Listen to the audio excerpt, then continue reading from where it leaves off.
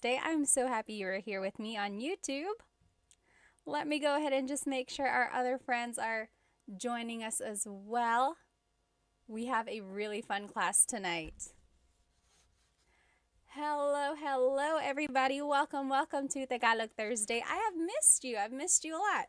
Tonight is going to be a very fun night because I actually have something that we're going to use, and I think it's going to be very, very helpful. So if you looked at my Instagram story, you'll notice that I put a link up there for some flashcards that I made for us. So I have been working really hard. I made some Tagalog verb flashcards for you. And not only are they vocabulary words about the different verbs in Tagalog, but on the back of the flashcards are conjugations of the verbs as well. Oh, TikTok, let me see if I can flip the screen so that you can see it. Is that better? Yeah, there we go. Okay. So these flashcards are so great because they have the word on them, and then on the back is how you conjugate the verb. Okay, a lot of you have said, oh, verbs and conjugation are like some of the most challenging things about Tagalog. And it's true. And if you have watched my full-length Tagalog lessons on YouTube, then you know that there are different types of verbs, and then there are different categories, different conjugation patterns, and everything like that. And one of the things that I said is the more verbs you learn, that's kind of how you will learn what group these verbs fall into, right? So it's just a matter of gaining more vocabulary, and getting these flashcards will help you with that. Again, tonight's Tagalog lesson is about Tagalog verbs, and we are going to be using these flashcards that I made for us that have the Tagalog verb on the front, and on the back is the conjugation. Conjugation means changing something into a different form. So these are the conjugations in the present tense, the past tense, the future tense, and then there's one more conjugation in there, or one more type of phrase. It's the command. You'll see how they are used when we go through them. Again, if you want to get your own copy of these flashcards that I made, the digital download is on my Stan store. I put the link in my stories, but also it's in the in my bio as well. Go ahead and write where you are currently watching from. Maybe tell me how old you are, and does anyone have a shout out? One time someone said, oh, it's my girlfriend's birthday. Can you say hi? If anyone has a special event, please let me know. Or is it just a fun night? No special event on your side, but just something to celebrate, just being with me learning Tagalog. Let me go ahead and catch up on some of these comments. Okay, let me catch up on some of these comments on Instagram here. Major said, Ate Pat, gumagawa ako ng mabuti. You're doing something good. Are you trying to say you're doing well? You can say, mabuti ako, mabuti naman. What you said literally means I am doing something good, like you are doing a good deed or something. Oh, Chunkin Deuces said, quick question. Is there a difference between learning Filipino versus Tagalog? Very, very good question. Does anyone know? I know the answer, but does anyone know the difference between Filipino and Tagalog? Think about it, write it in the comments, and let's see what everyone thinks. Hello, magandang araw, Vic said. Let's see. Hi, Ate. Kawabanga said. Miss Anna Adams said, kumusta ka, ate? Mabuti naman. Hi, Love and Lulu. All right, let's see here. Again, we're just waiting for everyone to join. Hello, hello. Oh, so many people. Let's see here. Rose from San Diego, Ronnie from LA, Royston from Singapore. I'm Heme from California, Brandon from Jacksonville, Florida. Hello, hello. Dilshan from New Zealand, Fritz from New Jersey. Hello, hello. Mabuhay Thursday. Hello, hello. Let me see. Oh, did someone have a shout out? I forgot. Earrings are fire. Team D Texas said, Salamat. These are from Pick You Official. I think Pick You Official. Let's see. How about over here on TikTok? Captain says, I'm a Filipino. I'm all the way from LA, California. Hello, hello. Yes, exactly right. So Rocky's Barber.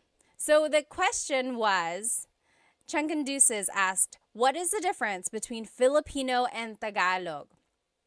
And over here on TikTok, Rockin' Barber said, Filipino incorporates the borrowed phrases and words. Exactly right. So Tagalog is a very old language. In fact, it's one of the oldest ones in the Philippines. There's like written by Bayin that's been found. It's just a very old language. And of course, the Philippines itself has had a lot of influence from so many countries, like Spain, of course, when they occupied it for 300 years. Then there was America and even Japan for a little while. And Chinese, because there were a lot of immigrants from southern China. So along with all of those different cultures, they incorporated a lot of those words into Tagalog. So much so that Tagalog itself kind of got mingled with all these languages. So they had to change it a little bit. And Filipino is the language that incorporates all of those different languages. For example, hikaw, the word hikaw is earring. That is a Chinese word, or it stems from the Chinese culture. But technically, there was at one point a true deep Tagalog word that was used before hikaw. And usually I love Tagalog, like deep Tagalog, because it's very literal. When you think of the word a chair in Tagalog is upuan. There are lots of different words for chair. Upuan is a word for chair. Like the verb upo means to sit, upuan means a place to sit. But also, a deep Tagalog word for chair is salumpuet. Salumpuet. So that's like true deep Tagalog. And it means, salo means to catch. Puet is your bottom. So salumpuet is something that is catching your bottom, right? Your chair. So that's the difference between Tagalog and Filipino. So yes, Filipino kind of incorporates all of those different borrowed words, as Rockin' Barber said, whereas Tagalog really is like the pure whatever it was before all of those influences. Although nowadays, Filipino, Tagalog, Filipino, they are used interchangeably and people will understand what you mean. But technically, there is a difference. Oh, hello, Tagalog Kurt. Someone is saying hello, Tagalog Kurt. Are they here? Anyway, again, thank you. Let's go ahead and get started. Tonight's lesson is going to be all about Tagalog verbs, okay? So depending on where you are in your Tagalog learning journey, you might already know how to conjugate verbs and you just want to learn more. Or maybe you are a true beginner, you just want to gain more vocabulary. This is a good way to do it. Or maybe you are kind of a little bit more experienced and you just want to quiz yourself, or you just want to make sure you know the right words. We are going to be using these flashcards that I made for us. I'm so happy that I made these flashcards, you guys, because not only do they have the Tagalog word on the front, So this is a picture of a shower. To shower in Tagalog is maligo. And it says that on the front, okay? On the back of the card has the conjugation of the or of the verb. Okay, so it's like there are different ways you can use these cards. One way is to cover the Tagalog word and then quiz yourself. Be like, okay, what is to shower? What is to shower? Then you're like, okay, it's maligo. Now, what if I want to say, I am taking a shower? What is it again? What is it again? Then you look on the back, you're like, oh, naliligo ako. Naliligo ako.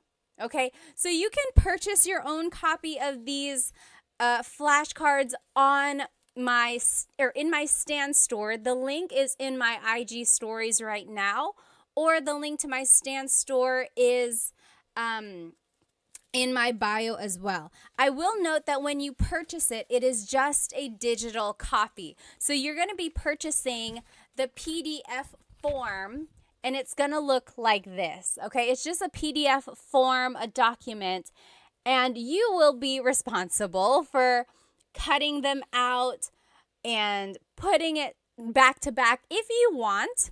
And then I even went farther and put a lamination on them just to make it have that flashcard feel. Okay, but if you don't want to do all that, you could just print it out, maybe like put holes in it and put it in a 3-ring binder, or even just put a staple in it and call it a day. You know, this is just a really good way to review, I think. Let me check over here on YouTube. Okay. Oh, Saul said, nakakatawa ka. I learned that yesterday from your Insta. Salamat, salamat. Nakakatawa ka rin. You're funny.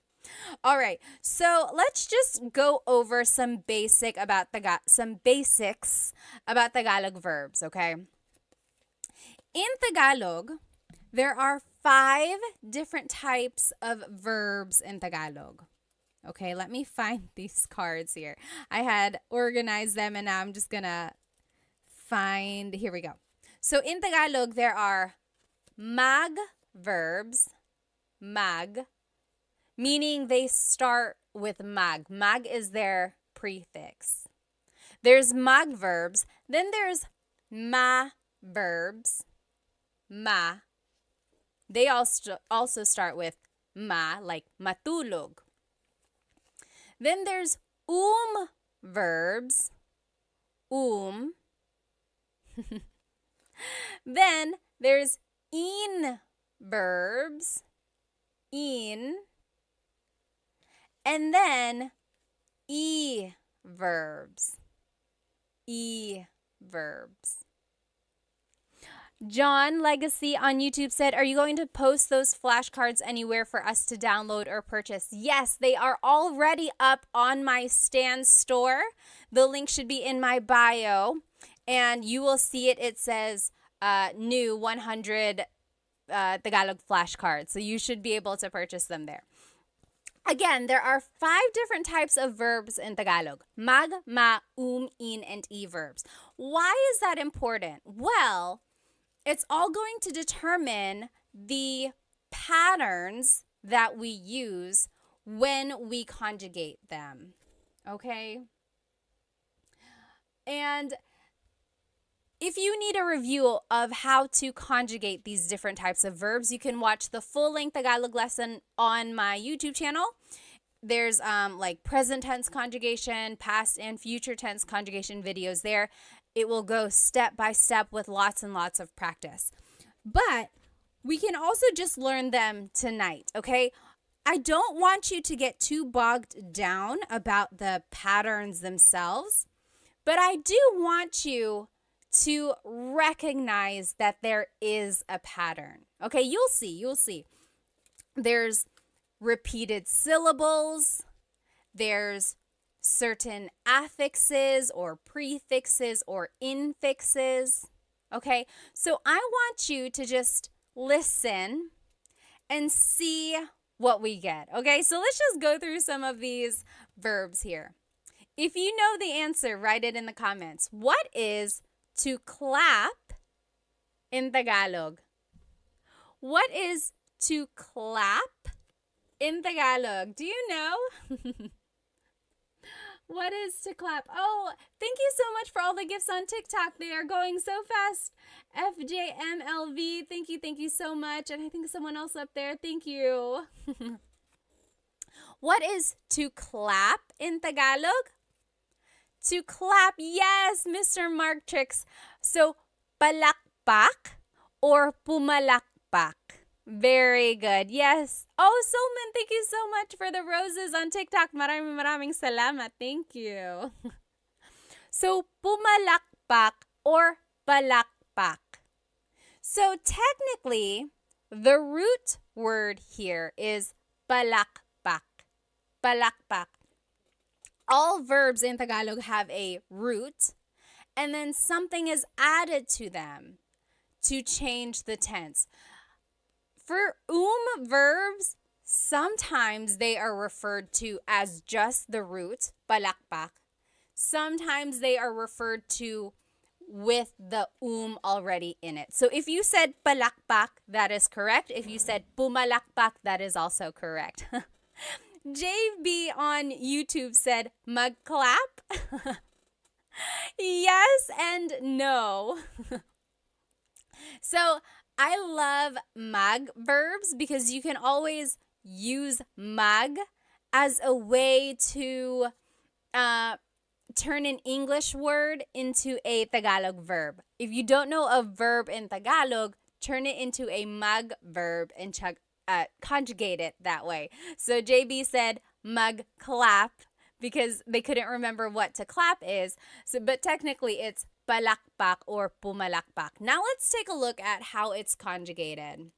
Oh, Jess, thank you so much for the gift on TikTok. Maraming salamat. So if you want to say I am clapping, it would be pumapalakpak ako. Pumapalakpak ako. So that's just right here. Again, these flashcards are on my Stan store. You can purchase the digital copy and then you can cut them out and laminate it yourself. On the front of it is the verb. On the back are the conjugations. Okay, so in the present tense, it would be pumapalakpak ako. Pumapalakpak ako. Oh, Saul, thank you so much for the badge on Instagram. Thank you. In the past tense, it's pumalakpak ako. Pumalakpak ako. Future tense, it's papalakpak ako. So, it's very interesting. Again, all of these patterns are very specific and don't get too bogged down. I just want you to be able to recognize mostly the root and then see if you can recognize that there is a repeated syllable and then certain affixes and prefixes. Now, if you want to say it as a command, it would be pumalakpak ka. Pumalakpak ka. Clap your hands. Okay? So, pumalakpak means to clap or palakpak. Interestingly, the noun form of clap, like applause, is palakpak. So sometimes it can be confusing if you don't use the People can be like, are you talking about the verb or the noun? And of course, you would just use context clues from there. All right, let's keep going. What is to yell in Tagalog? To yell. Do you know what to yell in Tagalog is? To yell in Tagalog is sumigaw. Sumigaw. So in the present tense, sumisigaw ako or sumisigaw siya. Yes, very good. Warhawk got it right on TikTok. Sumisigaw siya. She is yelling. Or sumigaw siya. She yelled. Sisigaw siya. She will yell. Okay, so sigaw or sumigaw means to yell. Sumigaw. Okay, what is our next verb here? What is to dance in Tagalog? What is to dance in Tagalog? To dance in Tagalog is... Oh, Christina, thank you so much for the rose on TikTok. Thank you, thank you. To dance is, sumayaw. Yes, very good. Leonardo on TikTok got it right. Jasmine, very close. Jasmine on Instagram said masayaw. So that's another tricky thing there. It's like you might know the root, sayaw, but then you have to figure out, is it a ma verb, a mag verb, or an verb? Sayaw is an verb. So sumayaw means to dance. Again, on the back is the conjugation for your review if you do want to learn them. Sumasayaw ako, I am dancing. Sumasayaw ako. Sumayaw ako, I danced. Sasayaw ako, I will dance. And then as a command, it would be sumayaw ka. Dance. Sumayaw ka. Dilshan said, isn't masaya happy? Yes, masaya means happy. Sumayaw is a little different from masaya. Okay? I guess we're in this stack of verbs. What is to cry in Tagalog? What is to cry in Tagalog? Oh, Cam said, where can I get the flashcards? You can download the flashcards from my Stan store. You can, when you download them, they will come as a PDF and you just print them out yourself. And you can cut them, laminate them like I did, front and back, or just print them, maybe put a staple or put holes in it and put it in a 3-ring binder. So however you want to use them, you're going to download it. It'll come like this. What is, yes, JB, you got it on YouTube. To cry is iyak, umiyak, umiyak. Very good, JB. Very good, very good. Umiyak means to cry. So in the present tense, umiiyak ako. Umiiyak ako. Past tense, umiyak ako. Umiyak ako. Future tense, iiyak ako. And then as a command, wag kang umiyak. Wag ka nang umiyak. Don't cry. Don't cry. Okay. So Dilshan said, diba means isn't it? Yeah. Means like right, correct? Or is it not? Yep, that's exactly right. Okay, next verb here on our list. What is to laugh in Tagalog? What is to laugh in Tagalog? To laugh. Yes, very good, Cam. Tumawa. Very good. So to laugh in Tagalog is tumawa. Tumawa. Very good. So tumatawa ako. I am laughing. Tumatawa ako. Or tumawa ako. I laughed. Tumawa ako. That's past tense. Tatawa ako. I will laugh. Tatawa ako. Or as a command, tumawa ka. Laugh. Tumawa ka. Okay? Here's another verb. What is to sing in Tagalog. To sing in Tagalog. You might have heard this if your family is into karaoke. People will always make you try to sing. Yes, Cam is exactly right. And Warhawk. Yes. Very good. Kumanta. Kumanta. Yes. Alpoblit. Kumanta. Very good. JB said, once again, where do we download these cards po? It's in my Stan store.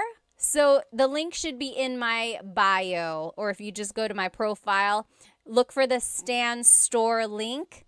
Again, when you download it, it will be a PDF like this, and then you will print it yourself and turn them into flashcards, or you can just keep it like this, put it in a folder, things like that, okay? So, kumakanta ako, I am singing. Kumakanta ako. Kumanta ako, I sang. Kumanta ako. Kakanta ako, I will sing. Kakanta ako. And as a command, kumanta ka, kumanta ka. If you've ever gone karaokeing or if you've ever karaokeed with Filipinos, they have probably said that to you. Kumanta ka, sing, kumanta ka. They leave no one behind with the singing. What is everyone's go-to karaoke song, by the way? I like Crazy for You by Madonna. I like, what else do I like? I don't know. I'm not like an amazing singer or anything. Oh, what's that one song that I like? I'll have to think about it. Yes. Okay. Oh, you might have already seen it. What is to hug in Tagalog? To hug. Oh, Captain said All of Me by J.M. Guzman. Oh, I don't even know what song that is. I'll have to look that up. Hart said Whitney or Mariah Star Spangled Banner. Number 1, do they even have that version? And number 2, I need some evidence, please. Yes, very good, very good.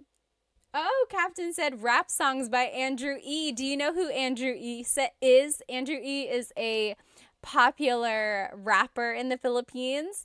I feel like he was a lot more popular in like the 90s or early 2000s, like just really, really fast Tagalog raps. Are you into Glock 9? Glock 9 and like Ruby Ibarra, of course, Phil Am. There are lots of newer. Oh, and Easy Miller, hello. Like a lot of newer rappers out there. Yes, very good, very good. Yakap or yakapin means to hug. Yakapin. So, yakap is the noun, a hug, yakap. Yakapin is the verb to hug. Captain said Sharon Cuneta. You like to sing Sharon Cuneta songs? Oh, Chris McCollin said, I met Andrew E. Really? How? Jez said Dilaw by Maki. I don't think I've heard that one. I'll have to look that up. So yes, yakapin. Now we're in the in. Where am I? In verbs. In. So the first set of verbs we looked at were verbs. These are in verbs. The difference there is that verbs can be object or actor focused. In verbs are usually object focused. Again, all of that is nitty gritty. If you do want to get into all that, be sure to watch my full length Tagalog lesson videos about present tense conjugation and future and past tense. Oh, Serrano said maybe this time. I love that song. I love that song. Ozzy Mandia said, hi, I just wanted to thank you for the lessons. I plan to visit the Philippines later this year. I'm pretty good at the language. Oh, at language, so I'm absorbing everything. Good, good. JB said, my way. Do you know what happens when you sing My Way in the Philippines? It doesn't always happen, but for a while, there was like really bad things happening whenever you sang My Way in the Philippines. It used to be like maybe like 10 years ago, for a while, when people sang My Way, they would like, they would get unalived. They wouldn't, I don't know what would happen. Like, it would be so violent. And then, yeah, so for a while, there was just that thing where it was like, don't sing My Way, or it became a joke where it was like, oh, you're going to sing My Way. So be careful with that song. Okay, yeah, so yakap or yakapin means to hug. In the future tense, it's, I'm just trying to think because I don't want to say it wrong. Yinayakap ko siya. I am hugging him. Yinayakap ko siya. Past tense, yinakap ko siya. Future tense, yayakapin ko siya. Okay, so yakap is an in verb. As a command, maybe you can use this on your sweet, lovey, loved one. Yakapin mo ako. Yakapin mo ako. That means hug me.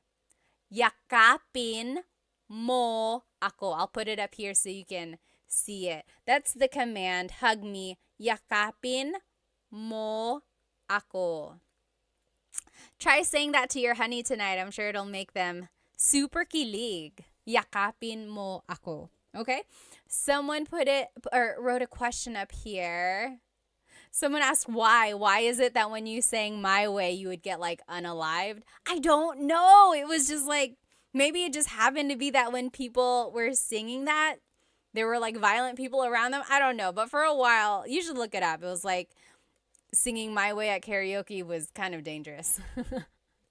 Oh, and then someone asked, do you know how to speak Bisaya? No, I do not, but I know someone who does, and I'll be sharing them with you in just a little while, like maybe next week or in a couple weeks. Oh, someone up here asked, Ladorabi said, is Filipino Sign Language the same as American Sign Language?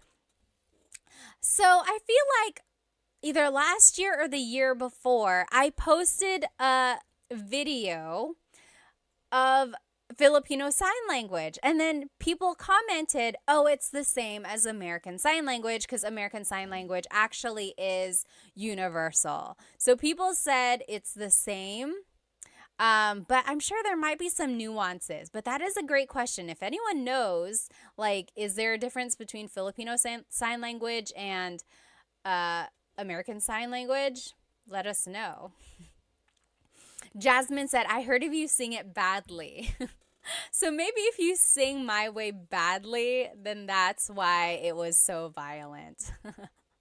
Patch said, your tutorials really helped me in my tutoring sesh with my US students. Thank you. Maraming salamat. Thank you, din. Oh, interesting. Okay, so PJ said Japanese Sign Language is a little different. Interesting. Okay, so yeah, there might be some similarities between Filipino Sign Language and then like American Sign Language, but also there might be some differences as well. Warhawk said, I'll never sing that song in the Philippines. Yeah, don't sing My Way. You might not want to. Okay, and then someone asked, do I speak Waray? No, I do not, but I'm looking for someone who can teach it. If you know anyone who can teach Waray, send them my way. Okay. What is to pull in Tagalog? What is to pull in Tagalog? Yes, JB, yakapin was an in verb. We're actually in the in verbs now. Tots asked, can you speak Kapampangan? No, I cannot. I wish I knew people who could, though. Yes, Serrano. Hilahin. Very good, Warhawk. Hilahin. Very good. Hilahin means to pull. Hila means to pull. That's the root. Hila. Hilahin is like the conjugated version, or it's just incorporating that in affix there. So hilahin. means to pull. Hilahin is conjugating it as an in verb. In the present tense, it's hinihila ko ang lubid. I am pulling the rope. Hinihila ko ang lubid. In the past tense, hinila ko ang lubid. In the future tense, hihilahin ko ang lubid. As a command, it would be hilahin mo ang lubid. Okay, so again, I just want you to notice the root word. I want you to notice that there is a pattern. You don't have to get into the nitty-gritty of all the exact patterns if you don't know them yet. But see if you can recognize oh, that sounds like it's present tense. That sounds like it's past, or that sounds like it's future. Okay.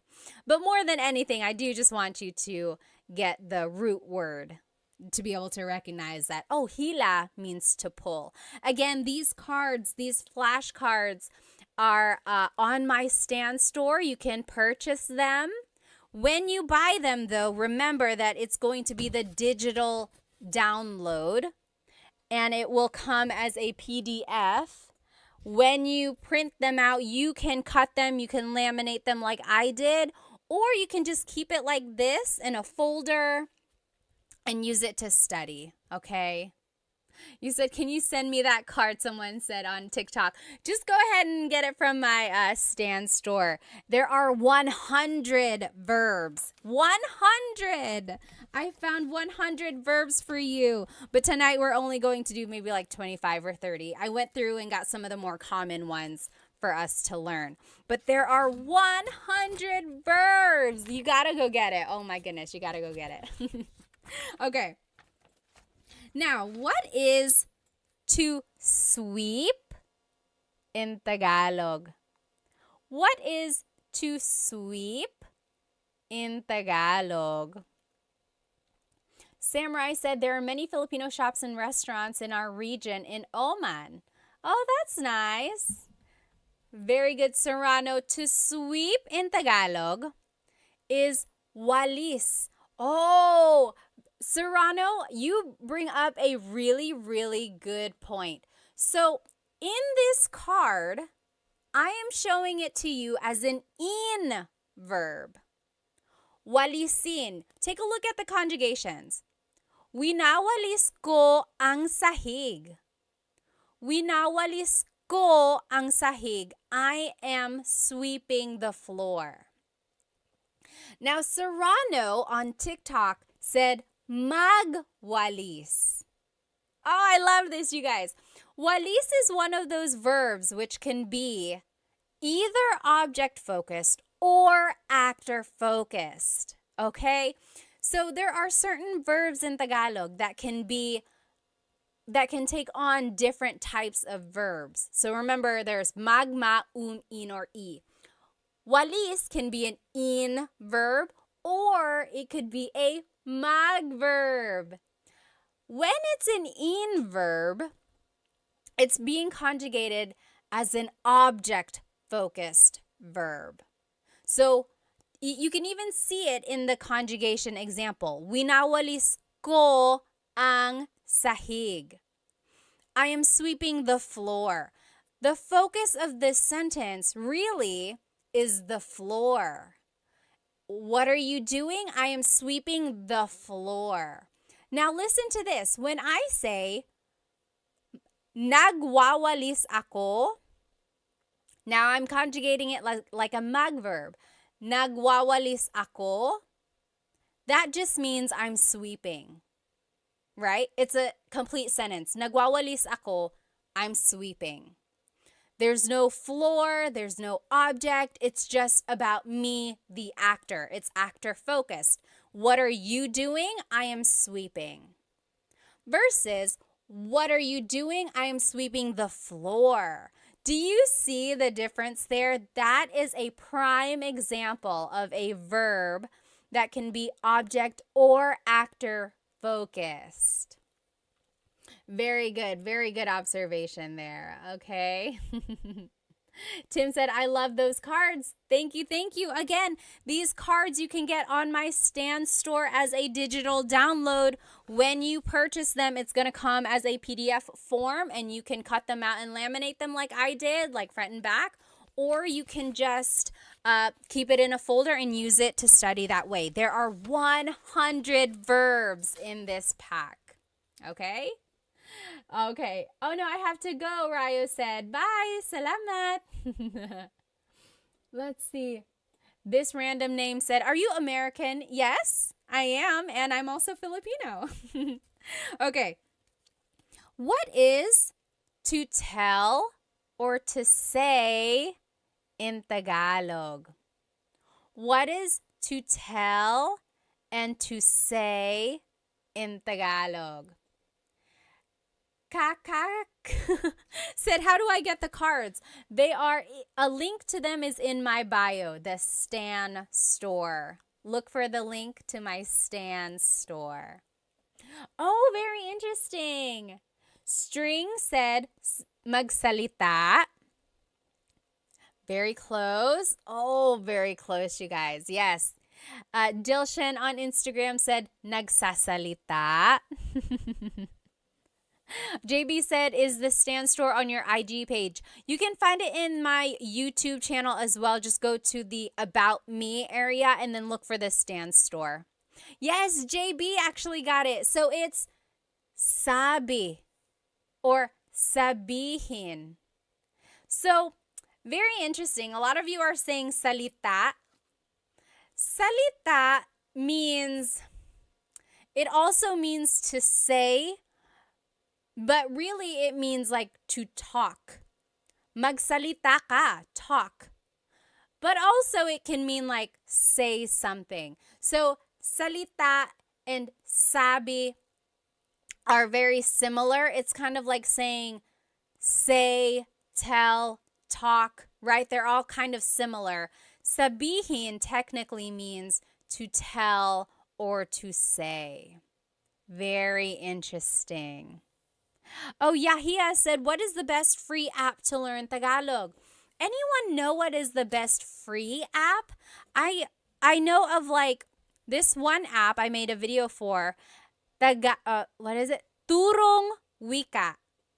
Turong Wika. That means teaching a language. They teach Tagalog. I know other languages or other apps teach Tagalog as well. I just don't think they're free. Oh, Diego said, how do you say I don't know? How do you say I don't know in Tagalog? What do you think? Write it in the comments. That one is easy. There are a couple ways to say it actually. Oh, Mr. Crank said, is there an app that you would recommend to help learn Tagalog?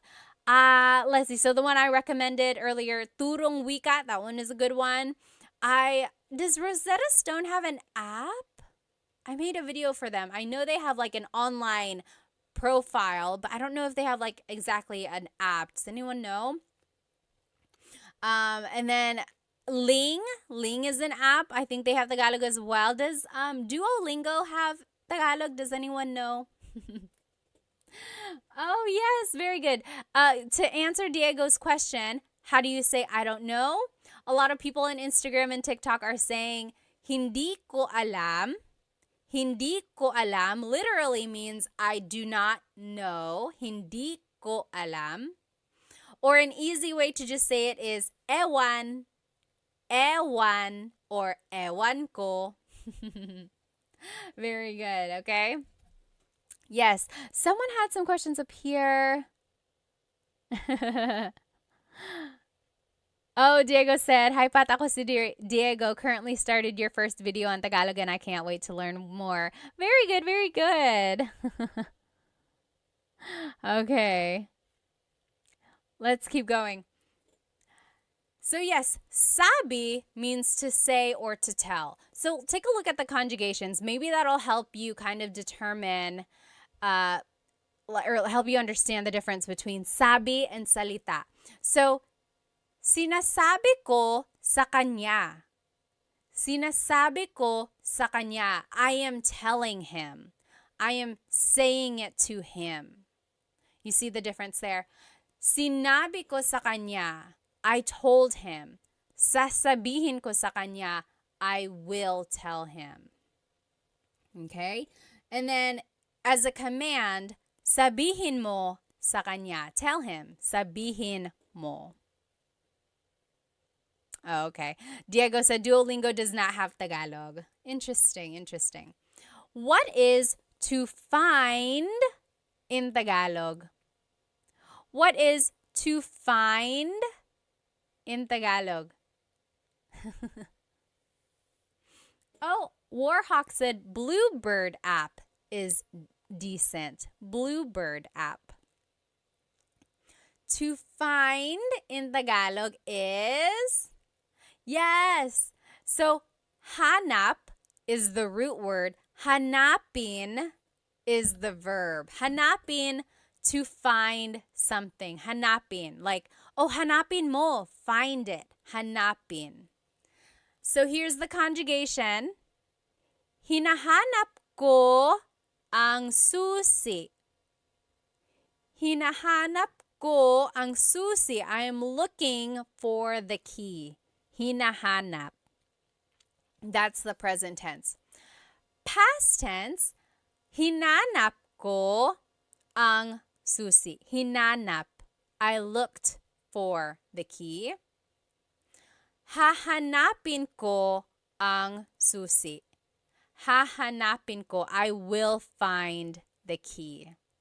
Okay? So again, hanap means to find. Hanap. Oh, JCast said, where do you buy these flashcards? You can buy them from my Stan store. Link is in the bio. Look for my Stan store.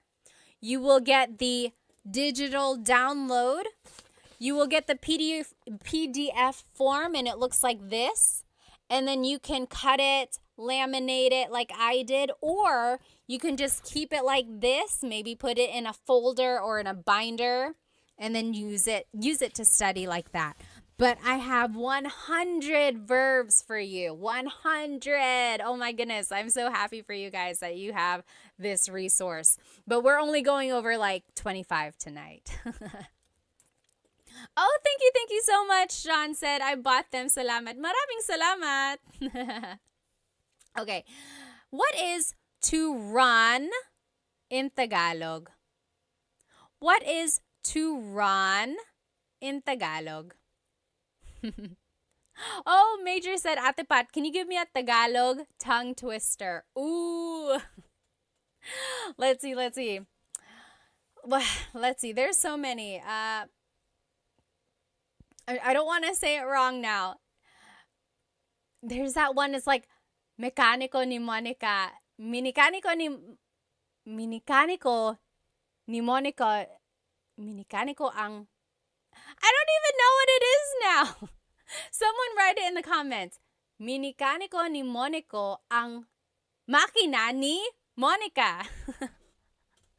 Minicánico ni Monico ang makina ni Monica. That means Mokino, the mechanic, fixed Monica's machine. Minicánico ni Monico ang makina ni Monica. Oh my goodness. And then there's so many more. Yes, so to run in Tagalog is very good. Blasian, you got it. La, Yesam, and JB, you got it. Tumakbo. Yes, very good. Tumakbo. So takbo is the root word, takbo. Tumakbo is showing that it's an conjugation. Tumakbo. So if you want to conjugate it, tumatakbo ako. I am running. Tumatakbo ako. Or tumakbo ako. I ran. Tumakbo ako. Tatakbo ako. I will run. Tatakbo ako. Julie and Captain both just asked back to back, where can we get these cards? Yes, so these flashcards are on my Stan store, stan.store/Tagalog Time Pat, or you can just go look on my bio. Look for the link that says Stan Store, and it's going to be a digital copy. When you purchase it, it's going to look like this as a PDF, and then you will be able to cut it, put it together, laminate it like I did, or you can just keep it like this, keep it in a folder, and study it like that. But there are 100 cards, 100 verbs. Oh my goodness. Okay, what is to drink in Tagalog? What is to drink? Oh, Diego on YouTube said, when do I use mo? So mo is a possessive pronoun, and you use mo for certain verbs if it's an object-focused verb. Okay? So, it goes into all of that in my full-length Tagalog lesson, I think 3, present tense conjugation. Take a look at that. It will break down how to use mo in certain verbs. Yes, very good. Serrano said, umiinom or uminom. Uminom means to drink. Very good. Blasian, JB, you got it. Yes, Delician. Uminom. To drink, uminom. Very good. Now, as a conjugation or to conjugate it, umiinom ako, I am drinking. Umiinom ako. Or, uminom ako, I drank. Uminom ako. Iinom ako, I will drink. Iinom ako. Or, uminom ka, drink, uminom ka. That's a command. Remember how I told you that some verbs can be object or actor focused. Inom is one of those verbs that can be both. So, uminom means, or it's focusing on the actor. I am drinking. Umiinom ako, I am drinking. But if you want to focus on the drink itself, you actually have to conjugate it as an in verb. So, iniinom ko ang kape. I am drinking the coffee. Iniinom ko ang kape. So, as an in verb, it's focusing on the object. As an verb, it's focusing on the actor. Very interesting. Only a few more will do here, guys, because it's getting kind of late. So here, what is to eat in Tagalog? What is to eat in Tagalog?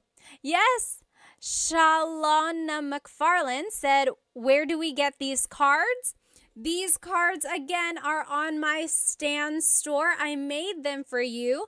They are the digital download. So go to my Stan store. The link should be in my bio. When you purchase them, you're going to get them as a PDF form. You're going to get it like this. And you can cut it and laminate it, or you can just keep it like this and study it like this. Keep it in a folder, put it in a 3-ring binder, whatever you want. Or you can cut it out and laminate it like I did. Very good. So, very good. Kain. Kain. Kumain means to eat. Kumain.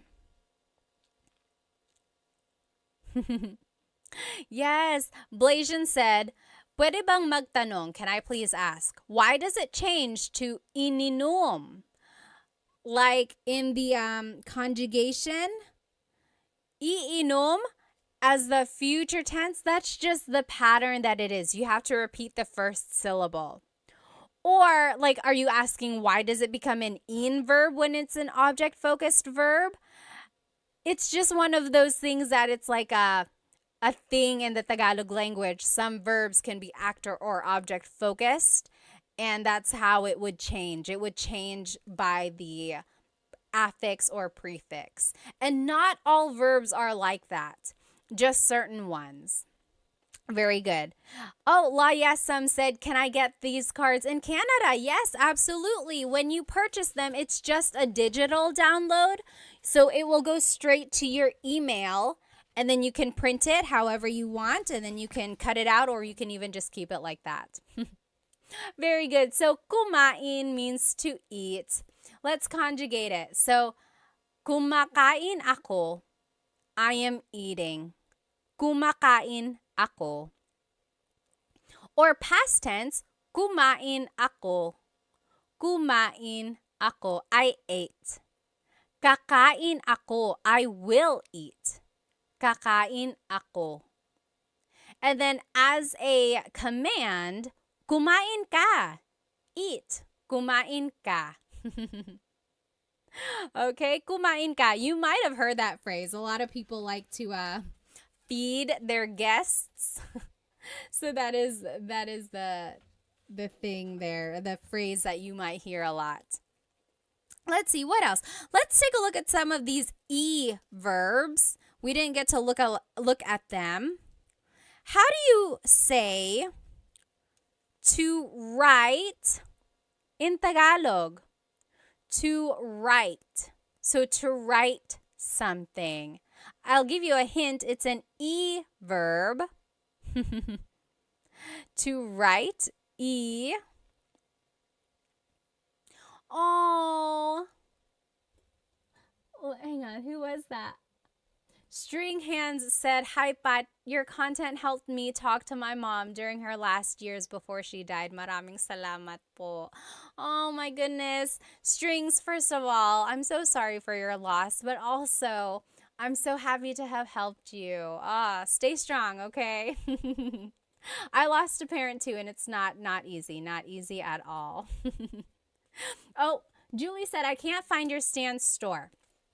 Let's see. Go to my link, or go to my bio, and I think just click on whatever link is there, and then more links should pop up. So go to the Stan store. Someone even put it up here. I think you just type in stan.store/Tagalog Time Pat or Tagalog Time.pat or something like that. You could even try to Google stanstore.com. I'll definitely put a post or make a post about it afterwards so we can all find it. Oh, very interesting. Yes. So Serrano again said magsulat. I have it as an verb, isulat. Yes, Blasian also said nagsulat. So yes, this is one of those things or these are one of those verbs. Again, isulat means to write, but that's focusing on the object. Like, isulat mo ang pangalan mo. Write your name. Isulat mo ang pangalan mo. Write your name. But magsulat just means writing. Like, nagsusulat ako, I am writing. Oh, someone on TikTok said it's only showing the coffee, buy me a coffee. Oh, yeah. So if you're on TikTok, maybe just go open a browser and do stan.store/Tagalog Time with Pat or tagalogtime.pat, or you can go to the links in my Instagram. It'll be there. Stan Store. So, isinusulat ko ang libro. I am writing the book.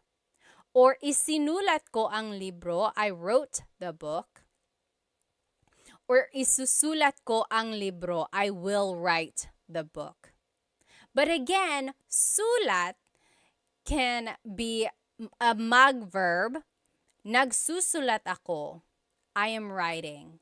Or nagsulat ako. I wrote. Okay, let's do another verb. Actually, we'll do two because they're opposites. What is to raise and to bring down? So this one is showing people raising their hand. What is to raise?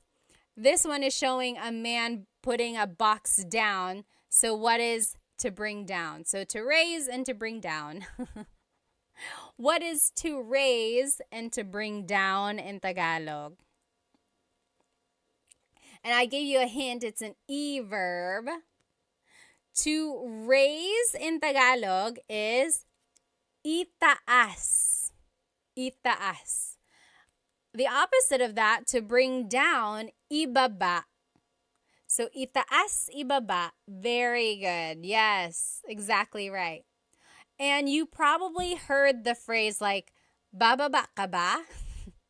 It's one of those things in Tagalog. It's like, baba, just depending on how you put the emphasis, it can mean different things. So, bababa ka ba means, are you going down? Like, are you going down the stairs? Are you going down the elevator? So, ibaba means to go down. Itaas means to raise, like to raise your hand. Let's take a look at ibaba. So, ibinababa ko ang bagahe. I am bringing down the luggage. Ibinababa ko ang bagahe. Or past tense, ibinaba ko ang bagahe. Future tense, ibababa ko ang bagahe. And then, as a command, ibaba mo ang bagahe. Bring down the luggage. Okay? Now, let's take a look at itaas, again, to raise. In the present tense, itinataas ko ang bandila. I am raising the flag. In the past tense, itinaas ko ang bandila. I raised the flag. And then in the future tense, itataas ko ang bandila. I will raise the flag. And then as a command, itaas mo ang bandila. Raise the flag. So Love said, spaghetti pababa, pababa ng pababa. Does anyone remember that song? So baba means to go down, and there was this song back in the day, maybe like, was it early 2000s, I think? Spaghetti pababa, pababa ng pababa, Iser said. And then spaghetti pataas, pataas ng pataas. And it was just this silly, silly dance, and you heard it on every variety show on the Filipino channel. You heard it on the radio all the time. People still dance it. I don't know why it's like that. It's like, why is the spaghetti going down? Why is it going up? Oh my gosh. You can't like not dance when you hear that song. Yes, Blasian said, is there another word for flag? Yes, so I said bandila. Bandila means flag. But watawat also means flag.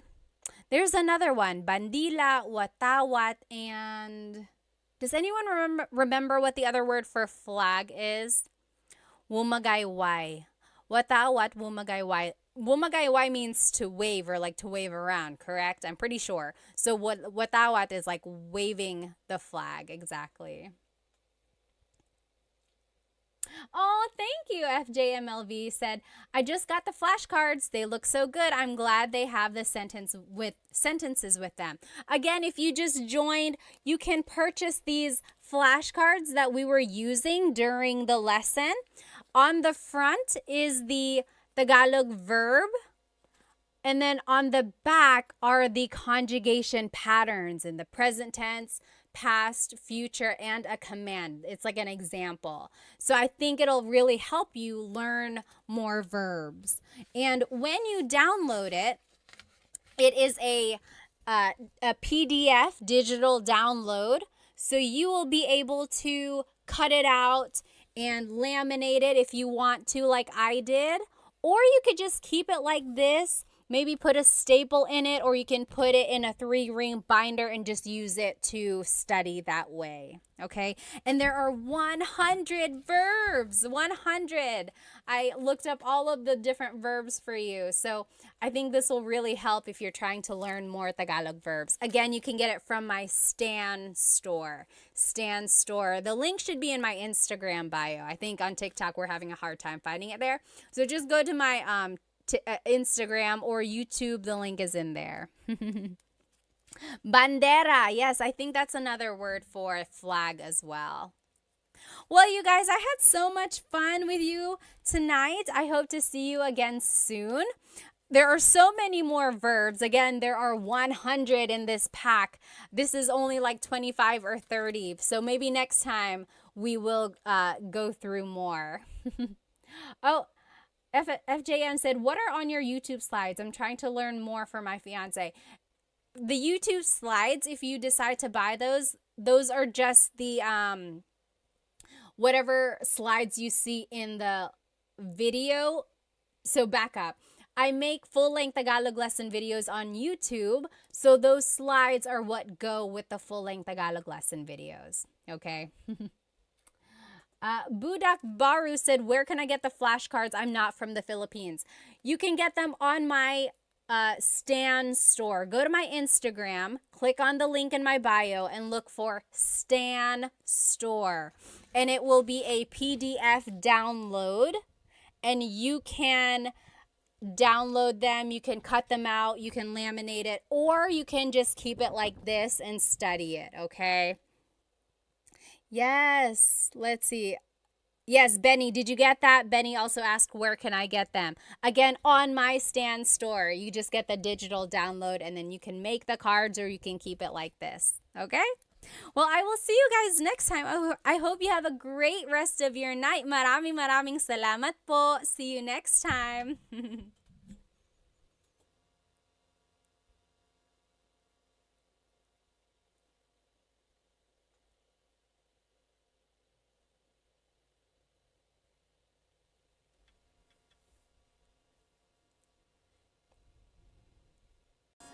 Hello, hello, everybody. Welcome, welcome. Let me just go ahead and invite our friends. If you can hear me, let me know. Of course, write it in the comments where you are currently watching. And also write maybe how old you are, because I like to see how old everyone is. Also, let me know on YouTube if my mic sounds okay. I was watching the replay last week, and I heard a lot of like, it didn't sound very good. So if it's too like close, I can always scoot back. I just want to make sure it sounds okay for everyone. Let me go ahead and invite our other friends, of course.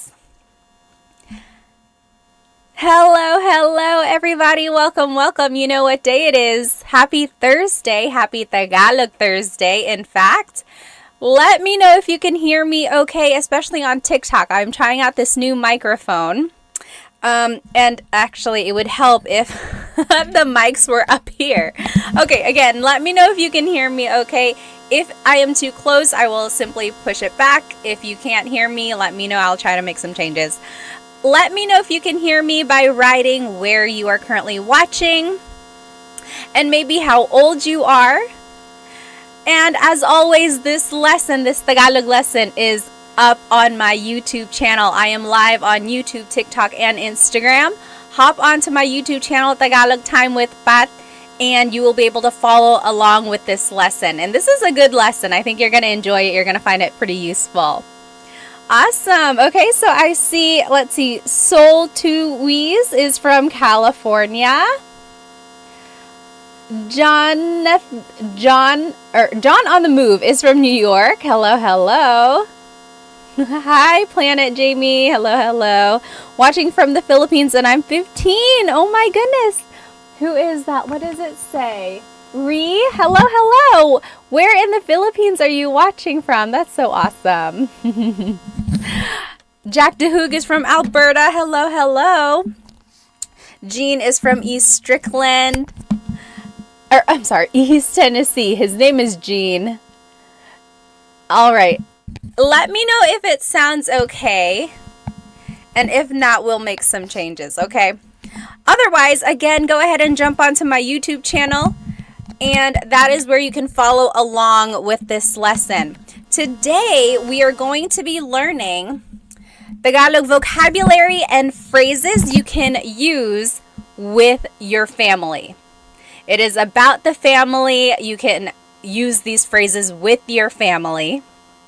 Okay, let me just go ahead and see where everyone is watching from. Mr. Aaron Arnold is from Monterey, California. Crispy Crunch is from Cali. Crown, hello, hello. Hello from Texas. TMD Texas said.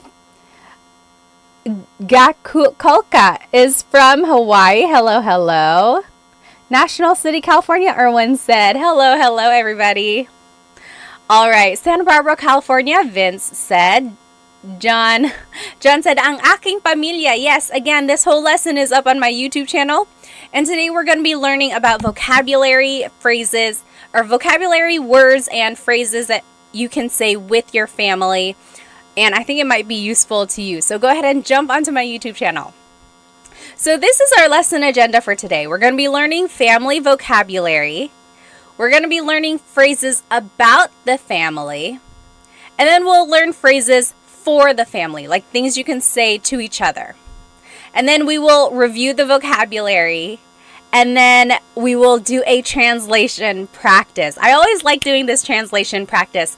At the very end of the lesson, I will say this paragraph or this short little monologue to you, and let's see if you can understand what I'm saying. Okay, so that's at the very end. Let's just go ahead and jump right into it. So again, this whole thing is on my YouTube channel. Here is a family tree. I think the easiest way to go through all of our family members is just to take a look at a family tree. So pamilya is family. Pamilya. Up here at the top, we have our lolo and lola.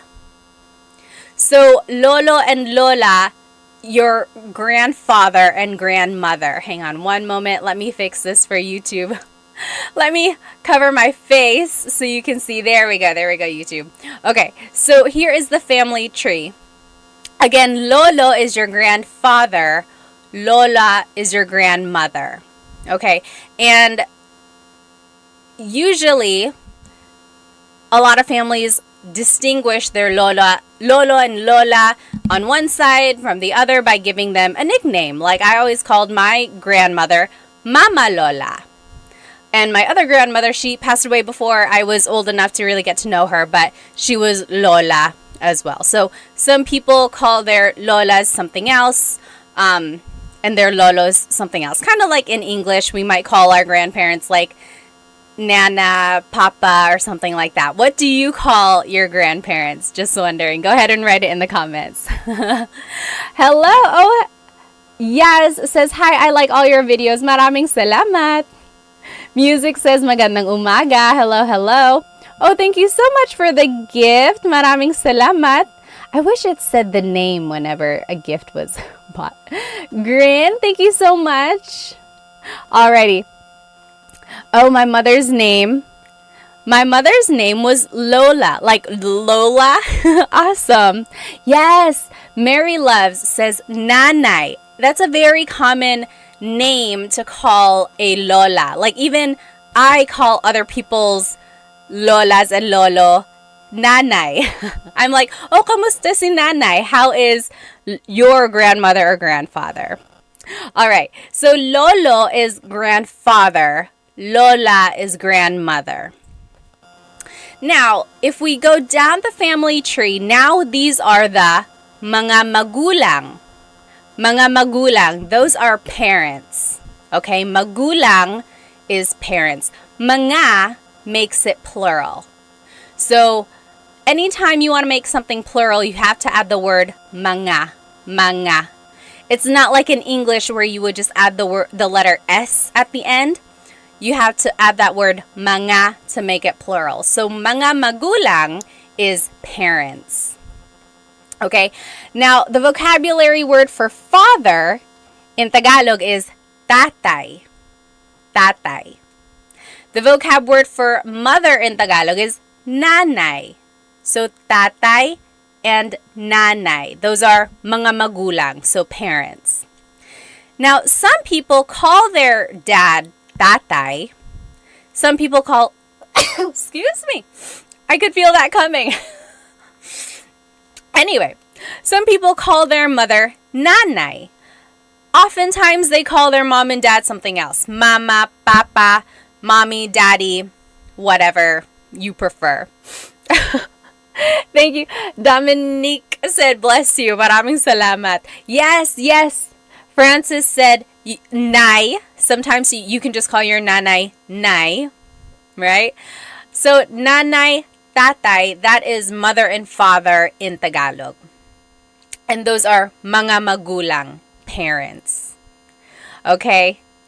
Then, when they have a child in Tagalog is anak. Anak.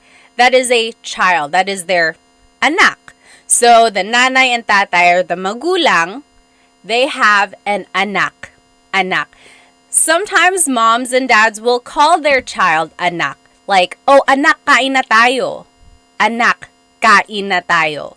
It's almost like saying, son, it's time to eat. Or daughter, it's time to eat. It's just anak. But very interesting is there is no word for like son or daughter. Anak by itself is a gender neutral word. In order to distinguish whether or not someone is talking about their son or daughter, what do you think you would have to do? We touched on this last week when we played Filipino Jeopardy. We had a question about like gender neutral words. Do you remember what you have to do in order to kind of distinguish what like gender it would be, whatever gender they're talking about? Well, so if you wanted to say son, it would have to be anak na lalaki. Yes! Richard V on YouTube, you got it. Anak na babae is daughter. Anak na lalaki is son. Drake on Instagram, exactly right. You got it. So again, anak is a gender-neutral word. There are a lot of words, actually, in the family vocabulary that are gender-neutral, which I find very interesting. Like, anthropologically, why is that? It's just like one family unit, and it's like, it doesn't really matter if they're talking about a boy or a girl. It's like, yeah, that's just my son. I think it's so interesting. Like, a language will tell you a lot about the values of a culture. Anyway, that's a side note. So again, anak is a gender-neutral word. So in order to say son, you would have to say anak na lalaki. So if someone was like, this is my son, it would be, ito ang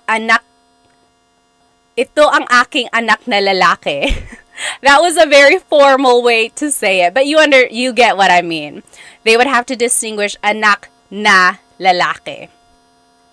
Or if they wanted to say like, I am buying this for my son, it would be, binibili ko to para sa anak kong lalaki. Anak kong lalaki. I'm trying to figure out where you add the nang. Anak kong lalaki. I think that's right. Anak kong lalaki. Anak na lalaki ko. No, you don't ever add ko at the end like that. But yes, you get what I mean. Yes, exactly right. A Douglas, babae or lalaki. Babae is woman. Lalaki is man. And then Ricardo said, like, ma'am, sir. Ma'am, sir is a little, it's an interesting thing. Like, whenever someone is shopping in the Philippines, they're like, hi, ma'am, sir. I think just over time, people got used to saying it together. And so it became one thing. Okay, so that's anak. Anak is child. Now, if a person gets married, that would be their asawa. Asawa. So again, if you're following along on YouTube, here's our family tree. Asawa is their spouse. Spouse.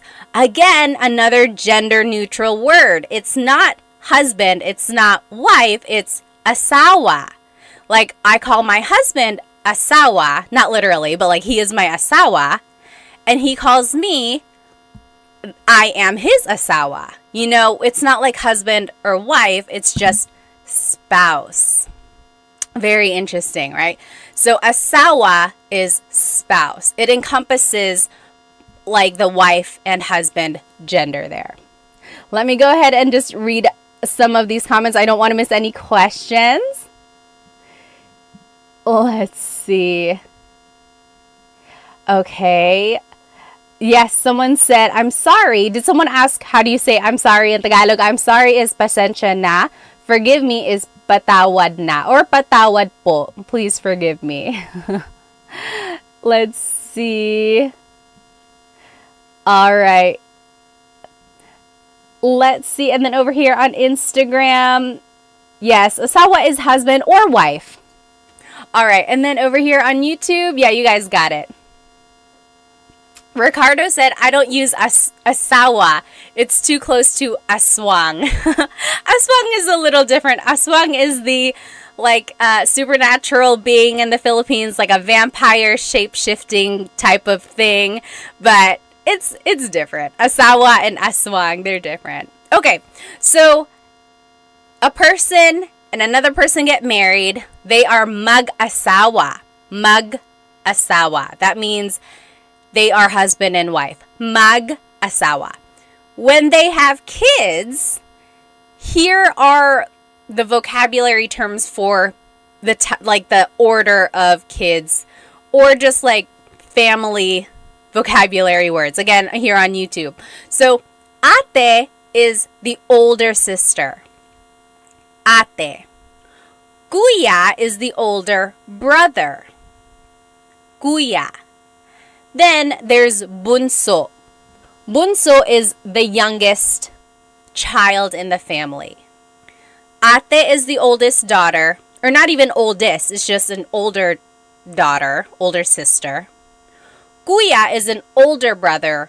Bunso is the youngest child in the family. It could be a boy, it could be a girl, just the youngest child. They are the bunso. And then together, they are mga kapatid. Mga kapatid. Kapatid means siblings. Or sibling. Mga kapatid means siblings. Okay? This was the question in our Jeopardy game last week. The question was, how do you say brother or sister? A lot of you said ate and kuya. But remember, we had to distinguish gender if we were talking about younger brother and sister. So remember, ate and kuya are the older brother, older sister, or older sister, older brother. But if you wanted to talk about your younger brother, younger sister, that would be kapatid na lalaki, kapatid na babae. Exactly right, Francis. You got it right. David Jr. said, my wife has 9 siblings. I feel like that's very common in the Philippines, especially like back in the day. They just had very, very big families. How many aunts or uncles do you have? Like, you write it in the comments. My mom's side of the family has, I think there's 5 of them. And then my dad's side, I think there's 6. So yeah, it's just very common to have big families. My husband's dad, there were 10 children in his family. And then I think on my husband's mom's side, I think there's like 5 or 6, something like that. But yes, it's very common to have very big families there. David Jr. said baby machines. Yes, Pia said 8 on my dad's side, 5 on my mom's. Wow. Yes. Okay, so again, kapatid na babae is your sister. Kapatid na lalaki is your brother. So in order to talk about like your brother or sister who's younger than you have to distinguish by saying babae, woman, or lalaki, man. Otherwise, kapatid by itself is a gender-neutral Tagalog word. Very interesting. Do you know where the words ate and kuya came from? Does anyone know where ate and kuya came from? I'm just catching up on some of these questions here. Major said, what is the English word for ipagpatawad mo, Pat? Ipagpatawad mo means like to forgive, right? Like ipagpatawad mo, forgive forgive it. Or just like forgive me. Yes! Nick said, ate and kuya are from the Chinese culture. They have this idea of respecting their elders, whether it be their older, of course, relatives, aunts, uncles, but also their older siblings. So ate and kuya stem from the Chinese culture there. Yes, exactly right. Dan Santos got it. Richard, you got it. Yeah, very good. And it's interesting because in the Filipino culture, we don't only call our siblings ate and kuya. We use ate and kuya on our older cousins. Also, our older friends. Like if you are maybe like a generation under or like just a little bit younger than a friend, you can call them ate or kuya. We can also call our co-workers ate and kuya as well. So again, it's just kind of like a familial or just like a really courteous thing to address older people with some sort of name like this. But it's not like a hard rule. There are plenty of Filipino families who don't use ate and kuya either. What about you? What about in your family? Do you use it? We use it in my family. For my kids as well, we really try to encourage them to call each other ate and kuya. I think it's just we like to keep that in our family. Okay, so let's keep going. So that is our family tree. Okay, so there's the grandparents, lolo and lola. Mga magulang are the parents, and that's tatay and nanay. Then they have a child, that's anak. They get married, that's their asawa. Then they have kids. There's the ate, the older sister, kuya, the older brother, bunso, the youngest child. Altogether, they are mga kapatid, siblings. Okay, let me catch up on some of these comments here. Oh, Stock Class on Instagram said, or asked, is it rude to say kuya if you're the same age or younger by mistake? No, it's not. It's not rude. It's never rude to try to be polite. The only thing is if they maybe liked you and then you called them kuya, that's an automatic friend zone. It's like, oh, it's like, okay, now I'm only like an older brother. But it's never rude. And, you know, they'll correct you. They might be like, oh, you don't have to call me kuya. Just call me by my name. Or they might be like, hey, I think we're the same age. You don't have to call me kuya. But it's never rude. When in doubt, I would use it. Let's see. Any other questions here? Oh. Yes, Pia said, would not be caught lacking, not calling my sister ate. Have you seen that video floating around? There was someone who, she calls her older sister ate, and then one time she was like, calling my sister by her first name. And then her sister was like, I don't like that. Don't do that anymore. Again, it's just one of those things. It's like respect, but also it's just like a family thing. At some point, it's almost just like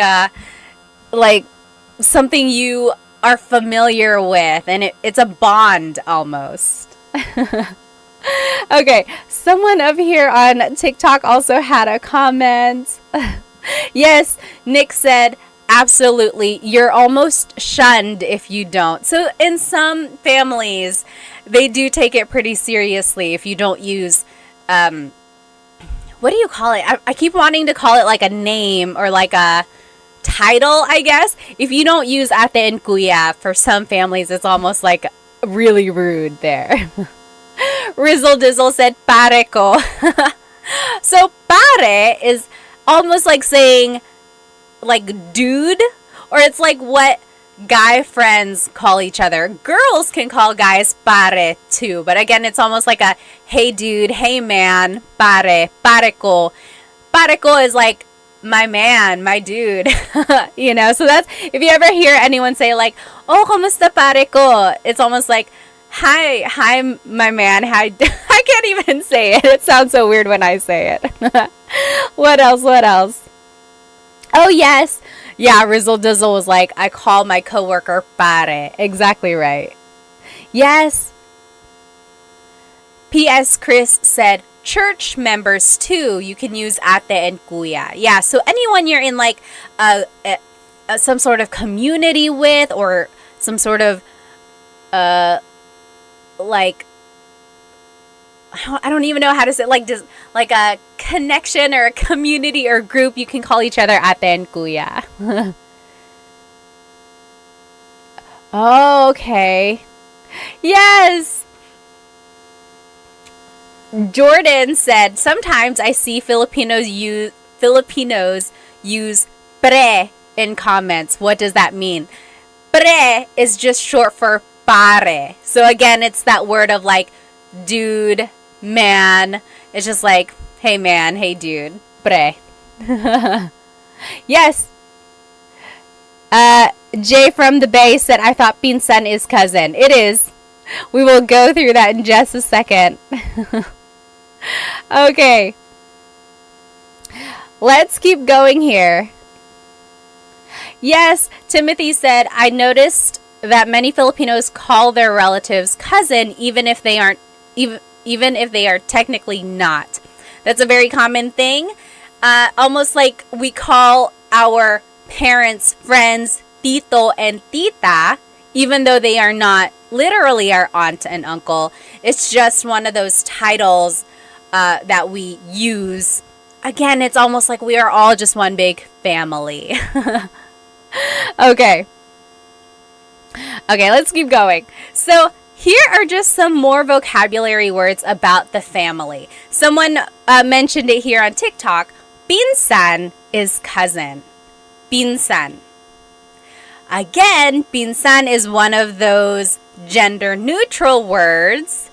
So if you wanted to say my girl cousin, my guy cousin, it would be pinsan na babae, pinsan na lalaki. I guess in English too, cousin is pretty gender neutral. It's not distinguished there. So pinsan is cousin. Then there's pamangkin. Pamangkin is niece or nephew. Pamangkin na babae, niece. Pamangkin na lalaki, nephew. And then tito and tita is your aunt and uncle.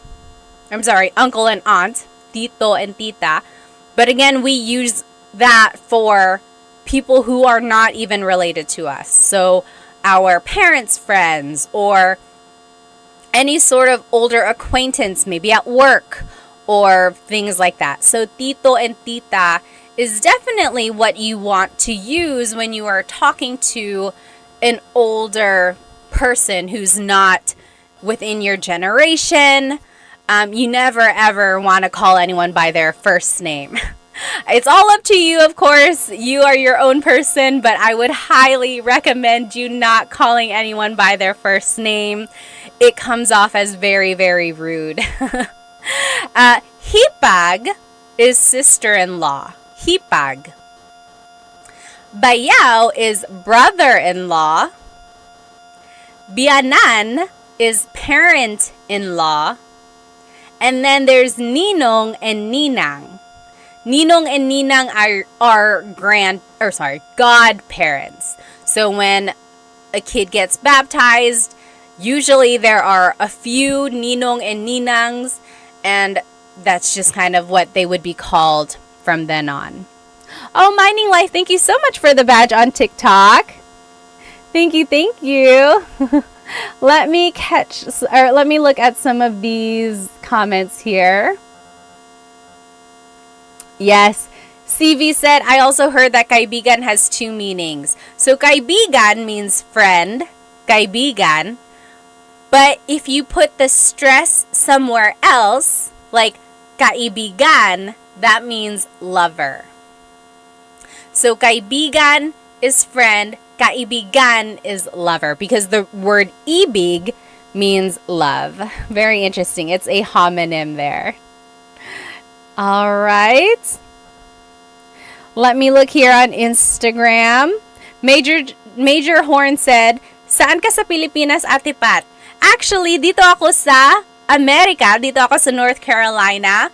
Pero pinanganak ako sa Maynila. Lumipat kami dito sa States nung 1.5 ako. Dito ako nag 2 years old. Tapos dito na ako lumaki. Dito ako nag-elementary, middle, high school, college. Pero bumabalik kami sa Pilipinas mga every 2 years. Kaya palagi kami nandoon. Sila mama taga Sorsogon, sila papa taga Catanduanes. Kayo, taga saan kayo? Alright. Let me catch up on some of these questions on YouTube. Yes. Let's see. So Civil War Guy said, would native speakers ever use kapatid na lalaki or babae for an older brother or sister, or would they always use kuya or ate? I want to say they will usually use ate and kuya, especially if it's an older sibling. That way it just encompasses the idea that, oh, it's the older sibling. Otherwise, it would be kind of a long way to say it if they were like, kapatid na babae na mas matanda sa akin. It's like, why didn't they just say, oh, you're ate? So, yes. Okay, yes. And then people were saying honorific, like to say, to be a little bit respectful, of course, you would say po. It's like an honorific gesture there. Yes, Ricardo said mare is the female version of pare. So again, there's this word pare, which is like dude, man. Mare is the female version of that. So it's like a lot of like godmothers use it with each other. It's like, oh, hey, it's my girlfriend. It's my girl who's a friend. You know, it's almost like equivalent of dude or man on a female side. Okay, let's keep going. So we learned a lot of vocabulary, right? So again, if you are just tuning in now, this whole presentation is on my YouTube channel. And we looked at a family tree. We learned all the different vocabulary words for grandparents and then parents and then all the way down to the children. Now, let's learn some phrases about the family. Okay, so if you want to maybe introduce your family members to someone, or if you're simply just like talking about them, these are some phrases that you might use. Okay? All right, let me just catch up on some of these comments.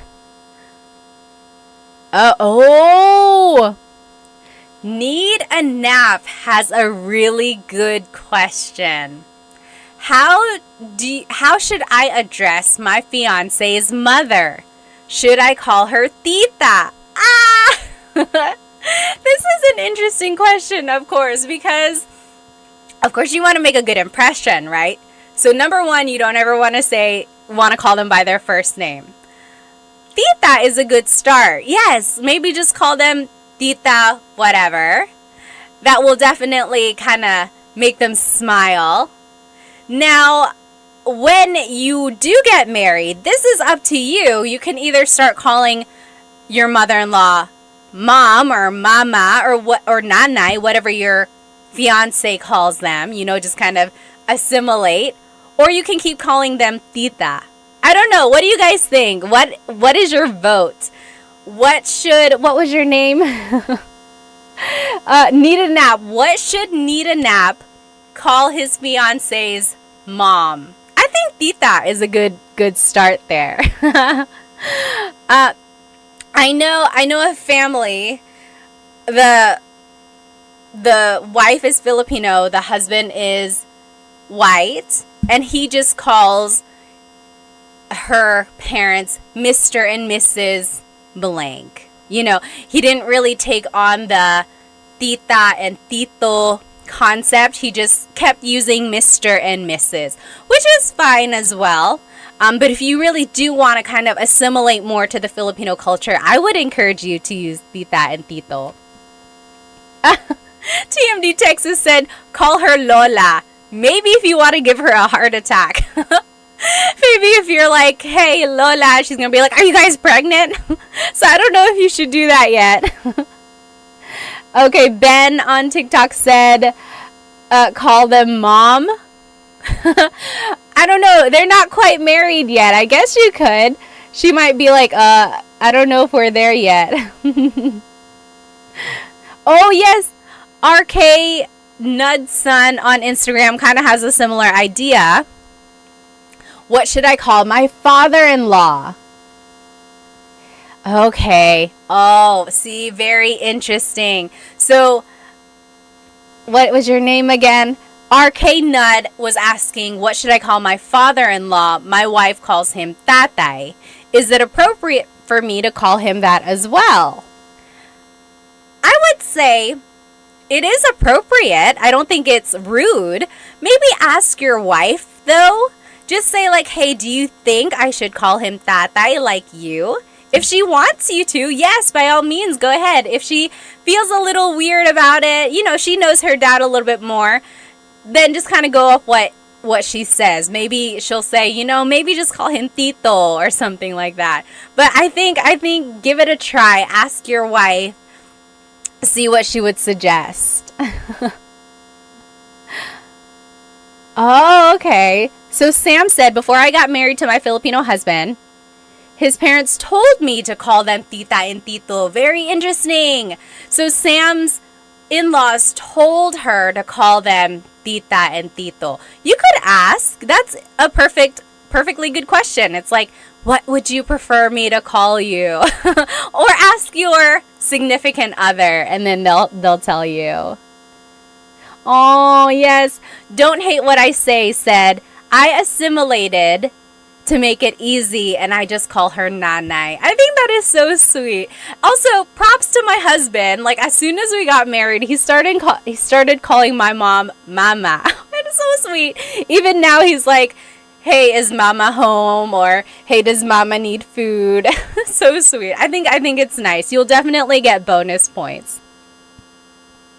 Oh, and then Sam said, and then on my wedding day, they said to call them mom and dad. Oh, you crossed over. How sweet. Let me catch up here on YouTube. You guys are still talking about po. Yeah, so po is an honorific, like, part of speech. You use it to be respectful. Yes. Okay. So here are some phrases about the family. If you wanted to introduce someone, like introduce, oh my goodness, what is happening, Instagram? Why am I sparkling? Okay, there. For some reason, sometimes I hit a filter and then it makes me look different. For a while over the summer, I always had like dog ears and stuff. Okay, so if you want to introduce your family member, you would say, ito ang blank ko.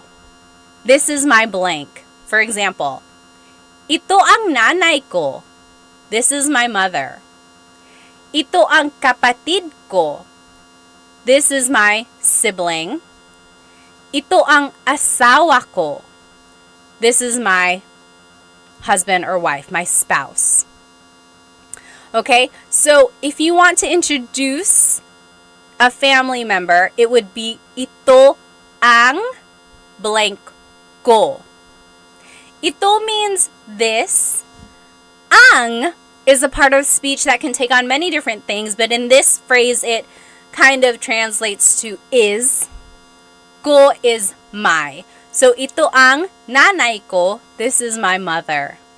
Ito ang kapatid ko, this is my sibling. And you can use that for anything. Like if you're like, oh, ito ang ballpen ko, this is my ball pen, this is my pen. Ito ang cellphone ko, this is my phone. So this is my blank. That's just the sentence structure there. If you want to be specific and you want to add someone's name, you would add this word si. Si. si is a part of speech in Tagalog which is used to introduce a person. So, ito ang nanay ko, si Samantha. This is my mother, Samantha. Ito ang kapatid ko, si AJ. This is my sibling, AJ. Ito ang asawa ko, si Chris. This is my husband, Chris. Okay, so I wanted to show you two different things on this slide. Again, this whole presentation is up on my YouTube channel. First, just get to know, become familiar with this phrase, ito ang blank ko. This is my blank. Ito ang nanay ko. Then, if you want to be specific, you can use this word, si. So, ito ang nanay ko, si Samantha. This is my mother, Samantha. Okay, let me catch up on some of these comments. I don't want to miss any questions. Let's see. Oh, Guardian Angel said, besides using all of your videos, how is the best way to learn Tagalog? This is going to be a little biased, but I think the best way to learn Tagalog is having one-on-one tutoring, which, by the way, I have Filipino Tutors LLC. If you go to myfilipinotutors.com, that is my very new tutoring company, and I have some really good tutors for you.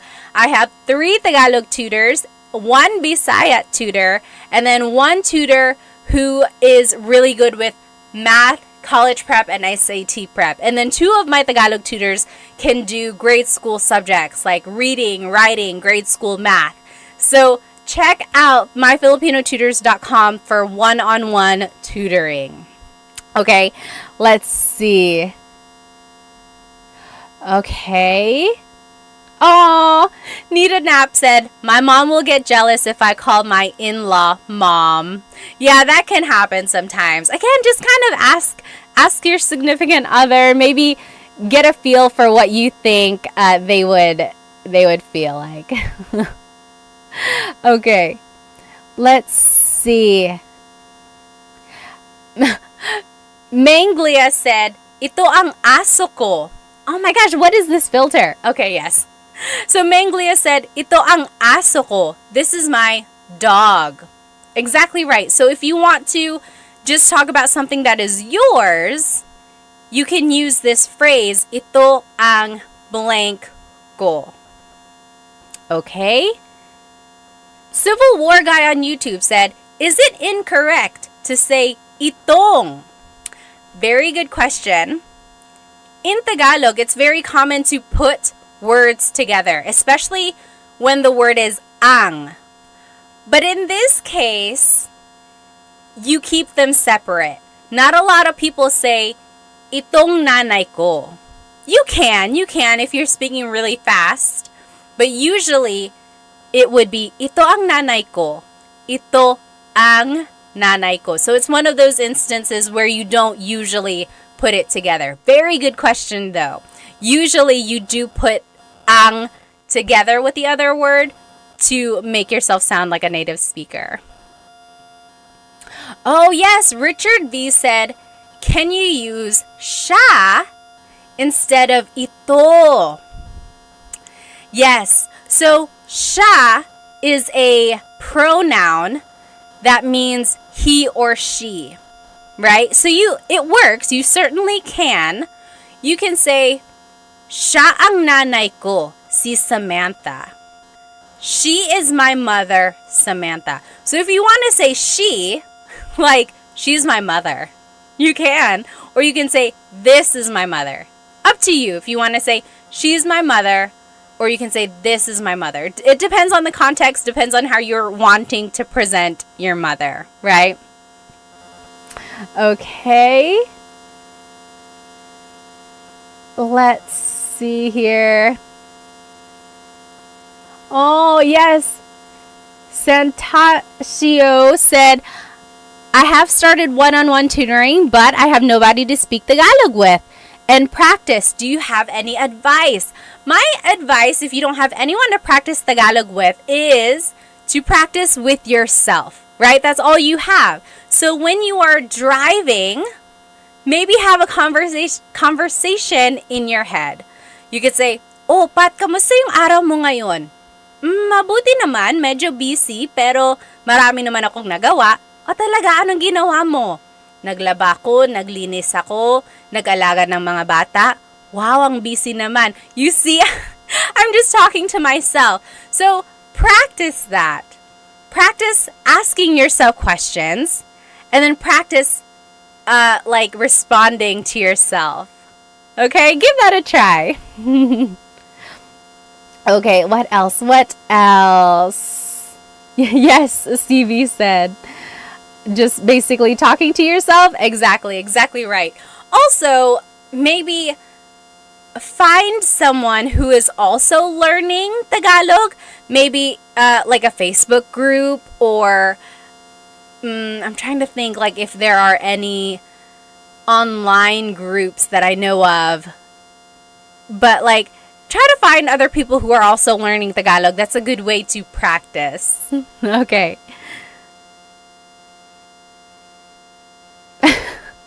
Tim Tactic said, "Masyado ko kasing kinakausap ang sarili ko sa English." He's already talking to himself a lot in English. Yes.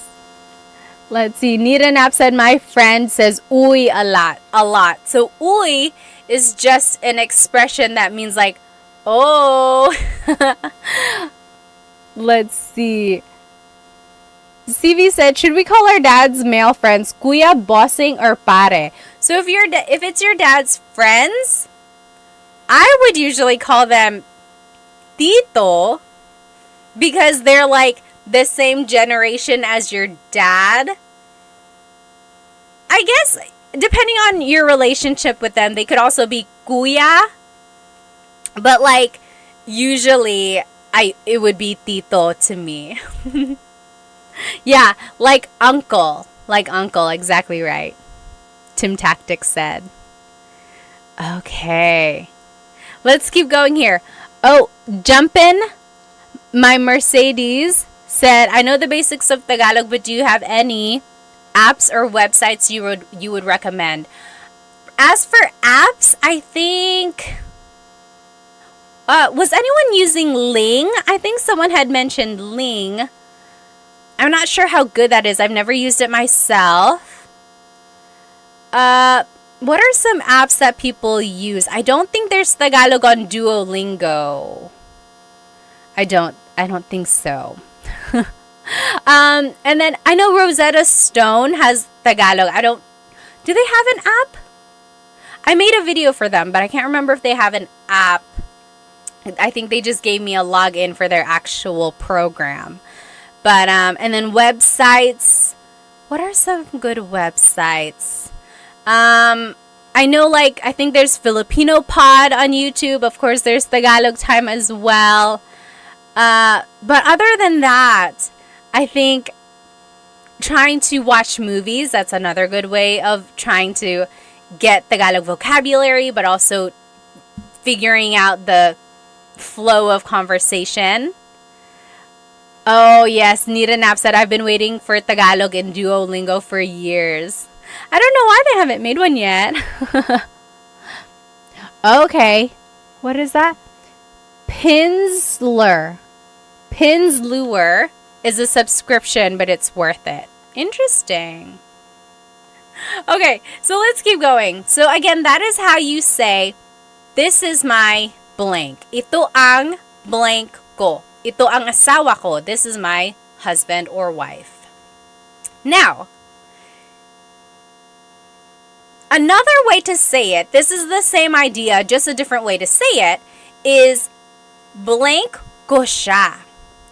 Blank ko siya. So, Richard, this kind of goes off of your question. You could say, "Anak ko siya. He or she is my child." Tatay ko siya. He is my father. Or asawa ko siya. He is my husband. She is my wife. So, instead of saying, "Ito ang asawa ko," this is my husband, I could say, "Asawa ko siya." He is my husband. So do you see, Richard, this is exactly like the question you had asked there. Could you use siya? Yes. And then you can switch up the grammar there a little bit. So earlier it was siya ang asawa ko or asawa ko siya. So very interesting how you can kind of switch up the grammar and it would still kind of relay the same kind of message. Oh, A. Douglas on YouTube said, Turong Wika is an okay app. Yes, I made a video for them. It's called Turong Wika. Turo means to teach in Tagalog. Turo. So Turong, Turong, Turong, Wika. Wika is language. So teaching a language. Turong Wika. That's a Tagalog app. They're pretty good actually. Yeah, I made a video for them. I forgot. Okay, let's keep going. So here's another phrase that you can say as well. Anak ko yan. That is my child. Tatay ko yan. That's my dad. Asawa ko yan. That's my husband. Or that's my wife. So you can use this demonstrative pronoun as they say yan. Yan means that. Anak ko yan. Tatay ko yan. Asawa ko yan. That is my child. That is my dad. That is my spouse. Okay, like if they appear on TV, you're like, hey, nanay ko yan. That's my mom. Nanay ko yan. That is my mom. Okay. Andy on YouTube said, when are you going to do a meet and greet? I don't even know where I would do a meet and greet. Maybe we could all meet at a Jollibee somewhere. It would definitely not be in North Carolina because there are no Jollibees here. All right, let's keep going. Now, this is an interesting phrase. If you're talking about how many siblings you have, this is the phrase you would use. Blank ang kapatid ko. Blank ang kapatid ko. So, I have blank number of siblings. So, let's take a look at the numbers here. Again, if you're on Instagram and TikTok, hop onto my YouTube channel. This is where all of the words are written out. Isa is 1. Dalawa is 2. Tatlo is 3. Apat is 4. Lima is 5. Anim is 6. Pito is 7. Walo is 8. Siyam is 9. Sampu is 10. Okay, so those are just the numbers in Tagalog, 1 through 10. Isa, dalawa, tatlo, apat, lima, anim, pito, walo, siyam, sampu. Okay, so those are just numbers 1 through 10 in Tagalog. Now we're gonna use these numbers in this phrase. So if you want to say I have 3 siblings, it would be tatlo ang kapatid ko. Tatlo ang kapatid ko. So I have 3 siblings. Tatlo ang kapatid ko.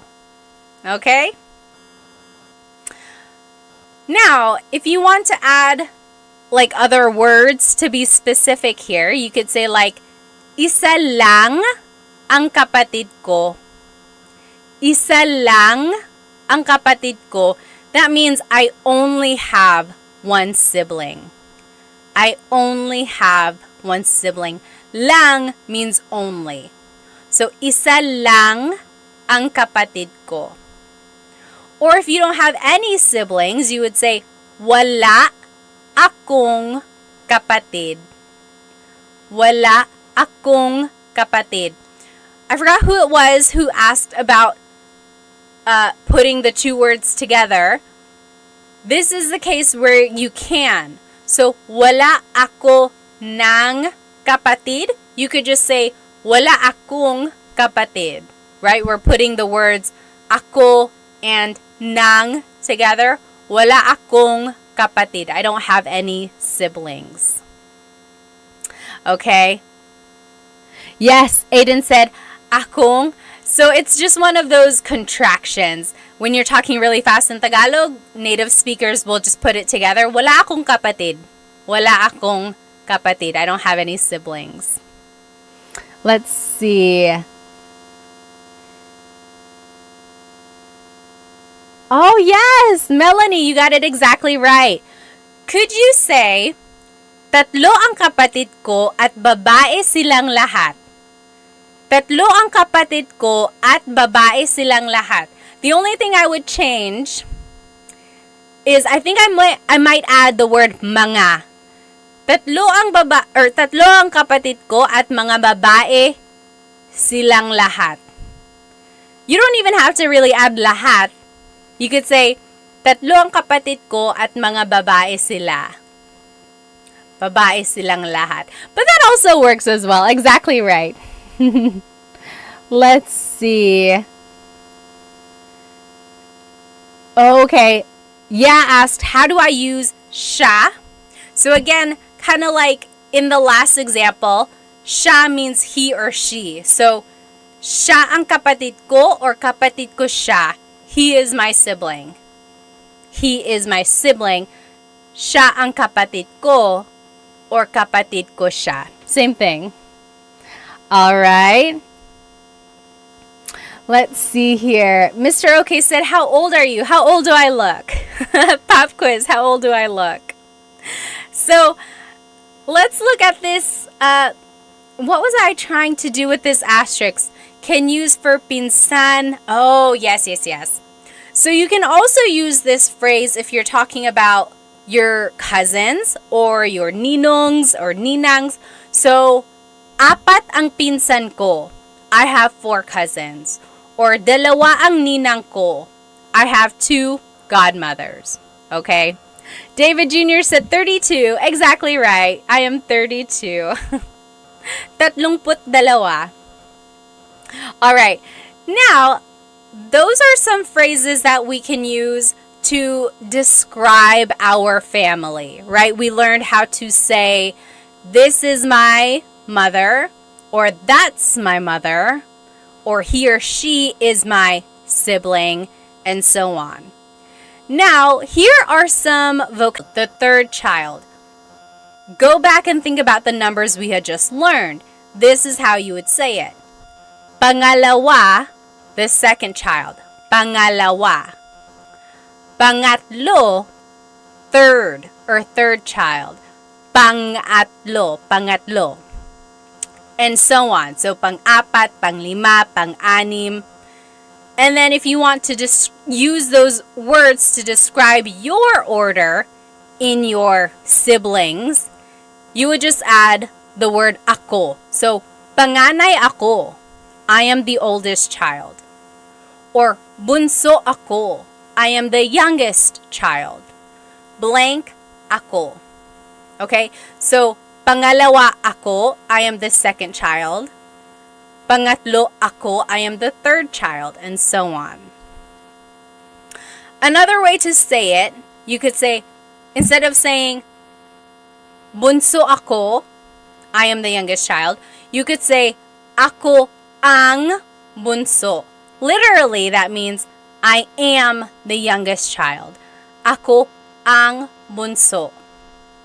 So you could say, bunso ako, or ako ang bunso. Same thing. I am the youngest child. If you want to just be like long-winded and you want to say the whole phrase, you could say, pangalawa ako sa magkakapatid. Pangalawa ako sa magkakapatid. Literally, that means I am the second of my children, or of my siblings. Hang on, TikTok is making me make sure I'm still here. There we go. So, pangalawa ako sa magkakapatid. I am the second of the siblings. Interesting, right? Let me catch up on some of these comments. I don't want to miss any questions. Jeff said, di ba po kailangan ng plural marker mga? For which one? Oh, for siblings? You can. You can add mga when you're talking about multiple siblings. Sometimes if native speakers are talking really fast, they drop mga. But very correct. You can always add mga. Richard said, another interesting thing, showing the numbers with your fingers, you don't start with your thumbs. So, right, like 1, 2, 3, or 1, 2, 3, or 1, 2, 3. That's very cultural, right? Depending on where you're from. Let me catch up on any comments from Instagram here. Oh, okay. What the F said, I can understand the Tagalog and Ilocano, but I cannot speak either or write it. So that's what I call receptive bilingualism, right? You can understand, but it's hard for you to use it to like speak or to write. Very interesting. I always say, if you can do that, if you can understand, then you are halfway there, right? You're halfway there. You can understand. Now you just have to kind of rewire your brain to be able to produce the grammar and the vocab that you know.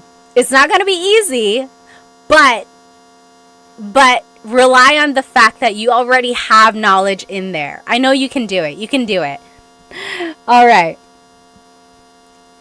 Let's see. Nita Knapp said, do you speak Kapampangan? No, I do not. My family is from Bicol, so if anything, I would have learned Bicolano, but I don't know Bicolano. Why do you add mag in front of kapatid? Oh, interesting.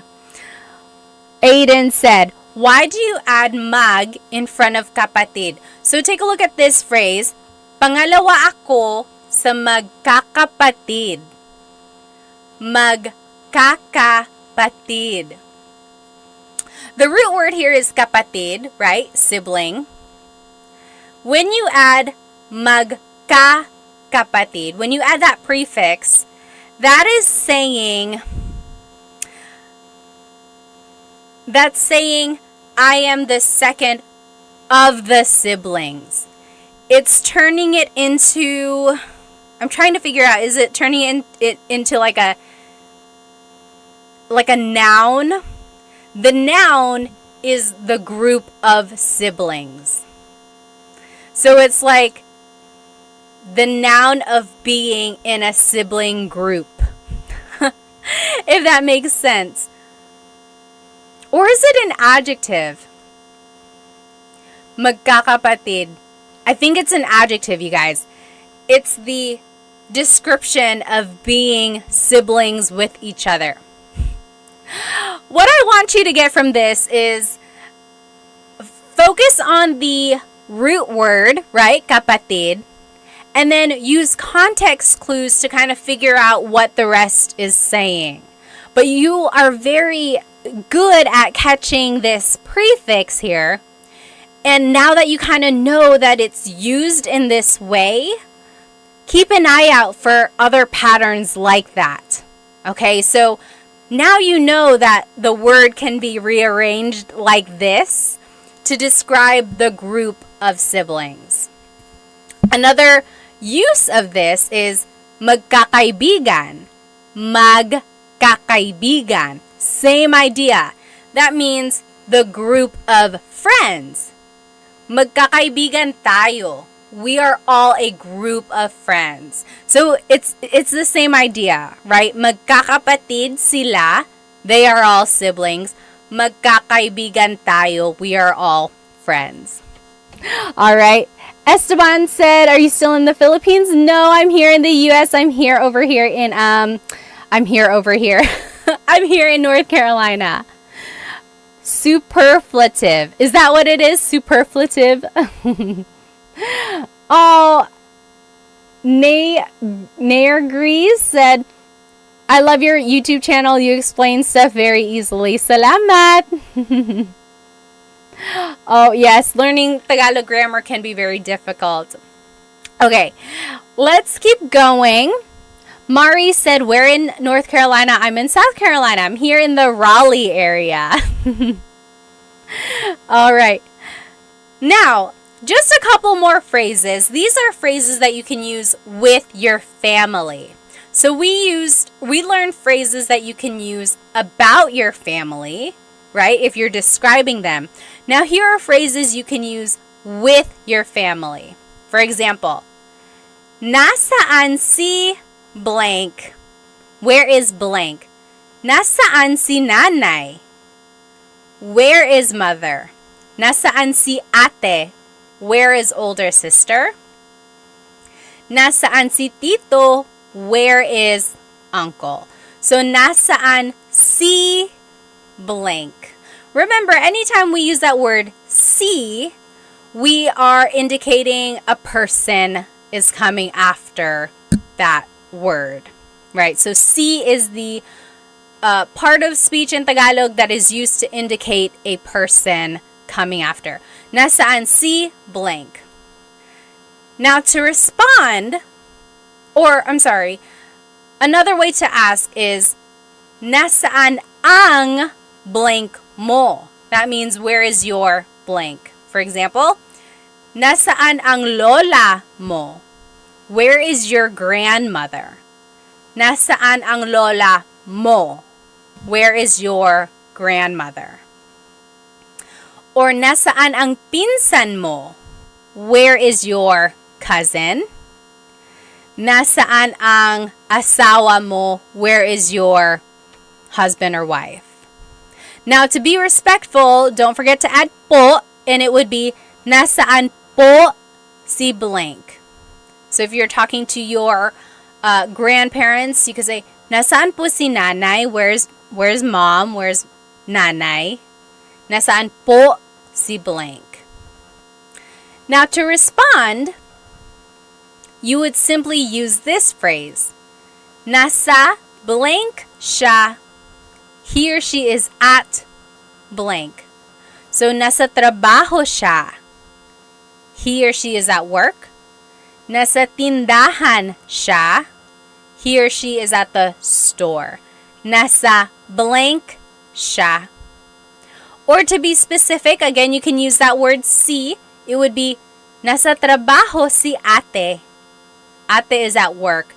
Nasa trabaho si ate. Okay? And then, to be respectful, add po. So, nasa trabaho po siya. Nasa trabaho po siya. So again, to ask where someone is, it was nasaan si blank. And then to respond, nasa blank siya. Okay, very interesting there. And if you want to ask what someone is doing, it would be, anong ginagawa ng blank mo? What is your blank doing? So, anong ginagawa ng tatay mo? What is your father doing? Anong ginagawa ng kuya mo? What is your older brother doing? And then, if you want to kind of be specific, anong ginagawa ni tatay? What is father doing? So, you're dropping the your, right? So, anong ginagawa ng tatay mo versus anong ginagawa ni tatay? Both asking what is father doing versus what is your father doing. And then don't forget to add po to be respectful. Ano po ang ginagawa ni tatay? Ano po ang ginagawa ni tatay? So I always get asked, like, where does po go in a phrase? Usually, po is the second word. So, ano po ang ginagawa ni tatay? Saan po si nanay? When in doubt, you can always add po to the end, and it will work.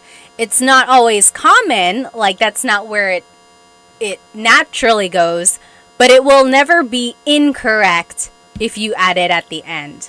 I do have a full-length Tagalog lesson video on my YouTube channel, how to use po. I think it's lesson number 2.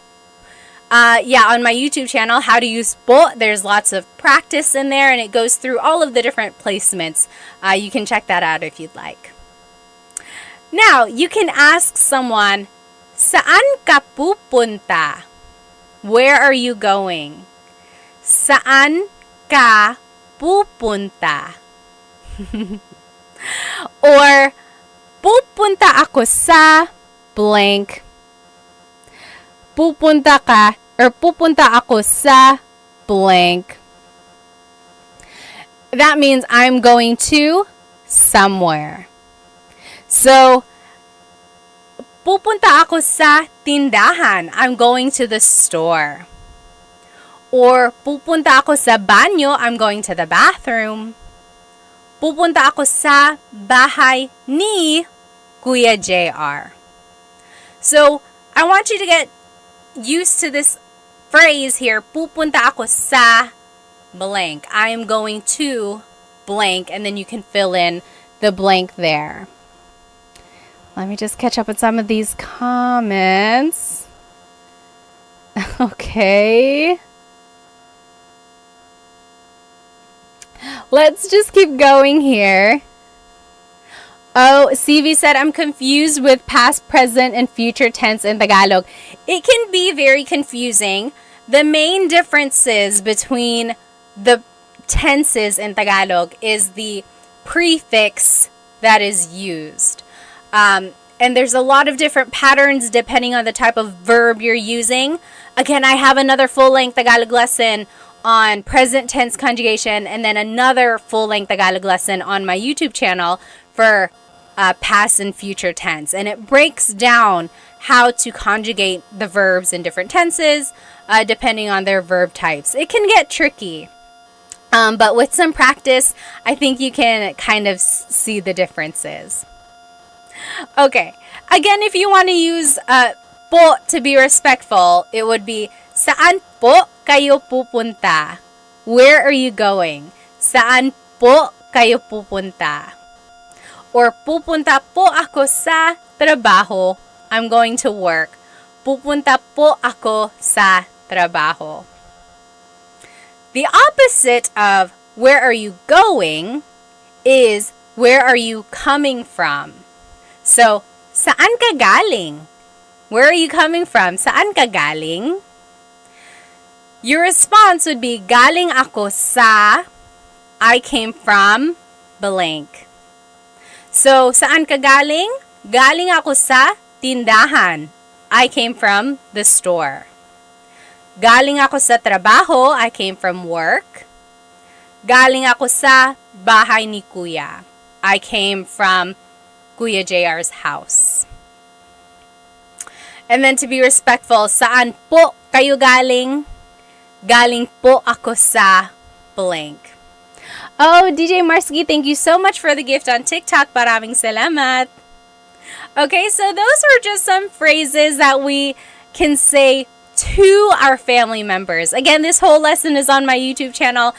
If you want to review those, the live recording will be up on there as well, and everything will be written out. I'm actually going to go ahead and just go through this review really quickly because I want us to have enough time to do the listening comprehension at the end. So just follow along with me here. Oh, YouTube, let me go ahead and turn off my camera so you can see this. There we go. So let's just go through these vocab words. Remember, godparents in Tagalog, pamilya is family. Godparents is lolo and lola. Lolo and lola.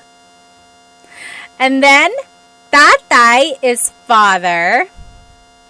Nanay is mother. Those are the mga magulang, parents. Mga magulang. They have a child, that is their anak. They get married with someone, that's their asawa. Then they have kids. Ate is the oldest sister or older sister. Kuya is the older brother. Bunso is the youngest child. Altogether, those are mga kapatid, so siblings. And then if you want to be specific, again, remember kapatid is one of those gender neutral words. Kapatid na babae is your sister. Kapatid na lalaki is your brother.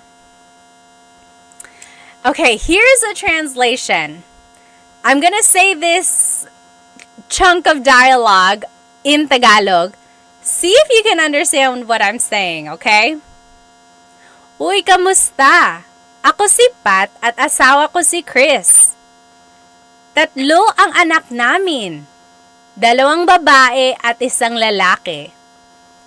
4 ang kapatid ko. Ako ang panganay. Si JP ang pangalawa. Si Marie ang pangatlo. At si Mark ang bunso. Nasa Pilipinas pa ang mga tito ko. Nasa Pilipinas pa ang mga tito, tita, at ang mga pinsan namin. Ikaw, may kapatid ka pa ba? Or may kapatid ka ba? May mga anak ka ba? Did you get it? I'll say it one more time, okay? I'll go slower. David said, "What?" And this is not accurate. A lot of this was just made up so I could use the vocabulary words.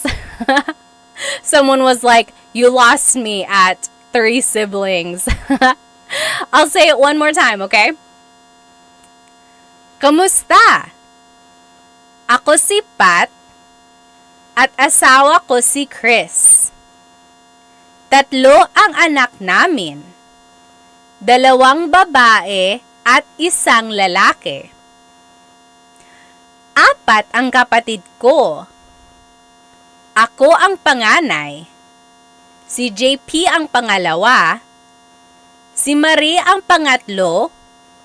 At si Mark ang bunso. Nasa Pilipinas pa ang mga tito, tita, at ang mga pinsan namin. Ikaw, may kapatid ka ba? May mga anak ka ba? How was that? Oh, yes. Aiden said, "I understand, but it's still hard." Yes, exactly right. I see some people here. You guys are translating it. Very good, very good. Let's go through the translation line by line, okay? Again, it's all on YouTube. Kumusta? Hello. Kumusta? Ako si Pat at asawa ko si Chris. I'm Pat and Chris is my husband. 3 ang anak namin. 2 babae at 1 lalaki. We have 3 kids, 2 girls, 1 boy. And then, 4 ang kapatid ko. I have 4 siblings. Ako ang panganay. Si JP ang pangalawa. Si Marie ang pangatlo. At si Mark ang bunso. I'm the oldest. JP is the second. Marie is third. And Mark is the youngest. Do you see how I used all of those vocabulary words that we learned? Let's keep going.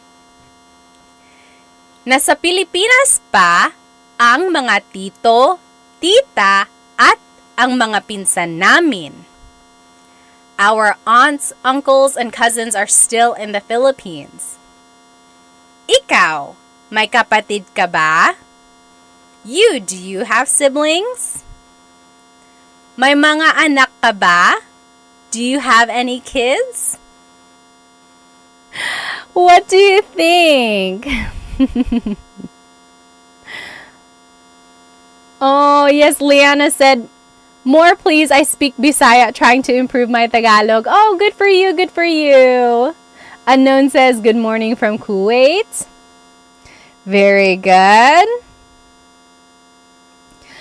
So, I want you, whenever someone is speaking Tagalog to you, Don't get tripped up over every word, okay? One trick to learning a language, I know this because I took 5 years of French in high school and college, so I know how to kind of learn a language, right? I know the challenges that come with it. Don't get tripped up over every single word that you don't understand.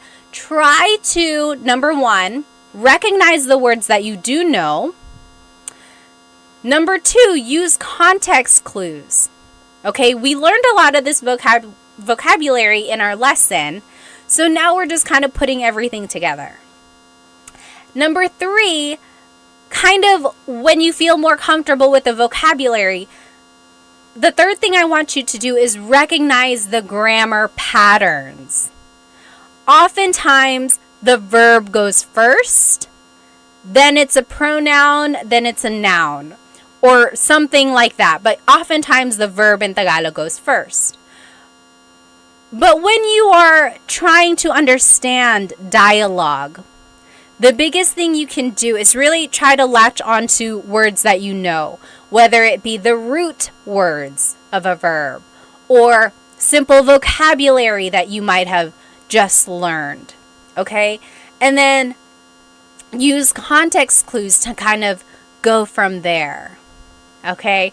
I know that was a lot, but I think you might know more than you do. And if that was really, really challenging, it's okay. At least now you know that you can work on it, right? Now you know what you can focus on. So I hope you enjoyed our lesson tonight. This is everything we learned. We learned some family vocabulary. We learned phrases about our families. We learned phrases that we can use with our family members, like where are you going? Where did you come from? We also reviewed a little bit and we did some translation practice. Okay? I hope you were able to get some vocabulary that you didn't know yet. I hope you learned some phrases that you can start using with your families. And I hope to see you next week in our Tagalog Thursday. So, I hope you have a good rest of your night. I don't want to keep you any longer. Maraming salamat. Thank you so much for joining me. Have a good night.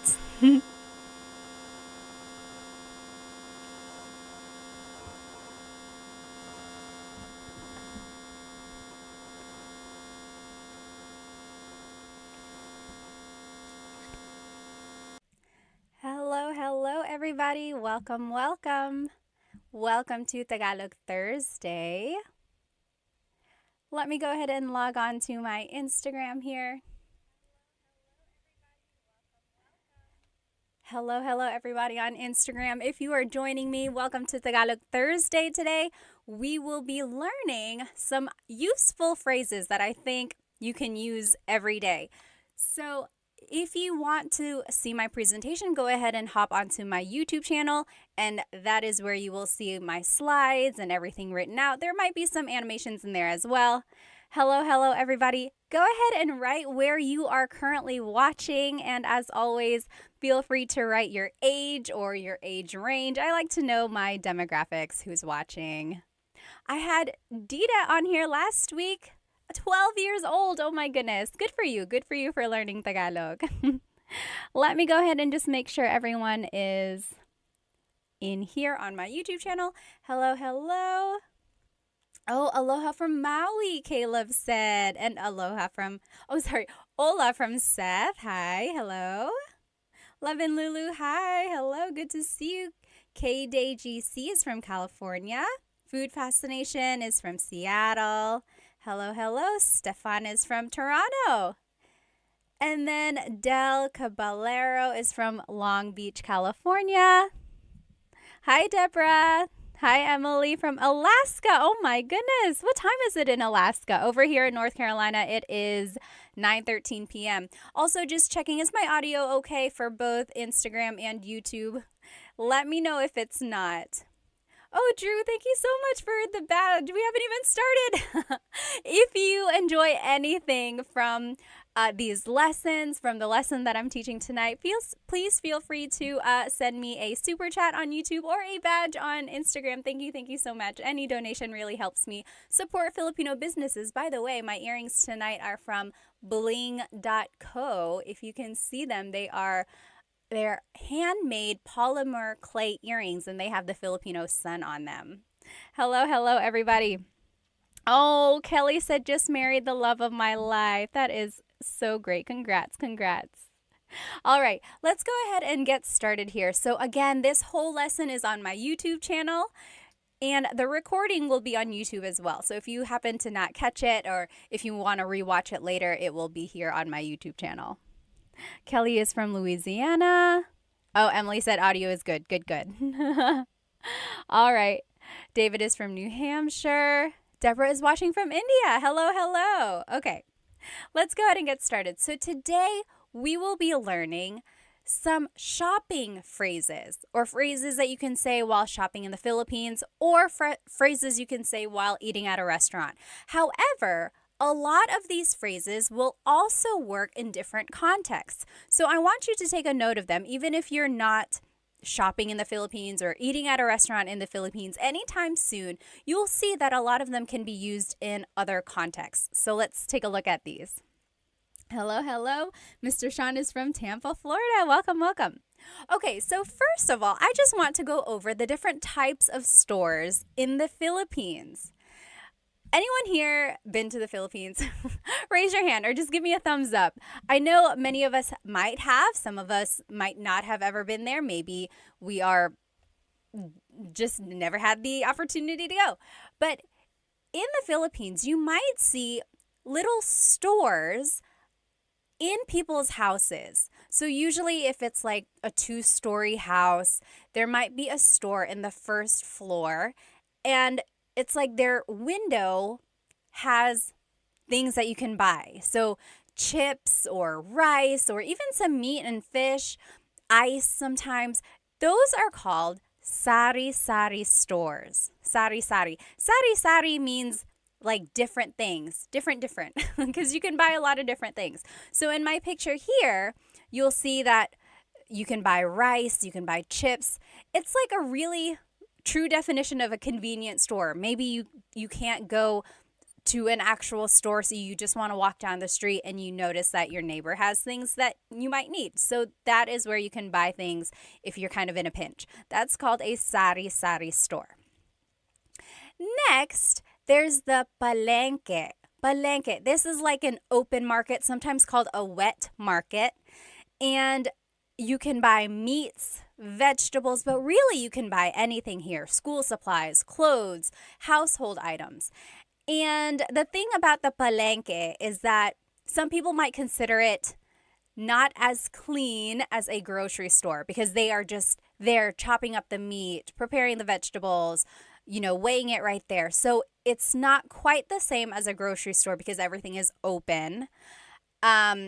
Another thing about the palengke is that they are open very, very early, like before dawn. They are hustling and bustling, getting their stalls ready. And then they're usually closed, or like activity isn't as busy in the afternoons. Whereas in the grocery store, they are open all day long, usually pretty busy. After people go, get off from work, they'll probably go there. So that's the difference between a palengke and like a grocery store.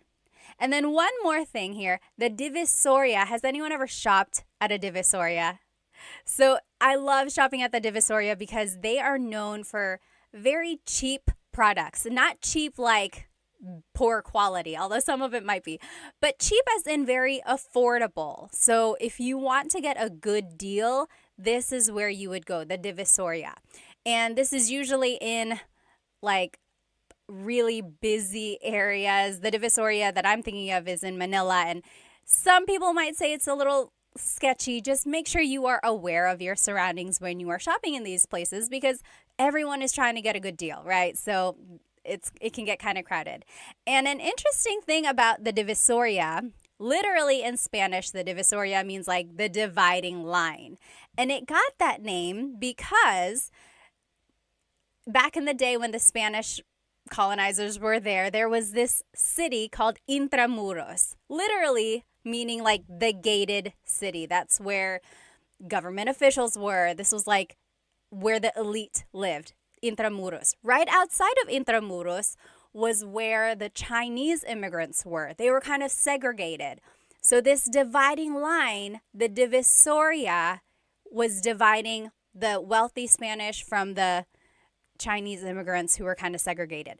And then it got this reputation of having these affordable products from the Chinese merchants who were able to sell these goods for such a cheap price. And so from then on, this area has been known to sell these very affordable things. I think that's so interesting. I love history. I love Filipino things. Let me just catch up on some of these comments here. Hello, hello. Oh, Love and Lulu said, in Pampanga, there's a lot of pickpocketers. I think in any big city, yes, Manila, even Cebu City, you just got to be aware of your surroundings. Yes, very good. Oh, Rua said, I love your content. I'm from Japan. Hello, hello. Welcome, welcome. All right, let me check over here on YouTube. Oh, Belle said, going soon, going to the Philippines. Oh, very good. Oh, Lost in the Philippines says, I am in Manila right now. Well, have fun, have fun. All right. A lot of people are planning to go soon. Oh, hi, Dita, there you are. Good to see you. Okay. Yes, so here are the different types of stores. So Sari-Sari, Palengke, Divisoria. These are known for like places where you can haggle the price. So if you are good at maybe bartering or like asking for a lower price, these are the places to go for that. However, if you go to like a mall, those prices are pretty set in stone, right? You can't really haggle a price tag at the mall. And the picture here on my YouTube channel, if you are looking with me, this is the Mall of Asia. Raise your hand if you've been to the Mall of Asia before. At one point, it was the biggest mall in Asia, but I think last I saw, there are bigger malls now, I think in other countries, but it's still the biggest mall in the Philippines. There's a skating rink, there's like places to watch shows and things like that, and there are lots and lots of floors up there. If you have been there, what is your favorite part of the Mall of Asia? I haven't been there in a very long time. I think one of my favorite things about the Mall of Asia is the surrounding. Like, it's surrounded by water and you can get a lot of good pictures over there. All right, so that's the mall. That is another place you can go shopping. And then lastly, nowadays, people can go shopping online. So online selling, I don't know if you've ever seen them. It's much like here in America, or if you're just scrolling through your TikTok, a lot of people will sell things online. They'll just hold up the product and then whoever says mine in the comments, that will go to them. So those are just some different stores in the Philippines. Okay, awesome. Corner is from North Carolina. Welcome, welcome. Are we neighbors? You must be in my backyard. Yes. Frank said, amazing that they have a skating rink inside of the Mall of Asia. Oh, yes. Oh, TMD Texas says, Mall of Asia fireworks. I don't think I've seen the fireworks at Mall of Asia. Yes. The great Chadsby said MOA. That's what they call it, Mall of Asia, MOA. Very good, very good. Okay, so let's jump into these phrases now. So if you are shopping, oh my goodness.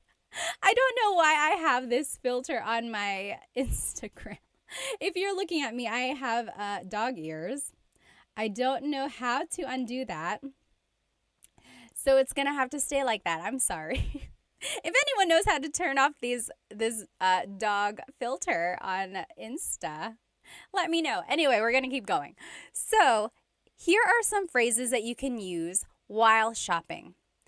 So an employee might come up to you or they might ask, ano po ang gusto nyo? Ano po ang gusto nyo? So ano means what? Po is a sign of respect. Ang means is, or sometimes it's an article. Gusto means to want or like, but in this case it means to want. Nyo is referring to you. So ano po ang gusto nyo? What do you want? That is something they might ask you when you enter a store.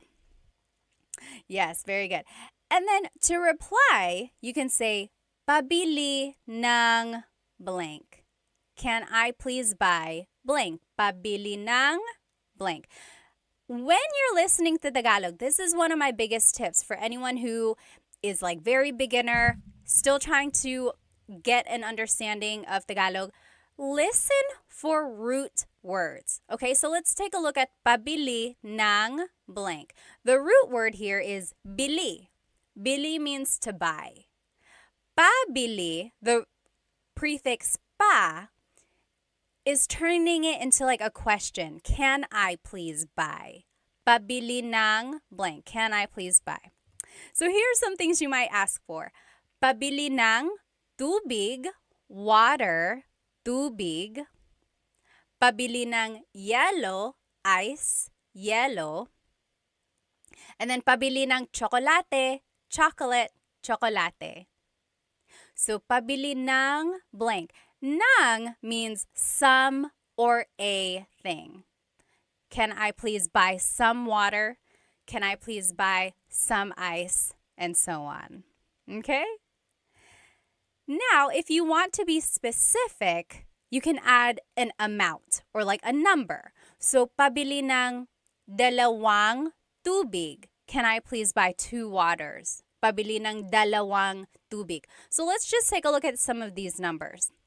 Isa, 1, isa. Dalawa, 2, dalawa. Tatlo, 3, tatlo. Apat, 4, apat. Lima, 5, lima. Anim, 6, anim. Pito, 7, pito. Walo, 8, walo. Siyam, 9, siyam. Sampu, 10, sampu. So say those with me one more time. Isa, dalawa, tatlo. Isa, dalawa, tatlo. Apat, lima, anim. Apat, lima, anim. Pito, walo, siyam, sampu. Pito, walo, siyam, sampu. So that's 1 through 10 in Tagalog. Again, if we want to use them, so if I want to say, can I please buy 3 waters? Pabili ng tatlong tubig. So the number goes before the noun. Now, I want you to listen carefully, okay? So I am saying tatlong, tatlong. There's an NG at the end of the number. The number is tatlo, but I'm saying tatlong tubig. That is because technically you're saying 3 of water. Tatlo ng tubig. So 3 of water. The NG we're just adding there at the end, or tatlo na tubig. And you only add this NG if the number ends in a vowel. So pabili ng isang tubig, pabili ng dalawang tubig. So both of those end with a vowel, so we're adding the NG. If the number ends in a consonant, we don't add NG, we add the word na. Take a listen. Pabili ng 4 na tubig. Can I please buy 4 waters? Pabili ng 6 na tubig. Can I please buy 6 waters? So that's the difference there. You can make the contraction if the number ends in a vowel. Dalawang tubig, tatlong tubig. If the number ends in a consonant, then you add the word na. 6 na tubig, siyam na tubig. Okay? So that's just a little side note. You could always say the number in English. Pabili ng tubig, how many? 6. 6 po. They'll get the idea. Okay? But if you want to practice your numbers, that's a good chance to do it. Okay. Now, let me see. Oh, Ben said the audio is completely out of sync on Instagram. Is that, like, if I'm speaking, can you not hear? Is it, like, really lagged? Also, gosh, these headphones, or these dog ears are so annoying. I don't know how to turn it off. I'm sorry. Any questions? If you have any questions, please feel free to write them in the comments. Okay. Okay. It sounds like the audio is okay. Maybe it is the dog filter. I'm sorry. Again, if anyone knows how to turn this filter off, let me know. Anyway, we'll keep going. So, those were some basic phrases. Now, if you want to ask how much something is, how much is something? So, magkano ito?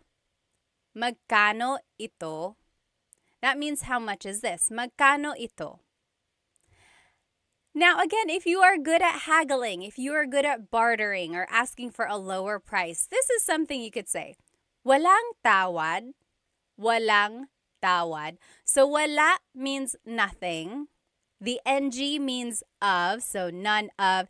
Tawad literally means forgiveness. So, no forgiveness, walang tawad. Basically, that means, can the price be reduced? Walang tawad. And then if something is expensive, you can say, ang mahal naman. Ang mahal naman. Mahal means expensive. And technically, you could just say, ang mahal. That's expensive. Ang mahal.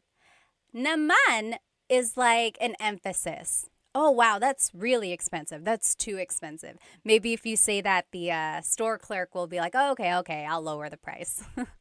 Ang mahal naman, that's too expensive. The opposite of mahal is mura.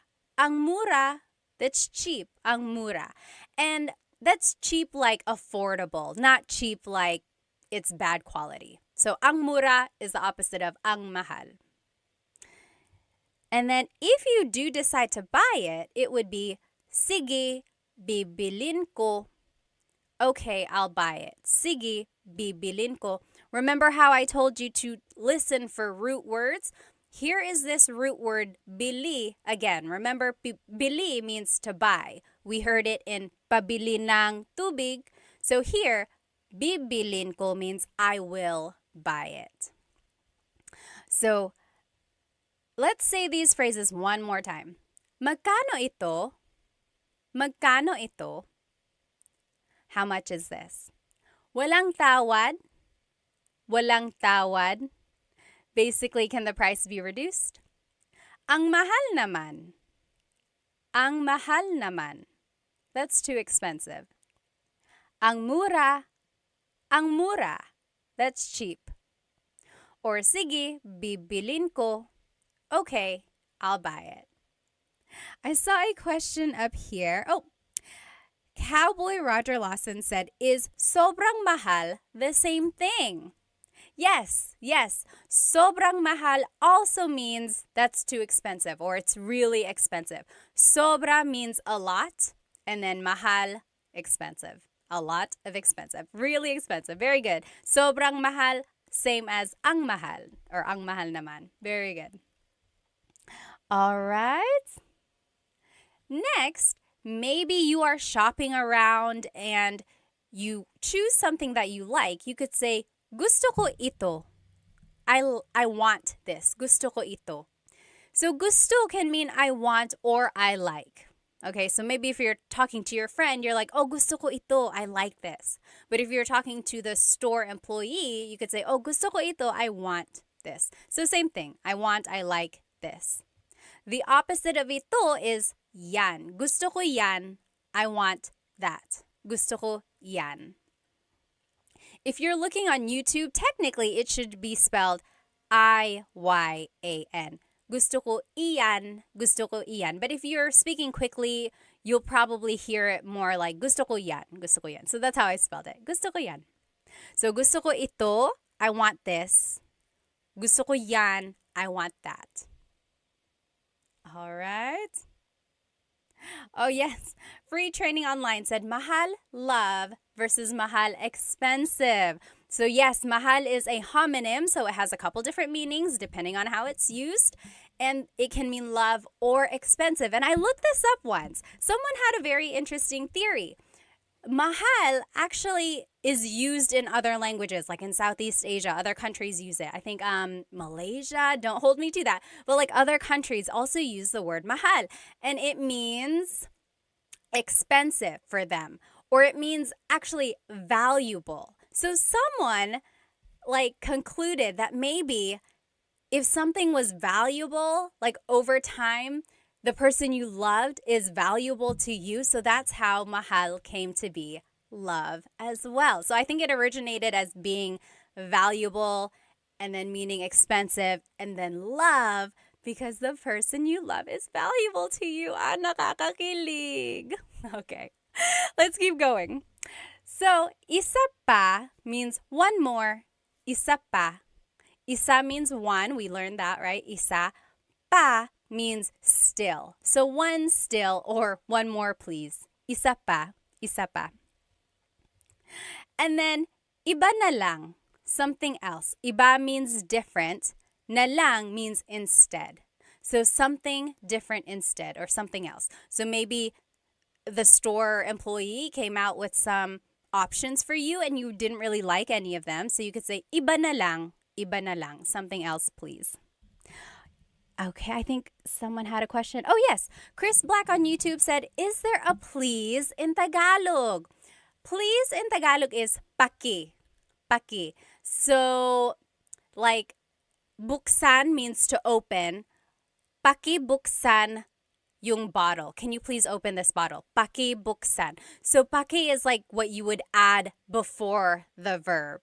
It's not so much like its own word like we would say please by itself. Although I've heard people say, hey, can you do this? Paki.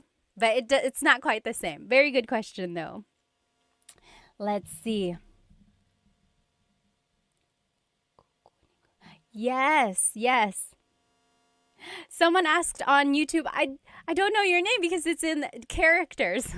But it said, pwede ko bang gamitin yung salita ng, can I say this instead?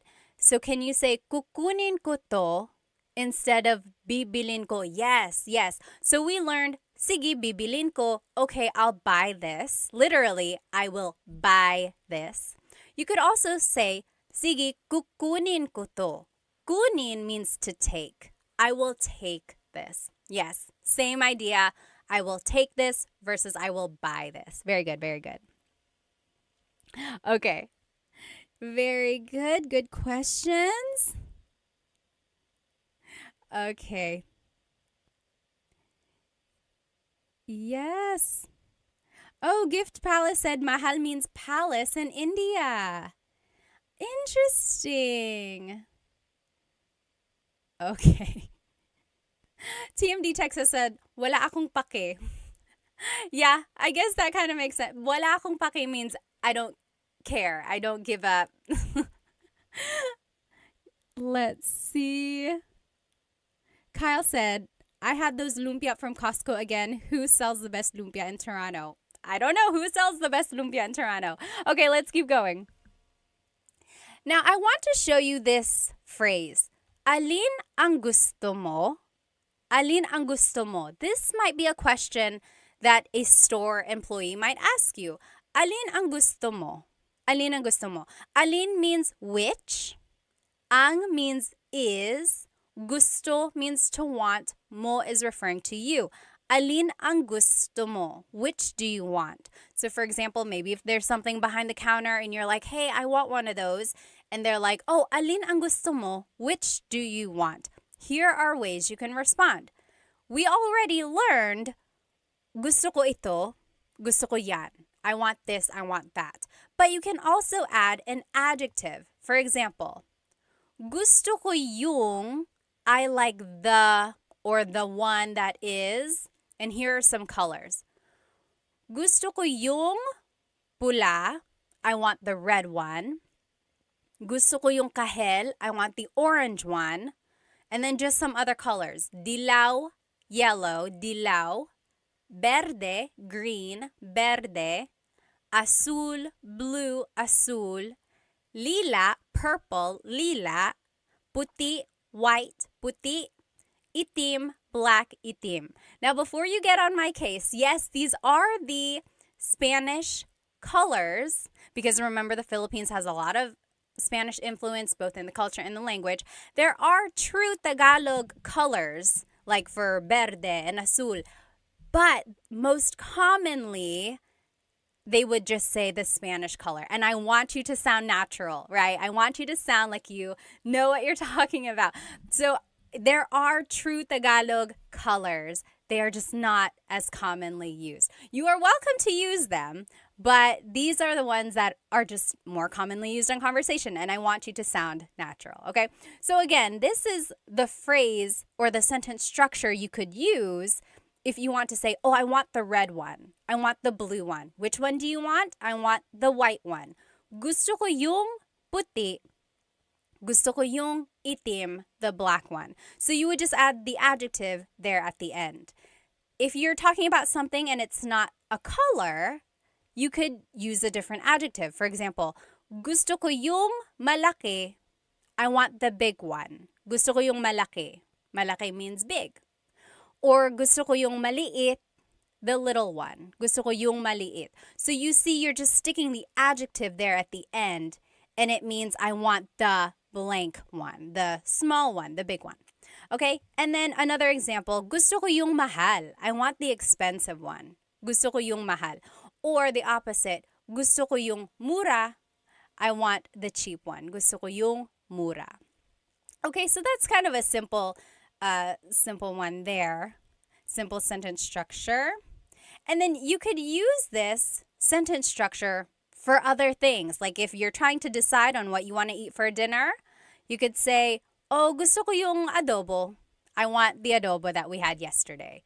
Or gusto ko yung pansit. I want the pansit that you cooked. Okay? So gusto ko yung, I want the blank. Now, I always get asked in my classes, what is the difference between ang and yung? Because we learned gusto ko yung blank. Ang and yung both mean the. They are both articles. However, ang is usually used more in a general sense, whereas yung usually is used more for a specific thing. So, in our example, gusto ko yung puti. I want the white one. If someone said, gusto ko ang puti, it's like, I like the white one. Like, it's not as committal. I don't know. It's hard to explain. Here's one way to take a look at it. So, it's the dress versus the dress. There's the dress, that's ang. Then there's the dress, that's yung. So it's kind of like a different way to think about something. Okay. All right. Let's keep going here. Oh, Chandra said, are you taking online classes? We are just wrapping up class 4 now. So I did 1, 2, 3, and 4. So my class sets are just about done. Hopefully I can start another set in the fall. Okay, but I will still try to do these Tagalog Thursdays. This is like my 4th or 5th week. These have been fun. So join me every Thursday. Okay, now, if you want to be respectful while you are shopping, you can add po to any of the phrases we just learned. So remember, in the Philippines, we say po to be respectful to our elders, but also to people in authority. So, like priests, doctors, police officers, but also, even if they're not in authority, if you just want to be respectful, like to someone who is working at a store, feel free to add po. Here are the common placements of po. Usually, it's the second word in the phrase. Most commonly, it's the second word. Or it goes after the words ko or na if either of those appear in the phrase. Ko means I or my. Na means already. So if either of those two words appear in a phrase, po usually goes after that. Or po just goes after a set phrase. So when in doubt, always add po to the end of anything you say, and it will be respectful. Okay, that is key there. When you are learning po and you want to be respectful, just add it to the end and it will always work. But let's take a look at the phrases we just learned and see where the po usually goes. Pabili po ng blank. can I please buy blank? So as you can see, it's the second word there. Pabili po ng tubig. Pabili po ng blank. Or magkano po ito? How much is this? Again, it's the second word there. Walang tawad po. It's just after this set phrase. And basically for the rest of them too. Ang mahal naman po. It's a set phrase, so it just goes at the end. Ang mura po. Another set phrase. And then, sige po, bibilin ko po. It's just another set phrase. Okay. Let's see. And then just to finish up, here are the other phrases we learned and where po would go. Gusto ko po ito. I want this. Gusto ko po yan. I want that. Remember, we learned gusto ko ito, gusto ko yan. Gusto ko ito, gusto ko yan. If you want to add po, it's gusto ko po ito, gusto ko po yan. And that was rule number 2. If ko appears in the phrase, po would go after that. Next, isa pa po. Isa pa po, that's just a set phrase. One more, please. And then, iba na lang po. Something else, please. Iba na lang po. Just another set phrase. Let me catch up on some of these questions.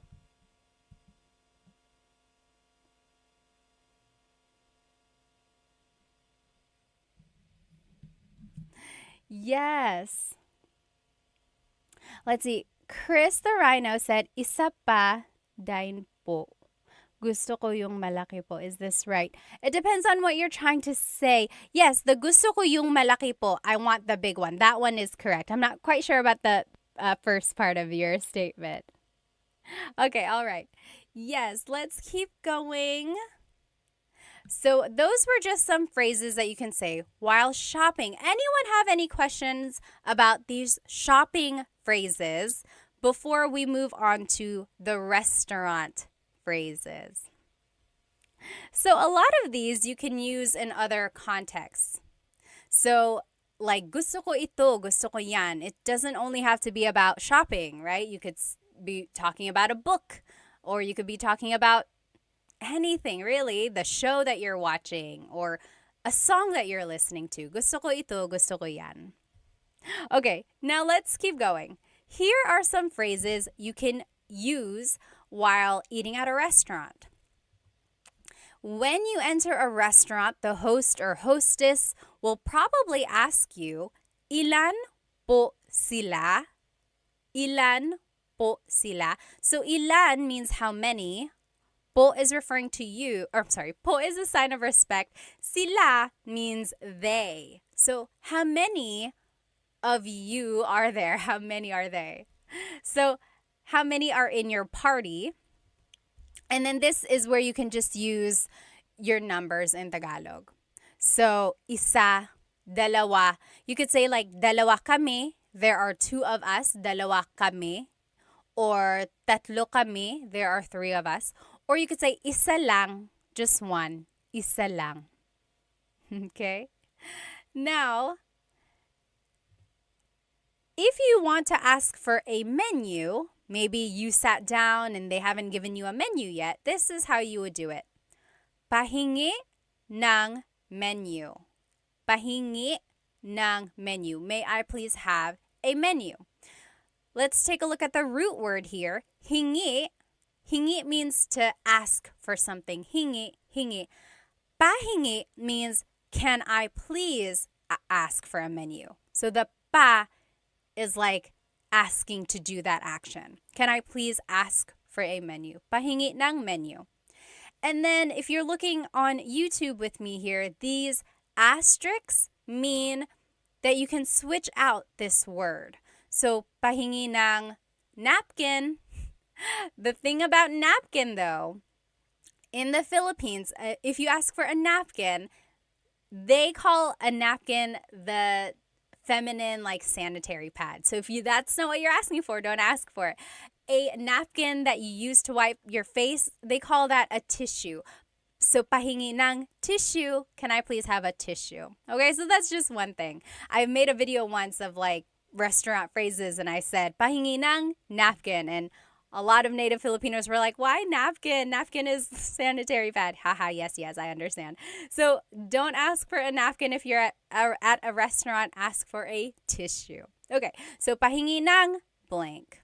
And again, you can use this phrase for other contexts. Maybe you are at a friend's house and you're cold. You could say, pahingi ng blanket. Can I please have a blanket? Or can I ask for a blanket?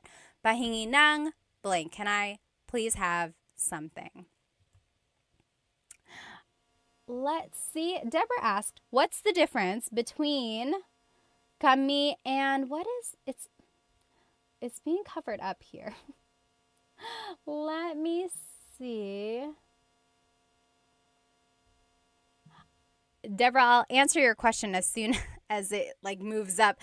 There's like a heart icon that's covering up part of your question. But kami is the subject pronoun meaning us. And there are other pronouns that mean us or we, but they're probably a different type. There's possessive pronouns, there's subject pronouns. Kami is us in the subject pronoun. Oh, I see. Deborah asked, what's the difference between lang and kami? So I said, isa lang, only one. Lang means only. Kami means us. So dalawa kami, there are two of us. So that's the difference, lang and kami. Oh, Tony asked, why did they say ilan po sila instead of ilan po nyo? Nyo is the possessive pronoun meaning your.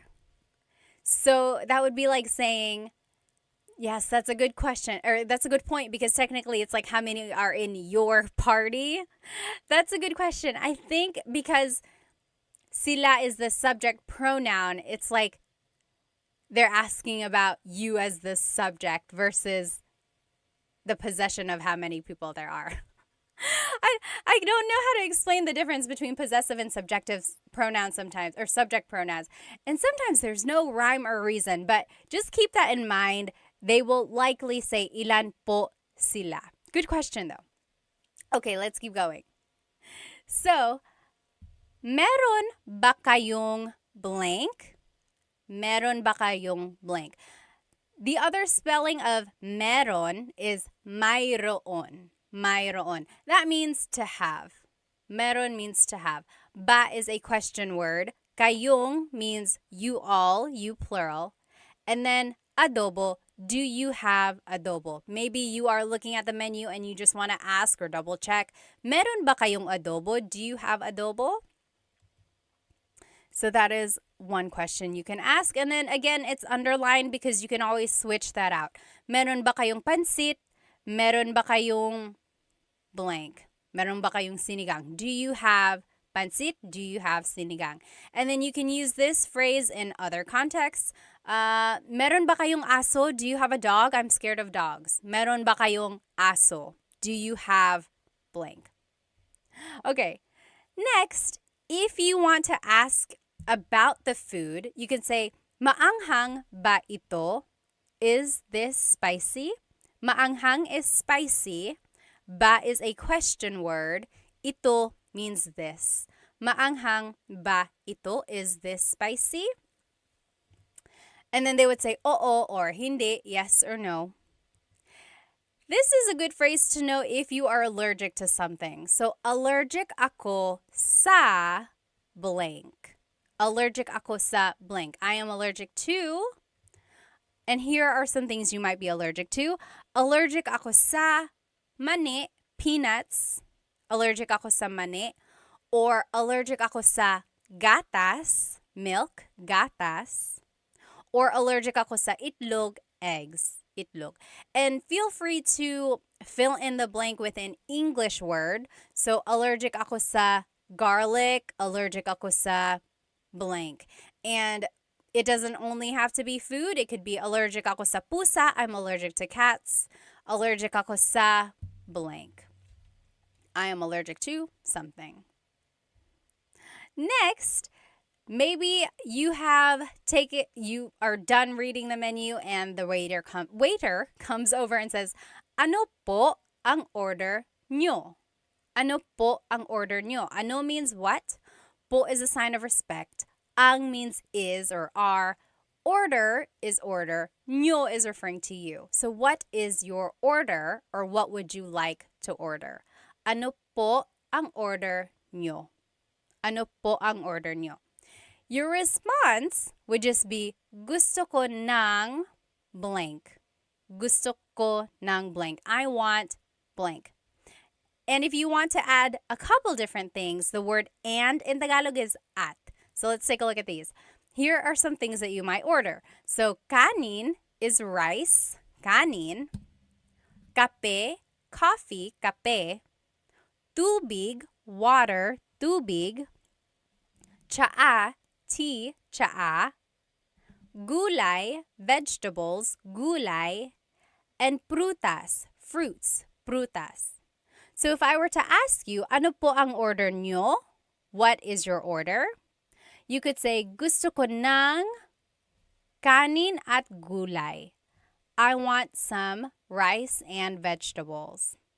Or, gusto ko ng tsaa at kape.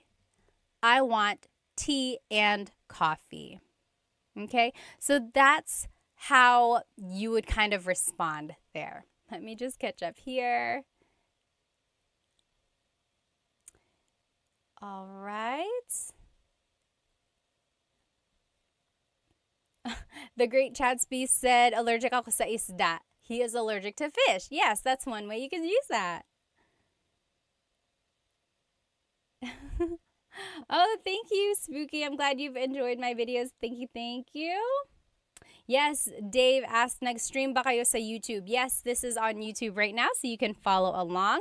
Okay, any questions about any of these phrases that we have learned so far? So we know how to say how many are in our party. We've learned how to order something. We've learned how to say things we're allergic to.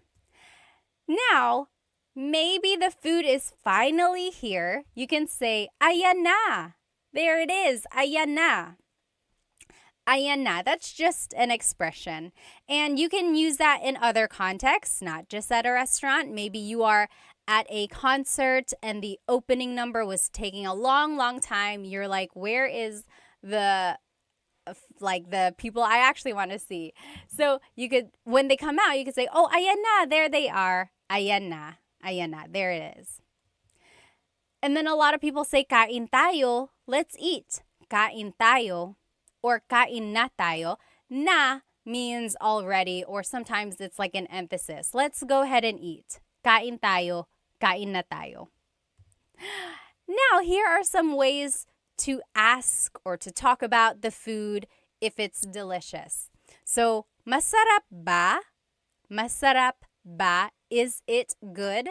Is it delicious? Masarap ba? Masarap ang pagkain. Masarap ang pagkain. The food is good.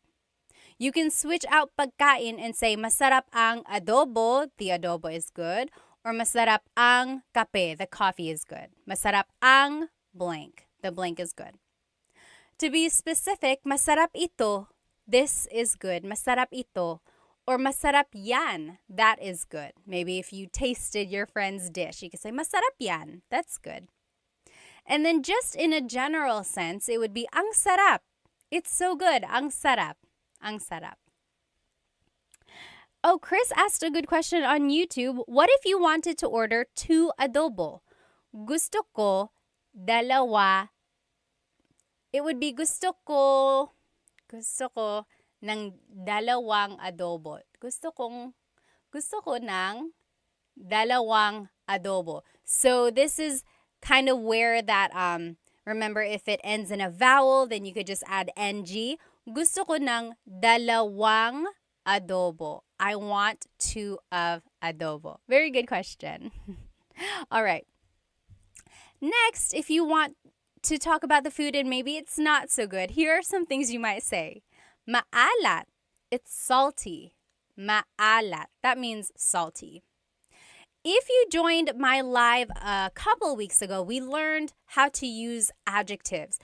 And there are a couple different ways to use an adjective. So you could say maalat, it's salty, maalat. Or you use the root word and say ang alat. It's salty. Ang alat. They both mean the same thing and they are used interchangeably. Maalat, it's salty, or ang alat, it's salty.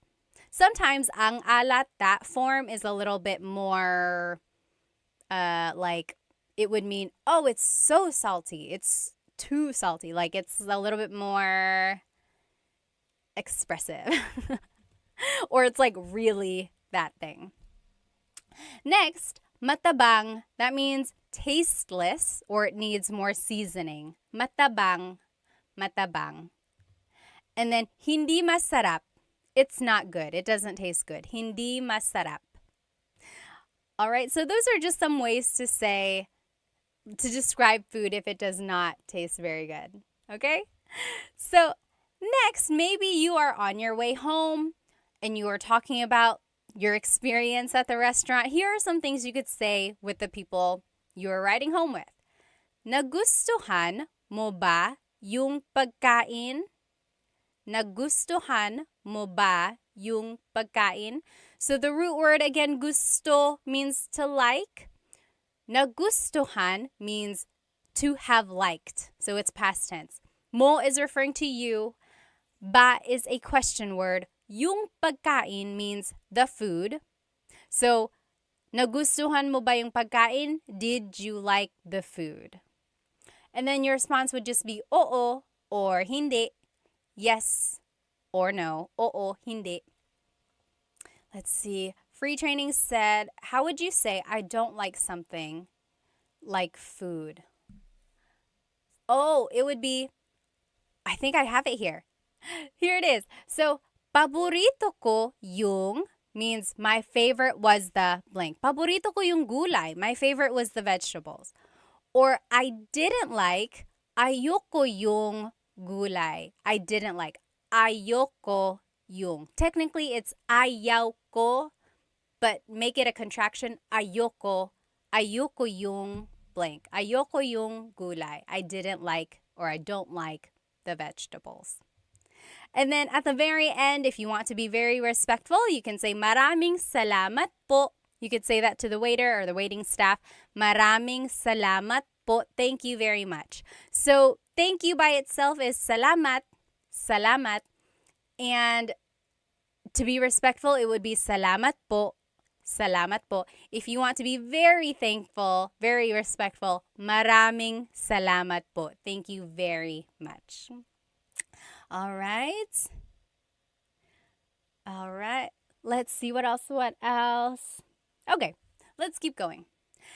Now, I want to take a look at this phrase a little bit closer. Gusto ko ng blank. I want blank. So, gusto ko ng kanin at gulay. Remember, I want rice and vegetables. So, we've already seen this phrase. I want to break it down a little bit. There's a difference between gusto ko ng, which is what we learned, versus gusto ko yung.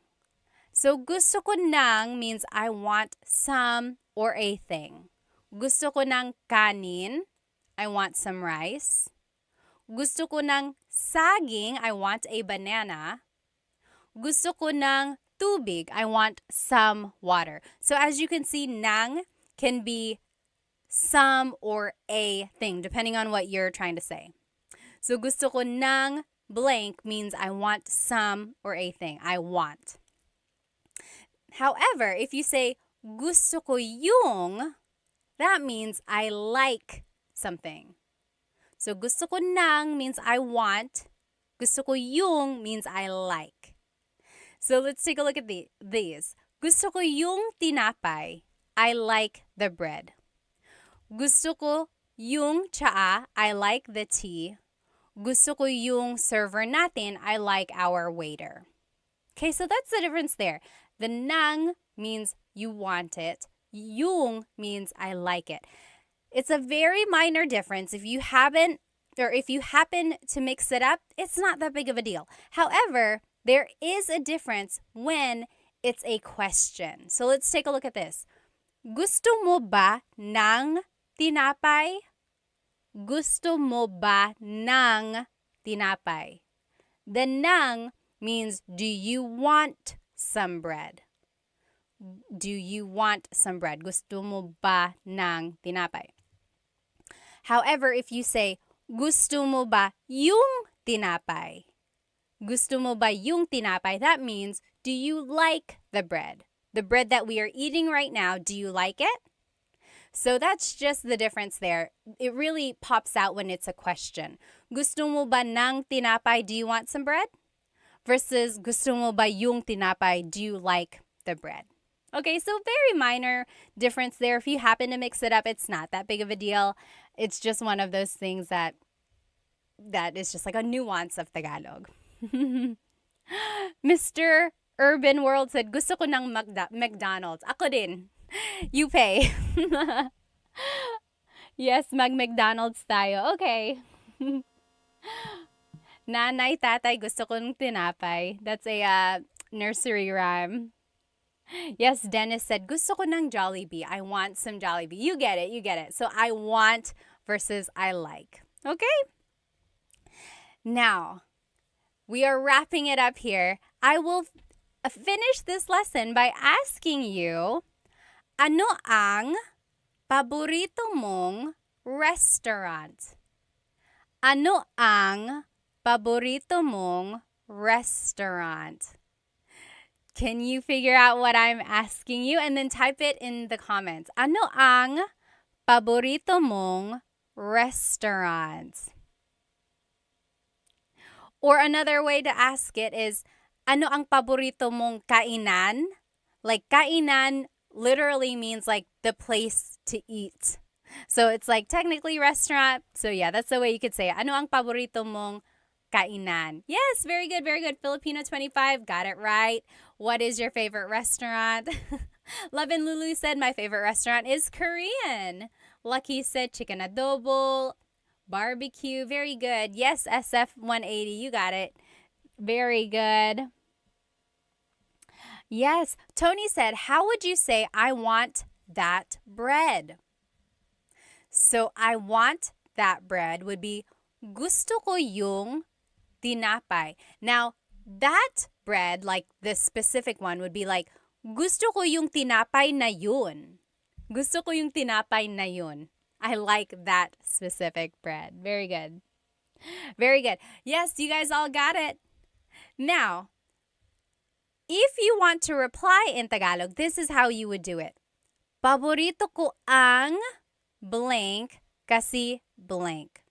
So, ano ang paborito mong restaurant? Paborito ko ang, here are some examples. Paborito ko ang Jollibee kasi masarap ang pagkain. So, kasi means because, kasi. And then, masarap ang pagkain means the food is delicious. Very good. Paborito ko ang blank kasi blank. I want you to write that in the comments. Ano ang paborito mong restaurant? And then formulate your answer. Paborito ko ang blank kasi blank. Here's another example. Paborito ko ang McDo kasi mura lang. So my favorite is McDonald's because it's cheap. So that's just to show you the sentence structure here. Paborito ko ang blank kasi blank. My favorite is blank because blank. I'm just reading some comments here. So Free Training said, there's that word ba, and if you continue saying it, it becomes many different words. Oh, the ba. Are you talking about like ba? A lot of comedians make jokes about that, right? Like ba. So depending on how you're saying it, it could be baba, chin, baba. Emphasis is on the first syllable, baba. Then there's baba. Emphasis is on the second syllable. That means to go down. Baba. Like going down an elevator. Baba. Then there's ba, like the question word that we know. So a lot of people say like, bababa ka ba? Are you going down? Bababa ka ba? Are you gonna go down the the elevator or going down the stairs. Yeah. Funny, funny. All right. Let's see what people's answers were. Oh, Tony said, paborito kong restaurant, ang Red Lobster. Or, paborito ko ang Red Lobster kasi, because, why? Very good, very good. Paborito ko ang dot, dot, dot. So, those are just some phrases that you can use when you're shopping or when you're eating at a restaurant. Parker said, paborito ko ang mesa kasi masarap ang sisig. I've never eaten there before. Saan yan? Where is mesa? Filipino25 said, love your earrings. Thank you. They are from bling.co. Make sure you find them on Instagram. Okay, so again, just to review, this is what we learned today. We learned the different types of stores. Remember, there are some stores in people's houses. Those are called sari-sari stores. Sari-sari means a variety, like a variety of things, because they sell a variety of things at their stores. So the stores in people's homes, those are sari-sari stores. Then there's the palengke, or the wet market. You can buy produce, you can buy meats, you can buy household items there. Then there's Divisoria. That's like an outdoor, it's not even outdoor. It's just like a bazaar, or like a place where you can buy really affordable things, usually clothes or even household items as well. And then there's the mall. Of course, you can't really haggle the price at the mall. Those price tags are pretty set in stone. And then there's online selling, of course. And then we also learned some shopping phrases. So, can I please buy something? Or asking for more or something. Then we learned how to incorporate numbers and colors. And then we learned that you can use a lot of these phrases in other contexts, right? Not only in shopping, you can ask for something, maybe if you're at a friend's house, or you can say these phrases maybe when you're just hanging out, like watching a movie. And then lastly, we finished off by learning some restaurant phrases as well. We learned how to describe food, if food is delicious or something like that. Let me just catch up here. Oh, Hoff Basse said, shout out from Tagaytay, Besh. When my kid gets old enough, I want him taught by you. Sige, kaya mo yan. You can do it. G-Max said, hi from Canada. Hello from Victoria, BC. Hello, hello, everyone. Oh, Deborah said, what's pasalubong? Anyone know what pasalubong is? Pasalubong is, so salubong, the root word salubong means to like meet someone where they are. Salubong. Pasalubong is a souvenir usually brought by someone who has been away. So usually Filipinos who go back to the Philippines have a lot of pasalubong for their families. So chocolates, t-shirts, toys for kids, a lot of the things that they can't afford on their own, or things, just a way to show that you've been thinking of them. Or like if you just happen to go on a business trip, you might bring a pasalubong back for your family because you thought of them while you were away. That's a pasalubong. All right. Jackie said, hey, from the Bay Area. Hello, hello. Alrighty. Yes, you meet them and give them a gift, Love and Lulu said. Well, I will see you next Tagalog Thursday. If you joined our lesson midway, I will be redoing this lesson sometime during the week. I like to do my lives twice, just in case anyone wasn't able to join. The recording will be on my YouTube, but I know people like to be in the chat and like ask their own questions. I wasn't able to do a repeat of last Thursday's, so I will do a repeat of that one too. So there will be 2 repeat lessons. Anyway, if you have any questions, please feel free to write them in the comments and then I will try to answer. Have a good rest of your night, everybody. Salamat.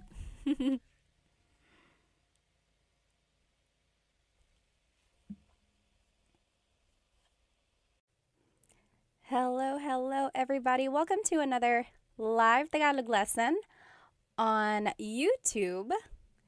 I am starting my TikTok now as well. So hello. If you are joining me tonight, we are going to be doing a live Tagalog lesson on YouTube. And I would suggest you go ahead and hop onto my YouTube channel so that you can see the presentation that I made. There are examples that we're going to do together as well. So go ahead and grab a piece of paper or something to write with so that we can all do these practice examples together, okay? So welcome. If you're just joining, go ahead and write where you are from and give me an idea of your age. You don't have to tell me your exact age, although if you want to, go ahead and do that. And if not, you can just say, oh, I'm in my 20s, I'm in my 30s. I like to know where my audience is and how old everyone is. So welcome. This is a new Tagalog lesson. If you saw me the other day, I did a repeat lesson of what I had taught last week because I was testing the waters of when people watch. Because usually I do these lives on Thursday nights. And I wanted to see if people are active during the day as well. And it seemed like it was. So maybe I will try that, like teaching the same class some other time in the week, just so other people can join if they were not able to join live. So again, this is a live Tagalog lesson on my YouTube channel, Tagalog Time. And if you want to see the presentation that I made, there are practice examples, go ahead and jump onto my YouTube channel. Otherwise, you're welcome to stay on my TikTok. Okay, so let's go ahead and get started. Hello, everybody. It looks like we have, let's see, Starry Moon is from Calgary, Canada. Killionaire is from Oahu. Hello. Thank you for joining us. David is 64. Taho 0000 is from California. Hello. The Gehring family is from Ohio. Welcome. Let's see. We have someone from Pennsylvania. Kenna Morrow. Hello. David is from Auckland. Who is here with us on TikTok? Let's see where everyone is from. I'm here in North Carolina, the east coast of the United States. So it's about 8:30 p.m. here.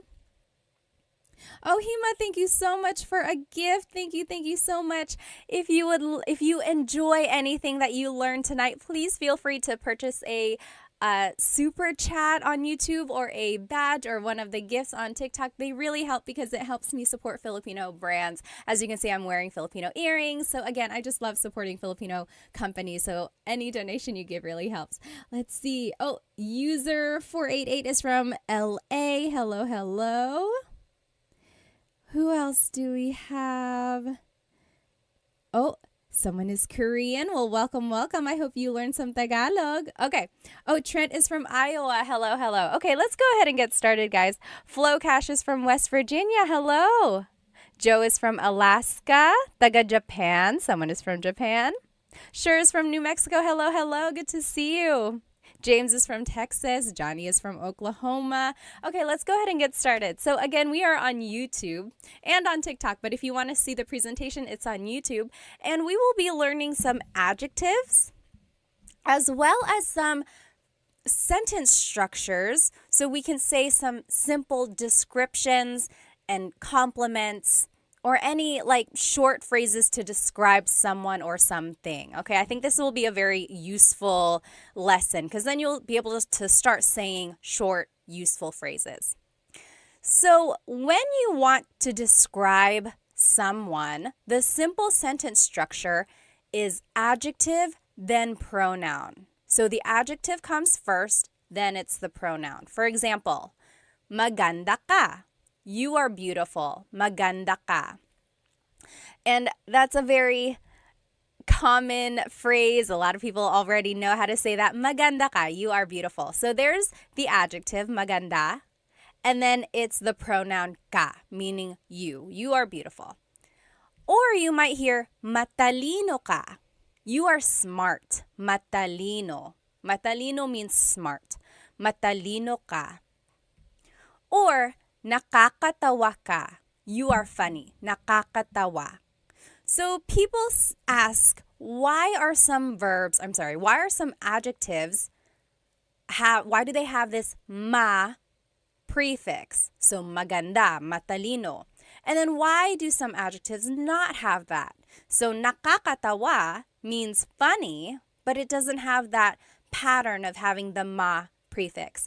And in Tagalog, the ma prefix just means it's describing the quality of something. So when you take off the ma, it's actually a noun sometimes. So take the word maganda. That means beautiful. But if you take off the ma and it's just ganda, that is the noun meaning beauty. Isn't that interesting? But it doesn't work for all adjectives. It does work for matalino. Matalino means smart. Talino means your intelligence. So it's the noun meaning your intelligence that you have. So interesting, right? And then nakakatawa does not follow this ma adjective pattern. And that's just how it is. Some words don't follow the pattern. But so this is the simple sentence structure when you want to describe someone or something. Maganda ka. So it's adjective pronoun. You are beautiful. Maganda ka. Matalino ka. You are smart. Nakakatawa ka. You are funny. Okay, so let's keep going. Oh, one more example. Mabait ka. You are nice. Mabait ka. Now, I want to show you the different subject pronouns that you can use if you're talking about someone or multiple people. So, ako means I. So, mabait ako. I am nice. Mabait ako. Ako means I. Mabait ka means you are nice. Mabait ka. And then, mabait siya. He or she. Mabait siya. A couple things I want to point out about siya. First is the pronunciation. It looks like it should be pronounced siya, siya, but it's actually pronounced sha, sha. So the S-I-Y, it's a sha sound, sha.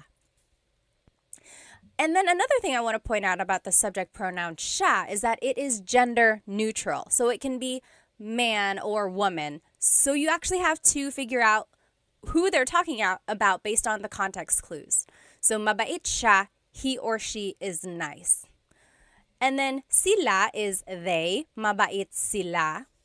Mabait sila, they are nice. And then tayo is we inclusive.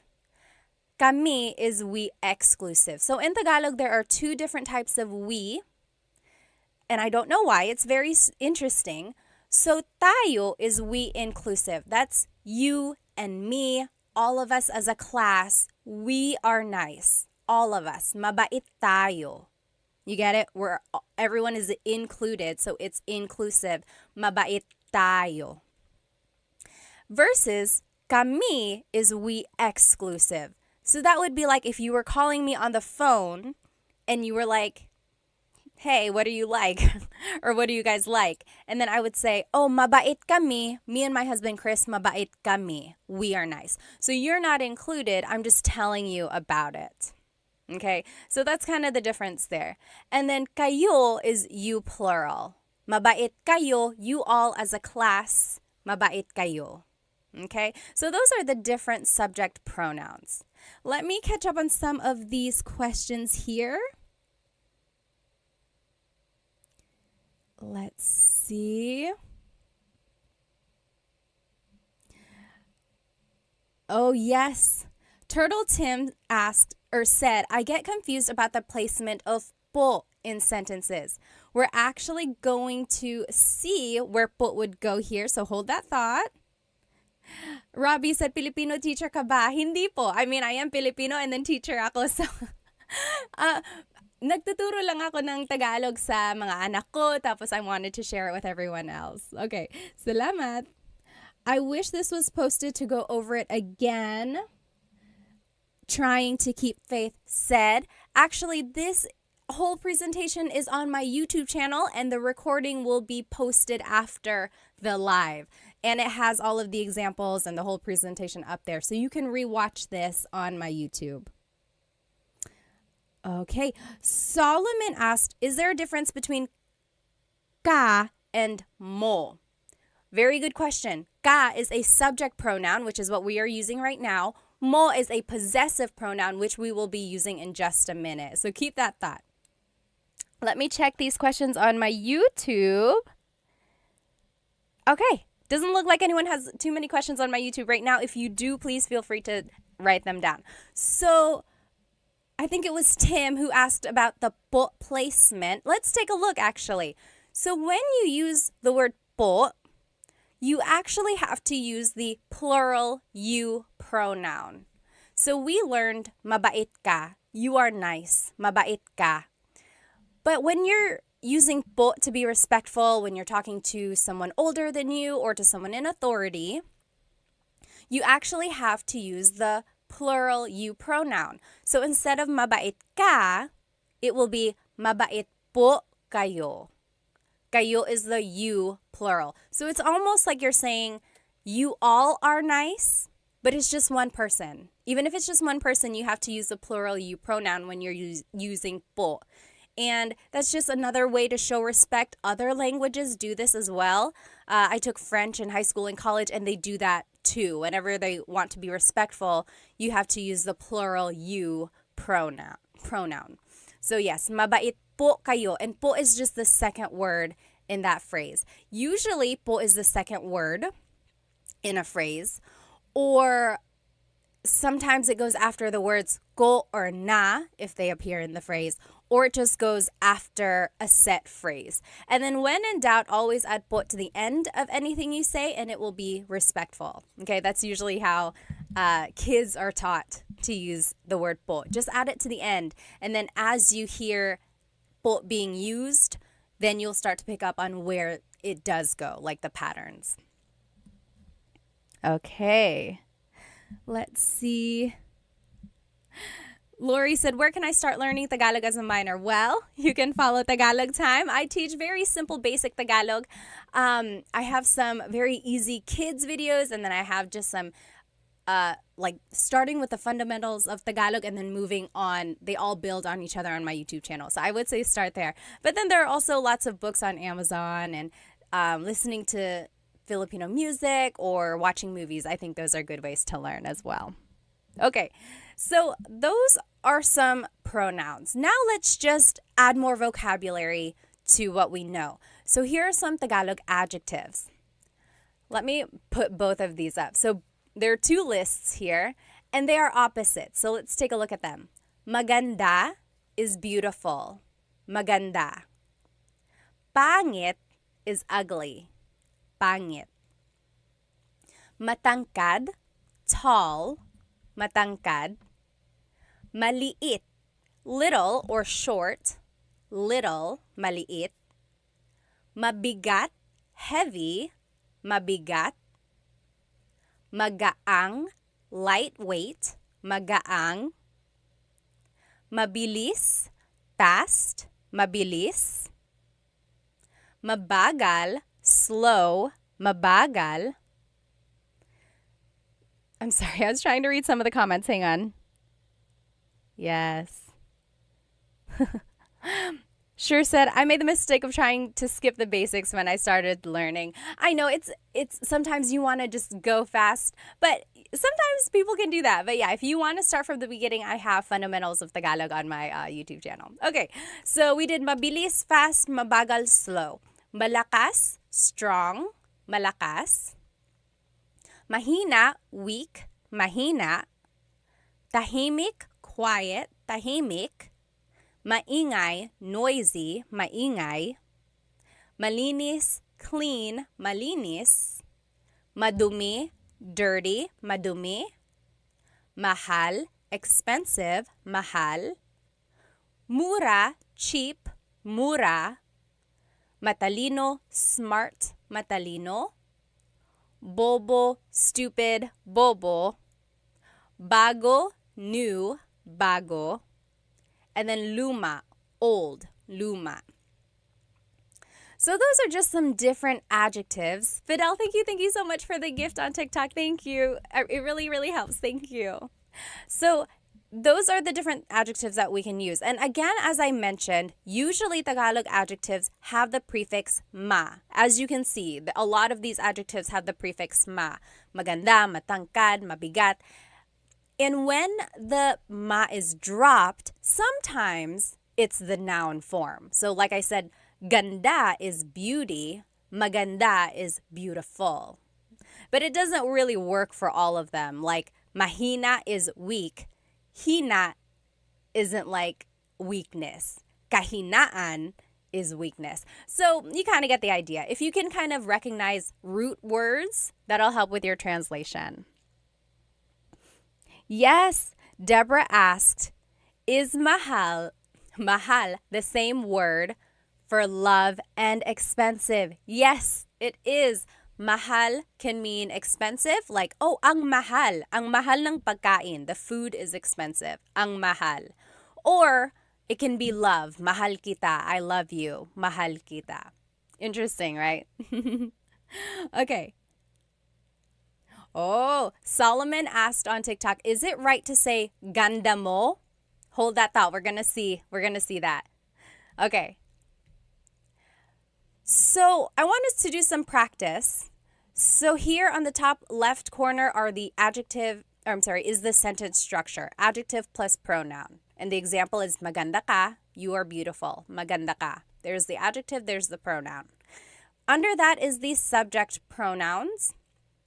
So ako is I, ka is you, siya is he or she, sila is they, tayo, we inclusive. Remember, that's all of us, tayo. Kami is we exclusive. So me and someone else. That's kami, we. And then kayo is you all. So those are the different subject pronouns. Now on the right side of your screen, you will see the practice questions. I gave you the English statement, and I want you to translate to Tagalog. And I even gave you a hint in the parentheses is a vocab word that you might need in the phrase. So for example, they are happy. They are happy. How would you say that in Tagalog? Let's do number 1 together. They are happy. So remember, we're just following this sentence structure. Oh goodness, my face on YouTube is covering up the part of the screen. I'm just going to turn off my face over here on YouTube. Okay, there we go. So sorry about that. So there we go. So this is what you're going to need to do these practice questions. Top left is the sentence structure. Bottom left are the subject pronouns. And then to the right side of your screen, you will see the practice questions. They are happy, and I gave you the hint. Masaya means happy. So let's do that one together. The adjective happy is masaya. And then it's the pronoun they. What is they? They is sila. Masaya sila. They are happy. Masaya sila. Easy, right? It's just 2 words. Masaya sila. They are happy. What do you think he is new is in Tagalog? He is new. How would you say that in Tagalog? Go ahead and take a minute to answer that. I'm just going to catch up on some of these questions or comments.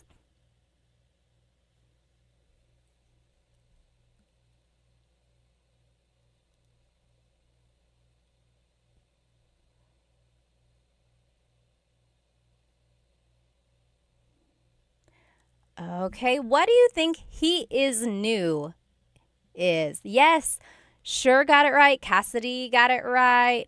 Rebe got it right on YouTube.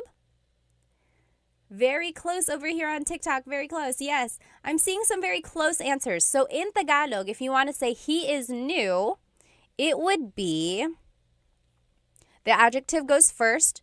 New in Tagalog is bago. And then he is siya. Bago siya. Bago siya. He is right. Yes, bago siya. Yes, Tony got it right. You did. Very good. Eileen got it right. Very good, everybody. So bago siya. That means he is new. Again, that could also mean she is new because siya is gender neutral. So you would just have to listen to the context clues there. Next, we inclusive are angry. Angry in Tagalog is galit. Galit. How would you say we inclusive are angry? That means all of us as a class. That's inclusive. Everyone, all of us, we are angry. How would you say that? We are angry.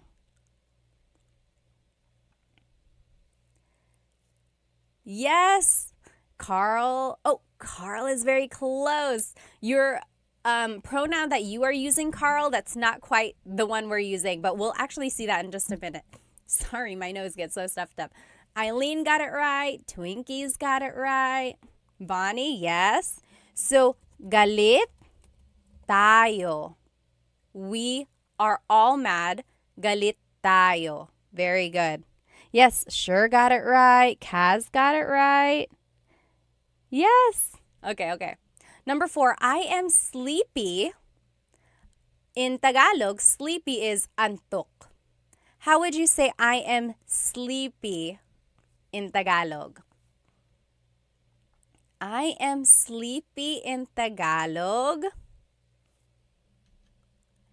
I am sleepy is very close. Yes, Eileen, antok na ako. So, antok is the adjective and it goes first. And then it's just ako. Antok ako. I am sleepy. When you add na, like Almarie did and like Eileen did, na can mean already, like, oh, I'm already tired. I'm tired already. Or sometimes it's an emphasis. So like, oh man, I'm tired. Antok na ako. So yes, very good. But you could also just say antok ako. I am sleepy. Antok ako. Yes, very good. Doctor got it. Sure got it. Very good. Yes, Cassidy asked on YouTube, can I use inaantok ako? And then someone on TikTok said that as well. Yes, inaantok also means sleepy. It's almost like the verb form of I am feeling sleepy, if that makes sense. Machi, thank you so much for the gift on TikTok. Thank you. But yes, basically the same. Inaantok ako and antok ako both mean I am sleepy, I am feeling sleepy. Very good. Last example here. Are you tired? So now this one is a little different because it's a question form. So I want to see if you can guess how to make it a question. So are you tired? Pagod is tired. Ba is the question word that you would add. Where do you think it would go? Are you tired? How would you say that in Tagalog?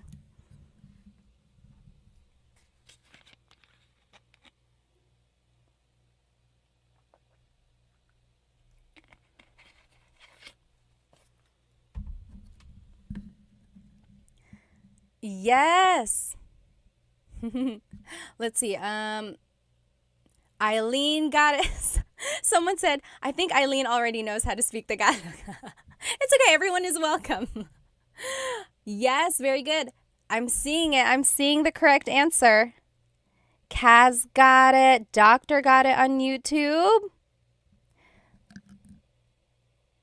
It's These got it on YouTube. Kevin, you got it also. Almarie, yes, Jay.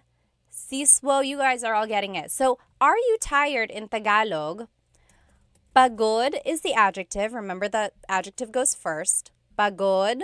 Then it's the pronoun you, ka. And then ba is at the end. Pagod ka ba? Are you tired? Pagod ka ba? You should say this to anyone you know. Maybe it's your husband or wife later tonight. You just say, pagod ka ba?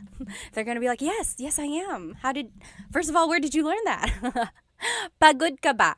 So if it's just the phrase, pagod ka, you are tired, pagod ka. But when you add the ba, it turns it into a question. Pagod ka ba? Are you tired? Okay? Carl said, do you do live daily? No, usually I've been trying to do Thursdays, so Tagalog Thursdays. And then there was one other time this week when I went live and I did the same lesson that I had already done just to get an idea of who would be watching. So I might do that. I might do the same lesson another time just so people can see it if they weren't able to join live. Although the recording does pop up on my YouTube, but I know people want to be in the live so they can ask questions as well. Hang on, let me catch up on some of these questions. Okay, someone asked, how do you use nang?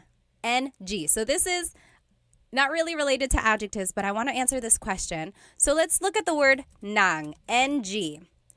Nang is actually a preposition. Sometimes it's an article. Sometimes it takes the place of like something else. Sometimes it's just a sentence marker, meaning it doesn't have a direct translation. Here's an example of when nang is used. So let's say, kumakain ako. I am eating. Kumakain ako. Kumakain ako. I could say, kumakain ako ng saging. I am eating a banana. Kumakain ako ng saging. So in this case, it's translating as I'm eating some or a banana. So it's like an article. Does that make sense? So kumakain ako ng saging. Or nanonood ako ng TV. I'm watching some TV. So nang is just an article. Again, sometimes it's a sentence marker. It's usually the word that comes before a noun. Good question, though. Okay, let's move on with our lesson here. So that is one way to use adjectives. It's just the adjective and pronoun. Masaya sila, pagod siya. Easy, right? Just 2 words and you already have a complete sentence. Next, I forgot who it was. Someone on my TikTok said, what is ganda mo? Or could you say ganda mo? Yes, and here it is. So let me make my screen bigger again. There are different ways to say the adjective. So we learned maganda ka, so adjective then the pronoun. But there's this other way to say a compliment or to say a description. It is ang, then the adjective root, and then it's the pronoun. For example, we learned mabait ka, you are nice, mabait ka. But you could also say ang bait mo, that also means you're nice. Ang bait mo. So do you see they are very similar? Mabait ka, ang bait mo. They both mean you are nice. There are some differences here. For one thing, you're only using the root of the adjective, right? We're not saying mabait. We're only saying bait. So we're using the root of that adjective. Another difference is that we are using a different pronoun. So instead of ka, now it's mo. Someone asked about that as well. Can you use ka and mo interchangeably? No, there's actually certain sentence structures where you have to use one over the other. So literally, ang bait mo means your niceness. It's almost like saying you have the quality of being nice. So it's very interesting. Let's see some more examples here. Ang talino mo, you are smart. Ang talino mo. Ang talino mo, you are smart. Because earlier we saw matalino ka. Matalino ka, same as ang talino mo. And then, ang ganda mo, you are beautiful, same as maganda ka. Maganda ka. And then another example, ang bagal mo, you are slow, versus mabagal ka, you are slow. Some would even say that this form, ang bait mo, is a little bit more with emphasis. Like, if someone was walking really slowly and you're like, oh, mabagal ka, you're slow. But if you're like, oh, ang bagal mo, you are so slow. That's kind of like sometimes when you might use one over the other. But generally, they are interchangeable. Yes, let me catch up. Winter Storm said, I see it like your goodness and you're good. Yes, yes. That's kind of the idea. It's like it's almost like the noun form of the adjective versus the adjective describing someone. Yes, yes. Wonderful Day said, ang galing mo. Yes, yes. That's another example. Like, magaling ka, you are good. Magaling ka, you are good at doing whatever you're doing. Or ang galing mo, you are good. Yes, very good, very good. So you're just using the root of the adjective. Okay. Yes, someone said, you got a YouTube channel? Yes, it's the same, Tagalog Time. I have full Tagalog lessons all on there as well. Someone joined on my Tagalog lesson recording and they were like, uh, I think they just wanted a faster lesson. Whenever I do a live, I sit and I try to catch up on comments and things like that. And they were like, can you go a little bit faster? If you want a straightforward lesson, I would say go watch my full length Tagalog lessons because those are just straight to the point. There's not a lot of fluff. And then, of course, on my YouTube, I like doing polls, like challenges, which we'll do later. So that takes up some time too. Let me see these comments on YouTube.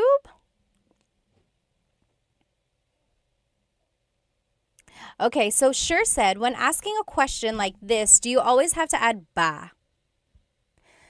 Yes, that's right. Sometimes native speakers don't add ba. That is exactly right. Sometimes you don't have to add the word ba. You can just change the intonation of your voice, right? Like, pagod ka? Are you tired? Pagod ka? But if you want to emphasize that it is a question, yes, add ba. So as for the question, do you always have to do it? No. But you're welcome to. And then again, it just emphasizes that it is a question. Yes, good question. Good question. Okay. Is the ang construction stronger? David asked. Yes, a little bit. So it's kind of like an emphasis. I kind of mentioned that earlier. It was like, oh, mabait ka, you're nice. You're a nice person, mabait ka.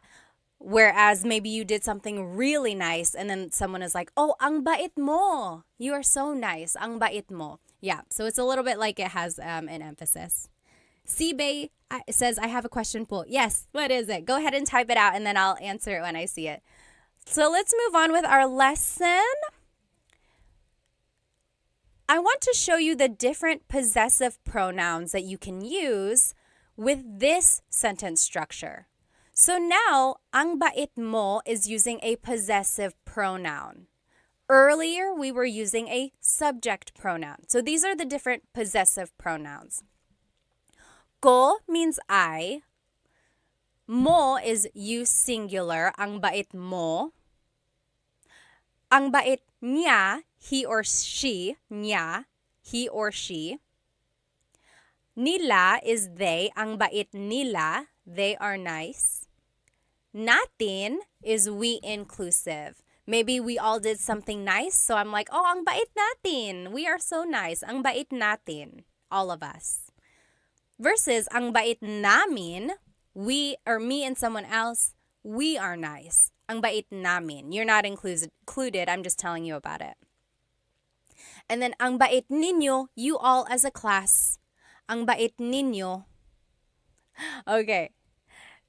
So those are the different possessive pronouns. So whenever you're using the ang sentence structure, you have to use a possessive pronoun. And it's almost like, because bait is a noun, so it's almost like the person in the sentence possesses that quality. That's kind of how I see it. So again, when you're using po, you have to use the plural you pronoun. So instead of ang bait mo, it's ang bait po ninyo. Ang bait po ninyo. And po goes after the word bait here. And that doesn't really fall under the po placement rules that I had mentioned earlier. Usually po is the second word, or it goes after the words ko or na, or it goes after a set phrase. This one is just like a miscellaneous placement. But again, you can always add po to the end and it would work. Okay. Now, let's do some examples. Oh, I just want to show you again these Tagalog adjectives. We just saw these, and I want to show you that you can use them in this ang format. So, mabilis ka, you're fast, mabilis ka. Or, ang bilis mo, you're so fast, ang bilis mo, ang bilis mo.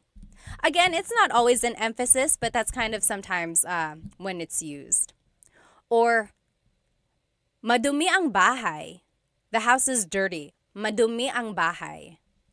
Or, Ang dumi ng bahay. Ang dumi ng bahay. So again, same translation there, just kind of a different way to say it. But they are interchangeable. Feel free to use whichever you would like. So let's do some practice questions with this ang sentence structure. So it's the word ang, which technically means the, but sometimes it translates to it is. So ang, and then it's the adjective root, and then it's the pronoun. And then beneath that are the possessive pronouns that we talked about. So over here on the right side are the examples that I want us to do. You are nice. Mabait is nice. But I want us to use the ang sentence structure. So we actually wouldn't use the whole word mabait. It would be ang, and then the root bait, and then you, pronoun is mo. Ang bait mo. You are nice. Ang bait mo. Okay, let me just catch up. You try number 2. I am beautiful using this ang sentence structure.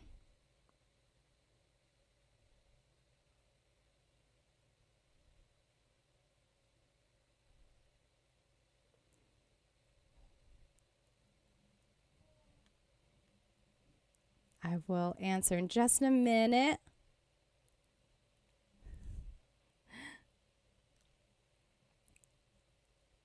Oh, thank you, Solomon, for the rose on TikTok. Oh, thank you.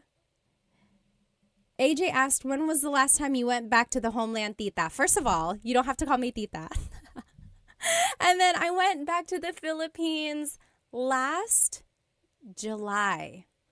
I went to Manila, and then my husband's family is from Cebu. We went there as well. Let's see. There was one question. Oh, yes. Solomon asked, does Tagalog have to be, like the verb to be, or is it left out most of the time? Or is it I in Tagalog? Yes, AY means is or to be. Yep. However, I'm trying to think if there's an actual to be verb, like one that can be conjugated. I think it's just I that I like when I think about it. If I can think of a different one, or if I can think of an example, I'll let you know. But yes, for the most part, it is I. Okay, let me see on YouTube here. Oh, Kaz asked, are nila and sila the same? They both mean they. However, one is a subject pronoun, one is a possessive pronoun. Sorry, sometimes my nose gets so stuffed up and it just clogs up on its own. But yes, so sometimes you have to use niya, like in this example when we're using possessive pronouns, or sometimes you can use sila, or yes, siya, whenever it's a subject pronoun.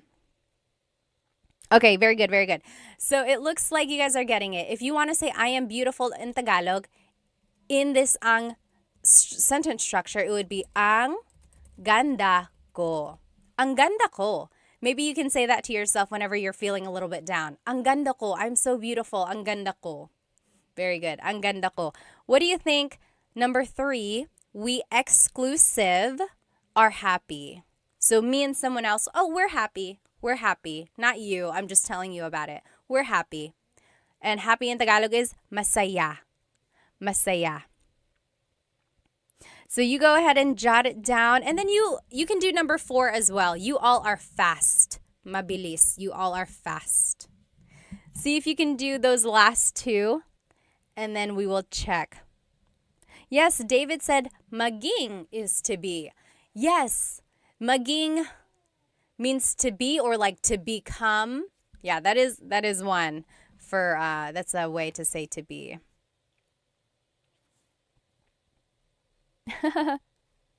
Nez said, mapalad ako kasi guro mo ko po. He feels lucky because I'm his teacher. Oh, thank you po. Masaya kami. Yes. Oh, very close. So yes, those are good. those are good answers. But when we're trying to say it in this ang sentence structure, it would be ang saya namin.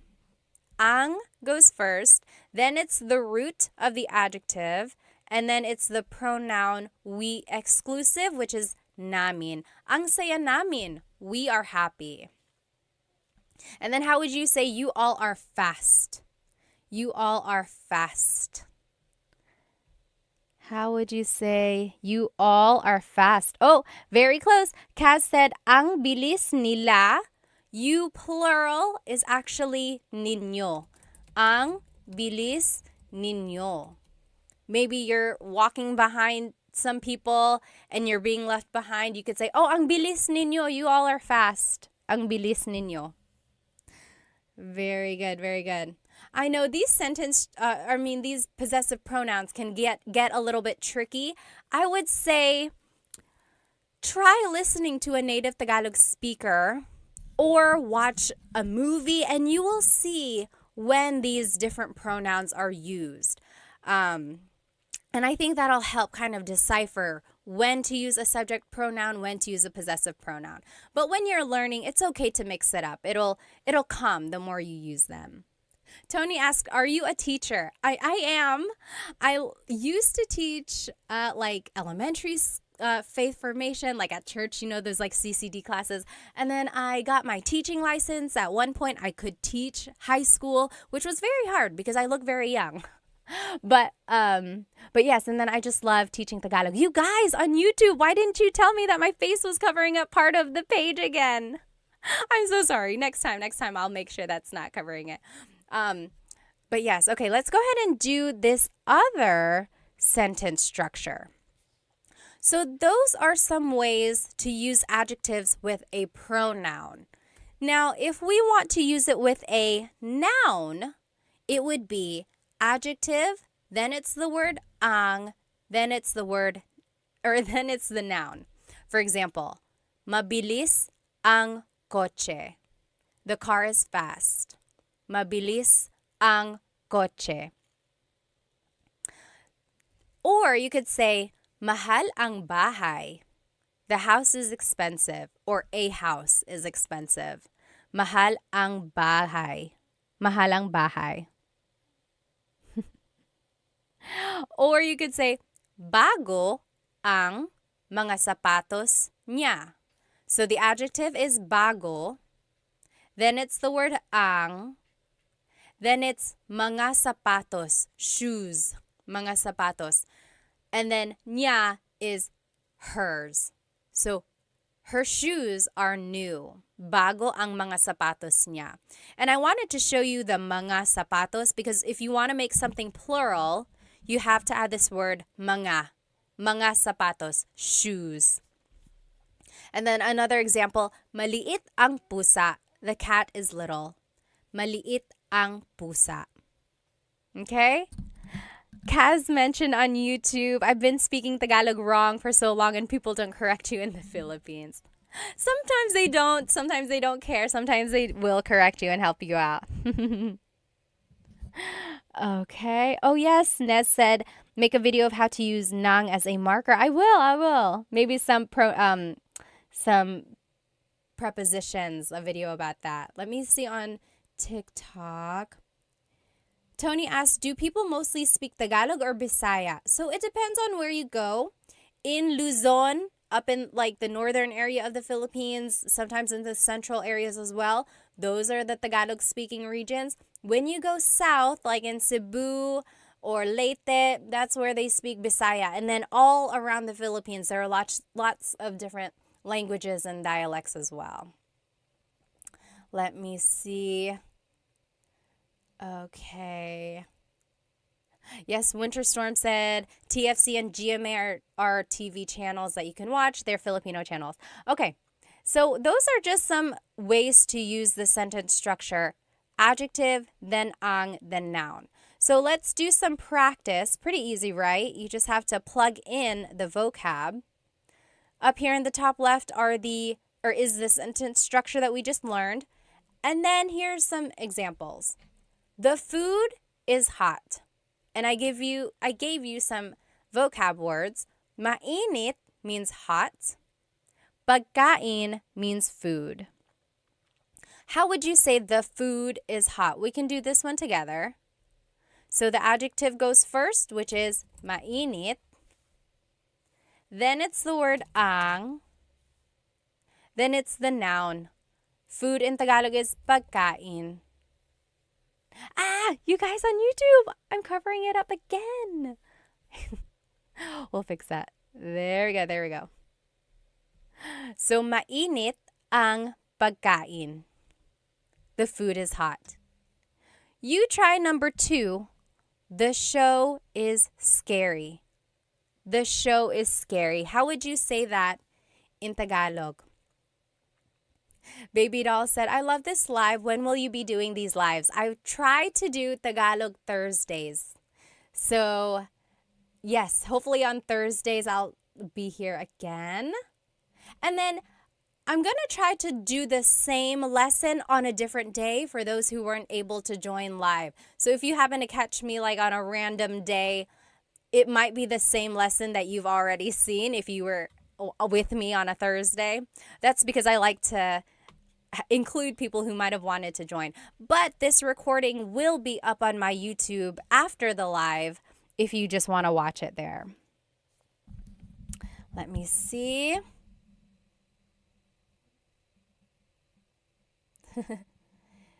Yes. Az said hello from Brazil. Hello. Okay. Oh, thanks everyone for telling me about my screen on YouTube. Okay. So let's go ahead and answer this one. The show is scary. So the adjective for scary is nakakatakot. Nakakatakot. Then it's the word ang. Then it's the noun. Show in Tagalog is palabas. Nakakatakot ang palabas.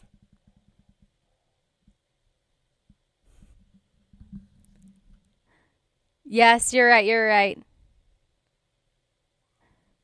Very good. Everyone is getting it.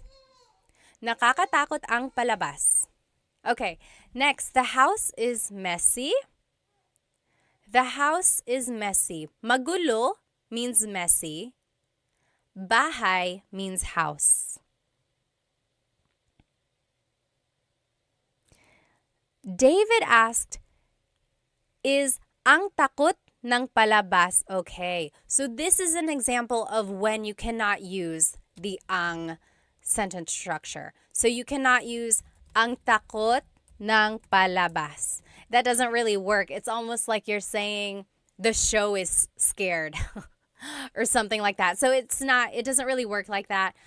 There are certain adjectives where you can't use them in another sentence structure. Okay, very good. Solomon got it right. Ang gulo ng bahay, you can say ang gulo ng bahay, or you can say magulo ang bahay. Magulo ang bahay. Very good. Dennis got it right. Kaz got it right. Aimee got it right. Very good. Basit got it right. Awesome. Okay, next, the woman is beautiful. Babae is woman. Maganda is beautiful. And then if you want, you can go ahead and do the last one as well. The man is handsome. Lalaki is man. Guapo is handsome. So how would you say the woman is beautiful, the man is handsome in Tagalog? The woman is beautiful is maganda ang babae. Yes, very good. Dennis got it right. Very good. And Dennis and Kaz both said, magulo ang buhay ko. So instead of bahay, they said buhay. Buhay is life. Yes, my life is crazy. My life is a mess. So if you want to say the woman is beautiful, it would be maganda ang babae. Maganda ang babae. If you want to say the man is handsome, it would be guwapo ang lalaki. Guwapo ang lalaki. So that's just the simple sentence structure. Adjective, then the word ang, and then it's the noun. Very good, very good. Amy got it right. Base got it right. Pilipino kasi ako, ate. Mabuti naman. Okay, okay. So that's another sentence structure. And this is the last sentence structure that we will see here. So now, if you want to be specific about a person and you want to say their name, this is how you would do it.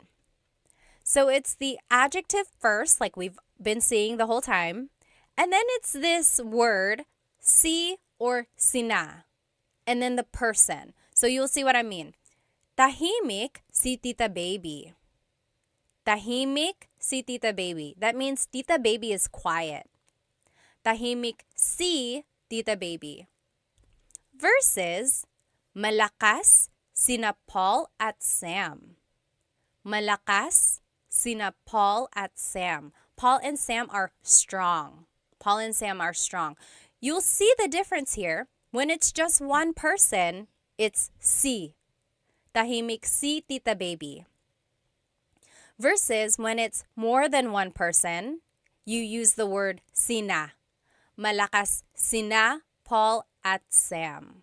So that's the difference there. When it's one person, you use the word si. When it's more than one person, you use the word sina. And that word si or sina is kind of like a preposition or like a sentence marker before a person's name. Here's another example. Matangkad si Tito June. Matangkad si Tito June. Tito June is tall. Tito June is tall. And then another example. Is there another example? Oh, that's it. So those are the three examples. So the only thing to remember here is if it's one person, it's si. If it's multiple people, it's sina. Okay. Let me catch up. Someone had a good question up here. Going back to one of the examples, Amy said, can you use maganda yung babae? Because we said maganda ang babae. Yes, you can say maganda yung babae. So ang versus yung is a very slight difference. Yung is a little bit more specific. It's like the woman is beautiful. The woman, that one, the one I'm looking at. That woman is beautiful. Or kind of maganda ang babae, the woman is beautiful. It's a little bit more generic or general. So that's the difference there, but usually they're interchangeable. Maganda yung or maganda ang. Yes, very good, very good. Solomon asks, when do you attach the ng or ang to the adjective? So yes, in Tagalog, we like to make a contraction or put words together when we can. Usually if the adjective ends with a vowel, then you can add the ng at the end. Yes, very good, very good. Okay, thank you again for another Rose Solomon. Thank you so much. Let's see. Pogi is another word for handsome. So in our example, we used guapo. But yes, pogi is another one as well. Let me check here on YouTube. Oh, Manny said, I really enjoy these lessons. Does anyone know of a good translator app for Tagalog? I don't know any apps, and I'm trying to think like Google Translate will get the job done. It's not always 100%, but I would say maybe start with Google Translate, and then the more vocabulary you learn on your own, I would say maybe like just kind of add to that. But their sentence structures aren't always correct, like their grammar. Very good. Okay, let's keep looking. A Kahoot company? A good app for Tagalog. Okay, maybe, yes. Jaina asked, how do you know when to interject po? How to after the words around it. Okay, so basically like when do you add po? There are certain placements for po. Usually it's the second word or after certain words or after a set phrase. But when in doubt, you can always add po to the end. So for these examples, tahimik po si Tita Baby. Tita Baby is quiet. Tahimik po si Tita Baby. So it's the second word there. Or malakas po sina Paul at Sam. Malakas po sila Paul at Sam. So second word again. Or matangkad po si Tito June. So for the most part, it's the second word. Okay, let's take a look at these examples. So at the top left corner is the sentence structure that I showed you. So adjective, then it's si and sina. And then it's the person's name. So let's take a look at the first one. Mom and dad are hungry. Nanay is mom. Tatay is dad. Gutom is hungry. So how would you say mom and dad are hungry? We can do this one together.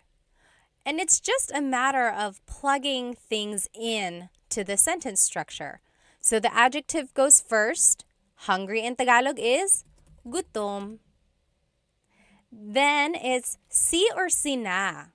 Should we use si or sina? Jason, thank you so much for a gift. Thank you so much. Any gift really does help out. I like to promote Filipino products, as you can see in my earrings. So thank you so much. If you enjoy anything in this lesson, I appreciate any gift. Thank you. So gutom, sina, nanay, at tatay.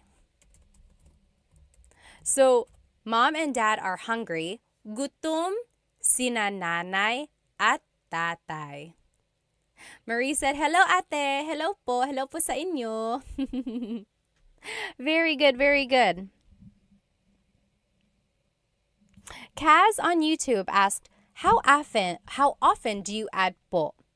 I hear some people use it sometimes when they're talking to someone, then sometimes it seems like respect, and they use po a lot in sentences.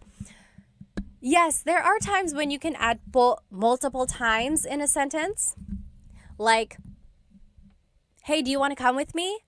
Sige po, sasama po ako. So I used po twice there. Sige po, sasama po ako.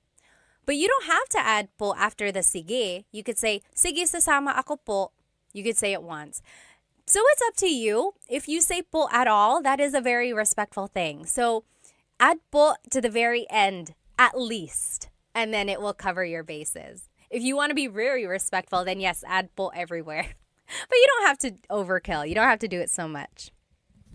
Very good, very good. Okay. Number 2, Stacy is hardworking. Masipag means hardworking. So adjective goes first. Masipag. And it's just one person. So it's si. And then Stacy. Masipag si Stacy. Stacy is hardworking. Very good. Masipag si Stacy. How would you say John and Amy are lazy? John and Amy are lazy. Oh, Nick, thank you so much for the gift on TikTok. Thank you so much. I'm so glad you like these lessons. Thank you. Yes. Sean said, so po is out of respect for elders. Yes. So whenever you're talking to someone older than you, definitely your grandparents, even if it's someone else's grandparents, always add po. But you can also use po when you're talking to authority figures. So priests, teachers, police, doctors, anyone you want to show respect to, yes, definitely say po.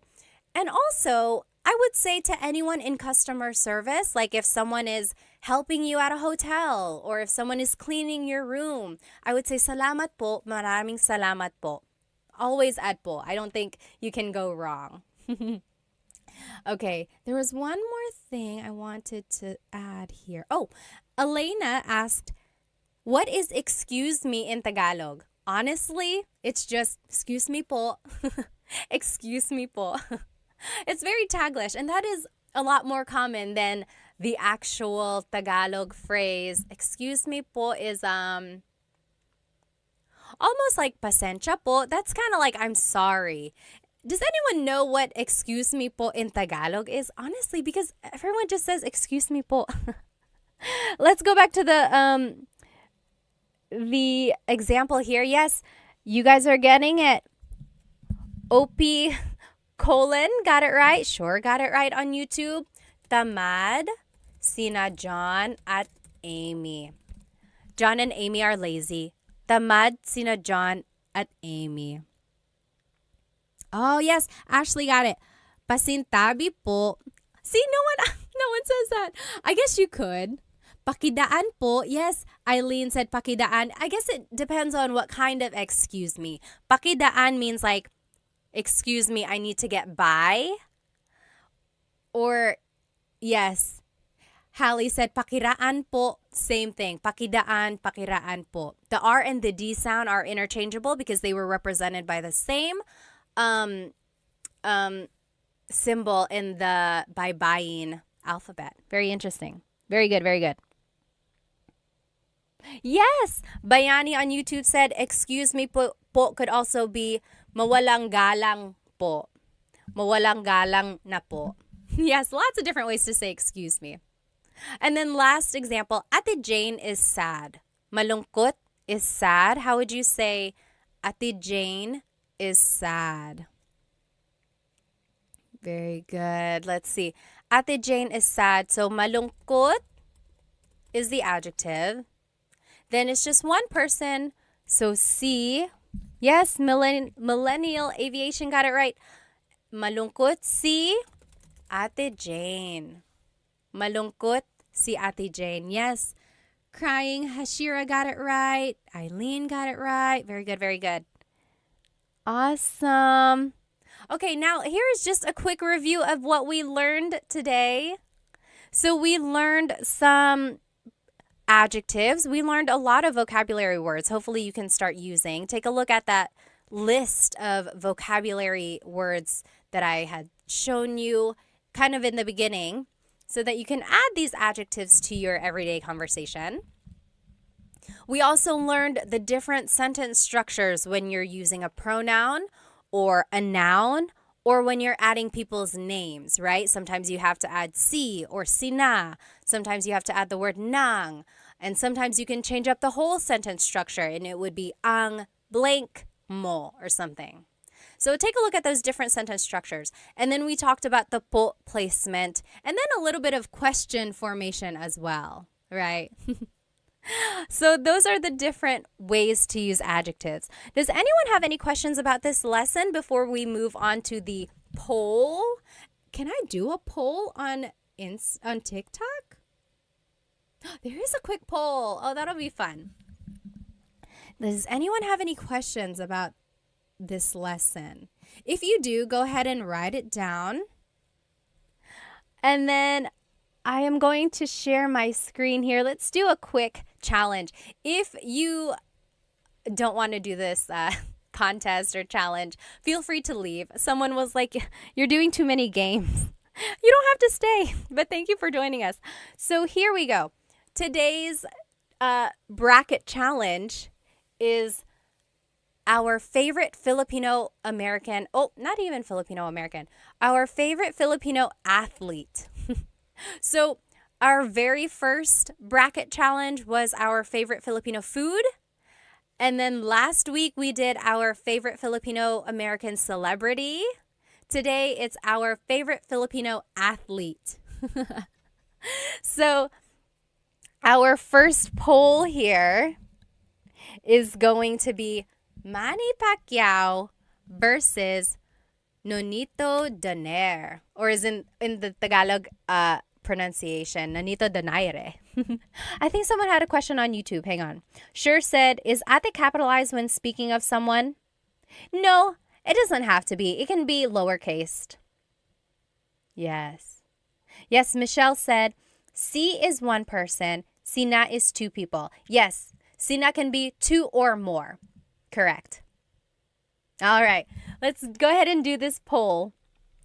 If you are on my YouTube, then you can join this poll. TikTok, I'm going to make one for you as well. So Manny, favorite Manny Pacquiao versus Nonito Donaire. Nonito Donaire, as they say. Okay, let's do a poll here on TikTok. Start. Poll started. Ask your question. Okay? Manny Pacquiao or Nonito Donaire? I don't know how that's going to work on TikTok. Okay, we'll see how that goes. Go ahead. Oh, thank you, OP, for the super chat gift on YouTube. Thank you, thank you.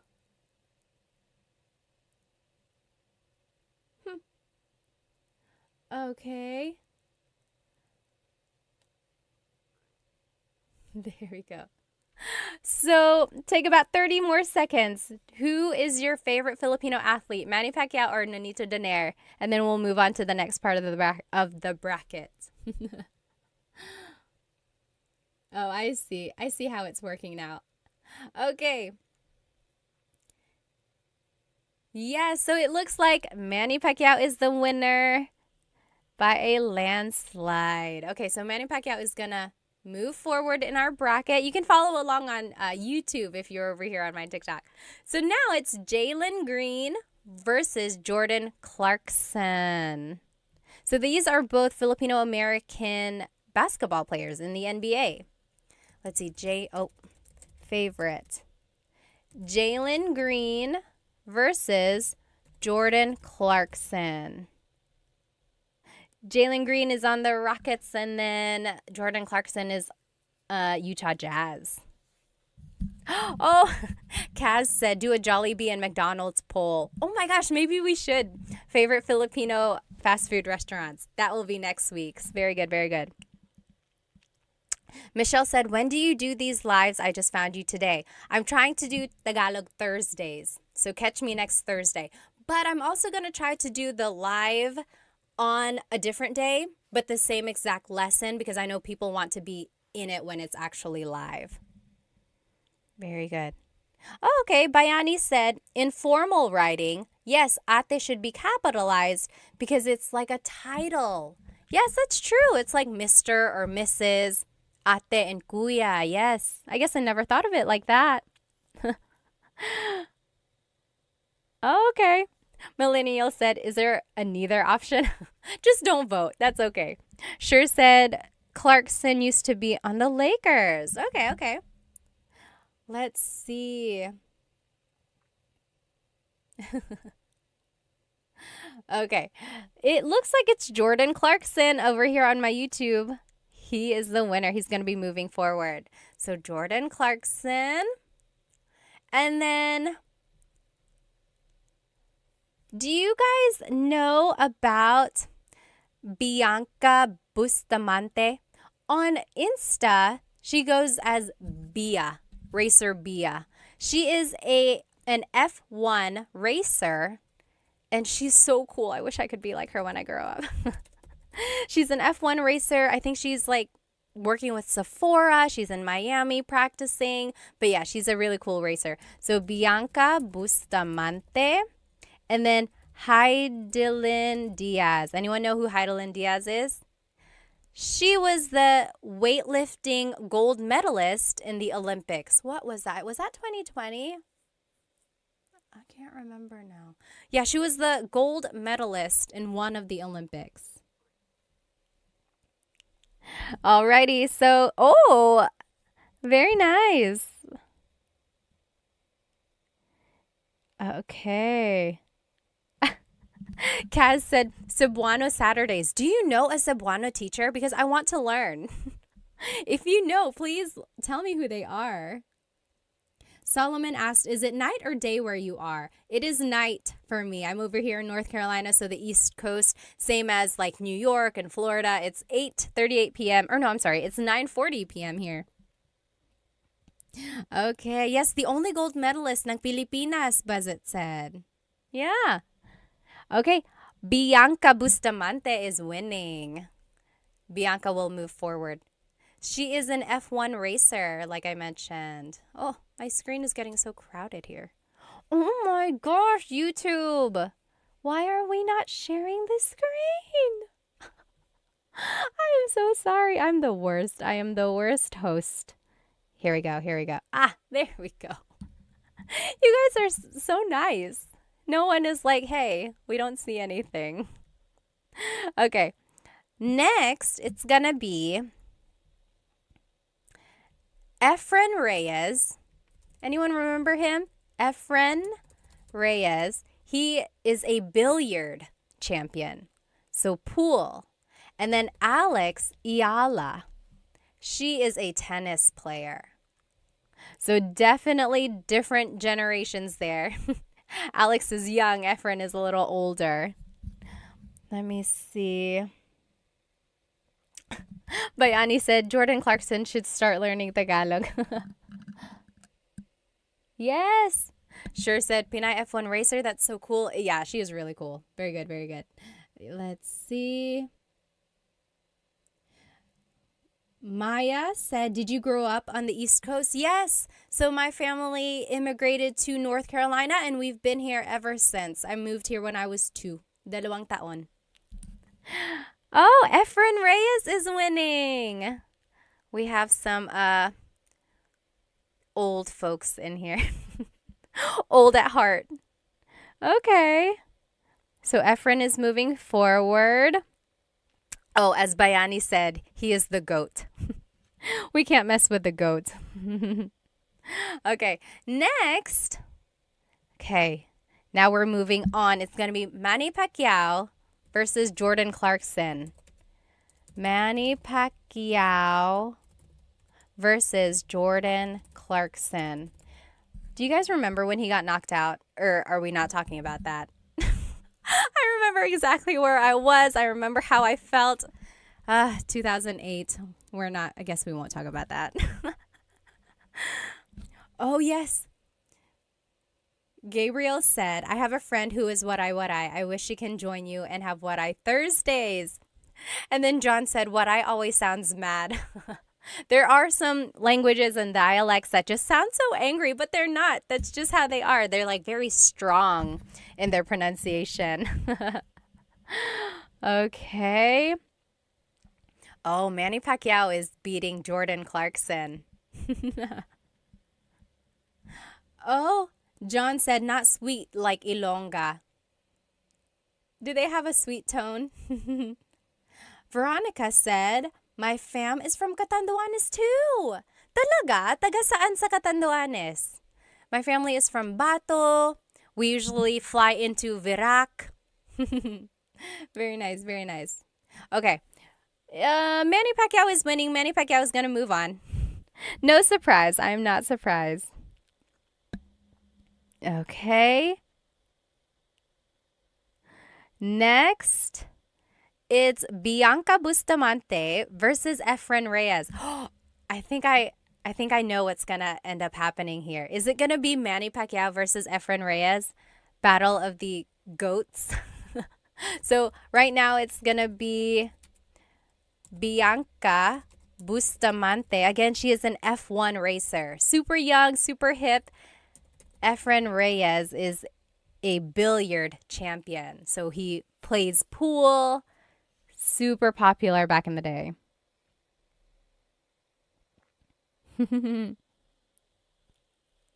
Kaz said, Ilocano is the Angry Bird dialect.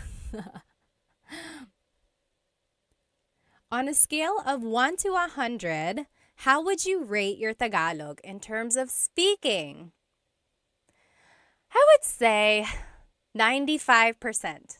I'm pretty confident in my Tagalog speaking skills. There are times when I get nervous. So when I'm speaking to my mom, for some reason, whenever I'm speaking to my mom, I speak to her a lot in English because I don't know, I feel like I get nervous in front of her.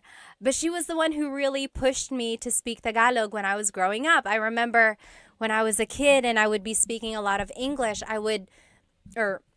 she would tell me, hindi ka na nagtatagalog. You're not speaking Tagalog anymore. Hindi ka na nagtatagalog.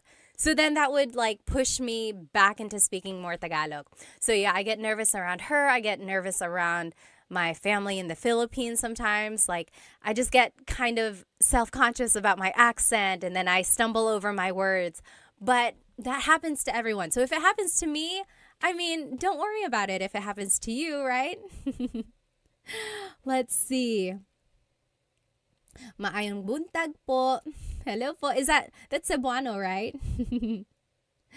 Tagalog is easier, but I'm still at nosebleed level. So nosebleed is what people say whenever they're having a hard time speaking. Usually Filipinos will say, oh, nosebleed ako, or I'm having a nosebleed because they're having a hard time speaking English.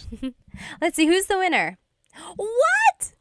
Bianca Bustamante is beating Efren Reyes. I'm kind of surprised here. I really thought it was going to be a battle of the goats. Like a battle of the older male athletes. Wow. Well, go Bianca. Racer B on Instagram, by the way. Let's see. Now it's going to be Manny Pacquiao versus Bianca Bustamante. Let's see here. It's the final one. It's the championship. Favorite. So Manny Pacquiao versus Bianca Bustamante. Who is our favorite Filipino athlete? Someone had a good question up here. Okay. Oh, someone asked, born and raised ka sa US? Hindi po, pinanganak po ako sa Maynila, tapos lumipat kami dito ng 2 taon po ako. Tapos every other year, umuwi kami sa Pilipinas. So umuwi ako nung una nung 5 years old yata ako kasi nabantay yung mama ng papa ko. Tapos after that, mga every other year na kami umuwi.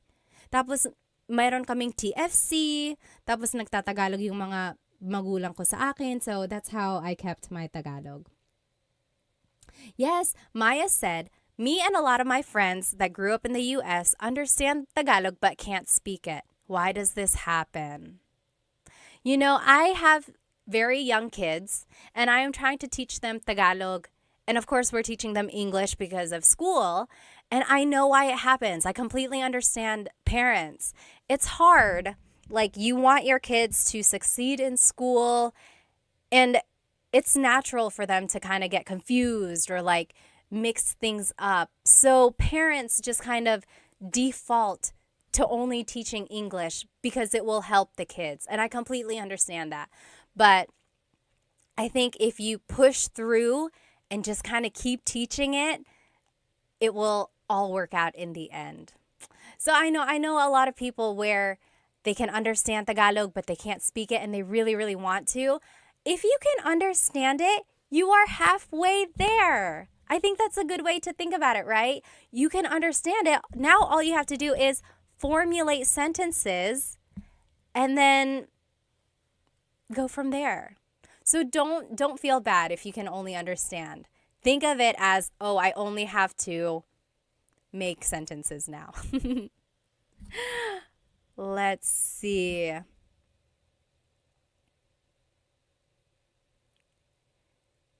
Let's see. Tony, are you married? Yes, I am, and I have kids. Yes, we've been married for 2017, 18, 19, 20, 21, 22, 23, 24. 7 years. Oops. I don't know what your name is. It's in characters. But yes, someone asked, that's rare, yung marunong magtagalog na lumaki sa US. Opo nga, ngayon ko lang na-appreciate actually, ngayon na matanda na ako. Pero nung bata ako, I always kind of got teased na marunong ako magtagalog.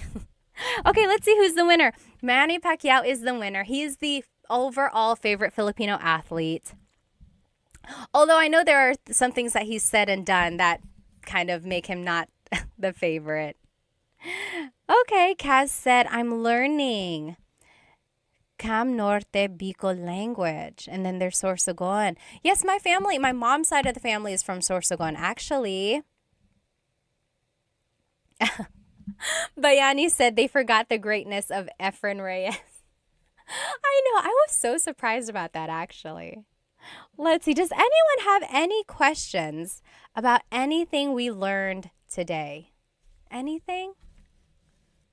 Hello. Now that we are done with the lesson, I'll just turn on my camera here.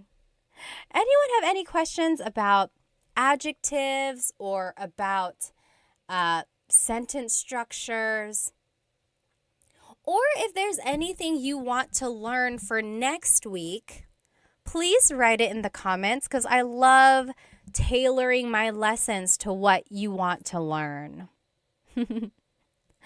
Otherwise, thank you so much for joining me, and I will see you next week. If you weren't able to join this live, I will try to teach this same exact lesson another day, or you can watch the recording of this later on, right after this live, actually. Okay? Thank you so much, everybody. Maraming salamat. Thank you for spending some time with me.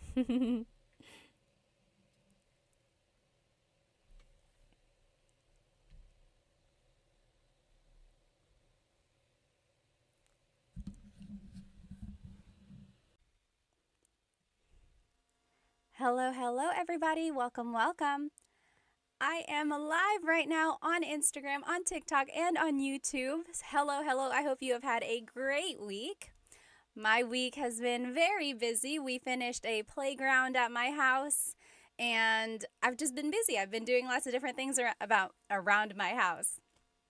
I have a really fun lesson planned for us tonight. If you are joining me on YouTube on Instagram or TikTok, go ahead and jump onto my YouTube channel because I have the whole presentation up here. You will be able to follow along. You can see the words, see any images up there that's associated with the lesson. If you are a paying Instagram subscriber, these slides will be posted on the news feed after the class. I would have done it before the class, but I just finished the slides. Next time I will do it early so that we can post it before the class.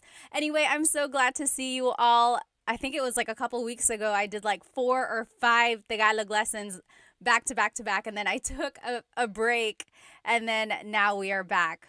And the last couple lessons were just like games. We played Jeopardy, we played Filipino Bingo.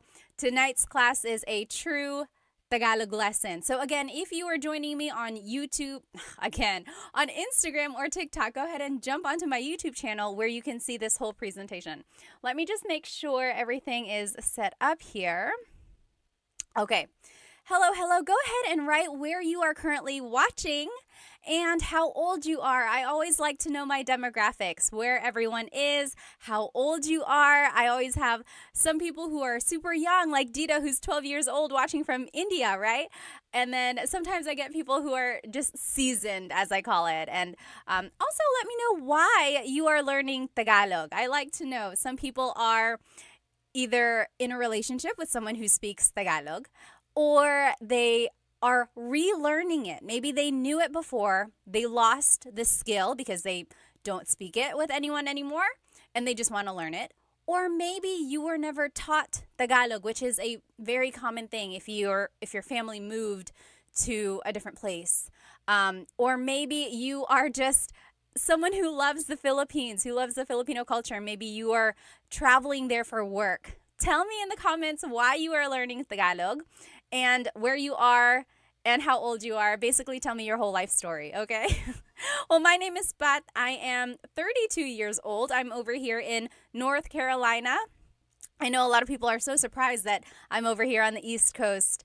And I know Tagalog because my family spoke Tagalog as I was growing up. People always ask, how am I so fluent in Tagalog, but I still have like an American accent? Well, I grew up here in the States. I turned 2 years old here in the States, and then I just went to school here, elementary, middle, high school, college. All my schooling was here. And we just always visited the Philippines, and I got the Filipino channel, and again, my parents just always spoke Tagalog to me, and that's how I know Tagalog. Let me just catch up on some of these comments. I like to know who is with me tonight. Let's see, over here on TikTok, Jasmine said, I love your earrings. Thank you. These are from Sun-Kissed Pinay. They are known for their sun earrings. Sometimes they're hoops, sometimes they're large statement earrings like these. Be sure to check out Sun-Kissed Pinay. I love them. How long is your hair? Nash said, it's too long. I know. Every time I look at it, I'm like, gosh, when am I going to get a trim? I'm going to get a trim soon, very soon. Oh, thank you so much, Floyd, for the badge. Thank you, thank you. If you are watching on YouTube, feel free to purchase a super chat sticker or whatever it's called. Or if you're on Instagram, you can purchase a badge. And then on TikTok, you can purchase a badge or a gift as well. Anything that I earn from these things, I always give back to Filipino businesses. You'll see it in whatever earrings I'm wearing or props that I have or anything like that. Okay, let's keep going. Who else? Who else? Oh, Ricky is from California. Brighter Shade is in the US, 44 years old. Sam is 49. Hello, hello. Let's see over here on Instagram. Simply Kenny said, "What's up? What's up to you? Kamusta ka?" Oh, yes. TMD Texas said, "Love the earrings." Yes. Stone Child said, "From Vancouver, Canada, learning Tagalog to connect better with my girlfriend. And we'll move to the Philippines in the future." How sweet, how sweet. Hello po, kumusta ka? Pascal said. Let's see. Oh, maraming salamat, Sandy Bear.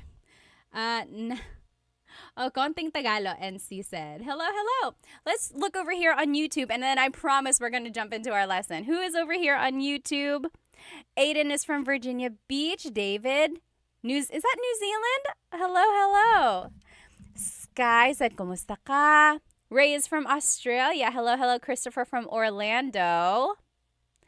Jack is from Alberta. Hello, hello. Sky is 14 years old. Hello.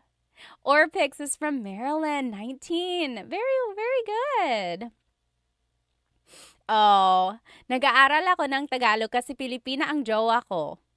At ang sarap ng pakinggan ng Pinoy. It's nice to listen to Tagalog, and also his or her girlfriend is Filipino. Hello, hello. My mom speaks Tagalog and I'm trying to learn, Sky says. Oh, that's great. That's so great. Amos is on vacation in the Philippines. Christopher is learning because of my fiance, it says. Vince is in Santa Barbara learning because his asawa is Filipino, his wife. Oh, that's so nice. Okay, guys, let's go ahead and jump right into this lesson. Tonight's lesson is actually about driving. So things that you can say while driving or while riding a car or while riding in transportation in the Philippines. So if you are traveling to the Philippines, you'll be able to see all the different types of public transportation over there. We'll talk about them. And then here are some things that you can say just in the car if you're driving wherever you are. Maybe while you're driving or if someone is driving you. Here are some things that would be applicable. Let me know if you can't hear me. I think you can hear me since you're answering my questions, but there shouldn't be an echo. So TikTok, Instagram, YouTube, I have 3 mics because I have 3 different platforms. Let me know if the audio goes out or anything, okay? Let's keep going. I just want to make sure I don't miss any questions here. Oh, let's see. Oh, no sound. Oh, no. It's muted. You know what? I feel like the mic... Okay. Hello, hello. Instagram, is it working now? I feel like the battery died on that mic. So sorry about that. But I'll just try to speak loudly, okay? Let's keep going. Again, if you just joined me, this whole presentation is on my YouTube channel. And you should be able to follow along. Okay, everyone, can you hear me now? Let me know if you cannot. Ray said, "How not to get scammed by a taxi in Manila." Alrighty, let's keep going. So here are just some vocabulary words about driving or about the car, about different things, okay? So these are just vocab terms. So a vehicle is sasakyan. Sasakyan. That's just a vehicle. It encompasses a bus, a car, a train, a bike. That's just a vehicle in general. Sasakyan. Sasakyan. I will say when I was growing up, my parents used coche and sasakyan interchangeably. Like if they were like, "Oh, nasan ang bag ko? Where is my bag?" They would say, "Oh, nasa sasakyan." It's in the vehicle. It's in the car. But just know that technically sasakyan is vehicle. Okay? And here are the different types of vehicles. Okay? Oh, let me just double check here. Their phone is sira. Whose phone is sira? Can you hear me okay? Oh, Joyce, mommy, thank you so much for the gift on TikTok. Thank you, thank you. Okay. You got a Filipino accent. Me a little bit, yeah. Okay. Again, here are the different types of vehicles in the Philippines. This very first one, if you are here on YouTube, what is this called? What is this called? If you are here on Instagram and TikTok, I will describe it to you.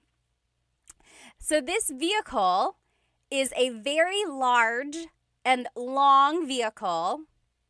Inside it has benches where people can sit along the sides. There's usually a handrail at the top and you can grab on so that you're not like swinging back and forth. Yes, J-Rod, you got it on Instagram, and Philip Patty, you got it on TikTok.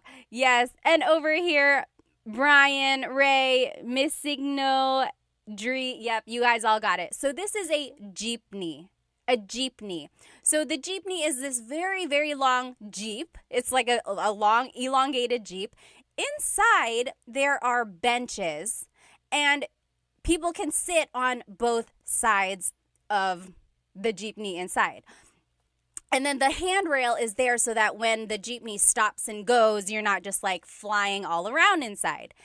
And some people like it, some people don't like it. I personally love riding in the jeepney, and my cousins always tease me for this because I love it. I love the fresh air. I'm doing air quotes because I mean, how fresh can the air be in Manila, right? But I love the breeze that you feel, and then I love being with the locals, but I also love that some of these jeepneys are so decked out. Has anyone been in a decked out jeepney?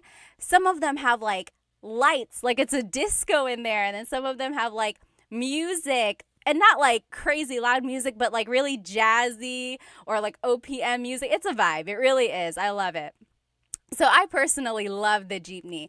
When it rains, if you're looking at the picture here on YouTube, the windows are just open. There's just a big opening on the sides here. When it rains, there's like a plastic tarp that you put down over the windows so that you don't get wet. And I love it because everyone knows that. Everyone knows that when it starts to drizzle, you go ahead, you untie this plastic, and you just pull it down. It's like a known thing. You don't have to wait for the driver to be like, hey, can you pull down the tarps? You just do it so you don't get wet, right? I love it. So again, this is called the jeepney. If you have ridden in a jeepney before, leave me a jeep emoji or like a car, whatever emoji looks like a jeep over there. I love the jeepney. Another thing, if you're traveling to the Philippines, this is how you ride a jeepney, okay? So jeepney riding 101. First, you have to find the correct jeepney stop. There are certain stops where jeepneys will go, and you have to look at the sign that's on the front of the jeepney. Sometimes they're small, so if you don't know what you're looking for, make sure you have someone there who knows how to ride a jeepney. You got to look for the sign, and it'll say like, oh, Cubao or Rosas. So it'll say the location it's going to, because not all jeepneys go to the same spots, right? It's like a bus. It has a route.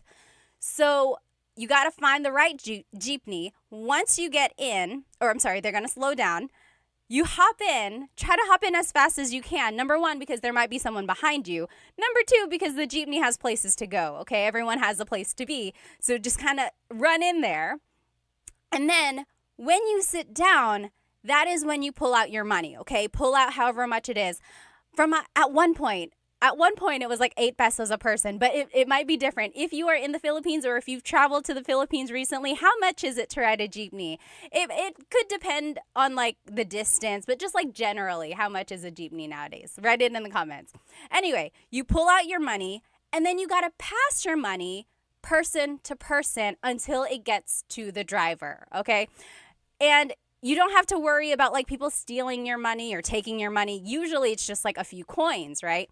Now, if you do have a big bill and then they have to give you like a big change back, that might be a little iffy. But the general idea is that you pass the money from person to person. You say, bayad po, bayad po. So bayad is payment.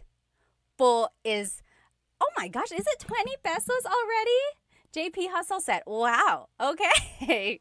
So yes, so Yes, you say bayad po, which means payment, please. Okay, so that lets the driver know money is going to come their way. And they're usually facing forward, so they're going to reach back to get the money. Or someone might be beside them, like their assistant or something, grabbing the money. They will usually have like bills in their fingers, or they have a little container of coins and they'll just grab however much they need. Then they will send the change back to you. And again, it will go from person to person to person until it gets back to you. Okay, so that's how you pay, that's how you get your change. Now, if you are getting close to your stop, you really got to pay attention because they might just keep going. And your stop doesn't have to be at a designated stop. You can stop anywhere as long as it's on the route, right? Usually. There might be exceptions. When you get to the place you want to go, you have to say para. That means stop. Or like that's letting the driver know someone has to get off. Para po. Okay, para. So then they will stop. They will go to the side of the road. They'll stop. You just get out the way you came in, okay? Again, try to be fast, grab all your things, make sure you didn't leave anything behind, and then get off because, again, they have places to go.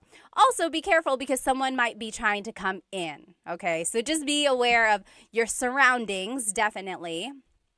Be careful if you have, like, expensive things. Really hold your bags close to you and things like that. Just be aware. Be aware of your surroundings. And then that is how you ride the jeepney, okay? Another thing about the jeepney, goodness, I love the Filipino culture. I love jeepneys and everything like that. But it's really cool because on the top, on the front of the jeepney is usually a name.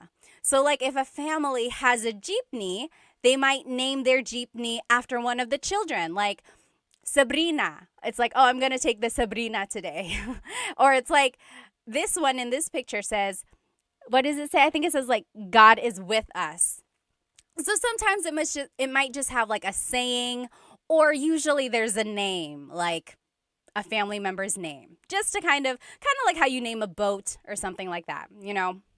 Okay, so that is a jeepney. Now here's another type of vehicle in the Philippines. If you're looking here on YouTube, what is this type of vehicle in the Philippines? Again, if you're just joining me here, someone said, is this a Tagalog lesson? It is, I promise. We are learning vocabulary and phrases about driving. So right now we're just talking about the different types of sasakyan. Sasakyan is vehicle. So we're just talking about the different types of sasakyan in the Philippines. So we talked about the jeepney.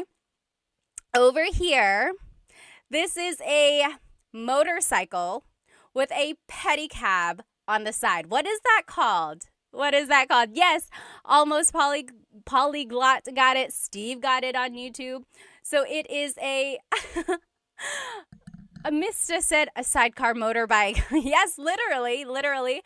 Yes, Roach Clip said tricycle. Yes, and it's Richard on Instagram. It's called a tricycle. So a tricycle is a motorcycle with a pedicab attached to the side.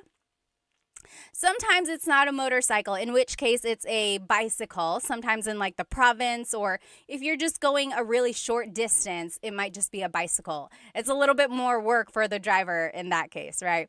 But for the tricycle, the pedicab can fit usually 2 people facing forward. In the front of that same sidecar, there might be a little seat facing the other direction. So that's another person who can fit in there. And then there might also be a little seat on the side next to the driver. So that's 4. So if there are very small people or like children, they can fit in those tiny seats. So again, there's 2 seats in the back of the pedicab. There might be a tiny seat in the front. There might be a tiny seat on the side. Okay. And then there are 2 seats behind the driver on the actual motorcycle. So that's another 2 people who can sit there. Sometimes they're usually sitting sideways so that your feet dangle off. That's just how you would fit there. Now, during busy times, like in the province or in certain places, people might latch on to the sides of a tricycle. They'll hold on to the sides, they'll hold on to the back. Some of them might even sit at the very top of a tricycle.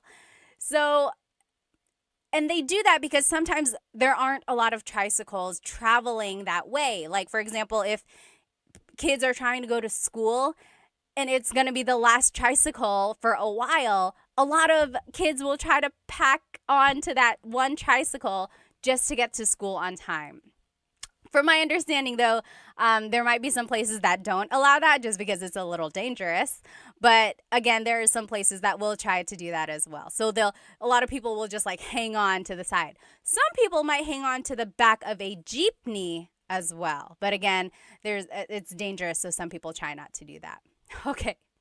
Mr. said, my head keeps hitting the top. Yes, if you are a big person, you might hit your head on the top of a tricycle. So just be careful with that. You know, in Cebu, they have very big tricycles. They have tricycles with like a front seat and a back seat. I had never seen that until I went to Cebu. Very interesting. Okay, so yes, again, this is called a tricycle. And then in the Philippines, there are also other types of vehicles. There's a bus, or in Tagalog, bus. This picture that you see on YouTube, I'm doing this whole live on YouTube and you can see the presentation there. This bus is air-conditioned. And have you ever ridden an air-conditioned bus in the Philippines? They turn the air conditioner up so high, or like very, very strong.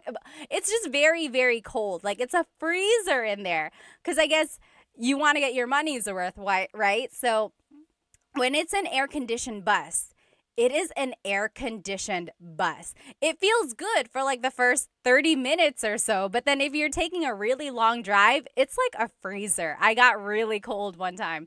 Let me know if that has ever happened to you. It was so cold.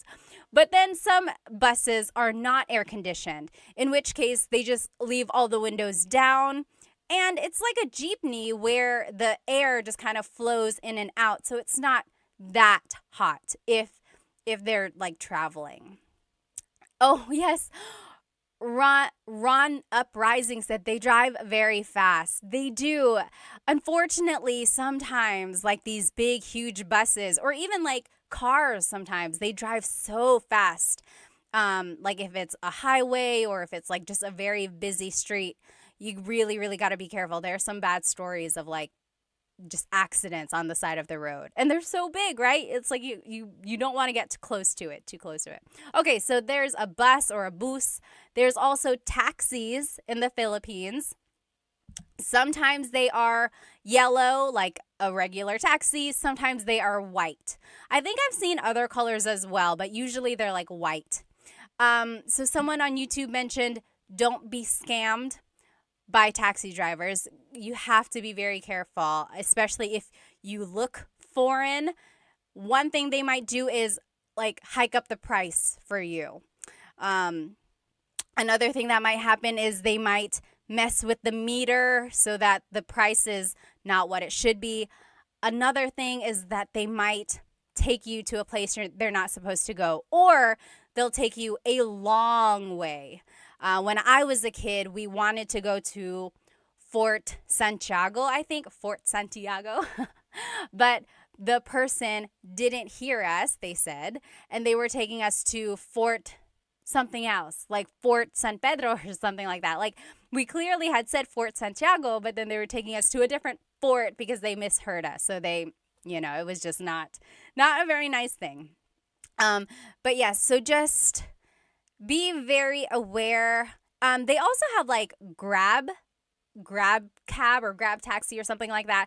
That kind of helps with the liability or like just keeps someone accountable because there's like the record of you getting that one taxi, right? So just be careful. And then there's also the MRT or the LRT. If you're looking over here on YouTube, you'll see it's like an above the ground subway. So it's like a train. And this is usually in Metro Manila. The difference between the MRT and the LRT is the route that it goes. So the MRT goes one way around EDSA, the LRT goes a different area. Okay, but just know it's like an above the ground subway. So there are lots of different types of vehicles in the Philippines. Again, let's go back to our Tagalog lesson. So vehicle in Tagalog is sasakyan. Sasakyan. Okay? Now, coche is car. Coche. Coche. And again, the difference between coche and sasakyan is that coche is specific. Coche is car. Sasakyan is vehicle. Okay, so sasakyan encompasses lots of different types of vehicles. But my family used sasakyan and coche interchangeably. It's like, oh, nasaan ang susi? Where is the key? Nasa sasakyan. It's in the vehicle. Okay? Now, license plate is placa. Placa. Can you say that with me? Placa. License plate. So it's like, nakuha mo ba yung placa niya? Nakuha mo ba yung placa niya? Did you get their license plates? Like, if something happens and like you need the taxi's information, it's like, nakuha mo ba yung placa niya? Did you get their license plate? Okay? Tire in Tagalog is gulong. Gulong. Gulong. That's tire. That's just one tire. If you want to say multiple, it would be mga gulong. Mga gulong. To make a noun plural in Tagalog, you have to add the word mga. Mga gulong.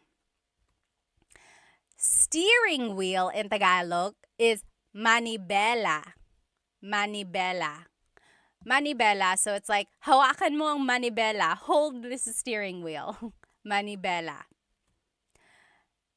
Mirror, like your side view mirror or side mirror and then your rear view mirror, salamin. Salamin. That's just a mirror. If you know some Tagalog, salamin also means glasses. Salamin. Salamin. That's a mirror or like glasses. Salamin. A window, like the window of your car, that would be bintana. Bintana. Okay? And then headlights. Technically, there's no like real word for headlights that I know of. Usually, it's just referred to as ilaw. Ilaw. Ilaw is light. Okay, so it's like, naka-on ba ang ilaw mo? Is your light on? Are your lights on? Naka-on ba ang mga ilaw mo? Okay, so you see how I'm just using ilaw. Okay, let me just take a look at some of these comments and questions. If you have any questions at all, feel free to leave them. HM94 said, isn't that Spanish? Yes, absolutely. You will hear Spanish words in a lot of these vocab because there's a lot of Spanish words in Tagalog from the colonization period. Yep. Metch said, are you Bisaya or Tagalog, ma'am? Tagalog po, hindi po ako marunong mag-Bisaya. Okay. Travel with local or a girlfriend. Always ride with a local. Yes, yes, yes. Okay, any questions over here on Instagram? If you have any questions or comments, please feel free to leave them. How about over here on YouTube? Oh, yes. Yes, again, over here. Everyone on YouTube is like, yes, that also sounds like Spanish. You're right, you're right. Sleepy Time said, did you talk about pajak? Pajak is the tricycle that has a bicycle instead of a motorcycle. Yep, we did talk about that. We mentioned it. Very good. Oh, someone said white taxis are the worst here in Manila. Are they? So white versus yellow? Okay. Let's keep going here. Oh, yes, someone talked about the UV Express. So another form of transportation that wasn't listed here is like a taxi, but you can have multiple people in one. So it's almost like a little SUV or almost like a little van, and it has air conditioning like a taxi would, and it just picks up multiple people and makes multiple stops. kind of like a jeepney. It's a cross between a jeepney and a taxi, right? It's like multiple people, but it still has air conditioning and it's making multiple stops like a jeepney would. Yep, that's like a UV Express. Oh, someone asked, is there Uber in the Philippines? There is, right? I'm pretty sure. If you're in the Philippines right now, let us know. But I'm pretty sure there is. There's Uber. There's is there what is the other one? Not Uber. Is there, what are the ride share? Grab. Oh, Grab. Okay, so someone was saying Grab. Grab is like the Uber there, right? Mr. Talk said. Okay, let's keep going. Oh, yes. Someone said, I kind of like the ride share. I like it too. Yeah. Sometimes if you are trying to go to a place really, really fast, you might not want to do a ride share. Very good. Okay, yes. Everyone is saying it's Grab. So instead of Uber, it's called Grab. It's an app, right? You just have an app. Lyft. Is there Lyft in the Philippines? Yes? No? Oh, Love and Lulu said it's expensive for locals. Yeah, I can see that. So if you're getting like Grab or like Lyft or Uber or whatever, yeah, it can be kind of expensive. Grab is the best, they're saying. Only Grab and taxi, Peter said. Interesting. Okay. Let's keep going. So here are some more let's review though. These are the vocabulary terms about driving that we've learned so far. Repeat after me, okay? Sasakyan, sasakyan. Vehicle, sasakyan. Coche, car, coche. Placa, license plate, placa. Gulong, tire, gulong. Manibela, steering wheel, manibela. Salamin, mirror, salamin. Bintana, window, bintana. Ilaw, headlight or like light, ilaw. Okay? Very good, very good.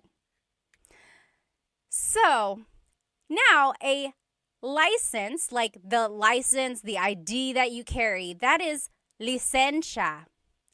Lisensya. So it's like, nasaan ang lisensya ko? Where is my license? Nasaan ang lisensya ko? Lisensya, that's license. Ilaw, light. So again, we used ilaw for like headlight. Now you can say ilaw for like the stop light. It's like hinto ka dun sa ilaw. Stop at that light. Okay? And then gasolina, that's gas, gasoline. Easy, right? Gasolina. Kanto is the corner, or like, so for example, if I wanted to say turn left at that corner, I would say kaliwa ka dyan sa kanto. Kaliwa ka dyan sa kanto. Kanto is corner. Okay? And then here's just directions. Kaliwa is left, kanan is right. Kaliwa is left, kanan is right. Okay? Now, is my audio okay? I don't know if someone mentioned that on TikTok here. So, the way I remember kaliwa and kanan is that kaliwa has an L for left. Kaliwa has an L for left. Oh, thank you, Blue. Said audio is good. Awesome. So, kaliwa and kanan. Kaliwa, kanan. Kaliwa is left because it has that L. Kaliwa, left. And then kanan, right. Grace said, do you guys have an alphabet? Yes, there is a Tagalog alphabet. Abacada. Okay. So, kanan is right. Kaliwa is left. Now, mabilis is fast. Mabilis. The opposite of mabilis is mabagal. Mabagal. Oh, Ms. Fernini had a great question. Can you use kanan like saying, yes, right? No, very good question. So kanan is the direction right. If you want to say right as in correct, that would be tama. Tama. Correct. Tama. Very good question. So again, kanan is right, the direction. Tama is right as in correct. Very good question. Okay, let's keep going here. So let's review these words again. So licencia is your license. Licencia. Ilaw, stoplight or just light. Ilaw. Mabilis, fast. Mabilis. Mabagal, slow. Mabagal. Gasolina, gas. Gasolina. Kanto, the corner. Kanto. Kaliwa, kanan. Left and right. Kaliwa and kanan. Remember, how are we going to remember kaliwa? Kaliwa is left because it has the letter L. Kaliwa is left. So kanan has to be right. Okay. Now, here are just some verbs. Okay, so here are some verbs. One thing about verbs that I want you to get from this lesson is that all verbs have a Tagalog root. Okay, so for example, maglakad is to walk. Maglakad. If I want to say I'm walking, it's naglalakad ako. Naglalakad ako. Do you hear the root word lakad? Okay, so for all of these verbs, I'm going to give you the root word. So if you can recognize the root word in a conversation, that'll kind of help you with the translation of what someone is saying. Okay, so it's okay if you don't know how to conjugate them. It's okay if you don't know how to use them in a sentence exactly yet, but just try to use this to gain vocab so that you can recognize them in a conversation. Okay. Oh, thank you. Thank you so much for the gift, Will. Thank you so much on TikTok. Thank you. Thank you. Okay. So, stop in Tagalog is hinto. Hinto. Okay, so stop in Tagalog is hinto. If I wanted to say stop here, or one way I could say it in Tagalog is huminto ka dito. Huminto ka dito. Stop here. Huminto ka dito. So do you hear the root word hinto? And then just kind of use that as a way to recognize how something is being conjugated or how the verb is being used in a phrase. Okay? Huminto ka dito. Stop here. So hinto means stop. Next. We learned this a second ago. There's another way to say stop. Stop, if you're in a jeepney, would be para. Para. Remember, if you're riding in a jeepney and you want to stop, you would say para po, para. That means stop the jeepney. But you only use that in the jeepney context. If you're riding with your friend, you wouldn't say para. I guess you could. But usually I've heard it in the jeepney setting, okay? So just know there are two different types of stop, hinto and para, okay? Tuloy means go. Actually, tuloy means continue. Like, tumuloy ka lang, keep going. Continue on. Tumuloy ka lang. Tuloy means go.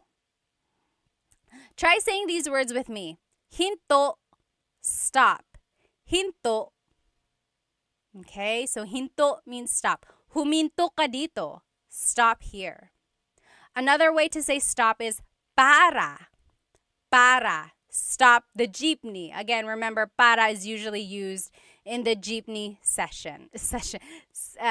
context. The Raffy Taffy said, this is my first live session. I love it. Salamat. That's why I said session. Do you do this regularly? I do Tagalog Thursdays. Yes, Tagalog Thursdays. And then I try to do the lesson again, like I do a repeat of that lesson another time during the week, just in case someone wasn't able to join.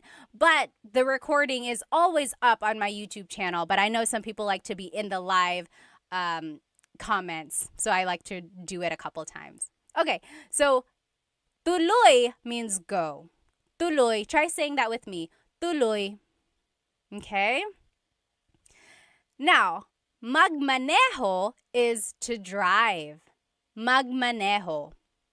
Magmaneho. So you could say like, nagmamaneho ako. I am driving. It's like, oh, I can't answer my phone right now. Nagmamaneho ako. I am driving. Magmaneho means to drive. Sakay means to ride. Sakay. Sakay na, get in, or come on for the ride. Sakay. Baba, to get down or to get out. Baba. You might have heard the joke like, bababa ka ba? Opo, bababa ako. Right? So baba is a homonym, as they call it. A homonym has a couple different meanings depending on its context. So baba is like to go down or to get out. Like if you want to get out of the jeepney, you would say bababa ako. I'm getting out. I'm getting down.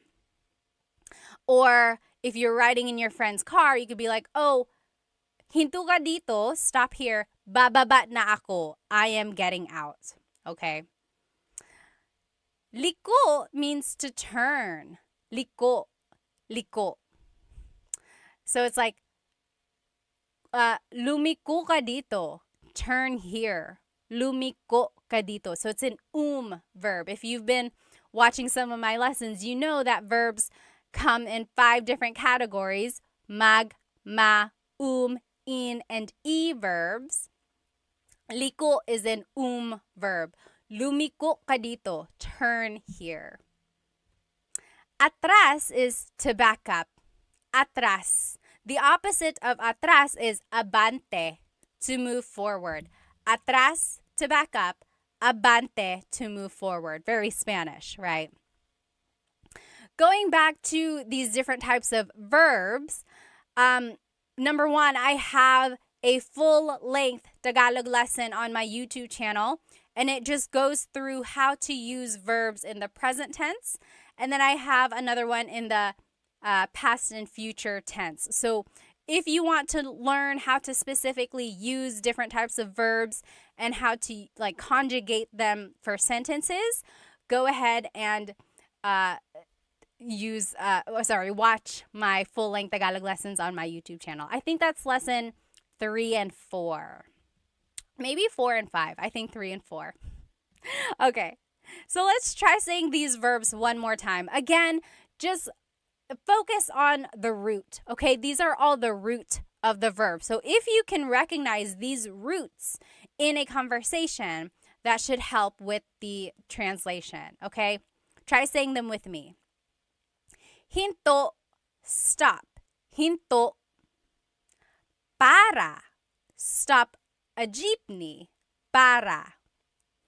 Tuloy, go. Tuloy. Magmaneho, to drive. Magmaneho. Sakay, to ride. Sakay. Baba, to get down. Baba. Liko, to turn. Liko. Atras, to back up. Atras. Abante, to move forward. Abante. Okay? So now we're just going to finish off with some common phrases that you might hear or say while driving. Okay? We already talked about this one. Nagmamaneho ako. I'm driving. Nagmamaneho ako. Okay? Next, sakay na, get in, sakay na. So if you are picking someone up, you could be driving and you're stopping right there next to them. You could say, hey, sakay na, get in, sakay na. Or if you are trying to get your kids in the car and they are taking so long, you could say, sakay na, get in the car, sakay na. Next, if you're out of gas, you can say, ubus na ang gasolina. Ubus na ang gasolina. So it's out of gas. And then if you want to say I'm going to get some gas, it would be maggagasolina ako. Maggagasolina ako. I'm going to get gas. It's almost like you turned that noun, gasolina, into a verb. You are doing the noun. But you could also say, kukuha ako ng gasolina or bibili ako ng gasolina, meaning like I'm going to get gas, I'm going to buy gas or something like that. Okay? Next, repeat these phrases with me. Nagmamaneho ako. Nagmamaneho ako. Or sakay na. Sakay na. Ubus na ang gasolina. Ubus na ang gasolina. Or maggagasolina ako. Maggagasolina ako. Okay? Someone said, ang mahal ng gasolina. Ang mahal ng gasolina. That means gas is expensive. You're right, you're right. Here are just a few more phrases. Susunduin kita. Susunduin kita. So the root word sundo means to pick someone up, driving, like you're driving to pick them up. Susunduin kita means I will pick you up. Susunduin kita, I will pick you up. Okay? Now, malapit na ako, I'm close. Like I'm nearby. Malapit na ako. Malapit na ako. The opposite of malapit is malayo. Malayo pa tayo. We are still far away. Malapit na ako means I'm close, I'm nearby. Malayo pa tayo means we're still far away. Okay. And then if you finally get to your destination, it would be nandito na tayo. Nandito na tayo. That means we're here. We're here. Nandito na tayo. Maybe next time if you're driving with whoever you're riding, like whoever speaks Tagalog, and you get to your location, you say, nandito na tayo. We're here. Nandito na tayo. Try saying that. I bet they'll be so surprised. Now, if you don't know where you are, you could say, nasaan na tayo? Nasaan na tayo? Where are we? So if I was driving around and I don't recognize the place, I could say, nasaan na tayo? Where are we? Nasaan na tayo? Or you could say, nawawala ako. I'm lost. Nawawala ako. Okay, so wala means nothing or lost. So nawawala means you are lost. Nawawala ako. If someone is calling you and they're like, hey, where are you? You could say, papunta na ako. Papunta na ako. The root word punta means to go. So that means I am on the way. Papunta na ako. Papunta na ako. Okay? And then someone said this earlier. You could say, sama ako. Sama ako. Sama means to be with. Ako means I. So it's like, I want to come. Sama ako. So if someone is like, hey, I'm going to go to the store, you can jump up and you could say, oh, sama ako. I want to come. Sama ako. Alternatively, you could say, sama ka. Sama ka. That's a question, meaning, do you want to come? Sama ka. Okay? Try saying these phrases with me again. Nasaan na tayo? Where are we? Nasaan na tayo? Or, nawawala ako. I'm lost. Nawawala ako. Tanner Foss said, nawawala ako sa buhay. They're lost in life. Sana mahanap mo ang sarili mo. I hope you find yourself. Papunta na ako. I'm on the way. Papunta na ako. Sama ako. I want to come. Sama ako. Okay, so those are just some phrases.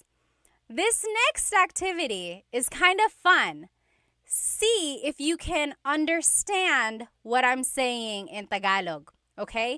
So this is going to be like a little role play conversation in Tagalog. See if you can understand it, okay? Are you ready? O Pat, nasaan ka na? O Pat, nasaan ka na? O eto, papunta na ako dyan. Pero nawawala yata ako. O eto, papunta na ako dyan. Pero nawawala yata ako. Talaga? Anong nakikita mo dyan? Talaga? Anong nakikita mo dyan? Nakikita ko ang 7-Eleven at ang McDo. Malapit na ba ako? Nakikita ko ang 7-Eleven at ang McDo. Malapit na ba ako? Ay, malayo ka pa. Diretso ka lang ng 1 kilometro. Tapos kumaliwa ka sa Jollibee. Tapos kumanan ka sa gasolinahan. Pagkatapos nun, makikita mo na yung bahay ko. That was a lot, wasn't it? Did you get it? I will say the whole thing one more time, okay? O Pat, nasaan ka na?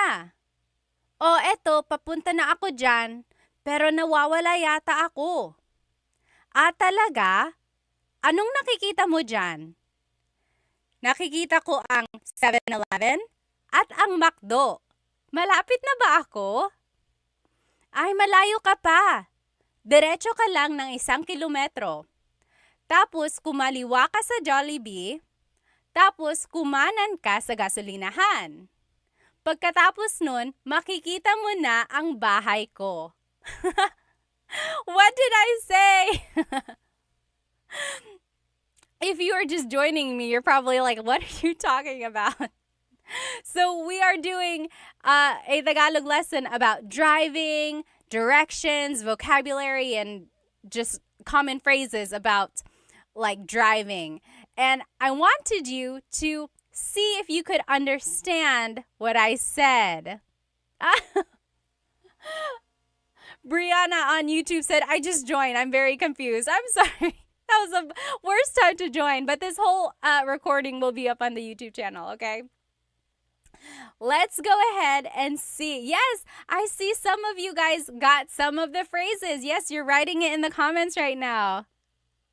Oh, Agzi said, I understood pretty much everything, but I would be so confused in a real situation. I think you can understand more than you think. Even in a real situation, just kind of focus on what you know, okay? So let's go through these phrases one more time to see what it means, okay?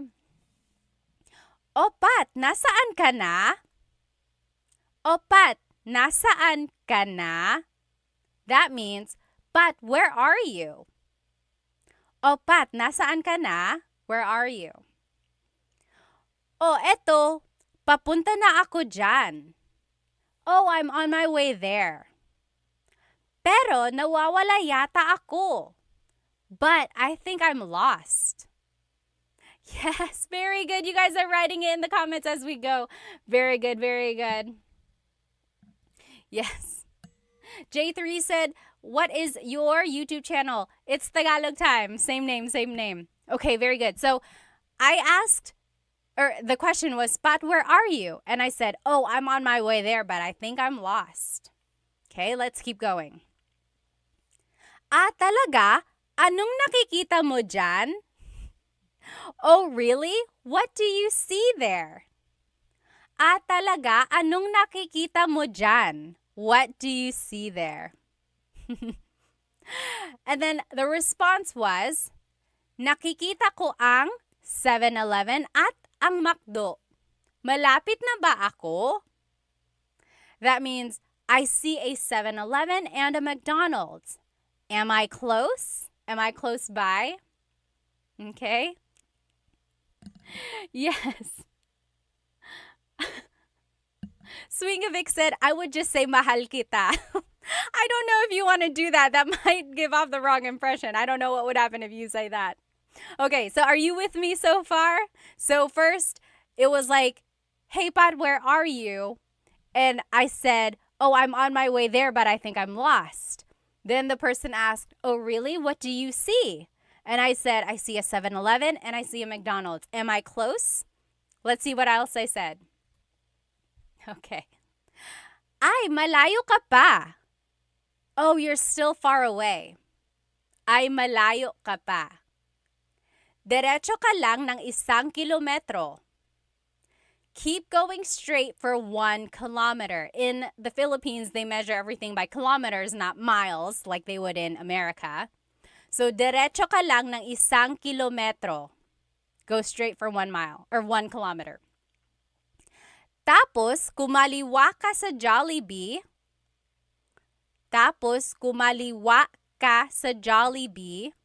So, then take a left at Jollibee. Tapos, kumanan ka sa gasolinahan. Take a right at the gas station. Kumanan ka sa gasolinahan. Remember, how do we know kaliwa versus kanan? How do we know kaliwa versus kanan? What was my trick? Do you remember? Yes. Kaliwa is left because kaliwa has the letter L. Kaliwa is left. Kanan is right. Okay? So let's keep going. Pagkatapos nun, makikita mo na ang bahay ko. After that, you'll see my house. Okay? Pagkatapos nun, makikita mo na yung bahay ko. So how was that translation? I'm going to say it one more time. Now that you know the translation, pick out the words that you recognize. Also take a look if you can, or see if you can recognize any grammar patterns, okay? And then use all of that in the future, okay? It's okay if you don't understand right now, but that's why we're learning, right? Use this as an opportunity to take pieces, keep it in your pocket, and use it again in the future. Here's that conversation one more time. Oh, Pat, nasaan ka na? Oh, eto, papunta na ako dyan. Pero nawawala yata ako. Talaga? Anong nakikita mo dyan? Nakikita ko ang 7-Eleven at ang McDo. Malapit na ba ako? Ay, malayo ka pa. Diretso ka lang ng 1 kilometro. Tapos kumaliwa ka sa Jollibee. Tapos kumanan ka sa gasolinahan. Pagkatapos nun, makikita mo na yung bahay ko. Okay? Yes. Very good, very good. I hope you guys can recognize some of the words and phrases that we learned tonight in that activity there. Okay? And let's just do a quick review of some of these vocabulary terms. Again, if you're following me on TikTok and Instagram, these pictures are up here on YouTube. So, what is this type of vehicle? I'll describe it for you. This is a really, really long bus. And, sorry, hang on one sec. My phone is making me verify that I'm still active. There we go. So this is like a really, really long vehicle. People can ride in it on the sides. You pass your money down person by person, and you have to say para. What is that vehicle in the Philippines? Yes.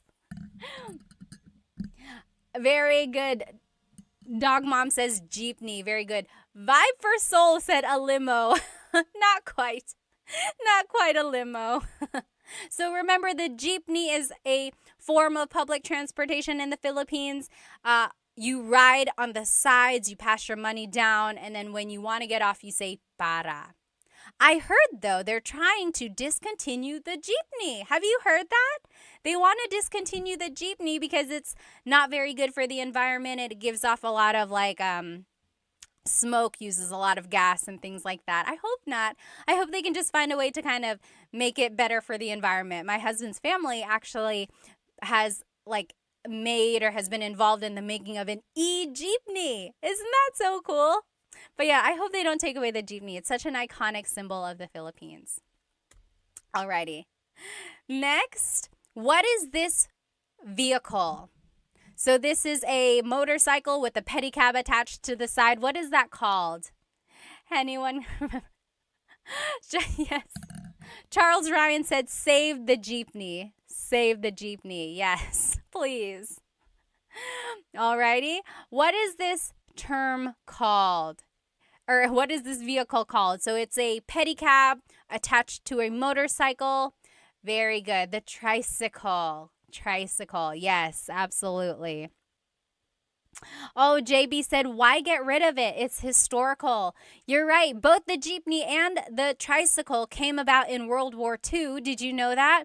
The jeepney was a vehicle that they used in, like, the Americans used during wartime, or like that's what they brought over to the Philippines. And then it became part of the culture as a public form of transportation. And then the tricycle was introduced to the Philippines by the Japanese when they came to the Philippines. Crazy, right? Crazy, crazy, crazy. Okay, so yes, very good. This is called a tricycle. Okay. Yes, next, what is this? So what is the Tagalog term for vehicle? Vehicle. Sorry, vehicle. Pinay said, I love learning from your videos. Thank you. In all caps. Salamat. Maraming salamat. I love teaching you. So really, it's my honor. Salamat. Yes, this is a sasakyan. Very good. Very good. Gibolicious. Yes, sasakyan. Very good. Sasakyan is just vehicle in general. Okay. Next, what is car in Tagalog? Ano ang car sa Tagalog? Oh, Sha, thank you so much for the gift on TikTok. Maraming salamat. Thank you. And Shawnee, thank you for the gift. Maraming salamat. Yes, car in Tagalog. Gibilicious got it right. Yes, Sergey got it right on YouTube. Coche. Coche. Oh, yes, I am seeing some different spellings here. So, someone mentioned the Tagalog alphabet. In the Tagalog alphabet, there is no letter C in Tagalog naturally occurring. The ch sound is a TS combination. Coche, coche, car is coche with a TS spelling. Very good. Ano ang license plate sa Tagalog? Ano ang license plate sa Tagalog? Do you remember license plate in Tagalog is? Placa. Placa. Salamat, Charles Ryan. Very good. Placa. Very good, very good. Ano ang tire sa Tagalog? Ano ang tire? Yes. Very good. Almost polyglot said it's like the word chaa. Chaa in Tagalog is tea, like the tea that you drink, and it's spelled T-S-A-A. Chaa. Chaa. That's such a Tagalog spelling. I love it. There's the TS sound and then the double vowel pronunciation. Chaa. It's so Tagalog. Yes, very good. What is tire in Tagalog? Gulong. Gulong. Oh, Tampa Souls said pagod. Pagod is tired. Tired. I said tire. Like the tire on a car. The tire on the car is a gulong. Tired, like feeling tired, is pagod. Common mistake. Easy mistake there. Very good. What is steering wheel in Tagalog? What is steering wheel in Tagalog? Oh, Big Boss on YouTube also said pagod. Sorry for the confusion there. Steering wheel, yes, very good. Oh, I don't know your name because it's in different characters. But yes, manibela. Manibela. Very good. Jean got it on TikTok. Gibalicious, you got it. I mean on Instagram. Very good. Manibela is the steering wheel. Okay? What is the mirror? So the mirror, like to see the back or like your side, and then the rear view mirror. What is a mirror in Tagalog? It's also the Tagalog word for glasses. Mirror in Tagalog is salamin. Salamin. Salamin. Oh, very close. Very good. Driving said bintana. Bintana is actually window. So salamin is the mirror. Bintana is the window. Very good question there, or very easy mistake. If you didn't see the beginning of this lesson and you don't know the words we're talking about, this whole lesson is recorded and it will be on my YouTube channel, Tagalog Time with Pat. Okay, so don't worry there. And the whole presentation is there. Okay. And then headlight in Tagalog, or just light, is ilaw. Ilaw. So that's light, or like headlight. Ilaw. What is your license in Tagalog? License, like your ID. What is license in Tagalog? Yes, very good. Everyone is getting it. What is license in Tagalog? License in Tagalog is, yes, very good. Jelly Piggies. Lisensya. Lisensya. Nasaan ang lisensya ko? Where is my license? Lisensya. Very good. Very good, everybody. Bobby Mayo said hello from Louisiana. Hello, hello. Ano ang stoplight sa Tagalog? Ano ang stoplight sa Tagalog? This one is a little tricky. I'll just give it to you. Ilaw is what I would say. So light. Ilaw. So it's like, kaliwa ka dyan sa ilaw. Take a left at the light. Or something like that. Ano ang gas sa Tagalog? Ano ang gas sa Tagalog? Gas in Tagalog is... Yes, V. Very good, very good. Gasolina. Timothy, you got it on TikTok. Very good, very good. Jelly Piggies on Insta. Very good. So gasolina. So very similar to Spanish, right? Again, there's a lot of Tagalog or Spanish influence in Tagalog. Yes. Ano ang corner sa Tagalog? Corner in Tagalog? Like if I want to say turn at the corner, corner in Tagalog is kanto. So, kanan ka sa kanto. Take a right at the corner. Tampa Soul said, stoplight, close the light. So, yes, ilaw in Tagalog is light. And there's that running joke of Filipinos when they say, close the light, right? When they want to say turn off the light, they say close the light. And that's because in Tagalog, if you want to say turn on the light, literally, you say, buksan mo ang ilaw. Buksan mo ang ilaw. That is how you would say, turn on the light. However, buksan means to turn on or open. Okay? So that's why there's a little confusion when native Tagalog speakers are learning English. They want to say, close the light, because they are so used to saying, open the light. Right? So they're like, oh, well, what's the opposite of open? It would be close. But then they have to kind of learn later on that actually it's a different type of verb in English. Okay? All right. What is left and right in Tagalog? What is left and right in Tagalog? Remember, I gave you a way to remember it. What is left and right in Tagalog? Left. Yes, very good, very good. Aubrey got it right. Y got it right. Yes, so kaliwa is left. Kanan is right. Almost polyglot. You got it right. Very good, very good. Yes. So kaliwa is left because it has the letter L, right? Kaliwa, left. Kalala, kaliwa, left. Kanan is right. Okay? JB on YouTube said, I've heard patay mo ang ilaw or patayin mo ang ilaw. Yes. So in Tagalog, if you want to say turn off the light, usually they say patayin mo ang ilaw. Patay means dead or kill the lights, literally. Kill the lights, patayin mo ang ilaw. Yeah, very good, very good. Okay, next. So kaliwa is left, kanan is right. How do you say fast in Tagalog? Ano ang fast sa Tagalog?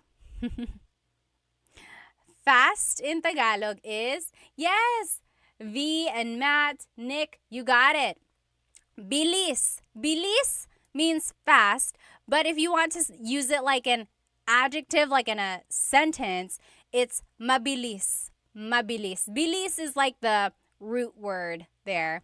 Mabilis, fast. What is the opposite of mabilis? Ano ang slow sa Tagalog? Ronald Smith on YouTube said, rapido. Rapido. Yes, that also means fast. That's more of the Spanish. Ano ang slow sa Tagalog? Yes, very good. Matt, you got it. Nick, you got it. Slow is mabagal. Mabagal. I am seeing some people say nakaraan. So nakaraan means in the past. Like, if you've ever watched a teleserye, you know what a teleserye is? It's like a soap opera, a Filipino soap opera, or like a Filipino drama on the Filipino channel. Usually, like, if today's episode is on, they have a short recap of what happened in yesterday's episode. At the bottom of the screen, it would say, ang nakaraan, which means in the past or what just happened. So nakaraan means past. Very good. Yes, exactly right, Nick. That means previously on. Exactly. Ano ang paborito mong teleserye, ha? What is your favorite teleserye? Very good, very good. So, mabilis is fast. Mabagal is slow. Levin Lulu said they take too long to end. You are exactly right. They will drag on a story and they will add more problems, more characters until you're like lost in this crazy whirlwind. But then you can't stop watching because you got to know how it all ends, right? Side note, I was watching Halik on TFC, or no, I Want TFC with my husband, and they had the English subtitles, but then we lost it. And then I tried to resubscribe, and they didn't have the one with the English subtitles anymore. What the heck? And so now my husband can't watch it with me. He can, but it won't be the same. I need to know what happened. Okay. So that's it. That is it, you guys. Here's a review of everything we learned tonight. So we learned vocab about driving, about the car, about vehicles, about different types of vehicles in Tagalog, right? We learned lots of vocabulary words. Then we also learned verbs in Tagalog. We learned lots of different verbs like to go forward, to go back, to stop, to go. Okay? Now, and then we also learned some common phrases. Common phrases. Someone said, gusto ko nang bumitaw. You want to let go? Why? I thought you said gusto ko nang bumati. Bumati means I want to give a shout out. If you do, write it in the comments. Go ahead and make your bate if you want. If you know anyone else who's watching, tell them that you're going to make a bate to them. If you would like to go, feel free to go. I'm just going to catch up on some of these comments before I head out. Oh, Andrea said on YouTube, what Filipino TV show should I watch to help learn Tagalog? Oh my goodness, that is such a good question. If you want to learn Tagalog, like in real time, or like about current events, I would say watch the news, right? it might be a little tricky because sometimes the reporters will use very deep Tagalog words if it's about something that's like specific about a case or something like that. But it's also very uh like it's in a context that you can use every day, like something that has happened around you or around people. So the news is good for learning kind of phrases and words like that. Now, if you want to learn like funny phrases or romantic phrases, go watch movies, like romantic movies or comedies, things like that. You'll learn like funny punchlines or like one-liners that are quick and witty. Those would be good. Um, as for like shows, honestly, I don't watch a lot of shows lately. Anyone have any good show recommendations? But another good one is like Showtime. So Showtime is just like a variety show that comes on every afternoon. And it's good because there's a lot of dialogue between people.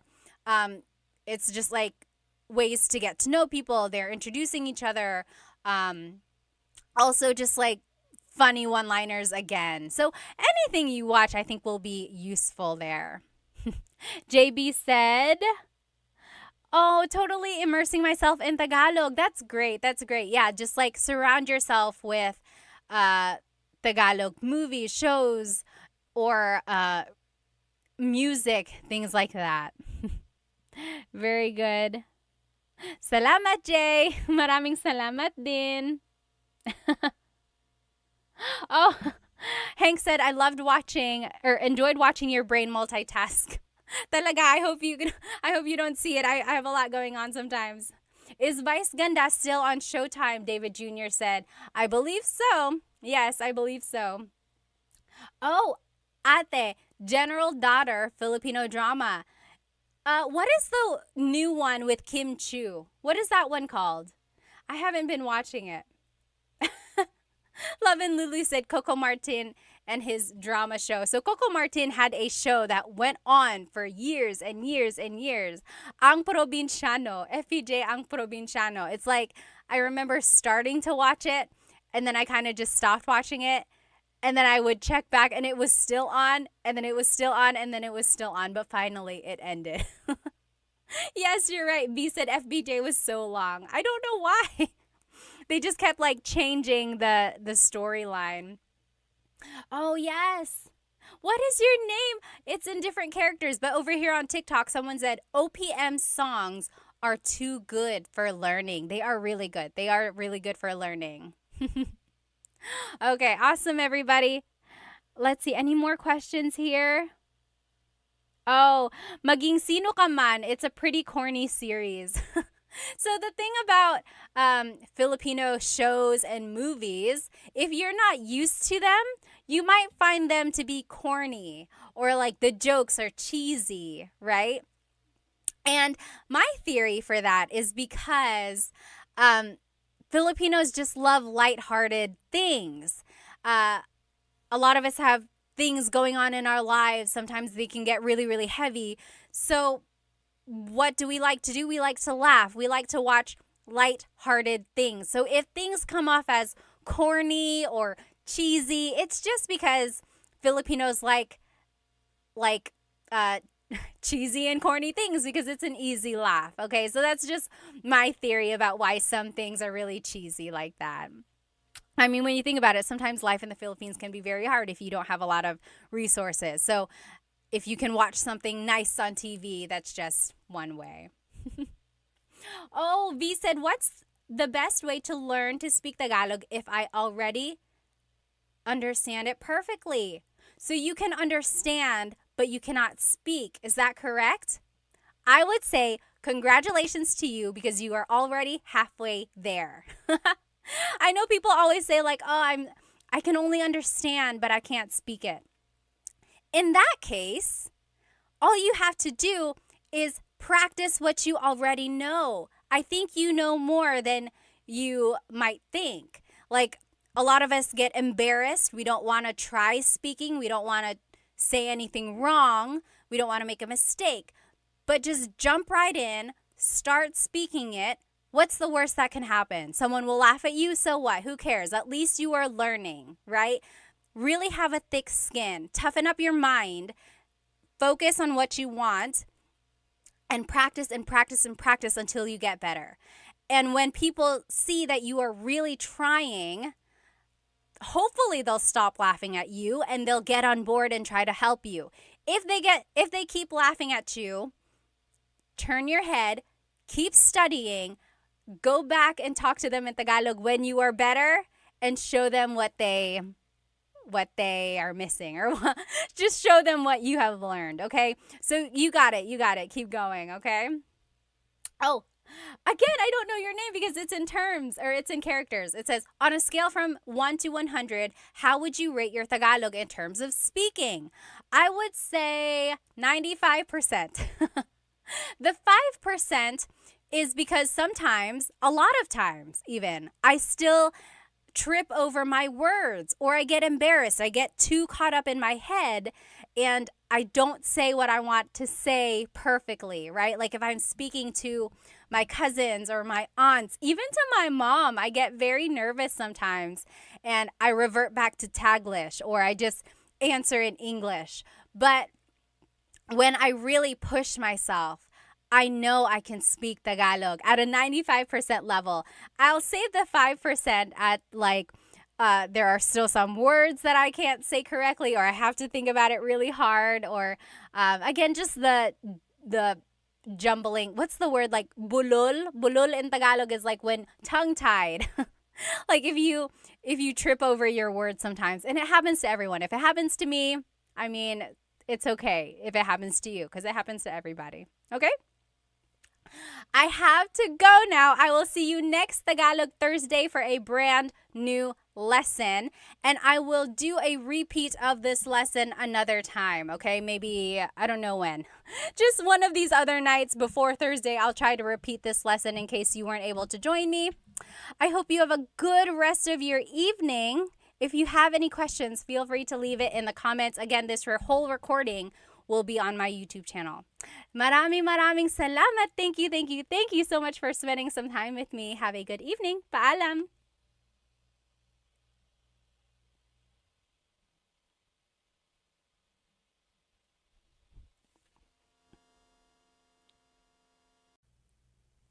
Hello everybody. So sorry for the delay, but I'm so glad you're here with me now. Okay, I'm turning on my TikTok now. Let me go ahead and just make sure I can see all the comments because I do want to see you.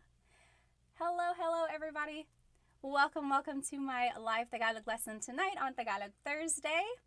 I think you're going to enjoy today's lesson. So today we will be learning some vocabulary. Last week we learned a lot of grammar. If you joined me last week, we learned adjectives, and then we learned some simple sentence structures so that we can use those adjectives in sentences to describe people or to describe things. Today we will be focusing less on sentence structure, so less grammar, and this time more on vocabulary. I know a lot of you guys wanted to learn more useful phrases, so I think tonight will be a fun lesson for you. Hello everyone. If you are joining me on TikTok, you are welcome to join me on YouTube, where you will see my presentation. And if you are on YouTube, hello. I know there's a little lag on YouTube, so if you are listening to me on TikTok and then joining me on YouTube, there might be a little delay there.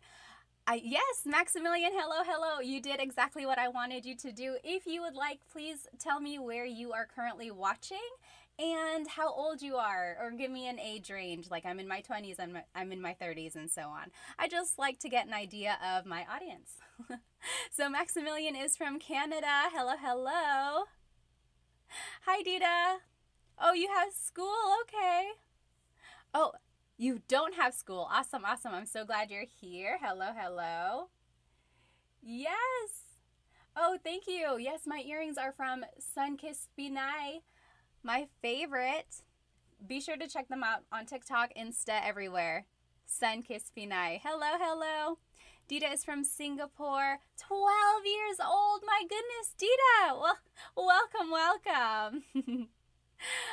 Sure is 33 from their house. So James is in their 50s. Hello, hello. Aaron, thank you so much for sending me a badge on TikTok. Sorry.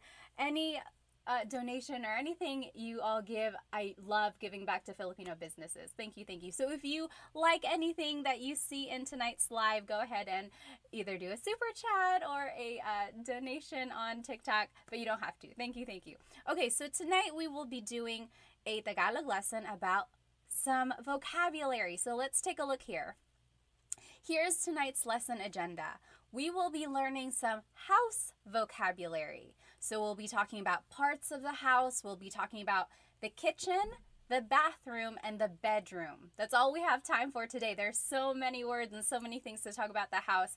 We'll save the other rooms for another night. But tonight we will be talking about the kitchen, the bathroom, and the bedroom. And then some related phrases about those vocabulary words. Let me just catch up on some of these comments. If you have any questions, be sure to write them in here because I do want to make sure I catch them.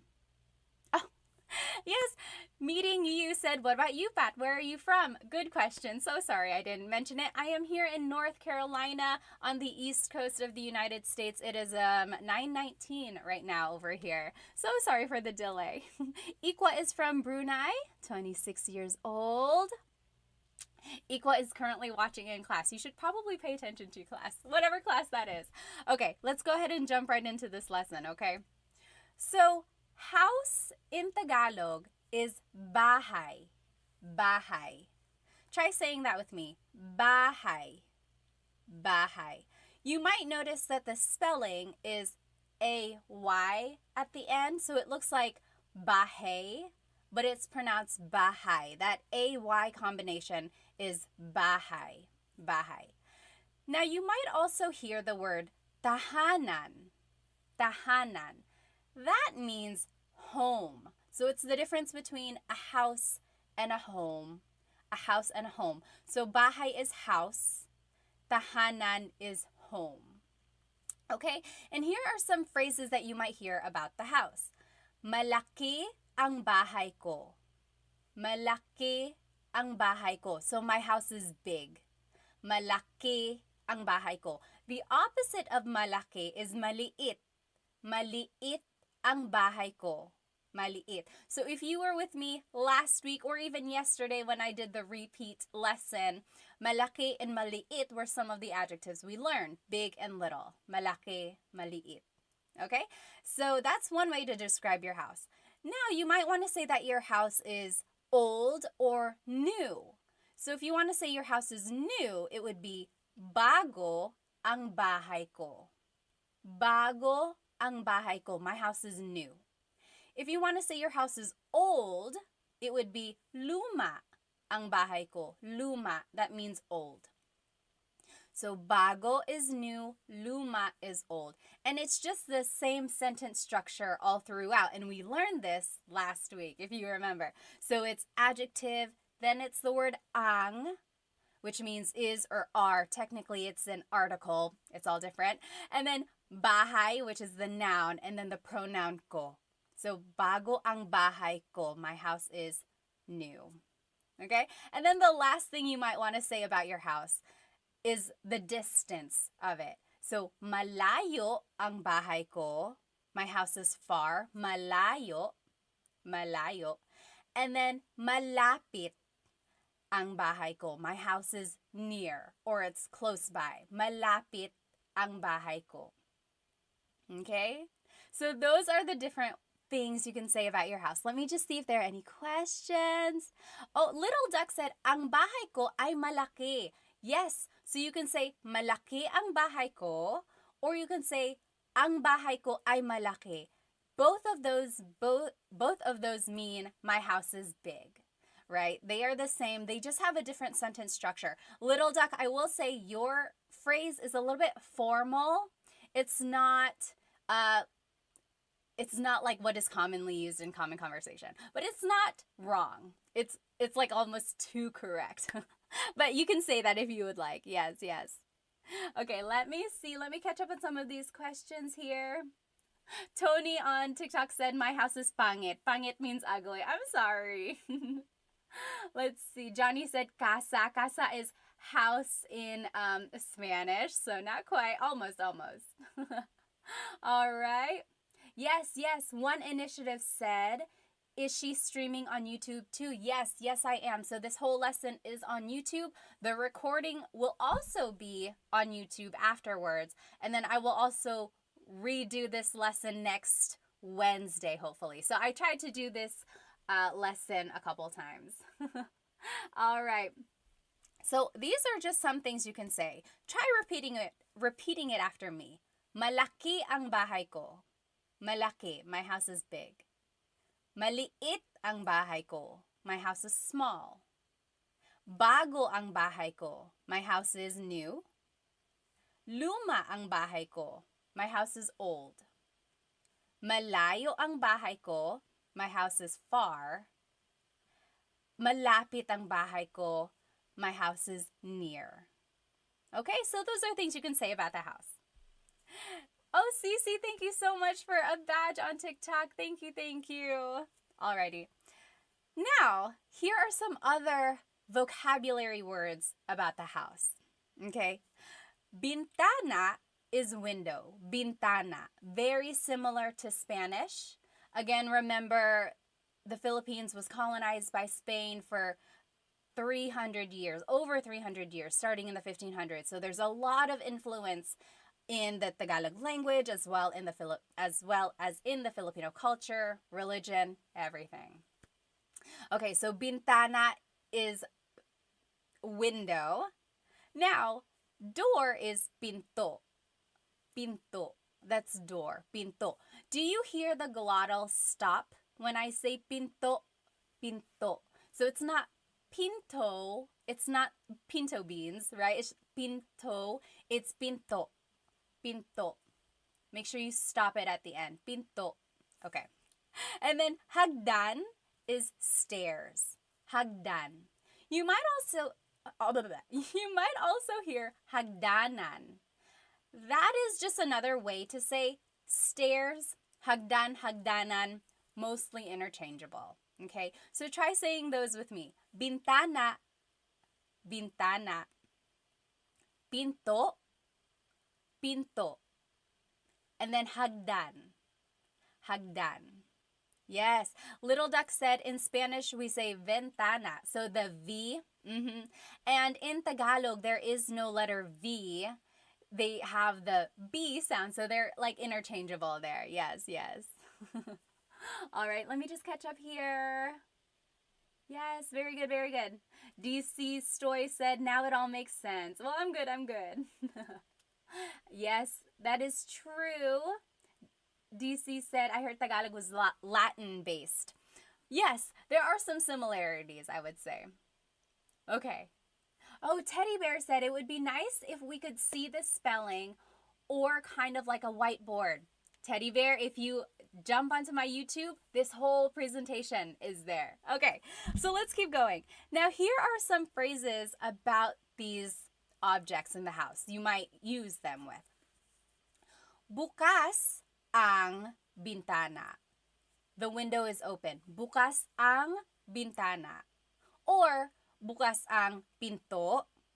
Bukas ang pinto. The door is open. So bukas ang blank means the blank is open. The opposite of bukas is sarado. Sarado ang bintana. The window is closed. Or sarado ang pinto. The door is closed. So bukas and sarado mean open and closed. Okay, so that's kind of the sentence structure there. Bukas ang bintana, sarado ang pinto.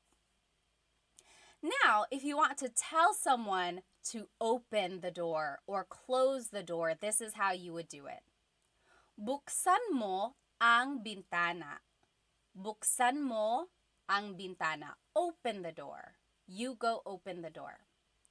Or the opposite of buksan is isara. Isara mo ang pinto. Close the door. Isara mo ang pinto. Okay, so do you see that again? It's all on my YouTube channel live right now too. You'll see all of these words written out. So buksan means open, like to open something. Isara means to close something. Okay? Any questions so far? Yes, very good. Oh, Lord Cortez says, you are missing po. Very good observation. I'm just imagining maybe we are talking to our younger siblings or to our friend. But yes, if you are speaking to your parents or speaking to your grandparents or to anyone you want to be respectful to, always add po. Buksan niyo po ang pinto. Isarado niyo po ang bintana. So always feel free to add po. Usually, po is the second word in the phrase. When in doubt, add po to the very end and it will always work. Yes, good observation there. Clay said, magandang umaga ate, magandang umaga. Although sa akin, gabi, magandang gabi. Yes, D, the YouTube name is the same, Tagalog Time. All right, let's keep going. Alrighty, ding ding means wall. Ding ding. So right behind me, this is the ding ding. Puti ang ding ding. The wall is white. Ding ding. Roof is bubong. Bubong, roof. Ceiling is kisame. Kisame. So repeat those after me. Ding ding. Ding ding. That's the wall. Ding ding. And then bubong is the roof. Bubong, so that's on the outside, the roof, bubong. And then kisame is the ceiling. Kisame. So sorry, YouTube. Can you hear me now? My mic was all the way down here. Hopefully this is a little bit better. Okay, awesome. Any questions so far? Yes. Harmonica said, ding ding, LOL. I know, it's a funny word. I have no idea where that came from. Okay, let's keep going. So all of that was about the house, like the outside of the house, things inside the house. Now, these are vocabulary words about the kitchen. So kitchen in Tagalog is kusina. Kusina. So in Tagalog, there is no letter C. So in Spanish, if it's spelled with a C, usually in Tagalog, it's spelled with a K because there's no letter C naturally found in the Tagalog alphabet. So the cocina is the kitchen. The stove is kalan. Kalan. Oh, who? Thank you so much for a badge on TikTok. Thank you so much. Yes, and my earrings are from San Kiss Pinay. Thank you. All of the earnings I earn go to Filipino businesses. So thank you. Okay, yes, Lucky Duck said most of these sound like Spanish words. A lot of them do. You will see that in all of these words, really. Next, knife in Tagalog is cuchillo. Cuchillo. And then fork in Tagalog is tinidor. Tinidor. And then cuchara is spoon. Cuchara is spoon. Okay, so let's say those again. Cocina. Sorry, sometimes my nose gets clogged up. Cocina. Cocina. That means kitchen. Kalan, stove. Kalan. Cuchillo, knife. Cuchillo. Tinidor, fork. Tinidor. Cuchara, spoon. Cuchara. Okay? So those are some objects or things you might find in the kitchen. Here are a couple more things. Plato is plate. Plato. I have also heard pinggan. I think it's regional. So my husband's family is from Cebu. They've said pinggan like the whole time I've been with them. They say, oh, kunin mo yung pinggan, or saan ang mga pinggan? Where are the plates? Growing up, I always heard plato. Plato. So you tell me, what do you use, or what did your family use growing up? Baso means a glass, like a glass of water. Baso. Baso. Another word for cup is taza. Taza. So that's like a cup or like a little mug, taza. Whereas a glass is baso. Baso, okay? Now, pagkain is food. Pagkain. And then ulam is specifically the entree or the dish, the meat dish. So if you're looking on YouTube right now, anyone know what this dish is? What ulam is this? Anong ulam ito? Does anyone know? Anong ulam ito? You write it in the chat and then we'll check. So ulam, again, is the dish, like adobo, pansit, sinigang. Pansit isn't really an ulam. It's like the meat dish, okay? Whereas pagkain is just food in general. Okay. And then over here, kain is the verb to eat. To eat. Yes, sure, you got it right. Deborah, you got it right on YouTube. This is adobo. If you are watching me on YouTube, I have this presentation on here. This dish is adobo. That is the ulam right here. Okay. So, kain means to eat. Kumakain ako. I am eating. Kumakain ako. Okay? So now here are some phrases about eating or things that you might hear or say in the kitchen. Nagluluto ako. I am cooking. Nagluluto ako. Nagluluto ako. So the root word luto means to cook. Luto. So I am cooking is nagluluto ako. And you can always switch out the pronouns. Nagluluto siya, he or she is cooking. Nagluluto ka, you are cooking. Okay, but if you want to say I am cooking, it would be nagluluto ako. Nagluluto ako. Oh, Rui said my favorite dish is dinuguan. I like that too. Do you know what dinuguan is? Dinuguan is a dish usually made of pork. There's ginger, long green beans, but the main ingredient is pork blood. Dinuguan. Dugo means blood. So dinuguan means made of blood or bloody. And a lot of people call it like chocolate meat if you see it at Filipino parties. But I like it. It's one of those iconic Filipino dishes. You write it in the comment. What is your favorite Filipino dish? TikTok Pocket, thank you so much. Oh, Tick Pocket, thank you so much for the badge on TikTok. Thank you. All right. Okay. So the next phrase that you might hear in the kitchen, anong niluluto mo? Anong niluluto mo? So you might see the root word luto again. So we said nagluluto ako. I am cooking. So now maybe you can figure out, okay, so something about cooking. Anong niluluto mo means what are you cooking? What are you cooking? Anong niluluto mo? That is a good question to ask. Maybe if your significant other is cooking something, you surprise them by saying, anong niluluto mo? Okay? Next, kain tayo. Kain tayo. That means let's eat. Kain tayo. Okay?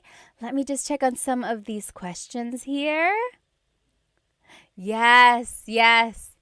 Sure said, I remember the difference between napkin and tissue from your last class. So if you are at a restaurant and you want to ask for something to wipe your face with, don't ask for a tissue. Don't ask for a napkin. So a lot of times in English, we would say, oh, excuse me, can I please have a napkin? Can I have a napkin to wipe my face? Don't say napkin. In the Philippines, napkin is what they call a sanitary pad. So things that women would use. So if that's not what you're asking for, don't say napkin. In the Philippines, they call that a tissue. So pahingi ng tissue. Pahingi po ng tissue. Can I have a tissue? So that's the difference there. It's not that big of a deal if you happen to mix it up, but you might get a little chuckles. Even me, I've made a video and I was like, oh, pahingi pong ng napkin.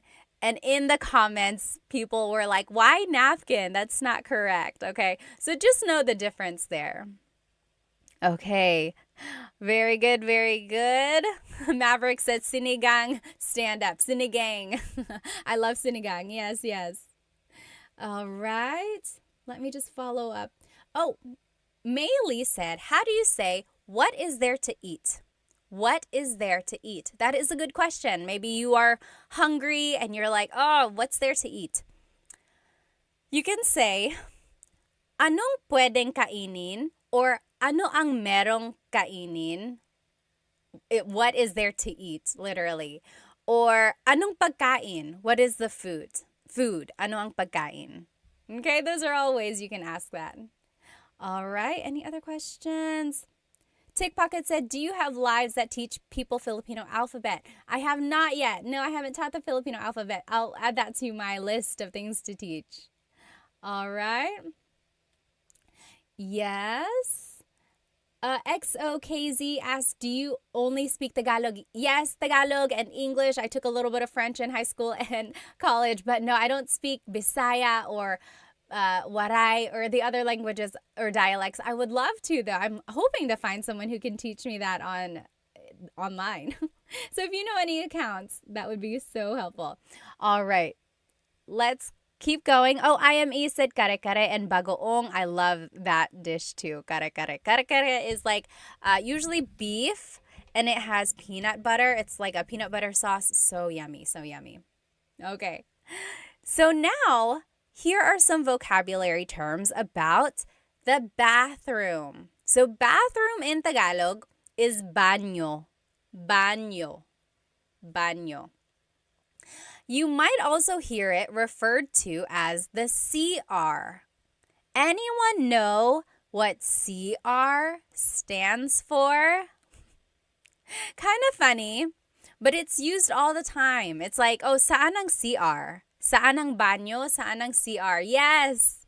Sidewalk Chalk got it. Joseph got it. And Jack got it. Honey Badger. CR stands for comfort room. Yes, Richard, you got it too. Shaolin, conventional room. Almost, almost. Yes. Bet said baño is the same as Spanish. It is, it is. Yes, sure. And James and Deborah, you guys all got it. Ye-man. So CR stands for comfort room. So sometimes that's what people call it. They say, saan ang CR? Where is the bathroom?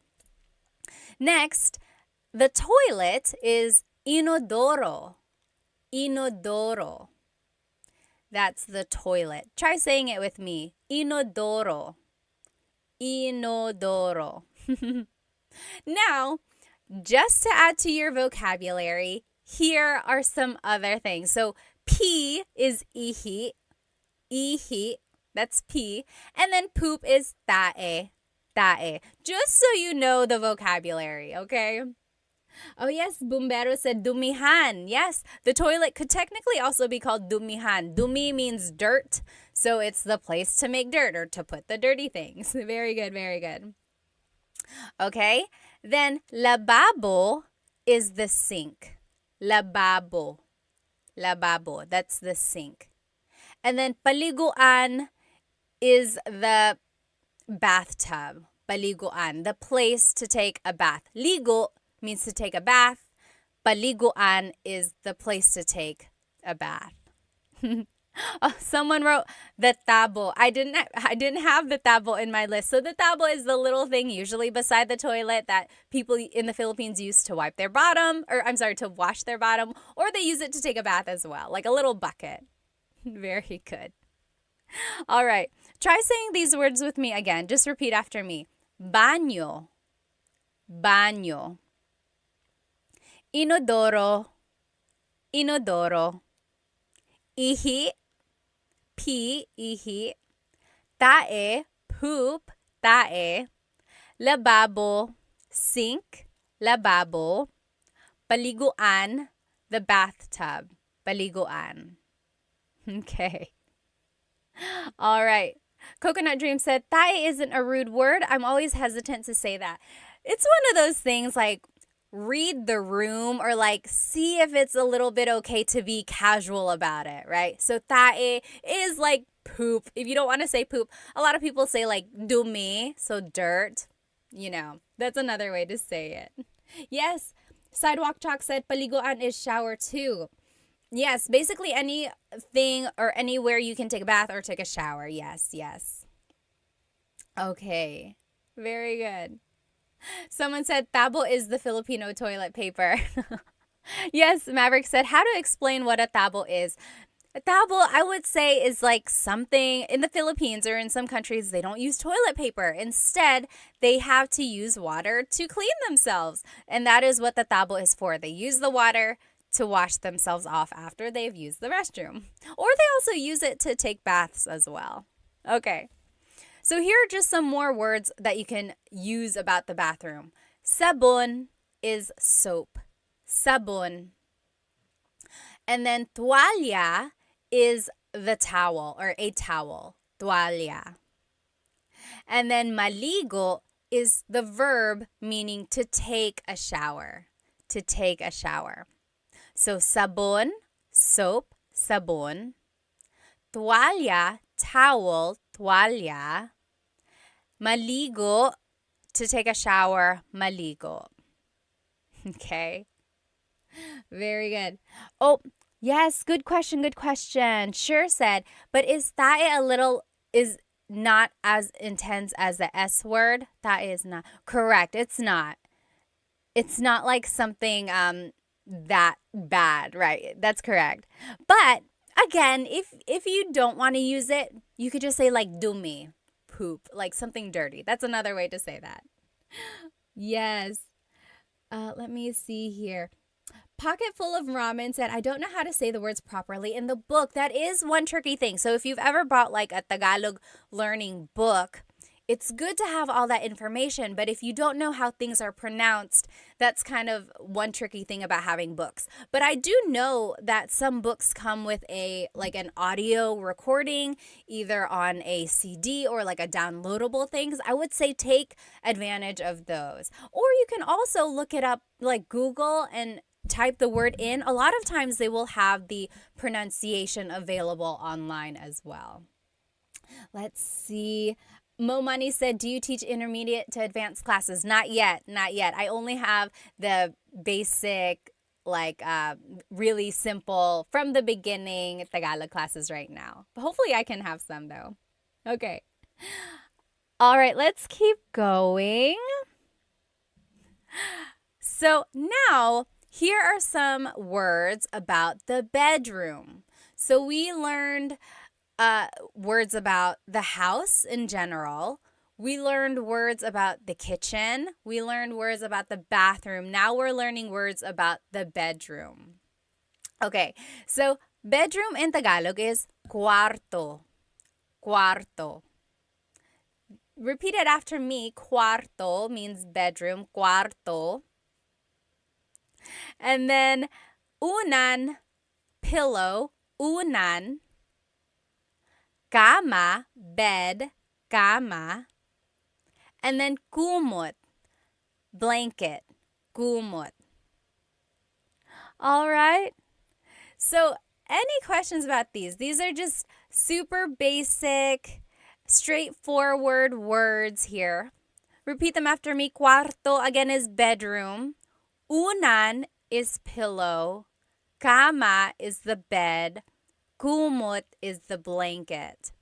I don't know about you, but if you have ever, maybe in your family, someone speaks Tagalog and then another family member might speak another language. Like my dad spoke Bicolano, and he always called the blanket not kumot. He called it tamong, the tamong. And they were always interchangeable at my house. He would say, oh, kunin mo yung tamong, go get the blanket. But then sometimes my mom would say, kunin mo yung kumot, go get the blanket. So to me, tamong and kumot were both blanket. And then I went to Manila. I visited my cousins. Only a couple of my cousins speak Bicolano. And I said, oh, pahingi po ng kumot. Or no, I said, pahingi po ng tamong. And my cousins looked at me like I was an alien. They were like, what are you saying? I was like, pahingi ng tamong. Can I please have a blanket? And they were like, you mean a kumot? I was like, yes, that's exactly what I mean. And they're like, why are you saying that? They had to call their aunt over, my aunt, I'm sorry, their mom, my dad's sister. And she was like, she's speaking Bicolano. She's getting that from her dad. I was like, oh, I'm sorry. I didn't know. They were two different things. But so there you go. That's just one thing about kumot. All right. Now here are some other words about the bedroom or about going to sleep. So the verb for to sleep is matulog. Matulog. So matulog means to sleep. Hilik is snore or snoring. Hilik, hilik. Humihilik ka. You are snoring. Humihilik ka. And then panaginip is a dream. Panaginip. So, nananaginip ako. I am dreaming. Panaginip is the noun. Nananaginip is the verb. Panaginip, that's a dream. Let me just catch up on these comments. Hang on, you guys are blowing it up. I don't want to miss any. Hang on one moment. Oh, that's so sweet, Mia. My boyfriend is Filipino and I'm trying to master Tagalog before we have kids. Good luck, good luck. I know you can do it. You can do it. Nikki, thank you so much for the gift. Thank you, thank you. Yes, Julia said very similar to Spanish. It really is. Mocha said, do you teach waray? No, I don't. Oh, Bungie said, what is your opinion on people speaking traditional Tagalog, like maybe no English and minimal Spanish? That would be great. You know, I'm very guilty of speaking Taglish a lot. Like when in doubt, I always put in English. And I fully support people who want to speak Tagalog. I wish I could. Maybe I'll practice that a little bit more. I think it's great to preserve Tagalog in its traditional form. Yes, very good. Okay. Oh, happy and healthy said very similar to Portuguese. Yes, I bet it is. Okay. Oh, FJ Miv, thank you so much for the badge on TikTok. Thank you. Oh, Maverick, thank you. Miss Pat is the best. Oh, thank you. Ben, any tips on rolling the R? So it's hard to teach the R roll. It's one of those things. Try to focus the vibration in the front of your tongue. Like, what is a word with a letter R that we just learned? Oh, cuarto. I can't do it for too long. It really doesn't even have to be a long roll. Just focus the vibration in the front of your tongue. It's going to take some practice. Really try to move your tongue up and down and let the air flow around it. Does anyone else have any other tips for how to roll your R? It just really takes a lot of practice. Maverick said it's like exhaling a lot of hot breath. Yes. Okay, Dita asked, what is the difference between matulog and matutulog? Let's go ahead and look at these example phrases, and I think that'll answer your question, Dita. So, antok ako means I'm sleepy. Antok ako. I am sleepy. You could switch out the pronoun. Antok siya. He or she is sleepy. Antok siya. You can turn it into a question. Antok ka ba? Antok ka ba? Are you sleepy? So, antok is sleepy. Now, Dita, here is your question. What is the difference between matulog and matutulog? So, this is matutulog ako. Matutulog ako. I am going to sleep. Versus matulog means to just sleep. So, matutulog is the conjugated verb. Conjugated means it has been changed. So, matutulog is the present tense conjugation of matulog. That's the difference there. Here's another example of that. Matutulog na tayo. Matutulog na tayo. We are going to sleep. Or matulog na tayo. Let's go to sleep. And then maybe in the morning you want to say, ayusin mo ang kama. Fix the bed. Ayusin mo ang kama. So those are different things you might hear or say in the bedroom. Oh, Lem said, Cebuano or Tagalog, which is more common in the Philippines? Very interesting question. So Tagalog is mostly spoken in like the Luzon area, maybe in the Bicol regions as well. And then Cebuano or Bisaya is spoken in the southern parts of the Philippines. From what I've seen, it looks like there might be a little bit more Tagalog speaking areas, but Cebuano and Bisaya are also very, very popular in the Philippines. It's funny because my husband's family is from Cebu, so we visit there sometimes, and they don't speak Tagalog there. They know how. They are taught it in school, but they would much rather speak to you in English because that's just what they are more comfortable with. Very, very interesting. And I don't understand Cebuano. Like, even when his family speaks it around me, it is a very, very different language / dialect, whatever you choose to call it. In my head, I call it a language, but I know people call it a dialect. And sometimes I've said it other ways, like, oh, I've called it a dialect, and people call it a language. You choose what you want to call it, and then stick with that. Yes, sure said, if I'm not mistaken, there are over 1,000 dialects in the Philippines. Yes, I don't know the exact number, but I know there are a lot. Yes.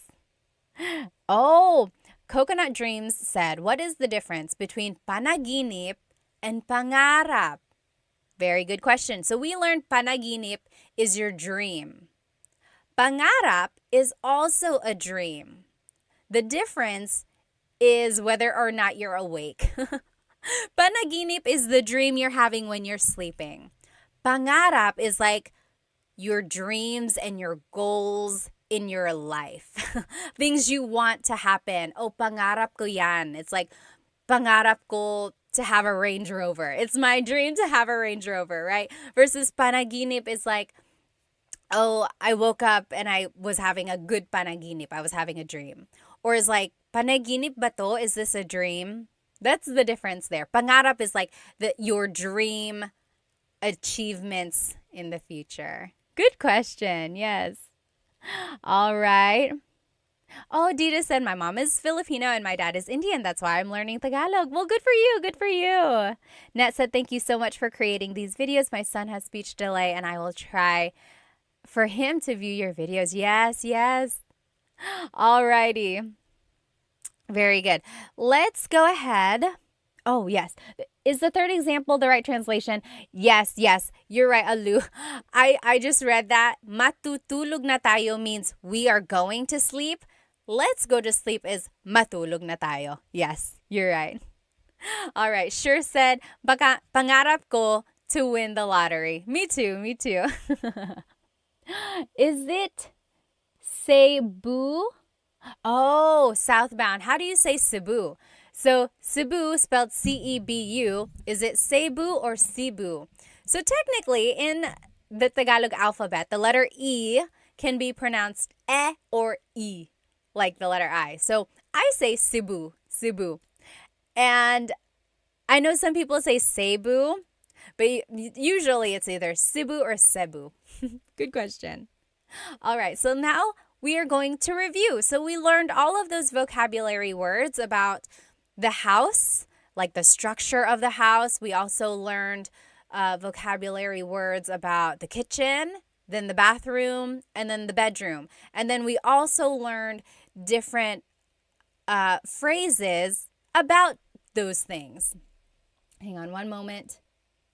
Momani said, taga saan ka sa Pilipinas? Pinanganak ako sa Maynila. Yung mga magulang ko po, taga Bicol. Si Papa taga Catanduanes, si Mama taga Sorsogon. All right. Oh, Liv said, do you have any references for learning Kapampangan? I wish. You know Chris Punsalan, the caregiver, he knows Kapampangan. So maybe we could ask him to make some teaching videos. All right. Let's keep going. So let's review now. Now these are the slides, the same slides, but they are blank. So you have to tell me what these are, and then let's fill it in together. Okay? So ano ang house sa Tagalog? Do you remember? Ano ang house sa Tagalog? Yes, Dita got it right on YouTube. Dita says bahay. Very good, bahay. Do you remember what home is? So house versus home. Bahay is the house. Tahanan is the home. So it's just the difference between like my house versus my home. Okay? How do you say my house is big? How do you say my house is big? Malaki ang bahay ko. The opposite of malaki is maliit. So malaki ang bahay ko, my house is big. Maliit ang bahay ko, my house is small. How do you say my house is new or my house is old? How do you say my house is new or my house is old? It would be, yes, Dita, you got it right. Bago ang bahay ko or luma ang bahay ko. Sure said, I always make a mistake with bahay and buhay. So bahay is house, buhay is your life. Yes, so malaki ang bahay ko, not malaki ang buhay ko. Very good. Yes, bago is new, luma is old. Very good, very good. Now, how do you say my house is far or my house is near? What is the difference between far and near? Oh, thank you, Hima. Thank you so much for the badge on TikTok. Thank you. Oh, user 413 said, where did you get your earrings? These are from Sunkissed Pinay. Sunkissed Pinay. Be sure to check them out. So pretty, so pretty. Yes. Oh, Brooks Cooper, you're welcome. You're welcome. So thank you so much for the lesson. Very good. Luma is old. Bago is new. Now we're talking about my house is far, my house is near. Malayo ang bahay ko or malapit ang bahay ko. Yes. Very good, Coconut. So if you were in my lesson last week, if you attended the class, we learned a couple different ways to use adjectives. And those recordings are on my YouTube channel if you weren't able to catch it. But if you want to say malayo, you could also say ang layo. Ang layo ng bahay ko. Yes. Very good, very good. Okay. Now, what is window in Tagalog? Ano ang window sa Tagalog? Artsy, how do we join the lesson? It's on YouTube. Jump onto YouTube right now and you'll be in it. Shadi said, do you do one-on-one? I really want to learn. Not right now. I don't have any one-on-one classes. And my group classes are finishing up right now. We're on lesson 3 and my group classes. We're going to do lesson 4 next week. Oh, Shell, right there. I'm Kapangpangan. There you go. Shell, maybe you can teach us. Do you make lessons on somewhere? We would love to watch those. Yes, very good, very good. Sure. And Gabby, Harmonica, I think you might have just missed one letter. Window in Tagalog is bintana. Bintana. Tiny Pancakes, you got it. Bintana, that's window. Very similar to Spanish, remember. Ano ang door sa Tagalog? Ano ang door sa Tagalog? Diego, you're welcome, you're welcome. Door in Tagalog is pinto. Pinto. And remember, don't forget the glottal stop. Don't forget to stop the sound at the end. That's called a glottal stop. Pinto. Pinto. It's not pinto. It's pinto. Stop it at the end. That's just a word on pronunciation there. Alrighty, and then stairs. Hagdan. Hagdan. Stairs is hagdan. All right. Now, how do you say the blank is open or the blank is closed? Like the window is open. The door is open. It would be bukas ang pinto or sarado ang pinto. Yes, Dita says, ang pinto ay bukas or ang pintana ay bukas. That is correct. That is correct, Dita. Again, whenever you use I, it's kind of formal. It's not what is commonly used. More commonly, it would be said like, bukas ang pinto, sarado ang pinto. But you are correct. It's not wrong. It's just not casual. Very good, very good. All right. Sink said, amiga, amiga, are you Mexican? No, I get that a lot though. Okay. How do you say open the blank or close the blank? Open the door, close the door. Okay, how would you say that? It would be, buksan mo ang bintana, open the window, or buksan mo ang pinto, open the door. Buksan mo, isara mo, blank. So that is how you say open something, close something. Very good, very good. Next, ano ang wall sa Tagalog? Ano ang wall sa Tagalog? Oh, Lucky Duck or Little Duck said, how can I ask, is the window closed? So let's go back. Is the window closed? I would use the first phrase here. Sarado ba ang bintana? Sarado ba ang pintana? So, ba is a question word.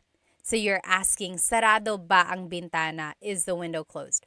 Versus, sarado ang bintana, that's a statement meaning the window is closed. Yes, Tiny Pancake said pader. Pader is also another word for wall or ding ding. Ding ding. Very good. Ano ang roof sa Tagalog? Ano ang roof sa Tagalog? Just Jewel said, what about ibukas mo ang pinto? Yes, that also works. So you could say, buksan mo ang pinto or ibukas mo ang pinto. Yes, very good, very good.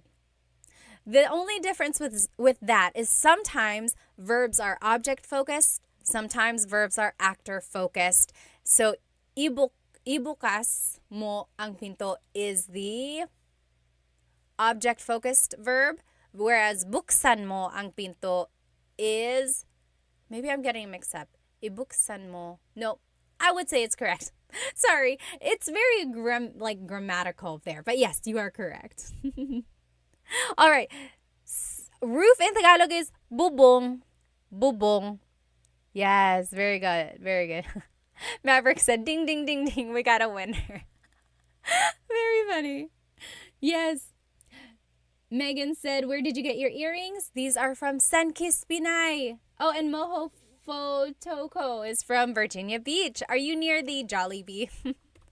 And then ceiling in Tagalog is kisame. Kisame. That's the ceiling. Kisame. All right? Now, here are some vocabulary words about the kitchen. The kitchen. Kitchen, do you remember what the kitchen is in Tagalog? Ano ang kitchen sa Tagalog? Ano ang kitchen sa Tagalog? Kitchen in Tagalog is, yes, Dita, you got it. Whoops. Kusina. Kusina, yes, FYP January. And Tiny Pancakes, you got it. Kusina, that's the kitchen. Manal on YouTube said, is bukas? Does that mean tomorrow too? Yes. So, bukas is tomorrow. Bukas means open. So it's a homonym. Homonym means it has more than one meaning depending on the context or depending on the pronunciation. If you say bukas, bukas, the emphasis is on the second syllable, that means open. If you say bukas, bukas, emphasis is on the first syllable, that means tomorrow. Very interesting. Like, oh, may work ako bukas. I have work tomorrow. May work ako bukas. Or, bukas ang bintana. The window is open. Bukas ang bintana. Very good, Manal. Very good observation there. All right. Yes, very good. So next, what is stove in Tagalog? Ano ang stove sa Tagalog? Stove in Tagalog is kalan. Kalan. Kalan. Okay, how do you say knife in Tagalog? How do you say knife in Tagalog? Knife in Tagalog is cuchillo. Cuchillo. Maverick said, how do you say we open tomorrow? Bukas kami bukas. Bukas kami bukas. Funny, funny. Very good, Gabby, you got it. Cuchillo, that means knife in Tagalog. How do you say fork and spoon in Tagalog? How do you say fork and spoon in Tagalog? Very similar to Spanish. Yes, Shal, you're right. How do you say fork and spoon? Fork in Tagalog is tinidor. Tinidor. Yes, Elizabeth, you got it. Cuchara. Cuchara. Elizabeth is spelling it with C's. So instead of C's in Tagalog, it's K's. And the TS makes the ch sound. In Tagalog, there's no letter C in the abacada alphabet. That only came later on. In Filipino, in the Filipino alphabet, there is a letter C. So Filipino is different from Tagalog. Filipino incorporates all of the loan words and all of the influences from Spanish, Chinese, and English. So yes, the Filipino alphabet has the letter C, but the Tagalog alphabet, abacada, does not. Very interesting, very interesting. All right. Oh, Isa said, how do you say see you tomorrow in Tagalog? Kita tayo bukas. Kita tayo bukas. Kita means to see. Kita, tayo means us. And then bukas is tomorrow. Very good, very good. Very good. Tinidor is fork, kutsara is spoon. Next, what is plate in Tagalog? Ano ang plate sa Tagalog? Ano ang plate sa Tagalog? What is plate in Tagalog? Plate in Tagalog is, yes, madapaka and... Are you saying madapaka? And just Jewel, yes, you guys got it right. Plato. Gabby, you got it right. Dita, you got it right. Very good, very good. Plato, again, in different regions, it's different. Like in Bisaya, I've heard pinggan. Pinggan also means plate. Ano ang glass sa Tagalog? Ano ang glass? Like a glass cup. Ano ang glass sa Tagalog? Glass in Tagalog is baso. Baso. Baso is glass. If you are just joining me on TikTok, this whole lesson is on my YouTube channel right now. Okay, ano ang food sa Tagalog? Ano ang food sa Tagalog? Yes, Gabby, Manal, Little Duck. You guys all got it right. Cassidy, very good, very good. And then harmonica, correct. Tasa is for a regular cup. Tasa is a regular cup. Baso is for a glass. So what is food in Tagalog? Yes, very good. Just Jewel got it. Definitely not Robin got it. Harmonica and Gabby, yes. Pagkain is food. And then the meat dish or the entree is the ulam. Ulam. So ano ang ulam natin? What is our dish? Ano ang ulam natin? Oh, adobo. or sinigang or kare-kare or dinuguan, all of those are ulam. James said ulam. O-O-O-L-A-M. Very good. And then what is to eat in Tagalog? To eat. To eat in Tagalog, what is the verb to eat? To eat in Tagalog is kain. Very good. Just Jewel, kumain. Yes. So you could say kain or you could say kumain. Kevin said kakain. So all of these are different conjugations or different ways to use kain. Very good. Very good. Someone had a question up here. Oh, Sure said, I always mess up pagkain and kumain. Yes, so pagkain is the noun food. Kumain is the verb to eat. Very good. Someone else had a question up here. Hang on one moment. Oh, Cody Paul said, do you visit the Philippines much? I do. I try to go every couple years, every 2 to 3 years. When I was younger, my family visited every other year, and I think that really helped me retain Tagalog. Yes, yes. Okay, very good. Alrighty. Now, how do you say I am cooking? I am cooking. If someone walks into the kitchen and they're like, oh, what are you doing? You say, I am cooking. It would be nagluluto ako. Nagluluto ako. So, luto means to cook. Luto. Nagluluto ako means I am cooking. Very good. Oh, Gabby said nagluto ako. Very close. Nagluto ako means I cooked. Past tense. I cooked. There's a repeated syllable there. Nagluluto ako. Yes, very good. Sure got it. Cassidy got it. David, very good, very good. Awesome. And then how do you say, what are you cooking? What are you cooking? It would be, anong niluluto mo? Anong niluluto mo? What are you cooking? Ano means what. Niluluto means cooking. Mo is referring to you. Very good, very good. And then how do you say, let's eat? Let's eat. Let's eat. A lot of people say this. You might hear it. Kain tayo. Kain tayo. Oh, Gio, thank you so much for the badge. Thank you, thank you. Let me catch up on some of these comments here. Let's see. John asked, where are you from in the Philippines? Taga Maynila ako. I was born in Manila. Let's see.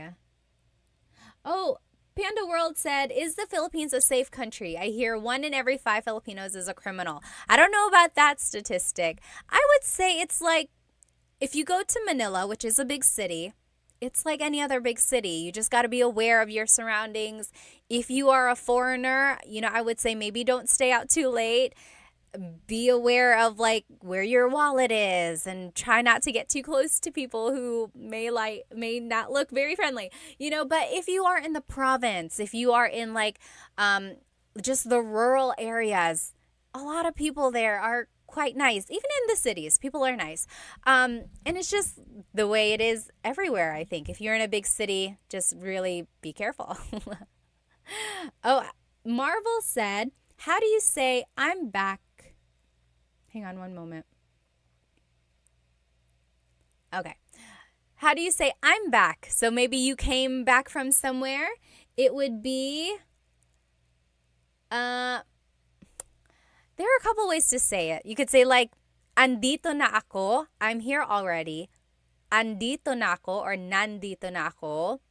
Or bumalik na ako. I came back. Bumalik na ako. Anyone else have any other suggestions for how to say I'm back? All right. Yes. Very good. Very good. Gabby said, how often do you do live lessons? I'm trying to do Tagalog Thursdays. So every Thursday, There's hopefully going to be a new live. I've done it for like 3 or 4 weeks now, Tagalog Thursdays. And then I try to do the lesson again live another time during the week. It's the same exact lesson, just for those who weren't able to join the live the first time. So I try to do the live twice with the same lesson. Yes, Cassidy said, babalik na ako or bumalik na ako. Sure said, back na ako. That also works. Back na ako. All right. Blockmaster Scott said, is there a time to use kasi and dahil, or are they totally interchangeable? So this is off topic, but kasi and dahil mean because. So if someone asks you bakit means why, usually your answer is because ... So kasi is casual. You can use it with friends anytime you want to be casual. Dahil is formal. So yes, that one, you might want to stick to dahil if you are using po or if you just want to be formal. But dahil can also be used casually. But kasi, usually you don't want to use it in a formal setting. Good question. Actually, this is a great time to promote my latest YouTube lesson. On YouTube, I have full-length Tagalog lessons. And lessons 6, 7, and 8 are all about questions. I had to split it up into 3 different parts because the final video was over 2 hours long. I did not mean for that to happen. But there's just so many questions, like question words in Tagalog. So I broke it up for you so that you can watch it in like smaller chunks.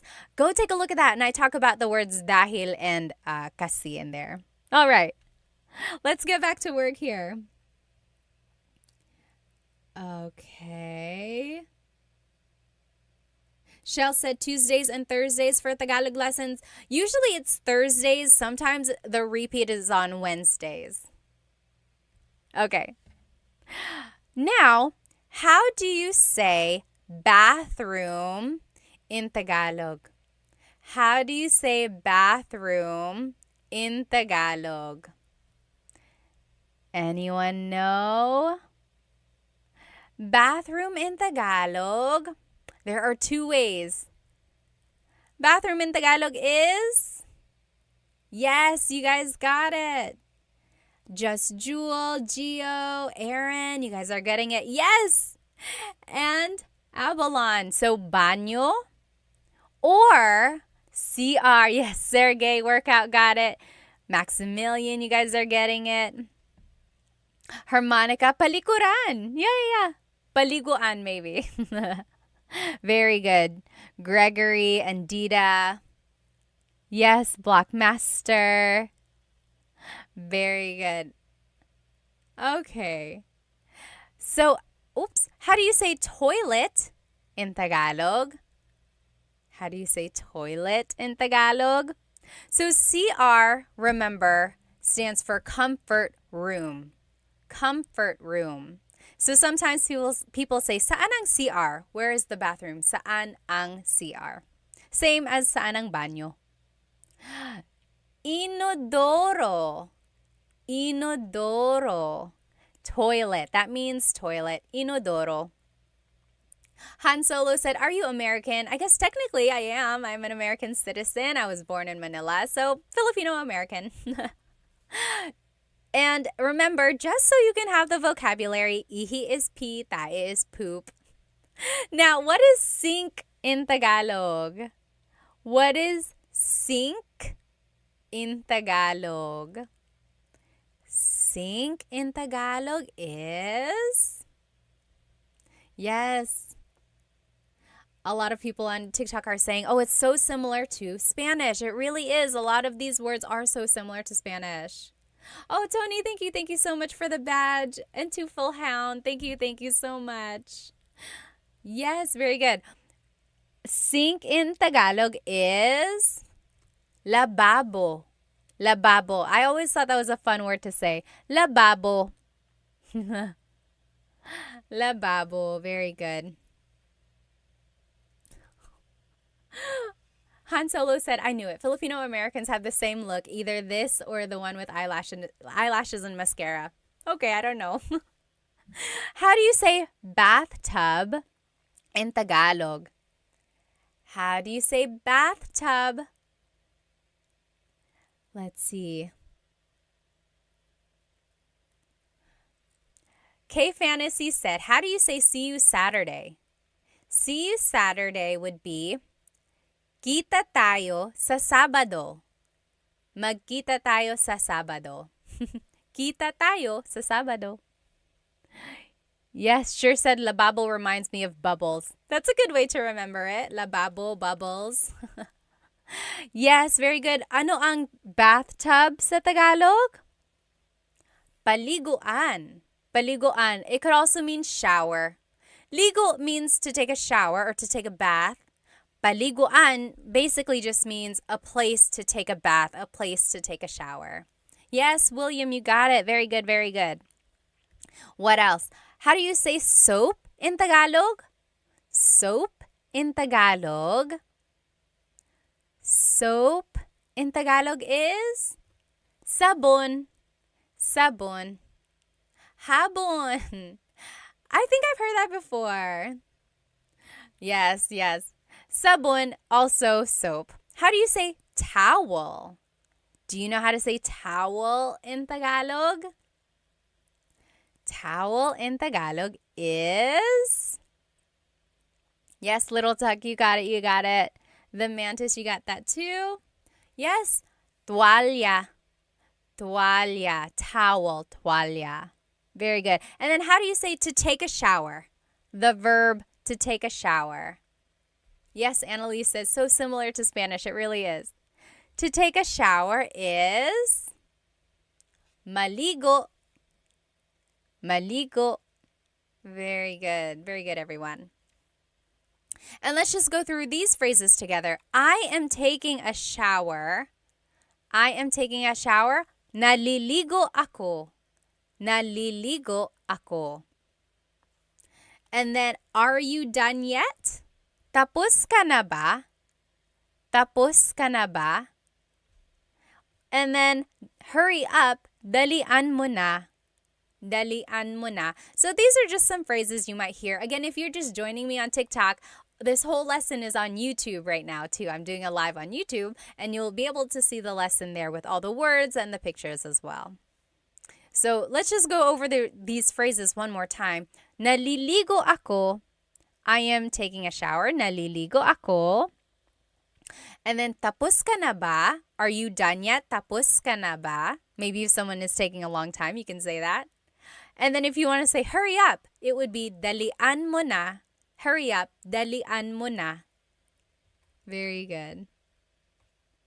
Yes, can you make a list of words? Again, I use those to help. Bones, I would say, look on my YouTube channel. This lesson will be on there, the recording, and everything is written out on there for you. Now, this is the bedroom. Ano ang bedroom sa Tagalog?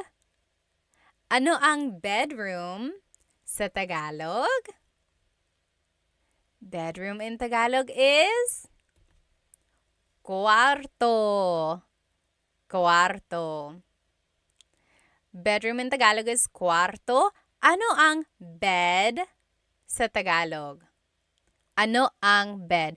Ano ang means what is blank. And that's a good phrase to know if you're learning Tagalog. You could say, ano ang bed? What is bed? Ano ang bed sa Tagalog?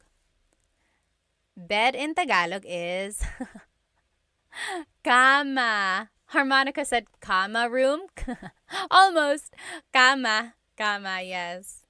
Kama. Ano ang pillow sa Tagalog? Ano ang pillow sa Tagalog? Yes, Cassidy said, can dalian be replaced with bilisan? So we learned dalian mo na. That means hurry up. Dalian mo na. But you could also say bilisan mo na. Bilisan. Bilis means fast. So bilisan means go faster. Hurry up. Go faster. Very good. Pillow in Tagalog is unan. Unan. Sergey said ulam. Remember, ulam is the food, the dish. Adobo is ulam. Kare-kare is ulam. Pillow is unan. unan. I know they sound very, very similar. Very good. All right. How do you say blanket in Tagalog? Blanket in Tagalog is kumot. Kumot. Kumot is blanket in Tagalog. All right, and then just a few more words here. How do you say to sleep? The verb to sleep. How do you say to sleep? Yes, Dita, very good, very good. You got kumot. To sleep in Tagalog is matulog. Matulog. Oh, Twofold Hound, thank you for the ice cream badge. Thank you so much. Yes. Very good. Yes, Coconut said, I usually say bilisan too. Yes, they're interchangeable. Bilisan mo, dalian mo. Very good, very good. Matulog. How do you say snore? Do you remember what snore is?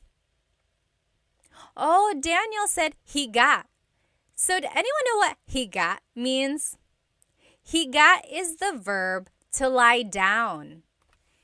Nakahiga ako, I am lying down. That's like the adjective. Or mahihiga ako, I will lie down. Very good, very good.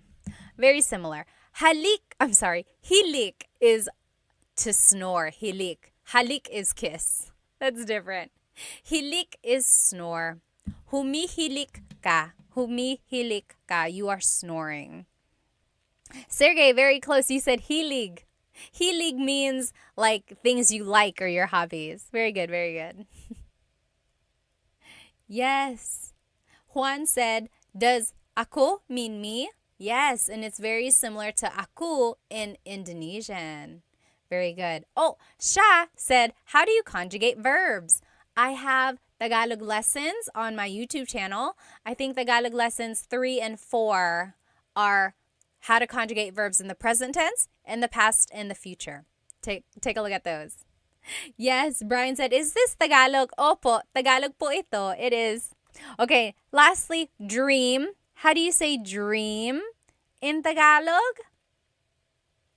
Dream in Tagalog is panaginip. Panaginip. And remember, Coconut asked, what is the difference between panaginip and, what was the other word for dream? Pangarap. So, panaginip is the dream you have when you're asleep. That's just your dreams. Pangarap is the dream you have when you're awake, or like your achievements that you want, your goals. That's your panaginip. Panaginip ko to win the lottery, right? As Sher said, panaginip. That is your dream thing to happen. That's the difference, yes. And then let's take a look at these phrases. I'm sleepy would be antok ako. Antok ako. Try saying that with me. Antok ako. And then I'm going to sleep. Matutulog na ako. Matutulog na ako. And then let's go to sleep. This was the wrong one. Matutulog na tayo means we are going to sleep. If you want to say let's go to sleep, it would be matulog na tayo. Matulog na tayo. And then if you want to say fix the bed, like fix the sheets, fix the pillows, it would be ayusin mo ang kama. Ayusin mo ang kama. Very good. Oh, Sha said, can you omit ako? Can it be assumed? It depends on what you're trying to say. So like, antok ako, you need the ako there. Otherwise, you're just saying antok, antok. That means sleepy, sleepy. So it's not really a phrase. Also, with matutulog na ako, you need the ako there. Again, because you're saying I am going to sleep. If you say matutulog na, you could say matutulog na if someone asks you, anong ginagawa mo? What are you doing? Oh, matutulog na. I'm going to sleep. But usually you do need ako. So I would keep ako in there. Oh, Isa Turtle said, what about pagod? Pagod means... Oh, Gabby on YouTube also asked that. Pagod means tired. Pagod ako, I'm tired. Antok ako, I'm sleepy. Very similar, but just a little bit different. All right. William said, is Tagalog a strange language? I guess it depends on what you think is strange. It is a little tricky just because the grammar is different from English. Also, the conjugations of the verbs or how the verbs are changed can be a little bit tricky. Jay said, why is my cousin teaching Tagalog? Are you my cousin? Pinsan ba kita? All right. Yes, very good, very good.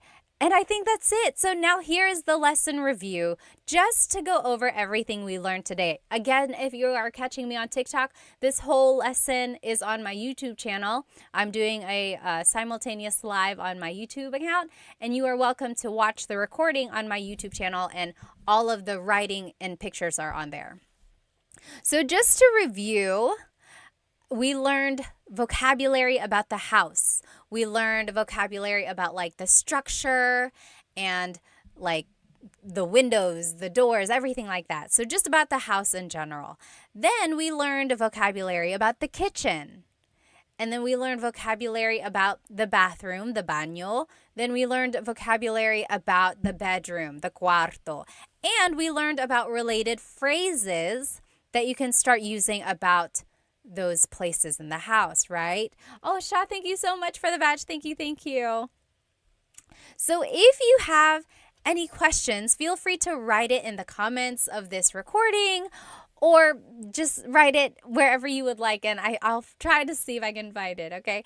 And if you only joined for part of this live and you want to watch it, the recording will be up on my YouTube channel right after, but I will also try to teach this lesson again live sometime next week. So just catch me. If you subscribe to my YouTube channel, you should get the notification when I go live. I think that is set. But otherwise, I hope you have a good rest of your night over here where I am, or day wherever you are. Thank you so much for joining me tonight. I hope to see you next time. Paalam.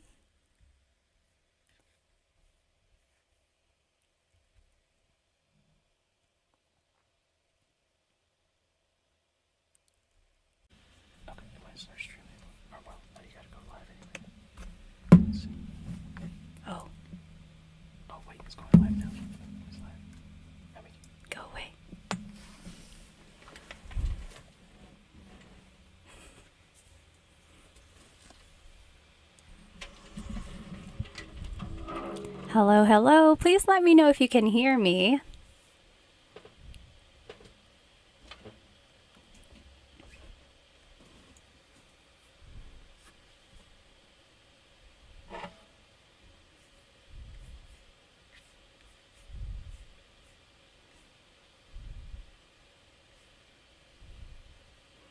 Hello, Maximilian. Are you the same one from last week? If you are, hello again. Hello from Canada. Nice to see you.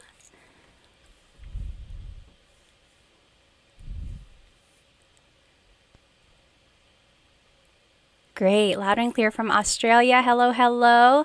Let me go ahead and share my screen again, like I did last time.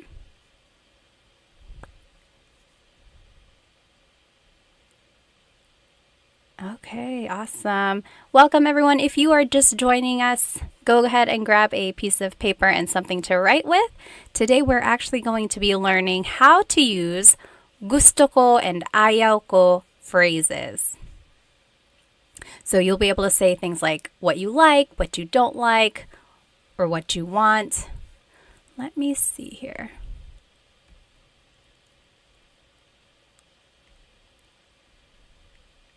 Oh, I see. There we go. Okay, hello, hello. Again, welcome. If you are just joining us, we'll let everyone hop on in for another minute or so. So sorry I'm late. One of these nights I'm going to be on time, I promise. Go ahead and write where you are watching from. Let's see, Maximilian is from Canada. Hello, hello. Australia, Rob is from Australia. Dennis is from Sacramento. Alrighty, let's go ahead and hop right into this lesson. So last week, we learned some question words. We also learned how to use possessive pronouns.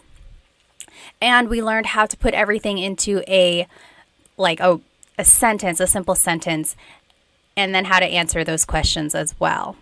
Today, we're going to be learning how to say I like or I want something, and then how to say what you don't like or you don't want something. And then we're going to learn the kasi clause. Kasi means because. So everything's going to tie into each other. Let me just read these comments here. So I see Scott is from Washington State. Hello, hello. Sure is from New Mexico. Kevin is from Rhode Island. Coconut Dreams. Yes. Oh, okay, you're living in the Philippines, but you're from Ohio. That's so cool. Jimmy is from Massachusetts. Jared is from Montreal. Rich is from New York.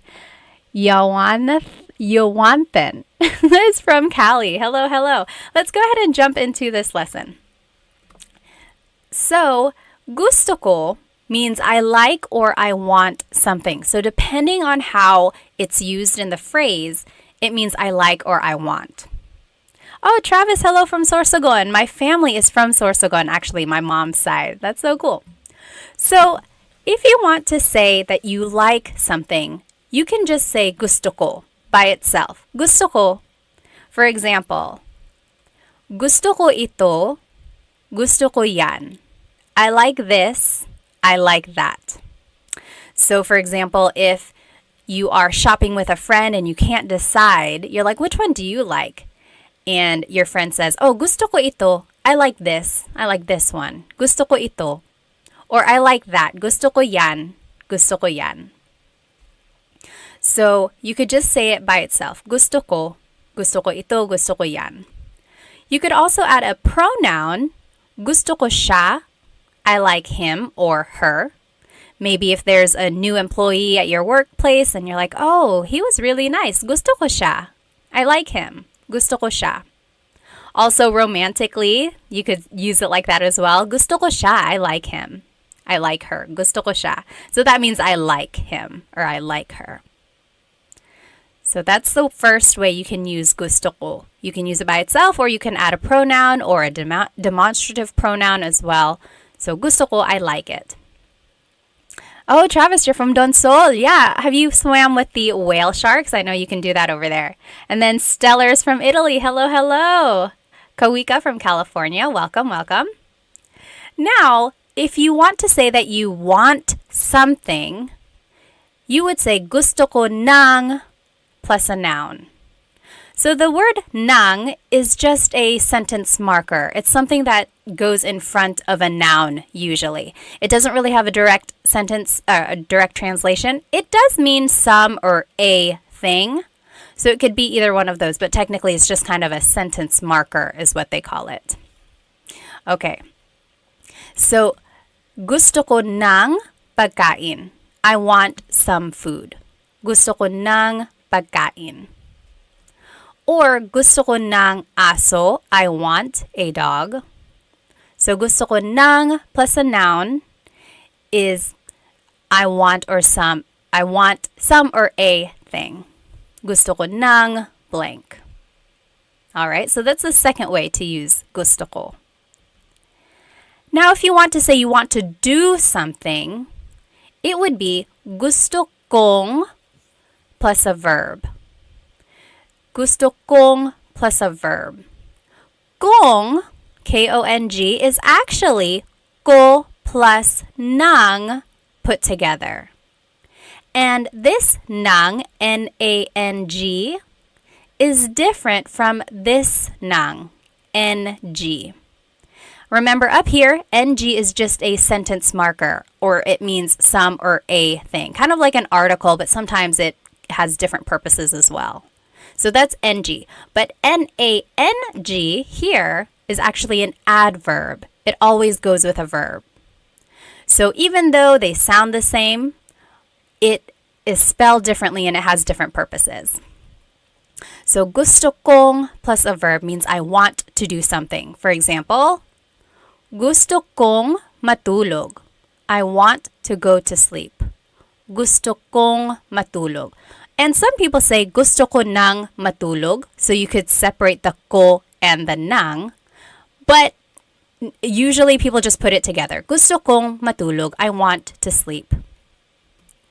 Or gusto niyang bumili ng kotse. She wants to buy a car. Gusto niyang bumili ng kotse.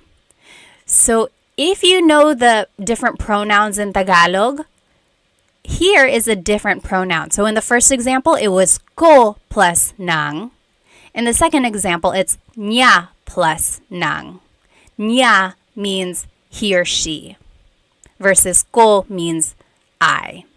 So whatever pronoun you are using, you are welcome to just put it together with the word nang and make this contraction. So gusto kong matulog, I want to go to sleep.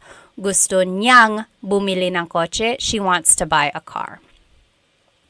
All right, so that's the third rule for gusto ko. Oh, Travis, that's cool. Okay, awesome. You have swam with the whale sharks. I swam with the whale sharks in Cebu. That was a lot of fun too. Stellar, thank you. I'm so happy that you and your daughter are watching. That's so fun. Okay, now next, you can say gusto ko si plus a person. So if you want to say I like a person, it would be gusto ko si blank. For example, gusto ko si Tita Baby. I like Tita Baby. She is a great cook. Gusto ko si Tita Baby. I like Tita Baby.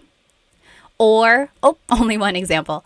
Gusto ko si blank. So anytime you have a person's name following, you have to use this preposition si. So that's what would go before a person's name. Now, if you want to say I like it in a place, gusto ko sa, then the place. So now the word is sa. That's the leading word there. Gusto ko sa Japan. I like it in Japan. So gusto ko sa Japan because it's very historical. Gusto ko sa Japan. Versus gusto ko yung plus a noun. That means I like something. So the difference here in rule number 2, gusto ko ng plus a noun versus gusto ko yung plus a noun. So very similar, but the leading word is different there. Remember up here in number 2, gusto ko ng plus a noun means I want something. I want some food. But gusto ko yung means I like something. For example, gusto ko yung buhok mo. I like your hair. Gusto ko yung buhok mo. So yung means you like it. Nang means you want it. Right? So we're not saying I want your hair. You say I like your hair. Gusto ko yung buhok mo. And then gusto ko yung damit mo. I like her dress. Gusto ko yung damit niya.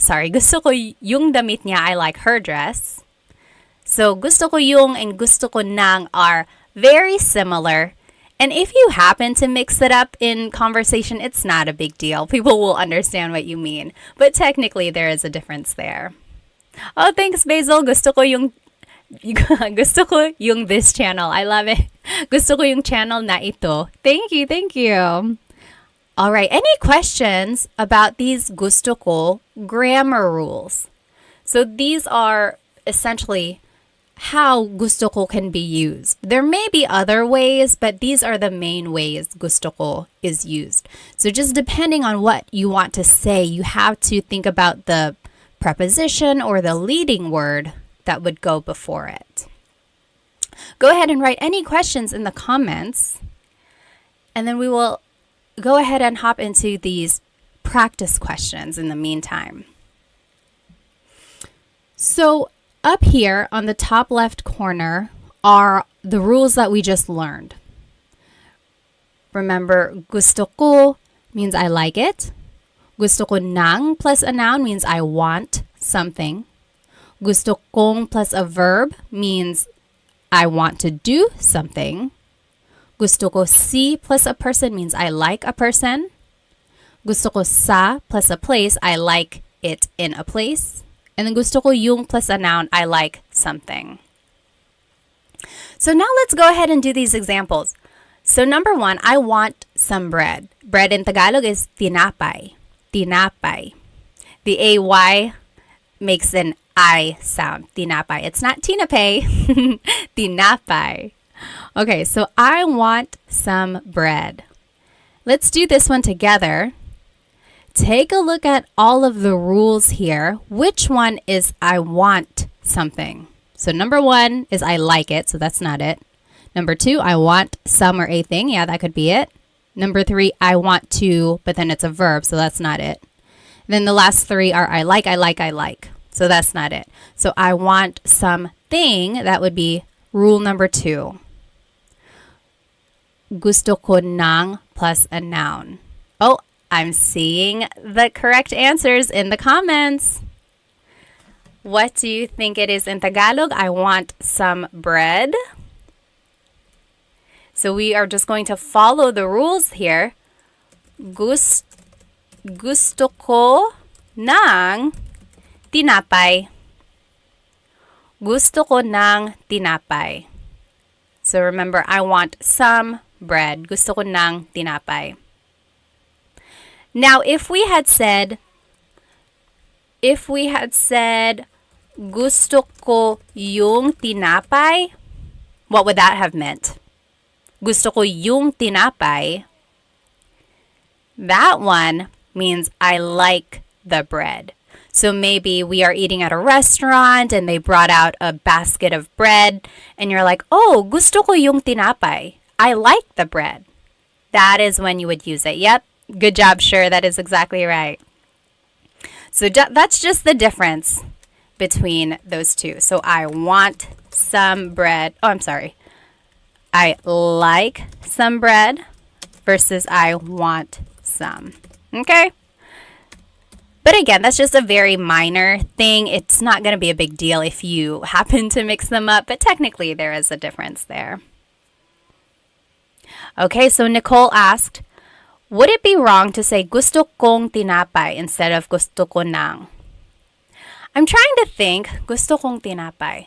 No, it's not wrong. I've heard it before. It's not very common. The kong really is saved for verbs, but that also works as well. Gusto kong tinapay. Yeah, if you're speaking fast, feel free to say that as well. Good question. All right, you take maybe 5 minutes. You do it says number 3, but technically it's the second one. Do the last examples here, and then we'll go over it. Let's see. Sure said, when you add some or the before bread, is that implied in the context? I would say not so much implied, but the ng or the nang or the yung, that's the one that indicates it.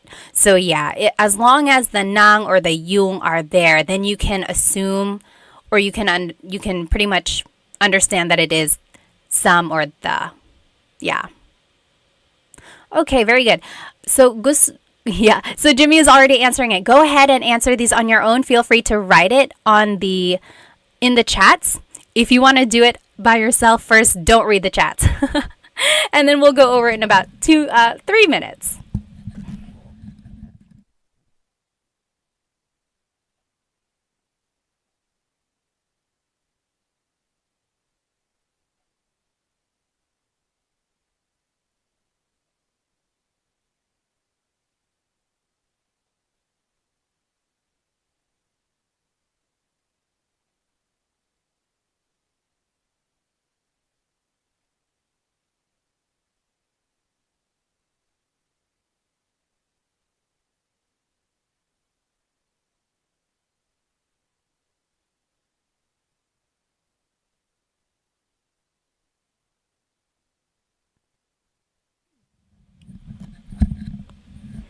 If you are just joining us, we are doing these examples. That's why it's pretty quiet.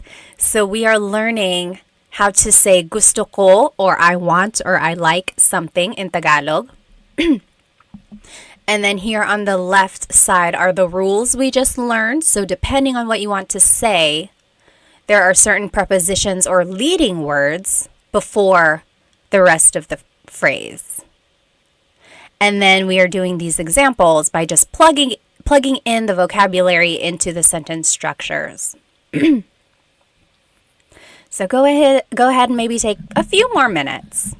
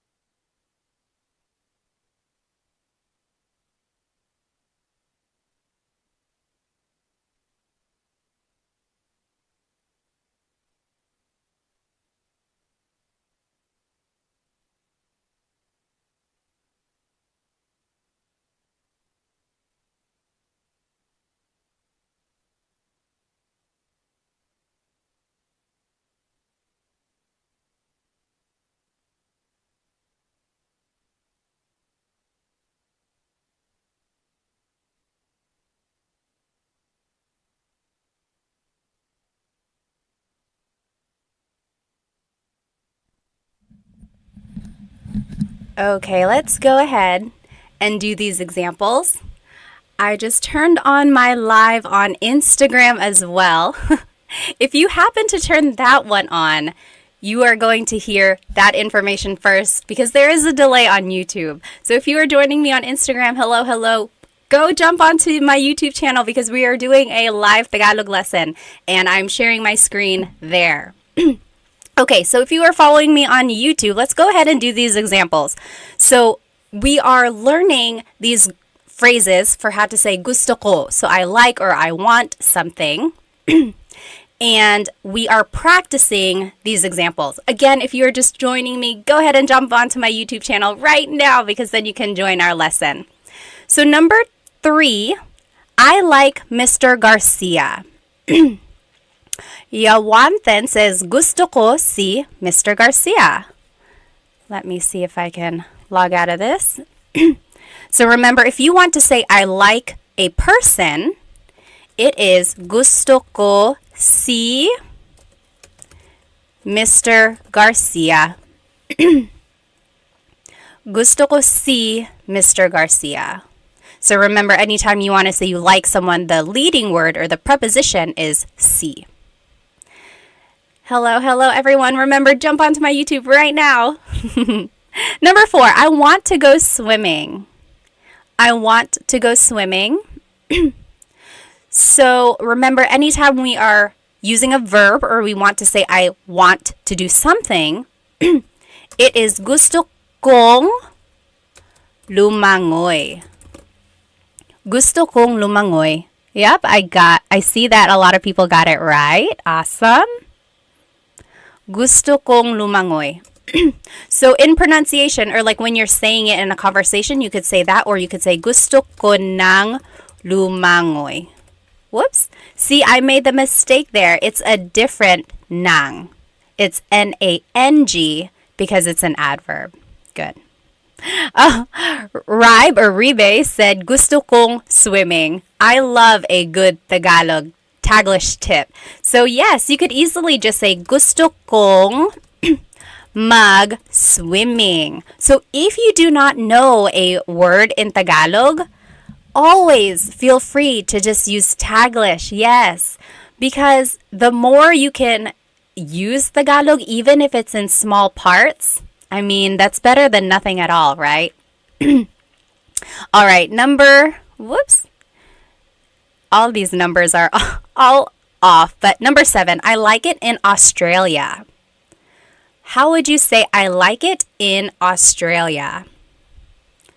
Hello, hello again. Remember, if you are joining me on my Instagram, hop onto my YouTube channel. We are doing a live Tagalog lesson. You are able to see my screen that I'm sharing. Yes, so I'm seeing the correct answer in the comments here. I like it in Australia is gusto ko sa Australia. I like it in Australia. So you could be like, oh yeah, I've traveled there before. There are so many cool animals. Gusto ko sa Australia. I like it in Australia. Very good. I see the correct answers in the comments. Now, number 8, I like your house. Your house is bahay mo. I like your house. So I like a place.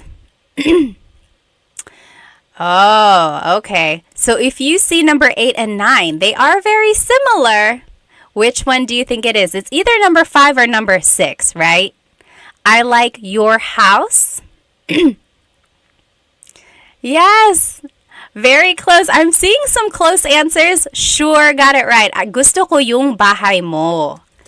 Gusto ko yung bahay mo. I like your house. So in this case, bahay mo is like a noun. Gusto ko yung bahay mo, it's very pretty. Gusto ko yung bahay mo. So it's acting more like as a noun. Versus number 9, I like it at your house. That would be gusto ko sa bahay mo. So maybe if your house is too loud, you could be like, oh, can I go to your house where it's quiet? Gusto ko sa bahay mo. Very good, yes. So that's the difference there between 8 and 9. I like your house as a thing versus I like your house as a place. Anyone have any questions about that? Very good. All right. Again, if you are just joining me on Instagram, hop onto my YouTube channel. This is where the lesson is. Any questions about what we just learned? Well, go ahead and type it in if you do have a question. Let's take a quick intermission, and you know I love a good poll. So our poll last week was, what is your favorite Filipino food? And it was between like lechon and adobo at the very end. Today, we are going to do who is your favorite Filipino American celebrity? Okay, so if you are a big like Hollywood fan, or if you just love the Filipino culture like I do, you probably know a lot of these people. I mean, who doesn't? Hang on, let me see if I can make this bigger. Okay, it looks like that's as big as it's gonna get. Hopefully you can read it okay. So who is your favorite Filipino American celebrity? Let's do this one here. Oh, someone had a quick question. Let me see.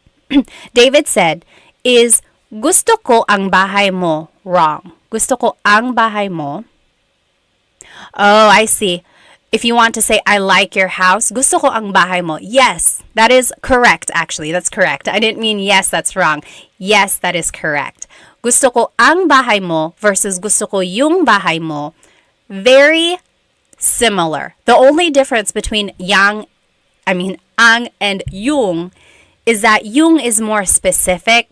Like yung kind of means that. I like that house that is yours. That is a whole lesson in itself. But yes, to answer your question, gusto ko ang bahay mo. That is correct. So let's go ahead and do this poll. R said, Bruno Mars is Filipino? Yes, he is. He's half. I think his mom is Filipino and his dad is Puerto Rican, I think. I should know. I'm a big Bruno Mars fan. I've seen him in concert twice. Okay, so Bruno Mars versus Olivia Rodrigo. So I am starting this poll in the comments. Go ahead and vote. Who between Bruno Mars and Olivia Rodrigo? You have 1 minute. Put your vote in. Oh my gosh, it's already a landslide here. Go ahead and put your vote in. Everyone on Instagram, hop on to my YouTube channel so you can put your vote in. Who is your favorite, Bruno Mars or Olivia Rodrigo? Oh, wow. Right now, Bruno Mars is winning. I mean, I love Olivia Rodrigo, but I love Bruno Mars. Let's see. Riwe said, sorry, I don't know Filipino Americans. I don't live in the USA. I like Kim Domingo. Yeah, she is a very funny actress. Ako din. Gusto ko siya. Yes, Bruno Mars is from Hawaii. Okay, you have 10 seconds. Put your vote in. Bruno Mars or Olivia Rodrigo? Oh, Jim has never heard of them before? Oh, goodness. Well, you got to look them up. They have some really good songs. Okay, 3, 2, 1. Bruno Mars is the winner. 77% voted for Bruno Mars. Oh, 78%. So Bruno Mars is going to move forward. Oh no, it's frozen. Let's see if I can fix it here. In the meantime, let's do the next poll. So now it's going to be between Vanessa Hudgens and Shay Mitchell. Do you guys know who they are? If you are younger, you might or might not know them, actually. Vanessa Hudgens, she was in High School Musical. She's also been in a lot of other things like after that. And then Shay Mitchell, she's known for being in, what is it called? Nah, I keep wanting to say Easy A. It's not Easy A. But there was that A in there. What was she in? Pretty Little Liars. Yes. Okay. Is there an American Filipino cubing world record holder? I don't know, Kira. Cubing? What is cubing? Like the Rubik's Cube? Okay, go ahead and put your vote in. Wow. Oh, I guess I'm not too surprised. Right now it's Vanessa Hudgens winning. Let me see if I can fix my poll here. Or not my poll, my bracket. Hello again. Remember, if you are joining me on Instagram, please jump onto my YouTube channel because that is where I am doing this lesson. Except right now we're not doing a lesson. We're taking a break and we are doing our bracket challenge. Who is our favorite Filipino American celebrity? Hop onto my YouTube channel right now. Okay. As soon as I finish this thing in my bracket, we're going to stop the poll. Go ahead and put your vote in. 3, 2, 1. End poll. Vanessa Hudgens won. All right. We'll finish. Actually, let's go ahead and do at least these two. So, oh yeah. Archangel said, didn't know that Vanessa Hudgens was Filipino though. Yep, cubing is solving the Rubik's Cube. Okay, let's do this next one. So who is your favorite Filipino American comedian? Favorite. So Joe Coy or Christine Gambito. I am proud to say that I have met Christine. She is Happy Slip on YouTube. So if you were watching YouTube a long time ago, okay, not a long time ago, I don't want to say she's old or anything, but like she is an OG YouTuber, Christine Gambino. She's known as Happy Slip. And I've met her. She's, oh my gosh, I want to say we're friends. We've only met once though, but she's so funny, she's so nice. So yeah, so Christine, Happy Slip, or Joe Coy, who is your favorite comedian? Archangel said, how did Vanessa win over Shay Mitchell? Well, I feel like Vanessa might be a little bit more well known. She has a lot of projects versus Shay Mitchell. I just know her from Pretty Little Liars, but who knows? All right, get your vote in. Who do you think is your favorite Filipino American comedian? Christine Gambito or Joe Coy? Yeah, you're right, Ray. He said not fair. Happy Slip versus Joe Coy, different eras. Although I feel like it's just like Joe Coy has gotten a lot bigger, but Happy Slip and Joe Coy have been doing comedy a long time, I think. But yeah, let's see. Okay, go ahead and put your vote in. 3, 2, 1. Michael said, this is like asking me to pick my favorite child. I know. Oh, Rex Navarrete. Yeah, he is funny too. You're right. Okay, so it looks like Joe Coy was the winner here. Joe Coy, let me find my mouse. Where in the world? Okay, here it is. So Joe Coy is moving forward. He is everyone's favorite celebrity, at least in this bracket. I like them both. You're right. I can't pick either. And then last one.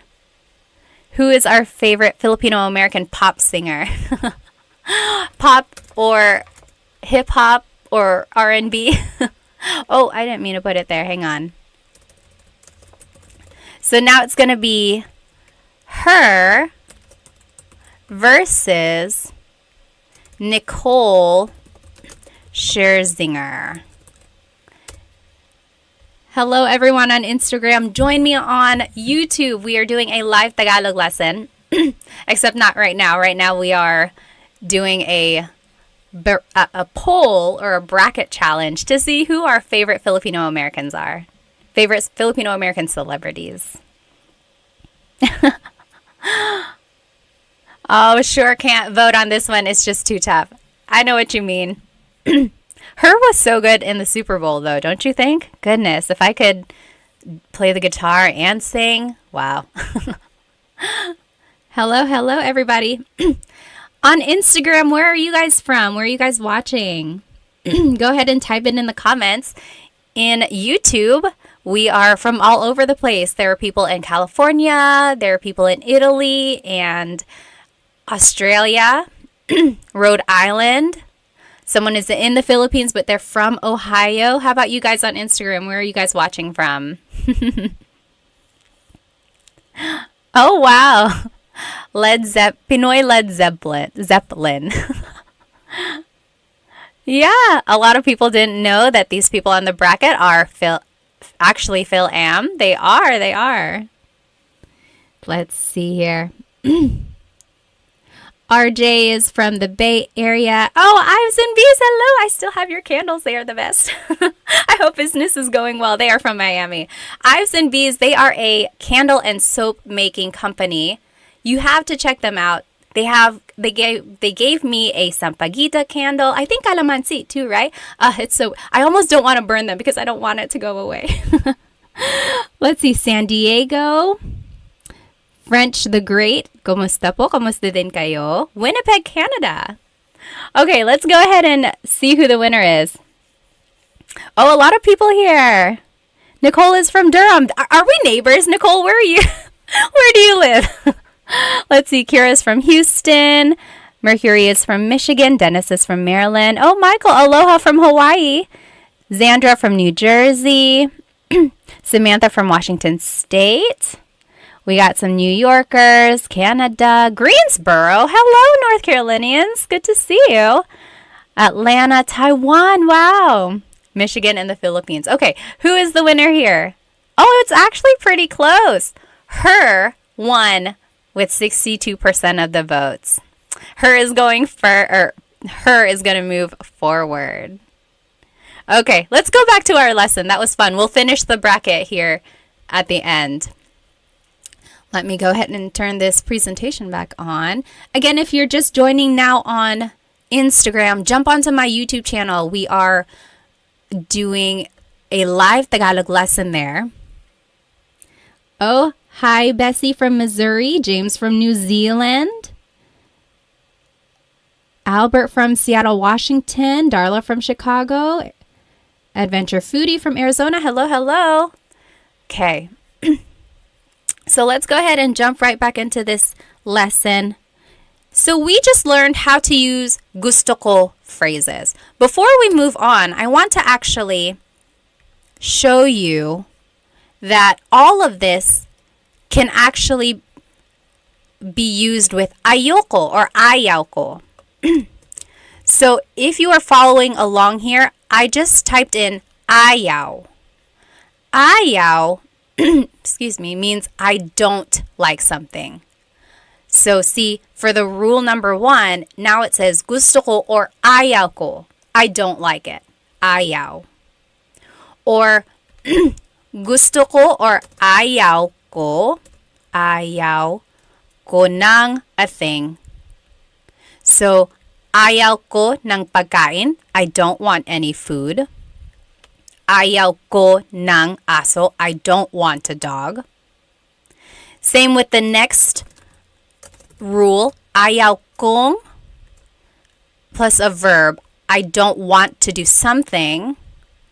So, ayaw kong matulog. Ayaw kong bumili ng kotse. I don't want to sleep. I don't want to buy a car. Or, ayaw ko si plus a place. So, that's all I'm doing. I'm just adding this word ayaw in the beginning. And that just means I don't want or I don't like something. So, that is the opposite of gusto. It's ayaw. Okay, so now you have it. So someone asked, where can I get a copy of these slides? I don't have them posted anywhere. Maybe I'll try to figure out a place where I can post them. But if you sign up for one of my Tagalog classes, which start this weekend actually, you will get a copy of these slides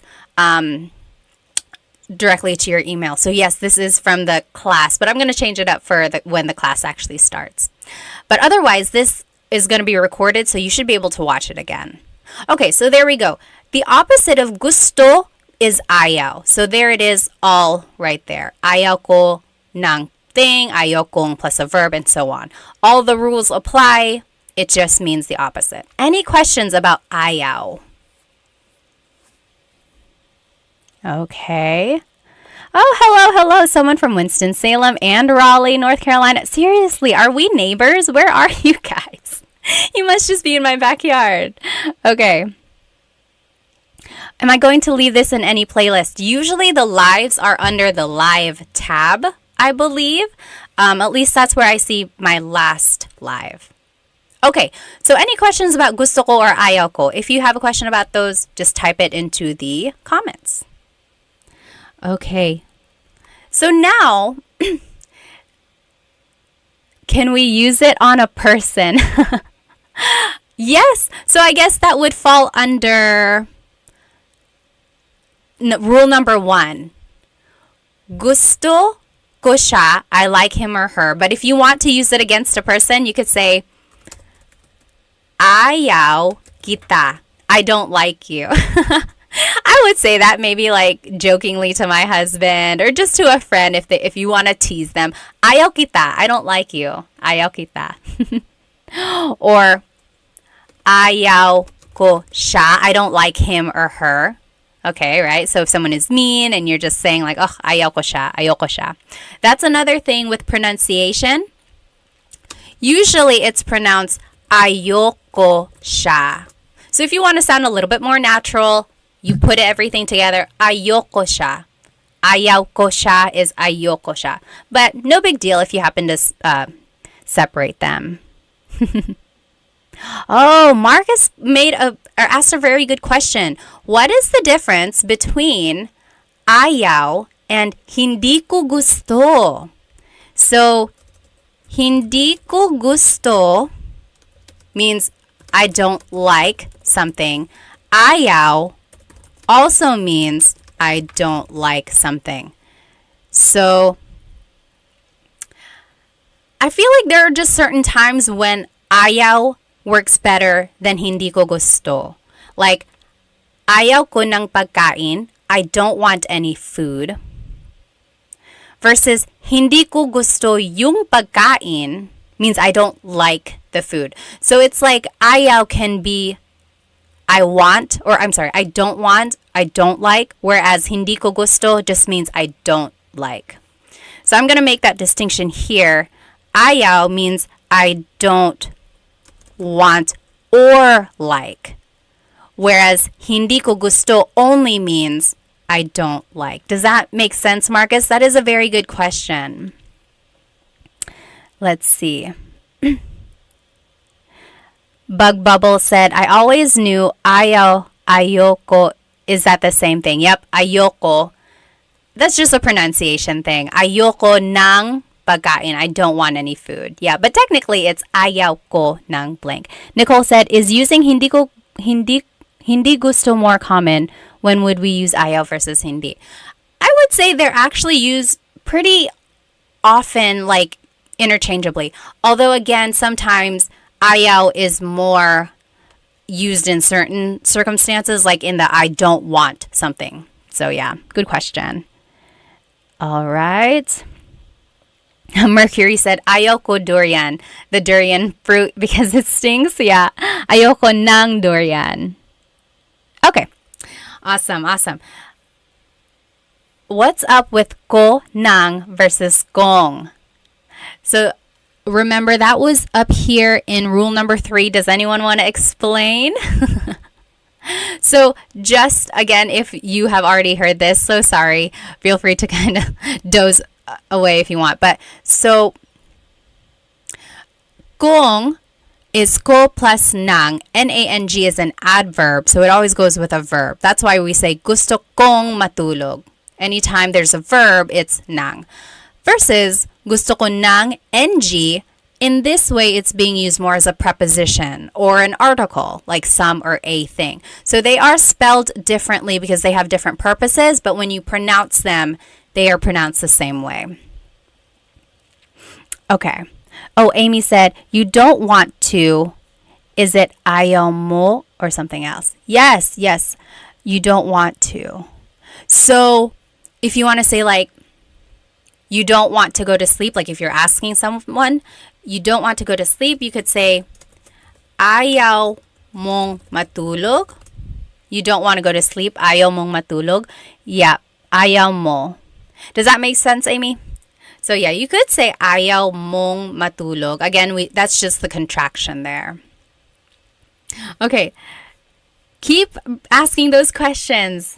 We'll go ahead and just move on to this kasi clause. So kasi means because. If you were part of our class last week, we talked about the different words for questions and how to ask. So bakit means why, and usually the answer to a bakit question is kasi. So why did you do something? Well, kasi ... because ... So here are the different ways you can use kasi. And it ties into the gusto ko phrases we just learned. So, gusto ko ang sinigang kasi masarap ang sabaw. Gusto ko ang sinigang means I like sinigang. I like sinigang. Because masarap ang sabaw. Because the soup is delicious. Okay, so that's just 2 clauses or 2 phrases here that was put together by this word kasi. I like the sinigang because the soup tastes good. Next, you could say, paborito ko ang cake kasi mahilig ako sa matamis. My favorite is cake. Paborito ko ang cake because I like sweets. Mahilig ako sa matamis. So it's just putting together like 2 phrases. So if you know some simple sentence structures, it's just kind of putting those together with this kasi phrase. And then lastly, ayoko yung sausawan kasi maanghang. I don't like the dipping sauce because it's spicy. Okay, so those are just some examples here. If I were to ask you, ano ang paborito mong pagkain? What is your favorite food? Ano ang paborito mong pagkain? I want you to jot it down using this kasi clause. Paborito ko ang blank kasi blank. So my favorite is blank because blank. And here are the examples again to the left. Gusto ko ang blank kasi blank. So paborito ko ang blank kasi blank. My example, let's go over these vocabulary words. Matamis means sweet. Matamis. Maalat means salty. Maalat. Maanghang means spicy. Maanghang. Maasim means sour. Maasim. Matabang means bitter. Matabang. Mainit means hot. Mainit. And then malamig means cold. So for example, I would say, on a hot summer day, paborito ko ang ice cream kasi malamig. My favorite is ice cream because it's cold. Paborito ko ang ice cream kasi malamig. Or I guess a more fitting statement would have been like, gusto ko ng ice cream kasi malamig. Okay, go ahead and jot it down, or you can write it in the comments here. What would be your answer to this question? Ano ang paborito mong pagkain? Hello again on Instagram. If you're just joining me, we are on YouTube. I'm doing a live Tagalog lesson. You will be able to see my presentation shared on your screen there. We are just doing an example here of how to use kasi clauses. Let me see if I can catch up on some of these comments. Go ahead and jot it down. What would be your answer? You can write it in the comments as well.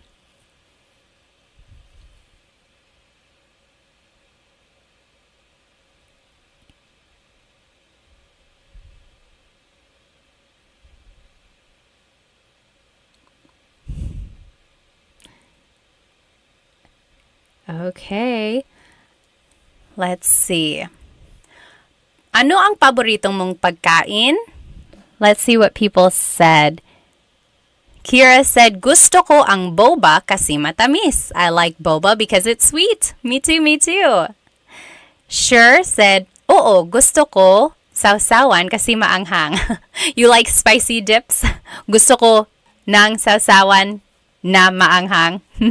David said, paborito ko ang sarsyado kasi matamis at maasim. Ano ang sarsyado? Sarsyado. Can you describe that? I'm not sure I know what that is. Elijah said, paborito ko ang sinigang kasi maasim. Ako din, ako din. Wendy said, paborito ko ang tamales kasi mainit. Do you mean maanghang, spicy, or hot? Like warm in temperature? Aldo said, paborito ko ang nasi goreng kasi maalat. I don't know what that is either. Bayani said, what's boba? So you can get like a cold, refreshing drink. Sometimes it's a smoothie. Sometimes it's a milk tea. Sometimes it's just a fruit tea. And they have little like balls or like jelly balls or like big tapioca balls. That's boba. Paborito ko ang adobo kasi maanghang. Maanghang ba ang adobo mo? My adobo is a maanghang, but I guess it could be. Paborito ko ang mango kasi matamis. Yes, the mango is the national fruit of the Philippines. Let's see. Oh, warm. Yep. Okay.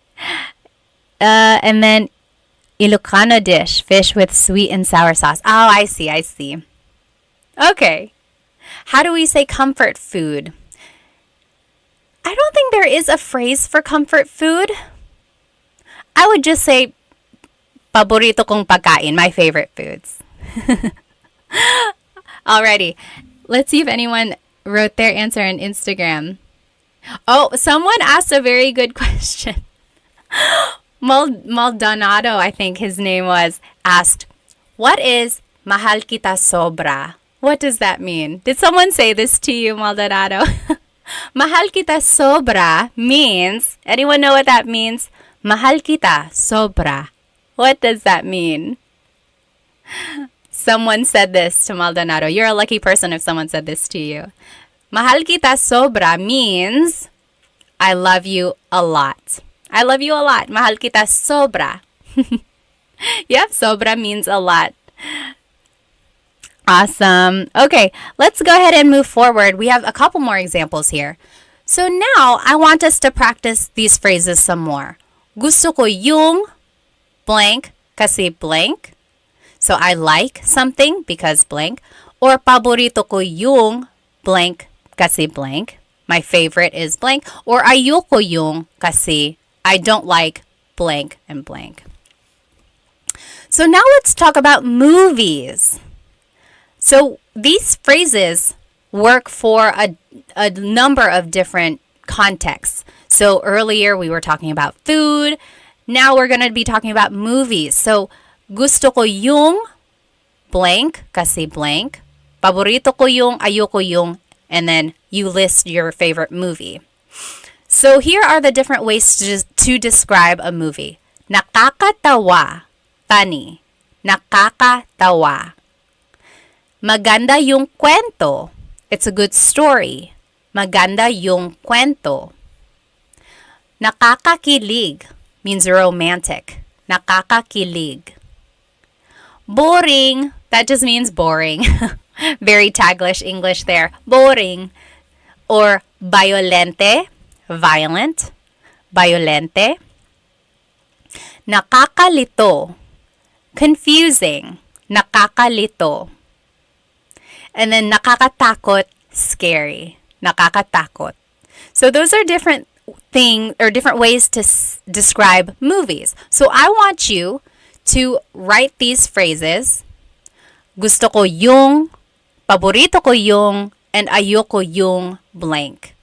I like something, or I like a movie. My favorite movie is, and I don't like this movie because, and then you choose the adjectives from these examples. So I'll give you an example here. Paborito ko yung Pitch Perfect kasi nakakatawa. My favorite movie is Pitch Perfect because it's funny. I don't know if that's my absolute favorite, but I love it. It's a good movie. Or ayoko yung Saw movies kasi nakakatakot at violente. So I don't like the Saw movies because they're scary and they're violent. Or gusto ko yung Titanic kasi nakakakilig. I like Titanic because it's romantic. So go ahead and you give examples for each of these phrases about a movie that you like and you don't like, and you fill it in with the adjective there. I'm just going to catch up on some of these comments. So go ahead and jump onto my YouTube channel if you are here on my Instagram. Oh my goodness, please don't call me tita. I'm not a tita. I'm just kidding. Feel free. Or just ate. Ate is fine too. Hello. Kamusta po? Okay, let me catch up on my comments here.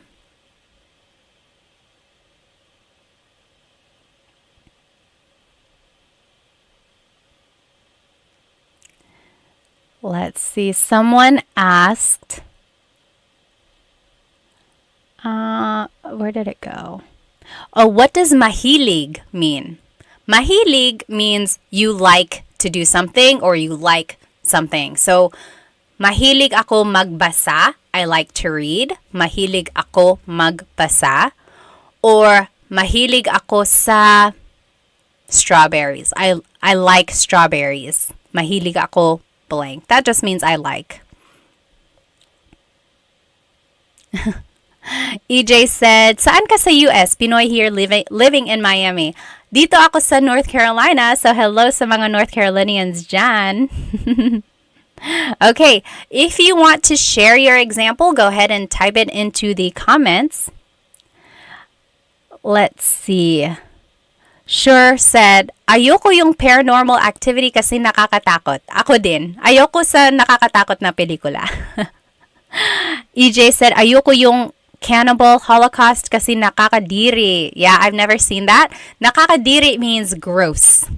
So, like, oh, vomit, nakakadiri, or something like that. Yeah, gross. So, FF Noob said, I just joined. Can I watch this later Can I watch this video on your channel? Yes, it will be recorded and it should be under the live tab. So, it should be there.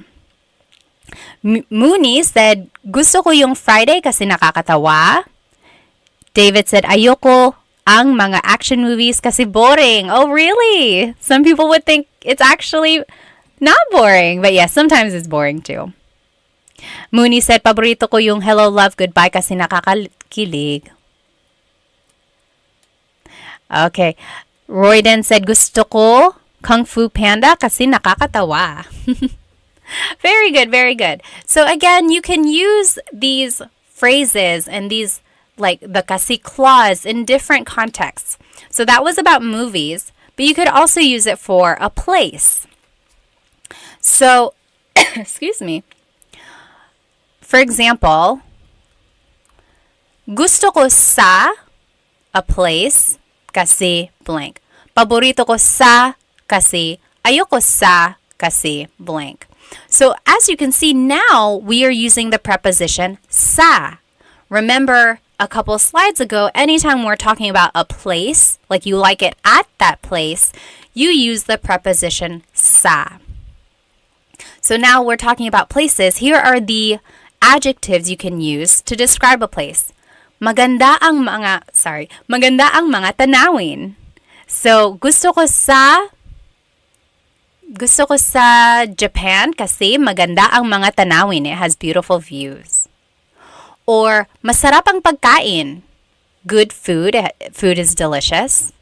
Nakaka-relax. It's relaxing. Mura lang. It's cheap. Madaming tao. Too many people. Madaming traffic. Lots of traffic. Masyadong mahal. It's too expensive. So if I were to give an example, I would say, gusto ko sa Pilipinas kasi mura lang. I like the Philippines because it's cheap. Gusto ko sa Pilipinas kasi mura lang. Or paborito ko sa New York kasi masarap ang pagkain. That's not true. I mean, I love New York, but I don't know if the food is the best there. That's just an example. So, paborito ko sa New York kasi masarap ang pagkain. Or, ayoko sa Manila kasi madaming traffic. I don't like Manila because there's a lot of traffic. I mean, I love Manila. I just don't like traffic. So, there you go. Go ahead and fill in these examples. Talk about a place you do like, maybe your favorite place, and a place you don't like. And then give a reason why you feel that way. Oh, the mantis, thank you so much. I didn't even know. So the mantis just donated. Thank you so much. Oh my goodness.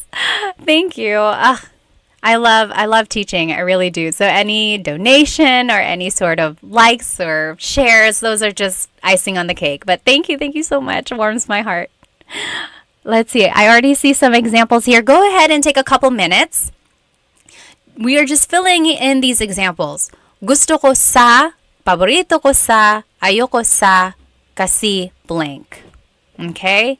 And then here are the adjectives that we were using. Let's see. Cool guy, Albert, said, do you know any puto flavors? Puto is something I want to try. So puto is a rice cake. And yeah, there are lots of flavors. Usually it's just in the plain vanilla, white, or just like the rice cake flavor. But I've seen it in pandan. I've seen it in ube. Usually there's a slice of cheese on the top. Love and Lulu said, I'm getting nosebleed. Bakit ka na nosebleed? Nagtatagalog tayo dito.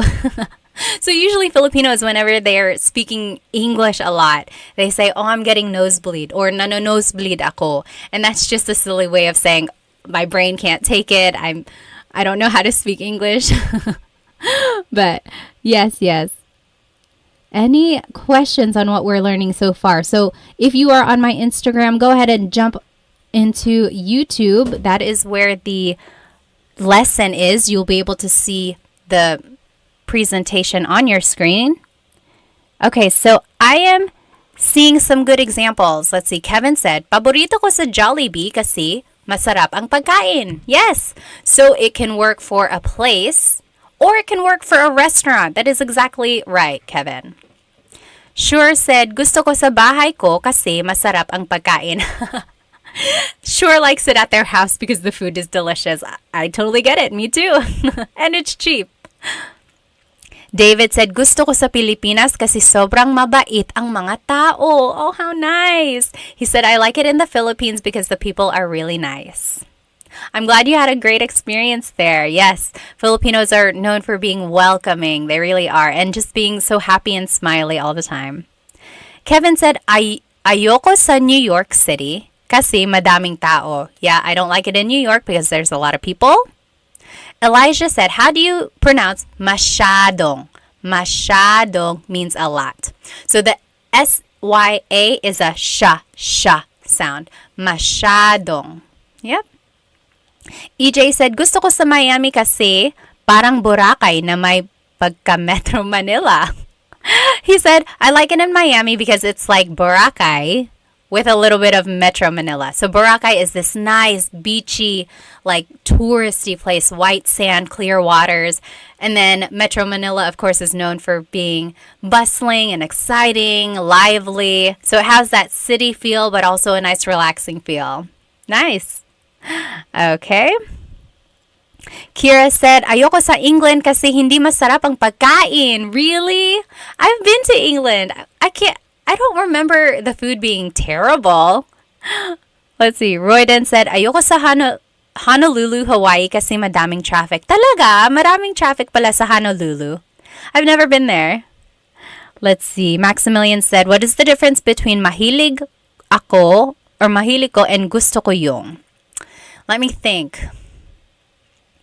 When you say mahilig, it's more like you're describing that you like something in a continuous way. I don't know how else to say that. It's like you could also say it with hobbies. I would say actually they're comparable. Mahilig and gusto ko. Like, mahilig ako mag-swimming. I like to swim. Or you could say gusto ko mag-swimming. I like to swim. So yes, I would actually say they're comparable. They're almost the same. I'm sure there are times when one is more preferred over the other. Or actually gusto ko has more uses. But yes, you could use them interchangeably most of the time. Yeah. Samantha says, gusto ko sa Tagaytay kasi maganda ang mga tanawin. Yes, I like it in Tagaytay because the views are beautiful. So Tagaytay is in the Luzon area and you can see these volcanoes over there. Ah, so nice. Gusto ko sa Minnesota kasi ito ay tagsibol. What is tagsibol? Brandon said, paborito ko sa Japan kasi masarap ang pagkain. Yes, I bet. The only time I've been in Japan was for a layover. I've been there many times, but only for layovers to the Philippines. Hopefully one day I can go see the sights and stuff. Gusto ko sa Korea kasi magaganda ang mga babae. Talaga, EJ, yun talaga. He said, I like it in Korea because the women are beautiful. Wendy said, gusto ko kapag sinabi ng kaibigan ko, na babush dahil nakakatawa. Babush. Ah! Babush. So she likes it when her friend says babush kasi nakakatawa. Paborito ko sa pizza kasi masarap ang tanawin. Sa pizza? Did you... I think you meant to say... I don't know what you meant to say. You said, I like it at pizza because the views are delicious? Let's see. Oh, Leaf said, hi, nako ate. Is there ever any announcement of these live streams? I would definitely love to catch them live but never see them being announced. Sorry, I put them on my story on Instagram, and I put it on my TikTok story, and then I put it on the community post on YouTube, and then I put it on my Facebook story as well. So if you ever see a story, you might want to open it because it might be alive. Oh, tagsibol is spring. Okay. Yes, Bayani said, mahilig means something that you love doing on a daily basis. Again, it's that idea of doing it like at a continuous level. Like you just love doing it or you love doing it a lot. Let's see. Ayoko sa Vegas kasi mainit dito, Elijah said. Yeah, he doesn't like it he or she doesn't like it in Vegas because it's hot there. Okay, let's move on now. Let's see. Let's finish up our poll. Back up. Anyone have any questions on these kasi phrases? So, kasi just means because. So remember, if someone asks you a bakit question, so why, you can always ask kasi. Bakit ka umiiyak? Why are you crying? Kasi masakit ang ulo ko because my head hurts. Or why bakit ka galit? Why are you mad? Kasi dot dot dot. Kasi hindi ka nakikinig because you're not listening. Okay? So that's what kasi is. And then we were able to put together the gusto and ayaw ko phrases that we learned. Any questions about these things? Feel free to write them in the comments. Otherwise, I'm going to go ahead and pull up our bracket challenge here. If you are joining me on Instagram, jump onto YouTube because then you can join our poll, our contest here. So we are choosing our favorite Filipino American celebrities. And let me show you what we got so far. So first, we were doing Bruno Mars versus Olivia Rodrigo, and Bruno Mars won that. Then we did Vanessa Hudgens versus Shay Mitchell. Vanessa Hudgens won that. Then we did comedians, so Christine Gambino or Happy Slip, and Joe Coy. Joe Coy won that. And then there was her and Nicole Scherzinger. Her won that one. That one was a pretty close one, actually. Let's do Bruno Mars versus Vanessa Hudgens. Let me see. I am starting a poll. So go ahead and sign into your YouTube account and then join our poll if you would like to vote. So Bruno Mars versus Vanessa Hudgens.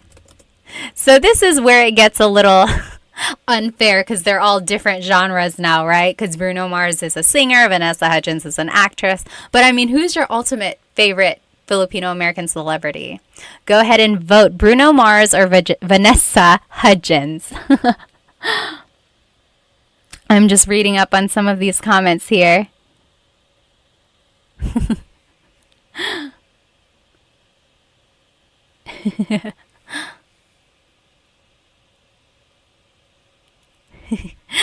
Kira said, gusto ko sa China, Korea, Japan, and Pilipinas kasi guys ang maganda. Or you could say kasi guwapo ang mga lalaki because the guys are handsome. Liza on Instagram is voting for Bruno Mars. Jump onto my YouTube so you can cast your vote in. So we are doing a live Tagalog lesson on my YouTube channel here. Actually, now we're not doing a live. We're not doing a lesson. We're actually just doing a contest to see who our favorite Filipino American celebrity is. And it's between Bruno Mars and Vanessa Hudgens right now. Take 10 seconds. Oh, I didn't know that. Sure said the lead guitar player from Metallica is Benoy. He's my fave. I didn't know that. Okay, 3, 2, 1. Bruno Mars. Bruno Mars is the winner. He is going to move forward. I didn't make my bracket right, but you get the idea. There it is. Next is Joe Coy versus her. Who is your ultimate favorite Filipino celebrity? Filipino American celebrity. Favorites. Let's see. Joe Coy or her. Oh, that's hard. I love her. And I love Joe Coy. But you got to choose one. Only one. If you were going to be stuck on an island, who would you choose to be with? Elijah said, I wonder if some of these celebrities speak Tagalog. I know Christine and Joe Coy do. I don't know. Maybe they do, or maybe they can understand. Kirk Hammer is the guitarist. Oh, okay, Jed. Awesome. Bayani said, kind of unfair because Vanessa Hudgens didn't get a lot of opportunities in Hollywood. Yeah, you're right. She was more on like Disney and stuff. Although she has other movies too. Oh, on my Instagram, we have a lot of votes for her. Oh, wow. Even on YouTube. I'm actually kind of surprised. I thought Joe Coy would win. So again, if you're joining me on Instagram, we are on YouTube doing a live Tagalog lesson. We are doing our bracket challenge, and we're choosing between Jokoy and her for our favorite Filipino-American celebrity. Okay, 5, 4, 3, 2, 1. And her is the winner. I really thought Jokoy was going to go pretty far in this. Her, okay. Oh, this is going to be a close one. So this is for all the marbles. Bruno Mars versus her. Bruno Mars versus her. This is really hard. I don't even know if I could choose. Favorite. So Bruno Mars or her. Hello, hello. If you're just joining on Instagram, we are on YouTube and we are doing a poll. Oh, sure said, hindi ko kilala or hindi ko alam her. Her is a hip-hop, R&B pop singer. She plays the guitar. She is half Filipino. Yes, you should definitely check her out. She was on the Super Bowl with Usher this year. She's so talented. Oh, goodness, goodness. She's on a commercial. I think it's State Farm. Is it State Farm? No, Nationwide, I think. It's Nationwide. But she's so good. Brandon said, Tito Mars. He's just Tito now. Wow, Bruno Mars is winning. Let's see here. Take another 30 seconds to vote. In the meantime, I'm going to ask you, what are some things you want to learn in these lives? Go ahead and write it in the comments. What do you want to learn in our next live? I want to know so that I can make a lesson plan for us. Okay, 5, 4, 3, 2, 1. Bruno Mars is the ultimate favorite Filipino-American celebrity. Okay. I'm going to answer some of your questions here. So someone asked here on Instagram, how do you say this in Tagalog? Let me open up my screen again here for our friends on YouTube. Again, this is a live Tagalog lesson on YouTube. Feel free to join us here. Oh, I must have... Okay, so the question was, how do you say this in Tagalog? Oops, let me turn my screen back on. Oh, where is it? There it is. Oh, wrong. Anyway, if you want to say, how do you say this in Tagalog? It would be, ano ang blank sa Tagalog? Ano ang blank sa Tagalog? So, how do you say in Tagalog? So, someone asked that on my Instagram here. How do you say blank in Tagalog? It would be, ano ang blank sa Tagalog?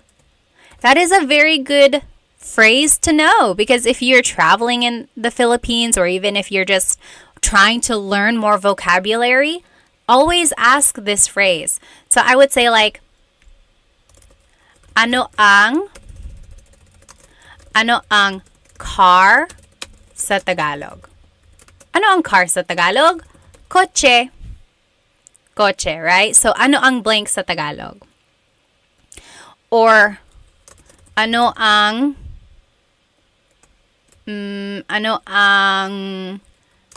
dog sa Tagalog? Oh, sa Tagalog, aso. So that is a good phrase to know if you just want to learn more vocabulary. Ano ang blank sa Tagalog? Yes. Let's see. What else? What else? Oh, someone asked, what is the difference between hindi ko alam and ewan ko? Hindi ko alam, ewan ko.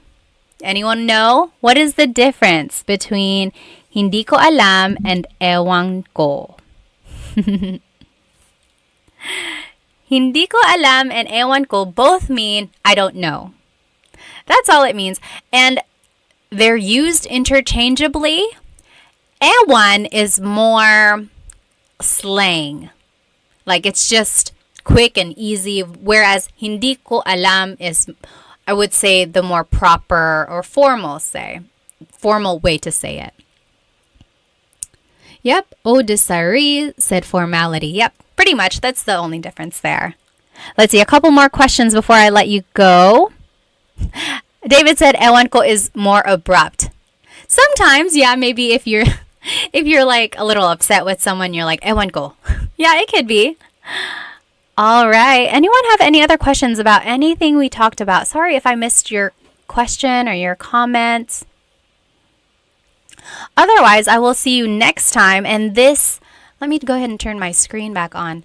I will make sure that this recording is up on my YouTube channel. Hello. And it should be under the live tab. So if you weren't able to join us on YouTube, but you were here on Instagram, then you should be able to see the lesson recording there. Okay, well, I will let you guys go. I hope you have a good rest of the night, and I hope to see you next time. Paalam! Hello, everybody. Welcome to another live Tagalog lesson. Let me go ahead and start my Instagram as well. You know I like to do a couple different platforms. Hello, everybody. Welcome to another Tagalog Time live lesson. You are joining me on Instagram right now, but if you would like, you can jump onto my YouTube channel, but actually there isn't a presentation. Today, we're actually going to be doing something fun. We're going to be playing Tagalog Bingo. I'm sorry, not Bingo. Jeopardy, Tagalog Jeopardy. So I'll let everyone come in and we will get started by playing Tagalog Jeopardy. I'm so excited for this. In the meantime, go ahead and write where you are currently watching and your age and maybe a fun fact about yourself. Let me know if you need any audio changes or anything like that. My name is Pat. I'm 32. I'm currently here in North Carolina. It is 8:54 over here where I live. What time is it over there? Oh, it's backwards on the cam. Let me see if I can fix that. Hang on. I know there is a way to do it. I'm going to log off and log back on. Okay, hang on one sec. Wait, maybe I can do it from here. Oh, yes, I did it. Is that better? Can you see? Yes, that should be good, right? Okay, awesome. Okay, let me see where everyone is currently watching from. Oh, hi, Love and Lulu. Good to see you again. Oh, I like your dress too. Thank you. Let me see. Mick Buck is from Boston. Hello. Joe Markin is from Washington. It's Ash is from Texas. Hello. Callie is from South Carolina. Hello. Grace is from Canada. Subi is from Hawaii. Hello. Mr. QN is just said, ayos galing. Salamat. I'm in South Carolina, Callie said. And M. Daly is from San Diego. Hello. Fred is from Talisay, Cebu. That's so cool. Married to a lovely Filipina, Bumper says. Watching from Singapore, Aubrey says. Hello. And then Gully is from Chicago. Dilshan is from New Zealand. Rombaloon is from Quebec. Hello. Rob is from California. Mari is from Australia. All right, let me go ahead and just check from YouTube. Where is everyone watching tonight? Let's see. Crowfish said fun. Yes. Sure said Jeopardy. Yes. Oh, from New Mexico. Hello. Amos is from Guam. Conan is from Texas. Kinamaro is from Pennsylvania. Robert from San Antonio. Vince from Santa Barbara. Hello, hello. Rolando from Vegas. Crowfish, 21 from Texas, currently 7:55. Awesome. Nullis, also from North Carolina. Hello, hello. Valentino from San Antonio. Yapo from Germany. Hello, hello. All right, let's go ahead and get started. So tonight there is no presentation, so you don't have to follow along on YouTube if you don't want to. We're actually going to be playing Tagalog Why do I keep saying bingo? Tagalog Jeopardy. Tagalog Jeopardy, all right? So here are the different headings or the different categories that you can choose from. So there's, where am I? Over here. Tagalog facts. Okay, Tagalog facts. Then there's nouns. It's hard to see in reverse here. Nouns. Then there's verbs. Common phrases. Questions. So just like some common questions in Tagalog. And then Philippines trivia. So it's not even really Tagalog. It's just about the Philippines in general. Okay? Who would like to go first? Just type it in the comments. Name your category and then the price. So it goes from 100 to 500. I tried to make 500 a little bit harder, but it can only get so hard, right? All right, so what do you think? Anyone want to try what? Oh, okay. Sure said phrases for 100. All right. Phrases for 100. Common phrases for 100. Okay, here we go. Ready? This is easy. How do you say, hi, how are you in Tagalog? How do you say, hi, how are you in Tagalog? Write it in the comments. Hi, how are you in Tagalog? So, phrases for 100. The clue was, hi, how are you? What is it in Tagalog? Anyone know? TMD Texas said, ¿Cómo estás? Very close because it is from Spanish. ¿Cómo Very good. ¿Cómo ka? ¿Cómo ka?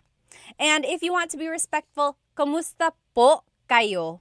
¿Cómo po kayo? So anytime you're using po, you have to change ka to kayo because you change a singular you pronoun to the plural you pronoun. So, ¿Cómo po kayo or ¿Cómo ka? Very good. Sure said, what is kumusta ka? Yes, if you want to be official, make sure your answer is in a question format. If not, it's okay. All right. What is the next question that we should do? Hang on, I saw some up here. Okay, TMD Texas said, trivia for 500. Okay, go big or go home, obviously. Philippines trivia for 500. Let's see what it is. Where is it? Right here. Oh, can I get it? Trivia for 500. So, see, this one's not very hard. What is the national animal of the Philippines? What is the national animal of the Philippines? So we're doing Philippines trivia for 500. What is the national animal of the Philippines? Yes, TMD Texas said carabao. Calabao in Tagalog, calabao. Carabao in English. Carabao, caribou, water buffalo, all of that is the same thing. Calabao. So that is the national animal. Thalamomo said pusit. Pusit is a squid. Very good. Williams said the Jollibee. Almost. Oh, Amos on YouTube said the eagle. So the Philippine eagle is... I'm trying to think now because I guess it depends on who you ask. Some would say the Philippine eagle is the national animal. Some would say the calabao. But I can see either way. Yes, good answer. Nay Hidden said aso. Aso is dog. No, not quite. Okay, what should we choose next? So if you're just joining us, we are doing Tagalog Jeopardy. And here are our categories. Tagalog facts, nouns, verbs, common phrases, questions, and Philippines trivia. And it goes from 100 to 500. Okay, Brandon said verbs for 300. Verbs for 300. Here we go. I want you to give me a Taglish version of how you would say walking. Like, I want to go walk. I want to take a walk. How do you say it in a Taglish version? Anyone know? If you've taken my class, you kind of know what I'm asking for. So I'll give you like two chances. You could either say the Tagalog phrase for to walk, or you could say the Taglish phrase. How would you say? Oh, very good. So Thalamos has the idea. He or she said, mas strolling ako. Very close, very close. David Jr. said, walk mo. Very good. Yes, sure said, magwalking. So if you've attended some of my classes or even here on these lives, I've given you the hint to use Taglish when you can. So if you don't know a verb in Tagalog, turn it into a mag verb. So magwo-walking ako, I will go walking. Mag-cook ako, I will cook. Or magsisleep ako, I will sleep. So in that way, you're using the English verb, but you're kind of doing the Tagalog conjugation. Okay, so magwo-walking, that was kind of what I was looking for. Anyone know what to walk is in Tagalog?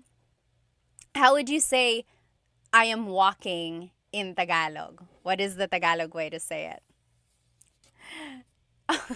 Levin Lulu said, let's go walking na. Yes, that also works. Yes. Oh, Brandon Connor said, lalakad or maglakad, Makbak said. So very good. So you might hear maglakad. So maglalakad ako or naglalakad ako. But you might also hear the verb lalakad. Lalakad ako. I've heard that as well. They are used interchangeably. Some might prefer one over the other. So yes, lakad, maglakad, lalakad. Very good, very good. All right, let's keep going. What is our next question? Someone choose. So Tagalog, what is it? Tagalog facts, nouns, verbs, common phrases, or questions. I'm going to scroll up and see what people suggested earlier, just so you don't have to keep writing it in. Let's see. It's too far to scroll back. Okay, Tagalog facts for 300, KFXXO said. Tagalog facts for 300. Here we go. Are you ready? Name 3 languages that have influenced Tagalog. Name 3 languages that have influenced Tagalog.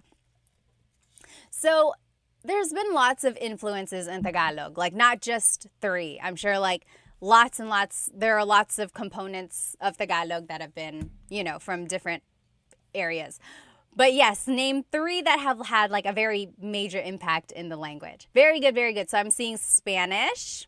Oh, Arabic. I didn't think of that. That wasn't one on my list. Yes, English. There's one more. Yes, there it is. So grub down Chinese. So I'm seeing Japanese in there as well. Yes, my main 3 from what I've kind of looked up is Spanish, then Chinese, actually, and then English. So those are 3 main influences in Tagalog. And of course, Tagalog itself is an Austronesian language, as they call it. So there's a lot of overlap in languages in the Southeast Asia region. So there's a lot of like similarities there. Very good, you guys. Okay, next, let's see what has everyone suggested. Question for 200. Question for 200, someone said. Here we go. How would you say, where are you from in Tagalog? So questions for 200, the question was, how would you say, where are you from in Tagalog? Where are you from? Yes, very good. Brandon Connor said, taga saan ka Taga saan ka? So taga means from, saan means where, ka is referring to you. Taga saan ka? Taga saan ka?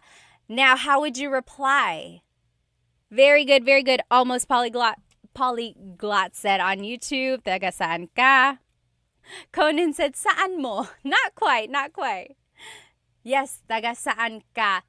And then how would you reply if you wanted to say, oh, I'm from Manila? Yes, Brandon Connor, you got it right. So, taga California ako, makpak sa taga Boston, and then you could say ako. Very good, very good. Ria Rossi, taga Tondo. Talaga, you must be tough. TMD Texas said, taga dito, I'm from here. Very good, very good. And David Jr. just said, San Diego po. You could say that. Very good. So if you want to say, where are you from? It's taga saan ka? Taga saan ka? Where are you from?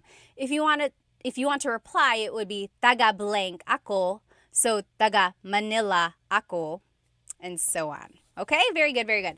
Someone suggested verbs for 100. Verbs for 100. Here we go. Easy peasy. How do you say to eat in Tagalog? How do you say to eat in Tagalog? What is to eat?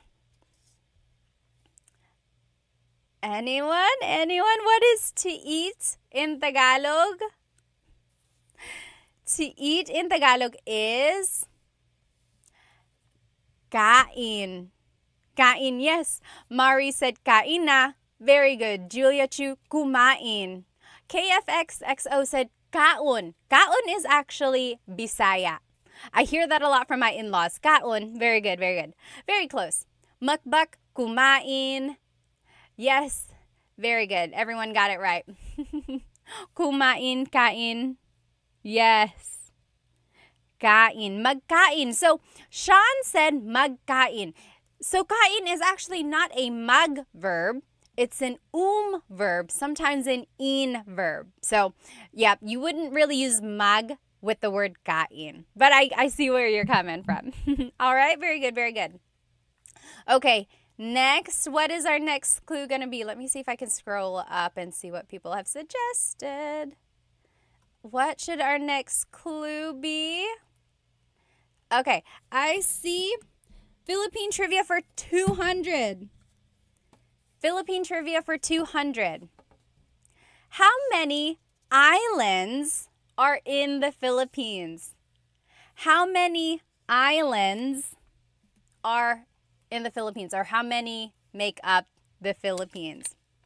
This one is tricky, depending on who you ask. Yes, so Ria Rossi says 7,107. So that's a very common number. I think it's in like some songs. It's just like the trivia that everyone knows. 7,107. And then, see, R. Woody said 7,109. Some people are saying 7,000, 7,100. It really depends on whether or not it's high tide or low tide. This is what the internet says, and the internet is never wrong, right? Just kidding.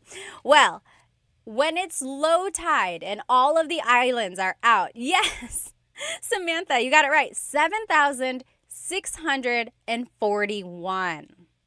So when it's low tide and all of the possible islands are out, it's 7,641. But the common number that everyone knows is 7,101, right? So it kind of just depends. Just know that there's over 7,000. Crazy, right? Crazy, crazy. Okay. Sure said trick question. It was a trick question. If you got over 7,000, I'm going to call it right, correct. Okay, next, what should we... Oh no, I'm getting a phone call. We'll have to skip that one. Okay, what should our next question be? So we have Tagalog facts, we have nouns, we have verbs, we have common phrases, questions, and then trivia. I think my nouns is falling down here. Okay. Oh, Kenneth said, how many of the islands are inhabited? That is a very good question. I don't know the exact number, but I know it's not all of them. Like a very large amount are just almost like rocks in the sea. And they count that as an island. Very good question. Okay, let's see here. Tablamo Game said nouns for 100. Nouns for 100. This is going to be easy. Ano ang dog sa Tagalog? Ano ang dog sa Tagalog? Easy, right? Easy 100. Ano ang dog sa Tagalog? Ano ang dog sa Tagalog? Yes, Going Banana said aso.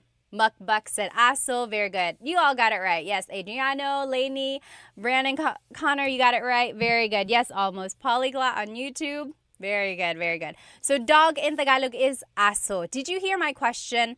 Ano ang dog sa Tagalog? What is blank in Tagalog? Keep that question in mind the next time you want to say something in Tagalog. Don't get stumped by not knowing a vocabulary word. Just ask, ano ang blank sa Tagalog? And that's a good way to kind of get some vocabulary. Yes, Sure said, what is aso? Every time I see your question, I'm like, oh, are they asking? But no, you're just answering in the Jeopardy format. Yes, very good. Okay, Gatu said, Tagalog facts. Let's just do Tagalog facts for 100. Tagalog facts here. Oh, what is the name of the Tagalog alphabet? What is the name of the Tagalog alphabet? Do you know?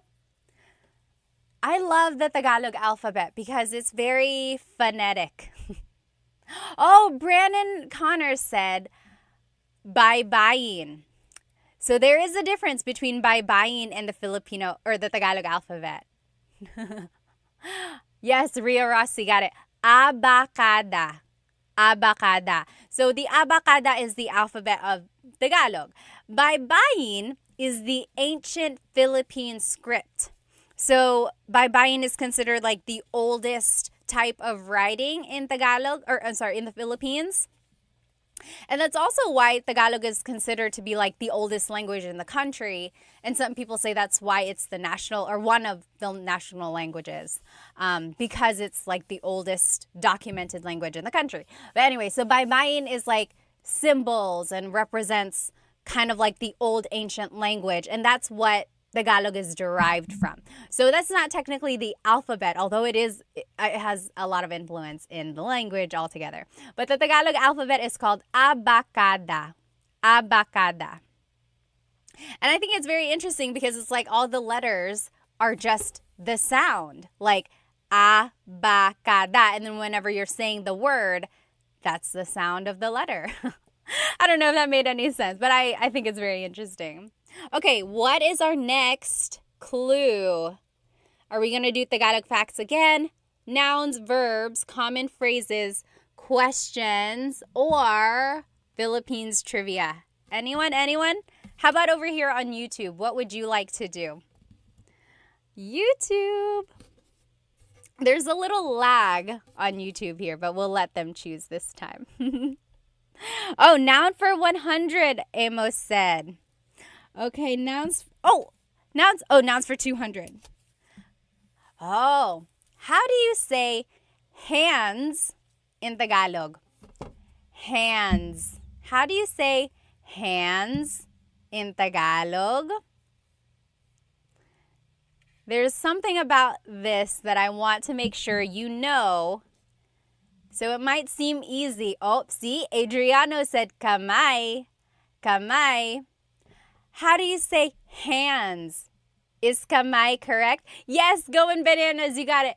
Mga kamay. Mga kamay. So kamay is hand, one hand, kamay. But if I want to say hands, both hands or multiple hands, it's mga kamay. Mga. Don't forget the mga when you want to make something plural. So in English, we always add an S at the end. But in Tagalog, if you want to make something plural, it's mga. Mga kamay, hands. Mga aso, dogs.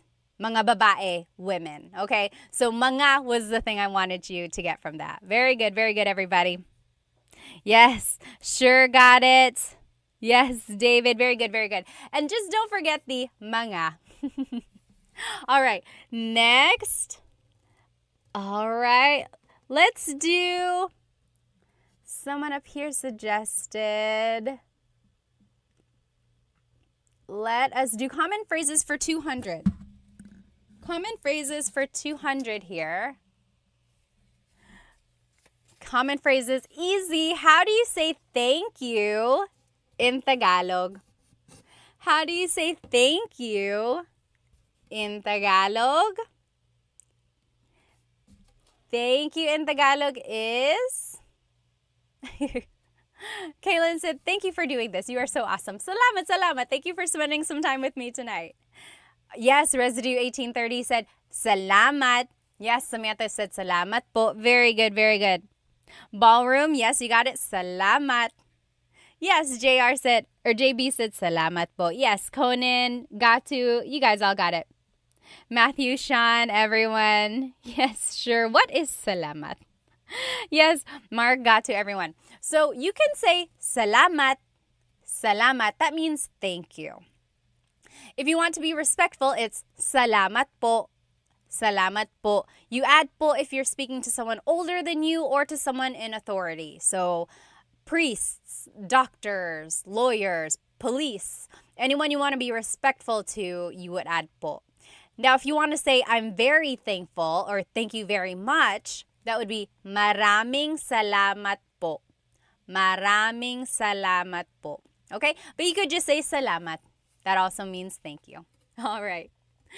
McClaskey said, this is so fun. Thank you. Salamat, salamat din. Levin Lulu said, salamat po. Salamat times 1,000, Matthew said. All right. Pick the next one. Should we do Tagalog facts, nouns, verbs, common phrases, questions, or Philippines trivia? What should we do? What should we do? JM said questions for 100. Let's do it. How do you say, what is your name in Tagalog? How would you say, what is your name in Tagalog? So we are doing questions for 100. How would you say, what is your name in Tagalog? What is your name in Tagalog would be? Yes. Urkaz said, anong pangalan mo? Anong pangalan mo? So anong is ano ang, what is. Pangalan is name, mo is referring to you. Ano ang pangalan mo? What is your name? Very good, very good. Almost got it. Ballroom, very good. You guys all got it.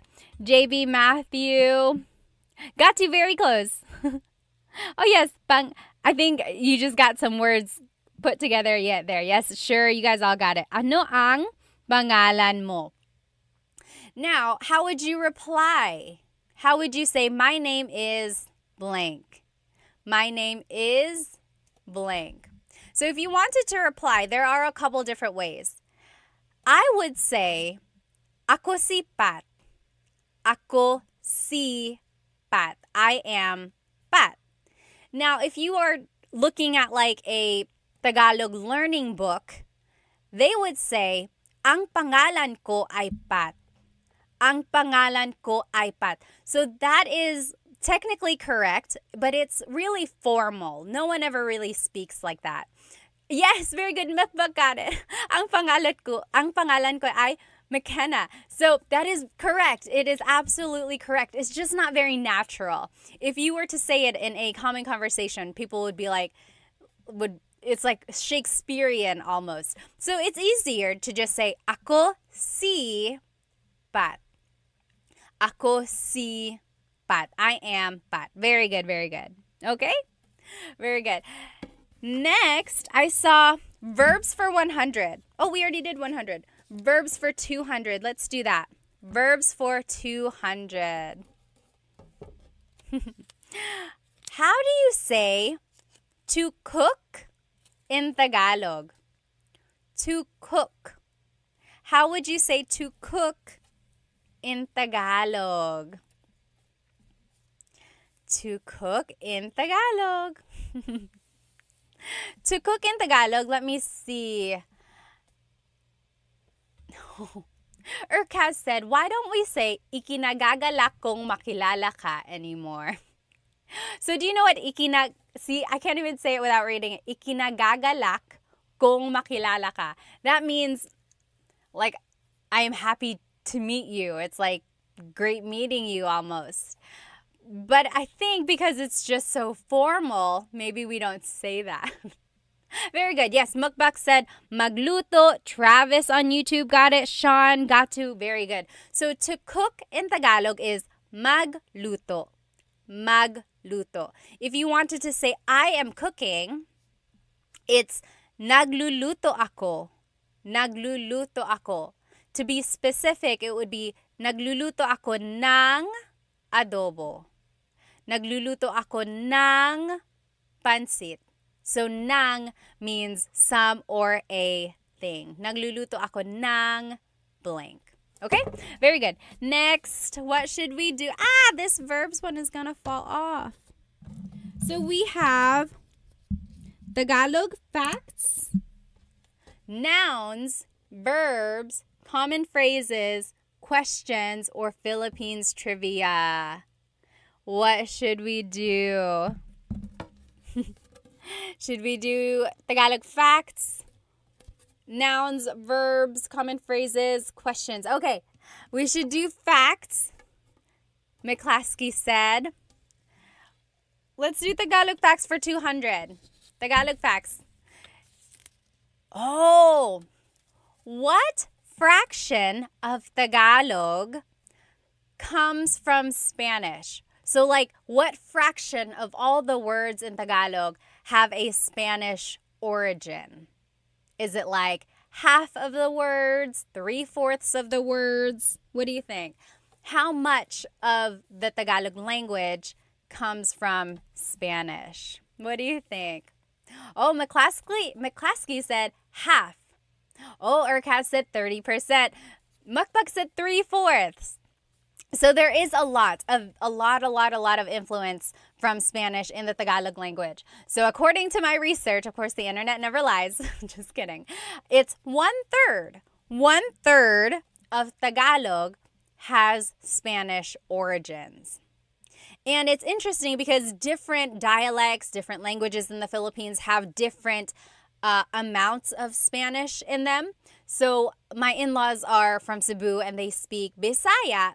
And there is a lot of Spanish words there. Like, there's a lot in Tagalog, but it's like there are some things that they would say that Tagalog they don't say. And it's just very, like, a lot more Spanish in what they're saying. All right. Yeah, so it's 1/3. 1/3 of Tagalog has a Spanish origin. 1/3 of all the words. Okay. I saw Philippine trivia. Let's do Philippine trivia for 100.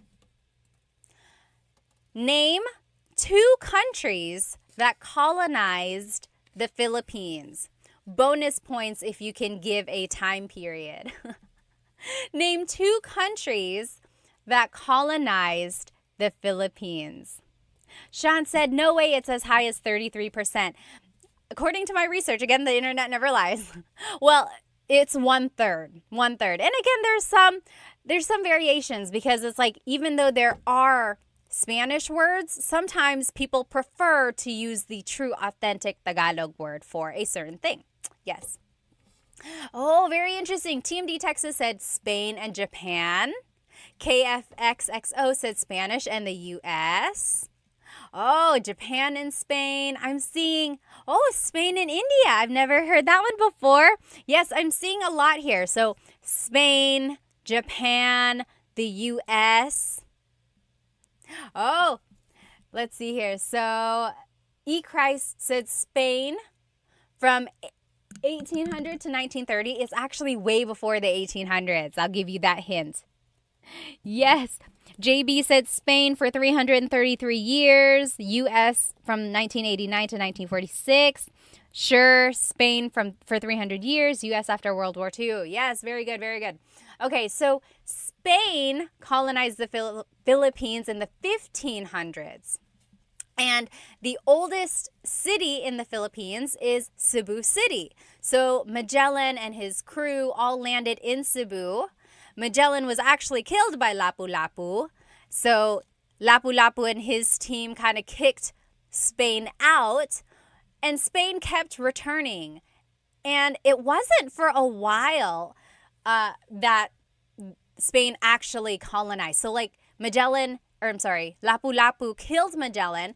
Their fleet kind of left and tried to keep coming back, but then they just kept getting like attacked by the natives. But then ultimately, maybe like with more and more weaponry and the development of war and everything like that, eventually Spain was able to colonize the Philippines in the 1500s until the early 1900s. Then in the early 1900s, late 1800s, like early 1900s, the U.S. came and colonized the Philippines. The U.S. they bought the Philippines from Spain, and then the U.S. was there until World War II. So now people are saying Japan, right, in the comments. That's because during World War II, Japan occupied the Philippines. It was very, very sad. They were very, very mean. If you talk to people's grandparents or great-grandparents, they have some really, really bad stories of things that the Japanese did to Filipino natives there. There's like the Bataan March, and then just things they did to kids, and just a lot of torture. And then a lot of towns and cities were destroyed. So that's why Japan is being listed here. But technically, they didn't colonize. I don't think it's not really considered. Yes. McClaskey said Japan tried. They tried. They really did a lot of things there. And then after World War II, the Philippines was granted independence. And their Independence Day is actually coming up, June 12th. June 12th is the Philippine independence. What's interesting, actually, June 12th is the Philippine independence from Spain. July 4th is the Philippine independence from the U.S. And what's interesting, we'll get back to our Jeopardy game. I get so sidetracked. I remember in high school, I took AP U.S. history, and my teacher asked, when is the Philippines Independence Day? And I was so confident that it was June 12th. I know for a fact that it is because I was in the Philippines on June 12th one year when I was a kid, and there was a big celebration for Philippine Independence Day on June 12th. So I shouted it out. I was like, June 12th. And my U.S. history teacher said, no, it was July 4th. And he was very sure about that. And that's what it said in the book. And you're exactly right. G.W. Wenny said July 4th is considered Filipino American Friendship Day. That's kind of like when the U.S. granted us like independence from the U.S. But in the Philippines, their Independence Day, they consider it to be June 12th because that's when we got independence from Spain. Very interesting. I'll never forget that. Like, I was so confident. I was like, June 12th. And he was like, no, it was July 4th. And I was just so confused because in the Philippines, it was celebrated on June 12th. So now I get it. Okay. All right. Next. So are we going to do Tagalog facts, nouns, verbs, common phrases, questions, or Philippines trivia? Okay. Sean said it wasn't bought. It was a settlement given to the U.S. after the Spanish-U.S. War. I see. It was like their settlement there. Yeah. Yes, Sean said given the Philippines. Very good, very good. Oh, interesting. Dio said the reason the U.S. granted independence was because they didn't want to rebuild the Philippines after World War II. Oh. Okay. Jay said phrases let's do phrases for 300. That's 400. We're just going to do 400 because that's what I grabbed. How would you say, we already did this. My name is blank.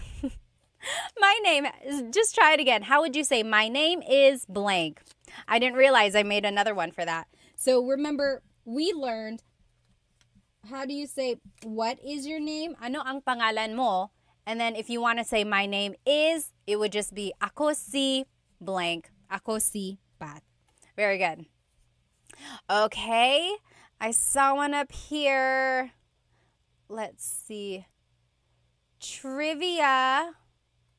Let's do trivia. Philippine trivia for 400, David Jr. said. Philippine trivia for 400. The last Philippine trivia here. Hang on. Can we get it? Who is the current president? Oh, Alpha, thank you on YouTube. Became a Tagalog Time subscriber on YouTube. Thank you so much. Who is the current president of the Philippines? Oh no, lost my audio and microphone. Is it back? Can you hear me on YouTube? It said lost the audio on the microphone. Hello. Let me know if you can hear it again. Okay, very good. Almost polyglot. So I think you can hear me because you're answering. So who is the current president of the Philippines? So yes, President Bongbong Marcos. Who is Bongbong? BBM, yes. So Ferdinand Bongbong Marcos is the current president. He is the 17th president of the Philippines. His father was the president as well in the 1960s to the 1980s, Ferdinand Marcos. So Ferdinand Marcos has had like varying degrees of whether people like him or not. Some people have said he actually really helped the Philippine economy. There were a lot of developments. Some say that the Philippine peso was actually worth the most during his term. But then also there's the understanding that he had some dictatorship qualities. He really enforced martial law, and he had a really long term from the 1960s to the 1980s. Like, he prolonged everything. And then there's just the reputation where his family kind of spent government's money and they got money from, other things. So there's some people fully support him. Other people would like to think otherwise. But the current president, Bongbong Marcos, is his son. And their whole family really has a long line of politics, like his sister, cousins. A lot of them are senators or just government officials in other areas as well. So that's just some facts. There's just some information. Feel free to look them up on your own. Okay. So next are we, oh gosh, and there it goes. There's the verbs. So are we going to do Tagalog facts, nouns, verbs, common phrases, questions, or Philippine trivia? These sticky notes are the worst, I'm telling you.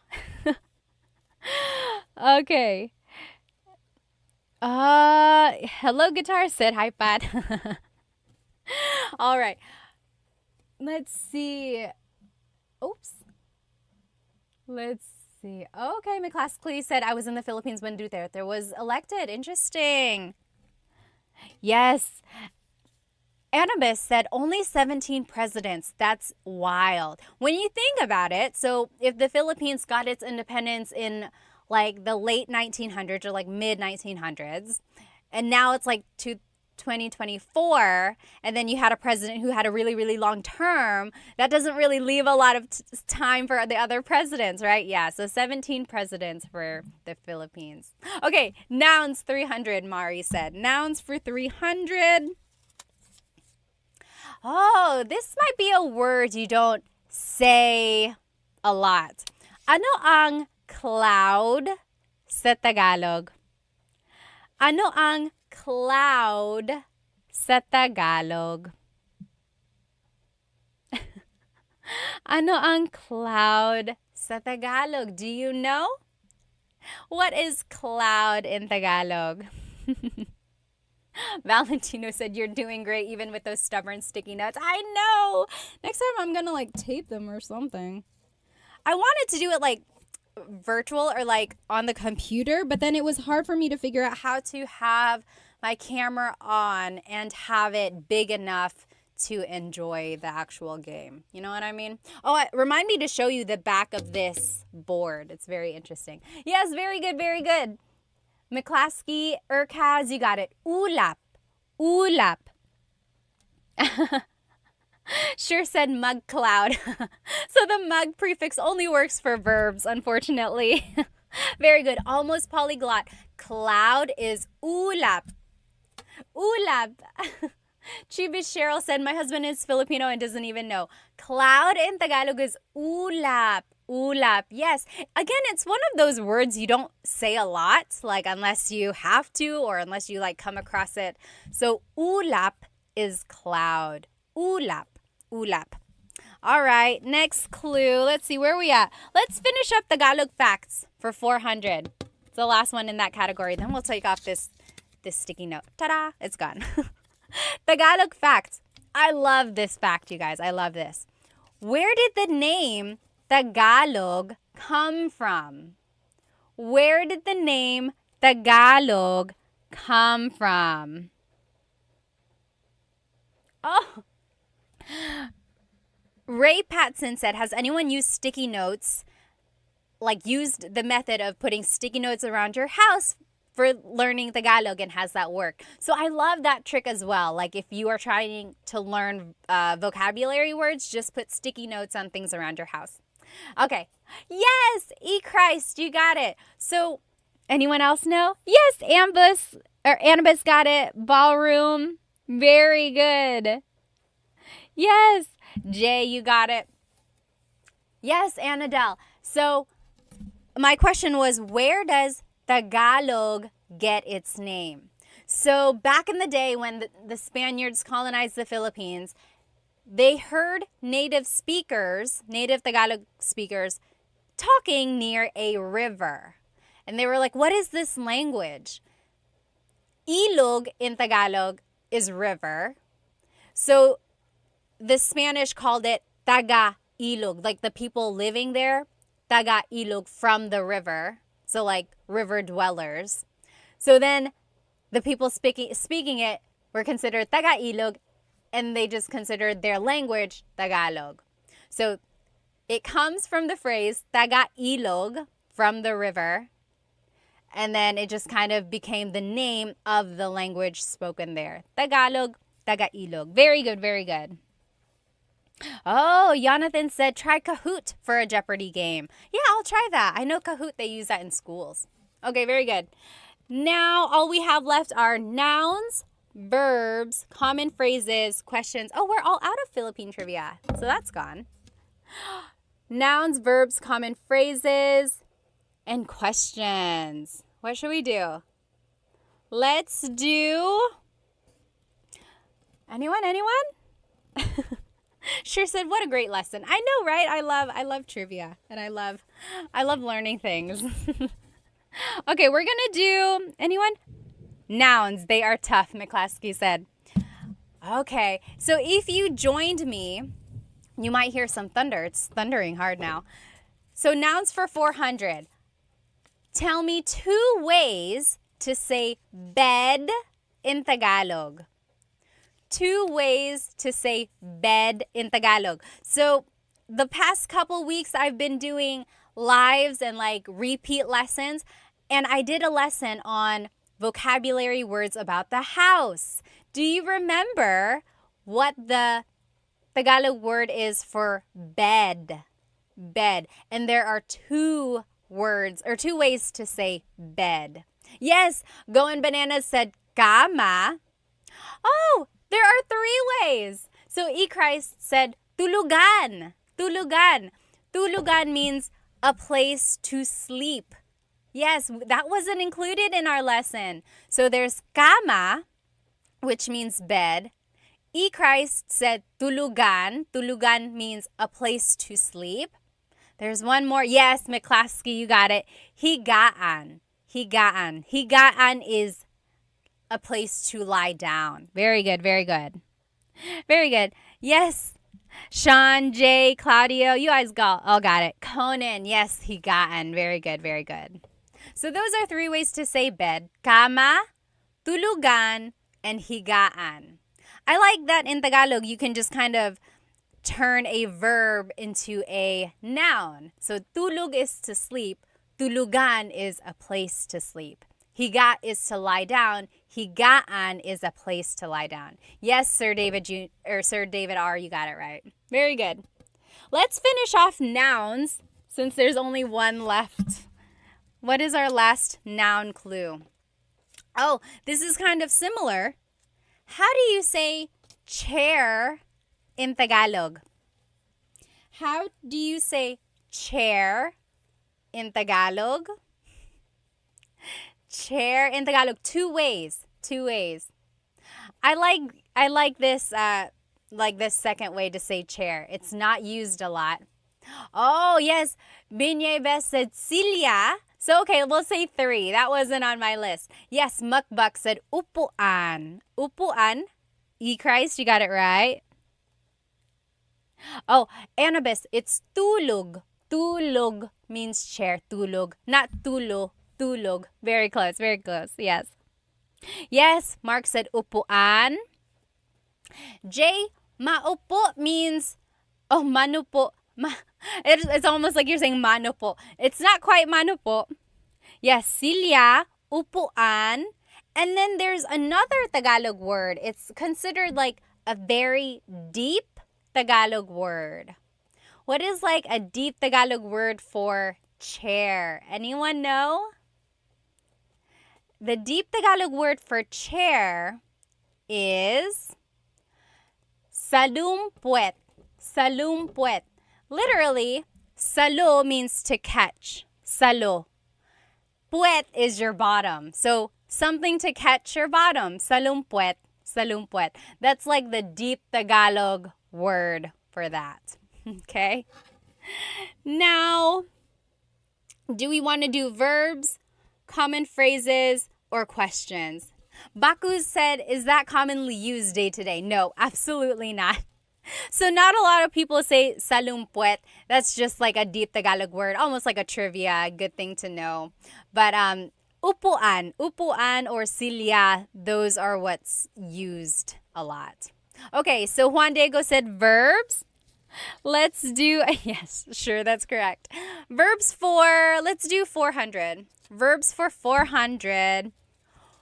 What is to sweep in Tagalog?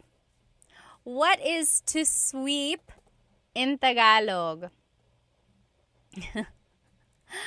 To sweep in Tagalog is the same as the noun of broom. Yes, Mr. Q and Binyabest, walis. Walis. So, nagwawalis ako. Nagwawalis ako. I am sweeping. Listen that I'm saying nagwawalis. Nag. I'm using it as a nag verb. Nagwawalis ako. But I could also say, winawalis ko ang sahig. Winawalis. So I'm using it as an in verb now. So when it's an in verb, it's an object-focused verb. And so, hello? Okay. So when it's an in verb, it's an object-focused verb. And then it's like focused on the floor. Winawalis ko ang sahig. However, when it's a mag verb, nagwawalis ako, it's focused on me. It's an actor-focused verb. Very good. Let's finish off verbs since we only have one left. What is to wink in Tagalog? What is to wink in Tagalog? Do you know? What is to wink? I remember learning this when I was a kid and I was like, wow, because it's not a verb you hear every day. Do you know what is to wink in Tagalog?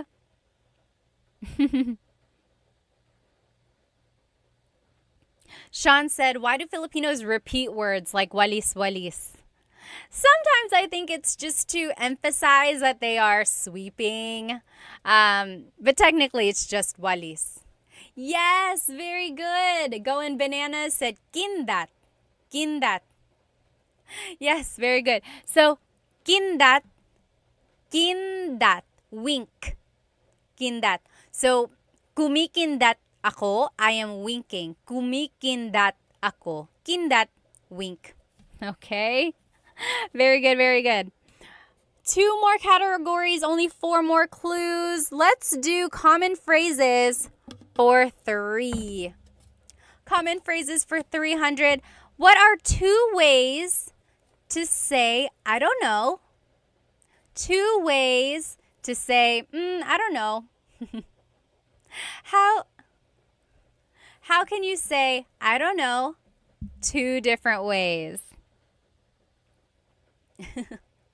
Yes, Justin Dizon said, hindi ko alam. Hindi ko alam. And then Cosmo Scary said, ewan ko. So those are the 2 ways you can say it. Hindi ko alam means I don't know.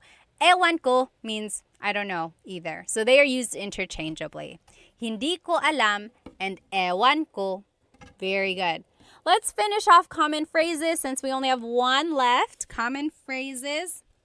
How do you say goodbye in Tagalog? Or like, how would you say it in a casual way?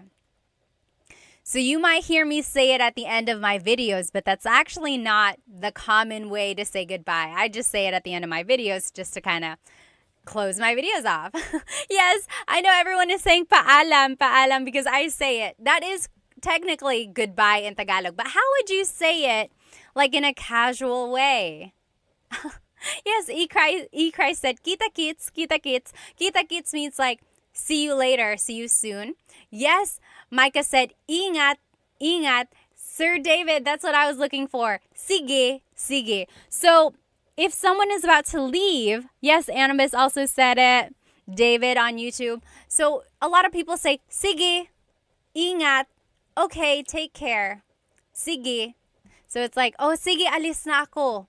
Okay, I'm leaving now. So there's no real like goodbye. It's almost just like, okay, okay. See you later. Okay, so that's one thing to know there. Okay, we finished off common phrases. 2 more. Let's do questions for 400. How do you say, what are you doing? What are you doing? How do you say, what are you doing in Tagalog? Let's see. What in Tagalog is ano? Yes, Cosmo Scary said it on YouTube. Anong ginagawa mo? Very good. Justin Dizon got it. Anong ginagawa mo? Let's see here. A Amorous Rap Sing said, anong ginawa mo? That's past tense. Anong ginawa mo means, what did you do? Anong ginawa mo? But in the present tense, what are you doing? It's anong ginagawa mo. Okay? Anong ginagawa mo? And then the last clue of the night. Questions for 500. How do you say what happened in Tagalog? What happened in Tagalog? How would you say that? What happened in Tagalog? What happened in Tagalog is... I saw someone write it there. Oh. Sean, I'll answer your question in just a minute. Yes, very close, close, Micah. Yes, Abigail got it. Anong nangyari? Anong nangyari? What happened? Anong nangyari? Anong nangyari? What happened? Very good. Sean said, how do you say to a group of people, what are you doing? So if you're talking to more than one person, you wouldn't say, anong ginagawa mo? That's just one person. Anong ginagawa mo? What are you doing? But if you're asking a group of people, what are you all doing? It would be, anong ginagawa nyo? Anong ginagawa nyo? Nyo is the you plural. There we go. We finished it. We finished all of this. Do you want to see the back of this board? This is a little like wall decor. I don't really have space to put it behind me, so I haven't found a place to hang it up. But it is like a piece of wooden art with, does anyone know the name of this dance that's being depicted? This is considered the national dance of the Philippines. Anyone know? This is the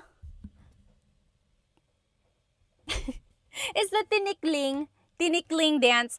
So you'll see the bamboo poles here, and people are dancing, and they're trying to dance between the poles. And sometimes it goes faster and faster, and you're trying not to get clicked. Yes, very good. You guys all know. Ballroom, Jay, Eric.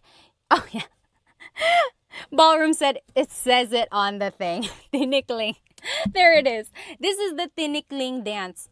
And they say the dance was influenced by the bird, the tickling bird. Tickling is like a very skinny bird, and it hops around. So they're mimicking the tinikling or the tickling bird in the tinikling dance. Very interesting, right? You know where I found this? I got this from a yard sale many, many years ago. I was just like looking around on this lady's table, and this was there for like 25 cents. I was like, am I seeing what I'm seeing? She was not Filipino, so I don't know where she got it from, but I couldn't believe that it was so cheap and it's still so nice. I just gotta find a place to put it. Maybe I'll put it behind me. All right, you guys, I gotta go. I hope you have a good rest of your night. I hope you have a great weekend. We will try doing this game again. If you jumped onto this live late, I will do a repeat live. I'll try to figure out how to stick these on a little bit better. But otherwise, I hope you have a good rest of your day and night. Oh, Miss Date said, oh, nice, it was made for you. You're right, but you know, I wasn't even doing Tagalog Time when I found it. It just happened to to show up. Oh my goodness. I will see you guys next time, okay? Let me just read some of these comments before I leave. Oh, Sean said, is it for sale, Ate Pat? No, I can't even. I want to put it up. I just don't know where to put it up, but it's not for sale. It's all mine. Sorry. All right. I will see you guys next time. Have a good rest of your weekend, everybody. Or good evening and good weekend. Bye-bye. See you.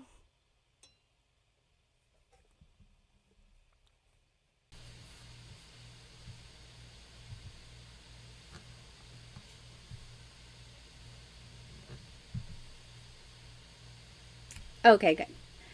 So we are going to go ahead and get started. So sorry for the delay. I have only gone live on Instagram, so I've never gone live on YouTube, but I wanted to give it a try because I know YouTube can make it horizontal versus when I go live on Instagram, it's always vertical. And I wanted to share my screen with you because I have so much information I want to share. And the way I used to do it was that it would just kind of display behind me and then I would cover it and everything. Let's just give everyone another minute to get on here. That's a good question. Why is the video quality 480 versus 1080? That is a very good question. Oh, I think it says on my end, it says the stream's current bit rate is lower than recommended. You know, I'll have to play around with it. Is it really bad, like the quality? Can you not see?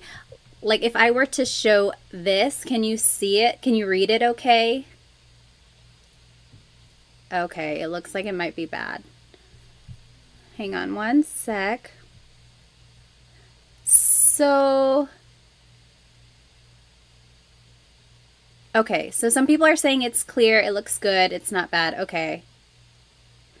Okay, we'll just keep it like this for now. If it goes really bad, then let me know. Alrighty, so today we are going to be learning some possessive pronouns and question formation. Also, how is my audio? Is it okay? Is it fuzzy? Is it too soft? Let me know. And sorry if I'm looking to the side because I have two monitors here. This one is where all of the information is, and over here is where all of the comments are. Okay, good. So it looks like the quality is good. We're going to go ahead and jump right into this. So go ahead and grab yourself a piece of paper and something to write with. Audio sounds good too. Good. We got everything going. We're going to get going here. So I'm going to actually turn off my face just because I'm covering up some of what we need to see. So this is what we're going to be learning today. So we're going to be doing some possessive pronouns, so my, your, his, or her. Then we'll learn some adjectives. Then we'll put it all together into a simple sentence structure. And then at the very end, we will learn some question words, how to ask questions in Tagalog. And one of those question words is ba, which I'm sure you've heard many times if you've talked to anyone in Tagalog. Let me just catch up on some of these comments here. There is a delay on my end, so if I'm saying it, you're probably hearing it maybe like 10 seconds later. Okay, alrighty. So let's jump right into it. So here are some possessive pronouns. I will say that there are different types of possessive pronouns. We are going to be learning my, your, his or her, ours. But then there are also other possessive pronouns that are mine, yours, like it's yours, and then theirs. That's a different type of possessive pronoun. These possessive pronouns are the ones that can go in a sentence. If you hear me pause, it's just because I am catching up on some of these comments. I really don't want to miss anyone's questions. Okay, alrighty. So let's just start by going over some of these possessive pronouns. Ko is my, bahay, or I'm sorry, like bahay ko, my house, bahay ko. Mo is your singular. So bahay mo, that's your house, bahay mo. Nya is his or her, nya. And as you can see, it's gender neutral. So this could be talking about a woman or a man. So bahay niya, it's his house or her house. You really have to listen to the context clues to determine who someone is talking about. And then natin is ours inclusive, namin is ours exclusive. So there are two different types of ours. Natin means you and me, all of us. We are all living in the same house. That's our house. Natin. Everyone is included, so that's inclusive. Namin is exclusive. So that's just like me and my husband, Chris. It's our house. Bahay namin. You're not included. I'm just telling you about it. Bahay namin. So that's exclusive because you're not included. Then there's ninyo and nyo, which is your plural. So maybe you all as a class, you all live in one house. Bahay nyo. That's your house, all of you. And then there's nila, their house. So over there, that's their house. Bahay nila. Okay, so those are the different types of possessive pronouns. And in order to make a sentence, usually we're using it to describe something. So it's like, my house is red. Pula ang bahay ko. So here are just some adjectives. We will start with colors. Colors in Tagalog is mga kulay. Pula is red. Kahel is orange. Dilaw is yellow. Verde is green. Azul is blue. Lila is purple. Puti is white. Itim is black. Abo is gray. Rosas is pink. Ginto is gold. Kayumangi is brown. So those are just some different colors. And now let's see how we can put everything together in order to make a sentence. So this is the general sentence structure. So the adjective goes first. Then it's the word ang, which means is or are. Then it's the object. Then it's the possessive pronoun. So if we were going to do this together, can you still see it when I minimize it like that? Or not minimize, make it smaller. So let's take a look at the first one. His pants are blue. The adjective blue in Tagalog is azul. So azul. And then it's the word ang. Then it's the object. Pants in Tagalog, I gave you a hint. Pantalon. And then it's the possessive pronoun his. Let's take a look back here. Niya. Azul ang pantalon niya. So all we did was plug in the vocabulary that we know into this sentence structure formula. And in order to make something plural, technically it should be mga pantalon, but in common conversation, it's just pantalon. Azul are black. So go ahead and you try number 2 and 3. And we will go over it in just a minute. How would you say their car is black and my house is green and white? Remember, all you have to do is plug in the vocabulary you know into this formula, and then we will check it in the end.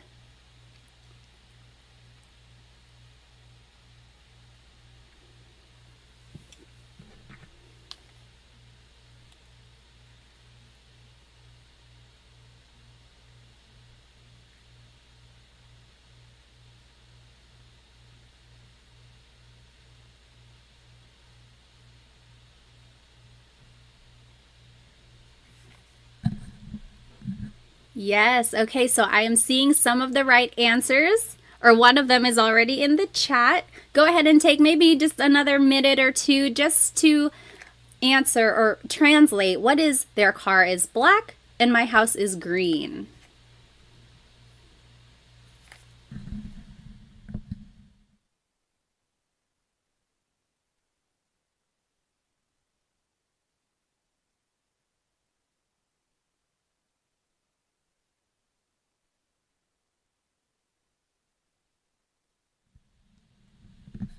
Alrighty, so number 2, their car is black. Tenfold for 10. Itim ang kotse nila. That's what they said. Itim. That's the adjective. Then it's the word ang, which means is or. I'm sorry, is or are. Object car is kotse. And then the possessive pronoun there is nila. Itim ang kotse nila. Yep, that is correct. Itim ang kotse nila. Number 3, who wants to give it a shot? Write it in the chat. My house is green and white. What do you think?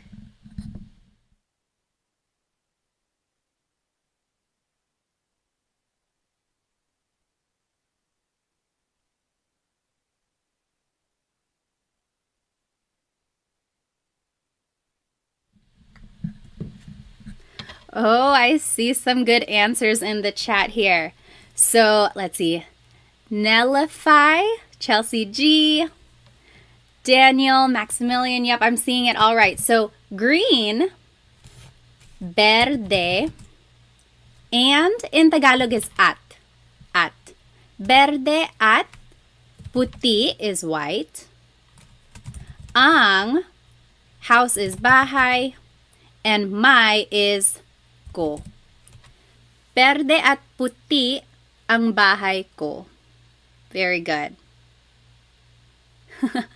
Yes, you're getting it all right. So a question up here by Tim. Very good question. When learning, how do you pronounce the words phonetically? It's quite overwhelming seeing the words, and I'm taken aback. I completely understand that. Just from having learned a second language in high school, sometimes the pronunciation is the most intimidating part. You don't want to sound like too much like a beginner. It can get embarrassing. I totally understand. The good thing about Tagalog is that when you're reading it, just sound out every word or every sound and letter that you see. There are not very many silent letters. Everything is kind of how it's spelled. So I would say focus on the vowels. This is a whole lesson on itself, but let's just go over how vowels sound. I will actually go ahead and make a new slide for this. So the letter A is more like an ah sound, ah, ah. And sometimes in English, the letter A is very short, like bat and hat, We don't want it flat like that. We want it more open. So ah, ah. Not like an opera singer. It's not ah, but really make your mouth. Let me turn on my camera here. I think that might help. Sorry, again, this is my first time coming on YouTube for the live. Yes, okay. So let's talk about pronunciation. So the letter A, ah, ah, ah. Not ah and not ah, just ah, ah. So let's practice saying salamat, salamat, salamat. It's not salamat and it's not salamat. It's really just like in the middle. It's flat. Salamat. Okay? So that's the letter A. Then the letter E is the same as in English. Eskwelahan. Then the letter I is an E sound. E. Isda, fish, or isa, one. E. Sometimes in English, the letter I has a very short I sound, like big or dig. We don't want that sound. We want an E sound. So that's the letter I. Then the letter O is O. Not aw, but more like an O. Sometimes I think of it like having a ball in your mouth. Your tongue gets kind of pushed back and down a little bit, and the inside of your mouth is open and wide. So O, like opo. It's not opo, it's opo. That's the letter O. And then letter U is an U sound. U. So ulan, upuan, rain and chair, u. Not like under or umbrella. The letter U in Tagalog has an u sound. So when you're practicing pronunciation, I would say focus more on the vowels first, and then consonants will come later. And then usually the stress goes on the second syllable. But all of that will come the more you practice Tagalog. Let's get back to our lesson. Very, very good question though. Let me just catch up on some of these comments here. Let's see. So again, we just learned the possessive pronouns. We learned some adjectives, and then we learned how to put everything together into a sentence. Yes, so Ben said, I heard Filipino only has one pronunciation for each vowel. For the most part, yes, all the vowels have a short sound. It's not like A can sound like 8. A always sounds like ah. Yep. I love your earrings. Thank you. They're from Sunkissed Pinay. I wear them all the time. Okay. Alrighty. So let's move on. So we just learned the possessive pronouns. Now we're just going to do some more practice. Over here in the top left corner are the possessive pronouns we just learned. So ko, mo, niya, natin, namin, ninyo, nyo, and nila. Those are the possessive pronouns. Then at the bottom left corner are the colors we just learned.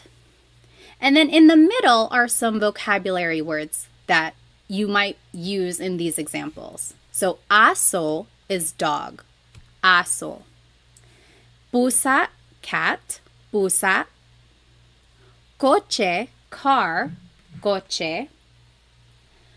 Bahay, house. Bahay. Damit, clothes. Damit. Buhok, hair. Buhok. And then top right corner are just some more adjectives. So masakit means something hurts. Hurts. Masakit. Sira, broken. Sira. Nawawala, missing. Nawawala.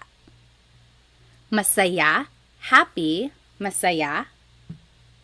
Bago, new. Bago. Malayo, far, or far away. Malayo. Masarap, delicious. Masarap. And then malamig, cold. Malamig.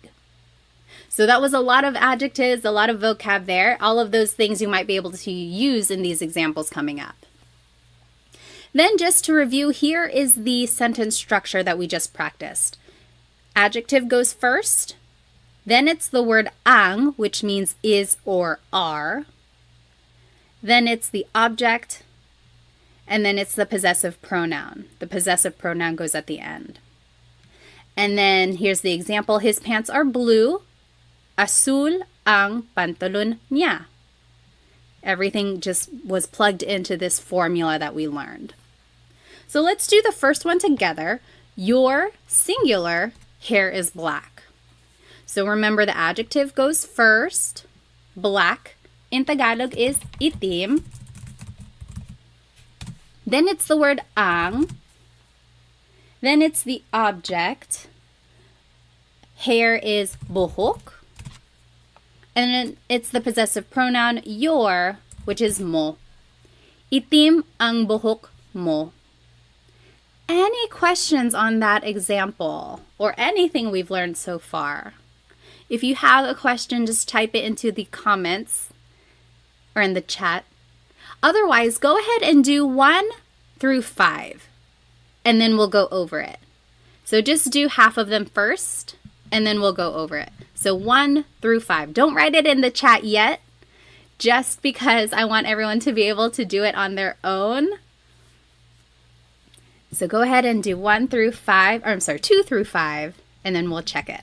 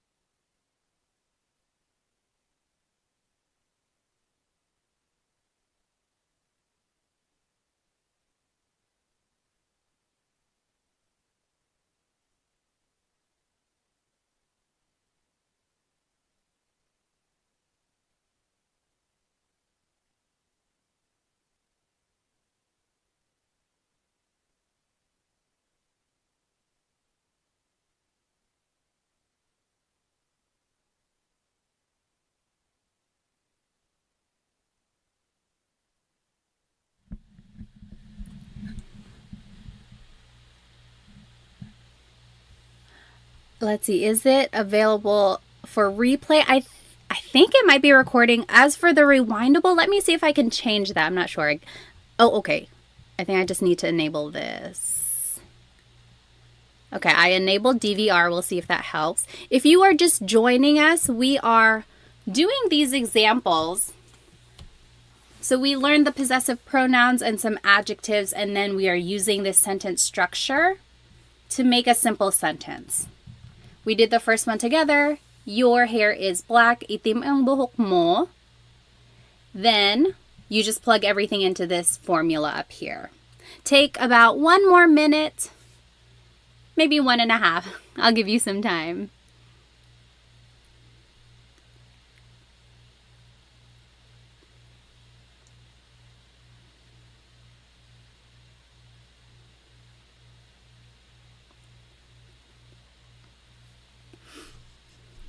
Oh, that is a very good question, Chelsea G.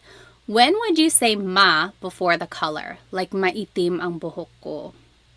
Let me think about it. I want to give you a clear and concise answer. I'll think about it, and then after we do the examples, I'll answer your question. Very good question.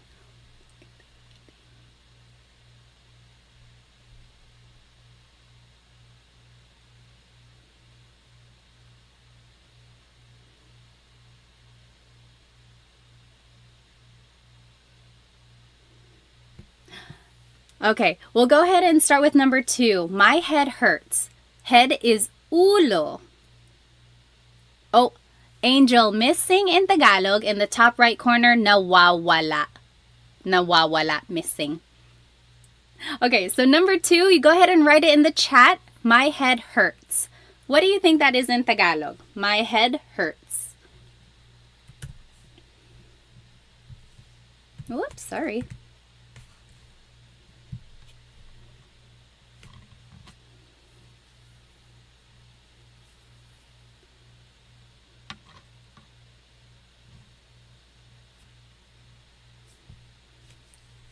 Yes, Maximilian, masakit ang ulo ko. So remember, adjective goes first, masakit. Then it's the word ang. Then it's the object ulo. Then it's the possessive pronoun ko. Masakit ang ulo ko. Yep. Number 3, my hands are cold. Hands in Tagalog is mga kamay. What do you think that is in Tagalog? My hands are cold. Let's see. My hands are cold.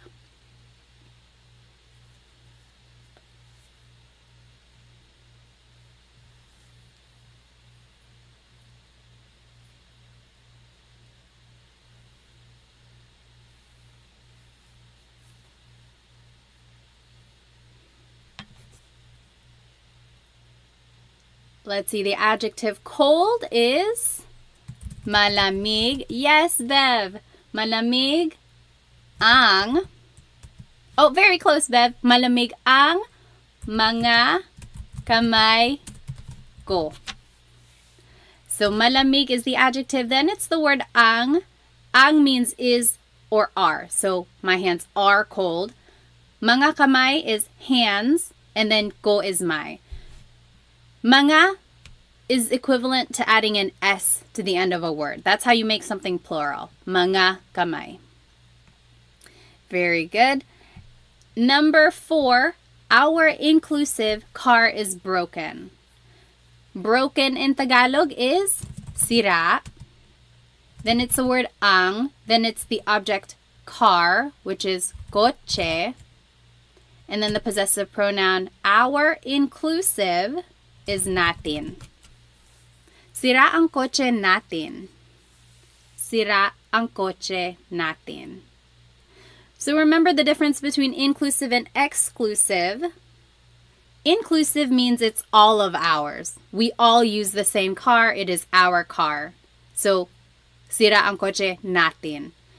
But if it's exclusive, that's just me and my husband. It's our car. Not yours, ours. I'm telling you about it. And then the last one, go ahead and write it in the chat. Their cat is missing. Their cat is missing. How would you say that in Tagalog?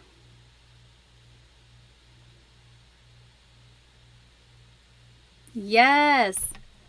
Dean got it. Nawawala. Nawawala, that means missing. Ang pusa nila. Nawawala ang pusa nila. Their cat is missing.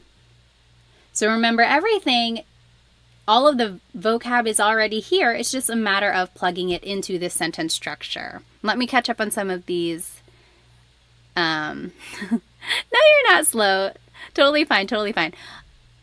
When would you use I versus ang for the verb is? Let me think about it. So, I see what you mean. Because sometimes I can mean is. So Rachel asked a good question. When would you use I, ay, versus ang for the verb is? I want to say I is more like an adverb. So it's more related to a verb versus ang, which is more related to an adjective. If I can think of a good I example, I'll write it in the chat or I'll mention it, but I can't think of one right now. For the most part, in these cases, ang is more fitting. And I think it is because like the adjective is going first. It's just the sentence structure in this case. Very good question. If I can think of an example when I is used, I'll bring it up. Back to the question for, let's see, when would you say ma in front of an adjective? So Chelsea G said, maitim ang buhok ko. That also means my hair is black. However, I would say in that case, maitim is like saying my hair is kind of black. My hair is kind of black. Versus like when you say itim ang buhok ko, my hair is black.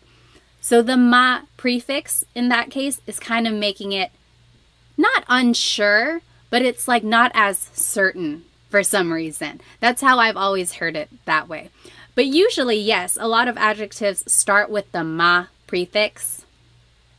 Itim is one of those where it does not. Or like, for colors, when you add the ma prefix, it's almost like you're just kind of describing it, but it's not exactly that. I don't know if that's making any sense at all.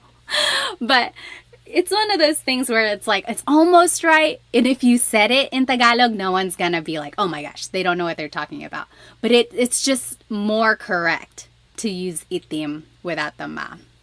Very good question. Let's go ahead and finish up these examples. So 6 through 9. And go ahead and write the answers in the chat so that we can go over it a little bit quicker. I will make it a little bit bigger so that we can see it better. Okay, go ahead and take maybe 3 minutes. Just do 6 through 9 and then we'll go over it.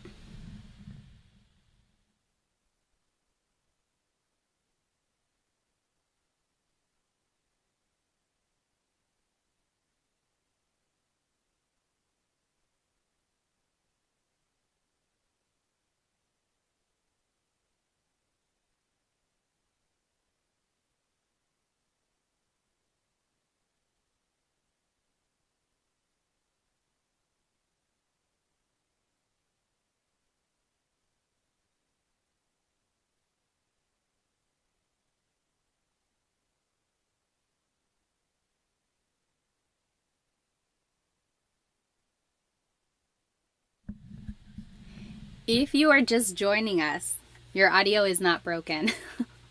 We are all trying to answer number 6, 7, 8, and 9. Oh, sorry. Your audio is not broken. Anyway, yes, we are all trying to answer or translate these phrases, and then we're going over it.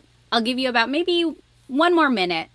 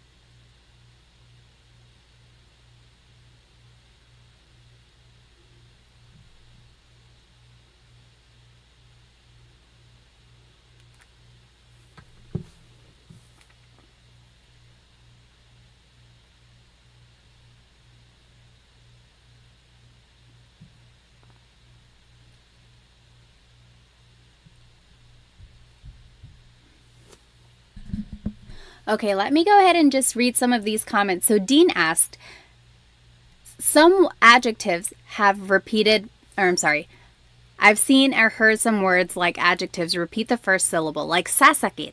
Yes. I can think of a phrase like sasakit ang ulo mo. Don't watch too much TV because sasakit ang ulo mo. That means your head will hurt. So it's almost like a verb in that case. Sasakit, it will hurt. Or mawawala. Don't hold your phone over the river. Mawawala yan. It will go missing or you'll lose it. Mawawala. So sometimes these adjectives can be used like a verb. And that's usually when there is a repeated first syllable. Very good question there. Let's see. Number 6. Your food is delicious. Someone said it. Masarap ang pagkain ninyo. Whoopsie.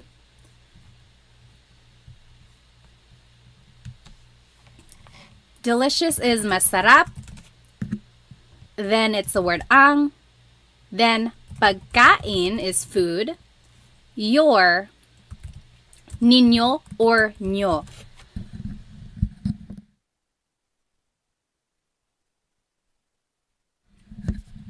And yes, Kevin asked a good question. Is there a difference between niño and nyo? Or would you use them for different scenarios? Actually, nyo is just the shorter form. It's like slang almost. I added it because I hear nyo a lot more than niño. So if you hear nyo, just know that it's the same as niño. but they are exactly the same. Very good question. Next, his clothes are new. What do you think that is? Yes, Angel, bago ang damit niya. So again, you could add mga, because to make something plural, you have to add mga. But damit sometimes is understood as just being plural already. So you can add mga, or you don't have to. Doesn't make a difference. Bago ang mga damit niya, or bago ang damit niya. My kids are happy. Kids is mga anak. How would you say that in Tagalog?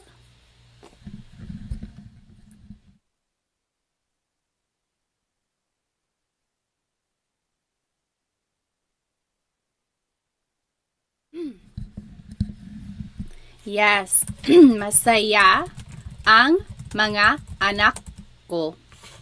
My kids are happy. Masaya ang mga anak ko. Lastly, our exclusive house is far away. So, our house is far away. Malayo ang bahay namin. Malayo ang bahay namin. Our house is far away. Good. Yes, Angel, you can add mga, but again, you don't have to. That's perfectly fine if there's no mga damit. Any questions about possessive pronouns or adjectives or this sentence structure that we learned?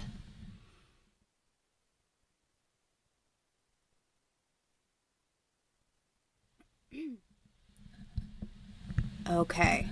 If you think of a question, feel free to write it in the chat. Otherwise, I want to try this poll here. They say you can do a poll. Hang on.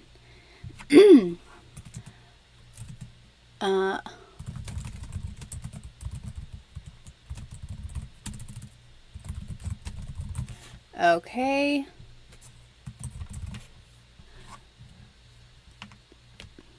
There was a question, what is broken in Tagalog? Sira. Sira, up here in the top right corner, sira.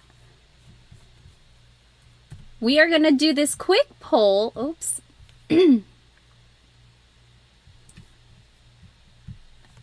Let's see.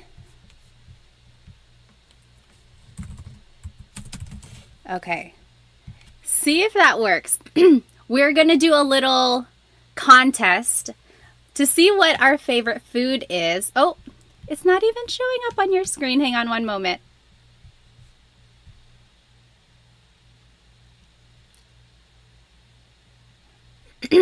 Okay, there we go. So let's see what everyone's favorite Filipino food is. We have this little bracket. We're going to see what the winner is. Can you guys see the bracket?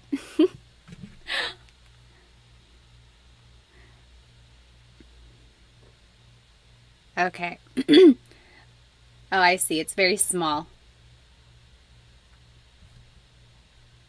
Well, you get the idea. I won't make it too big. Let's take about 30 seconds. Put your vote in. What is your favorite?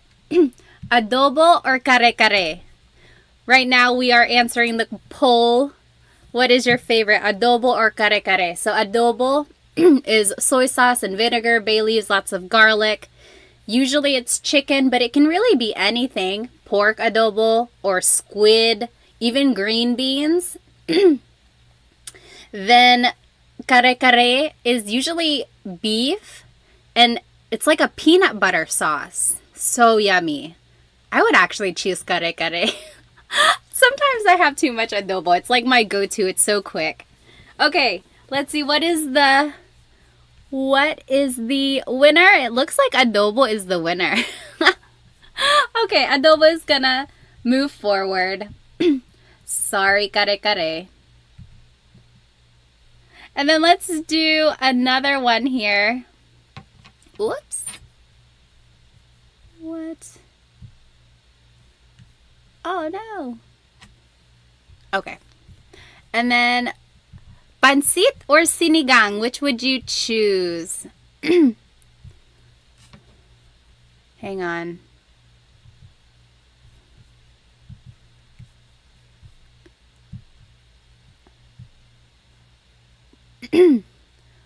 Let's see.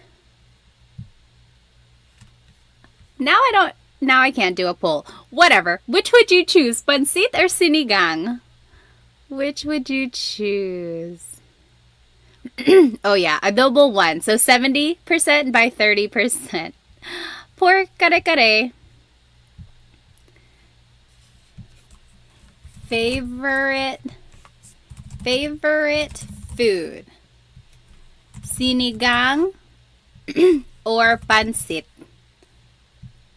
Okay, there. I started the poll. Put your vote in. Take 1 minute. And we'll see which one wins. Ooh, it's close.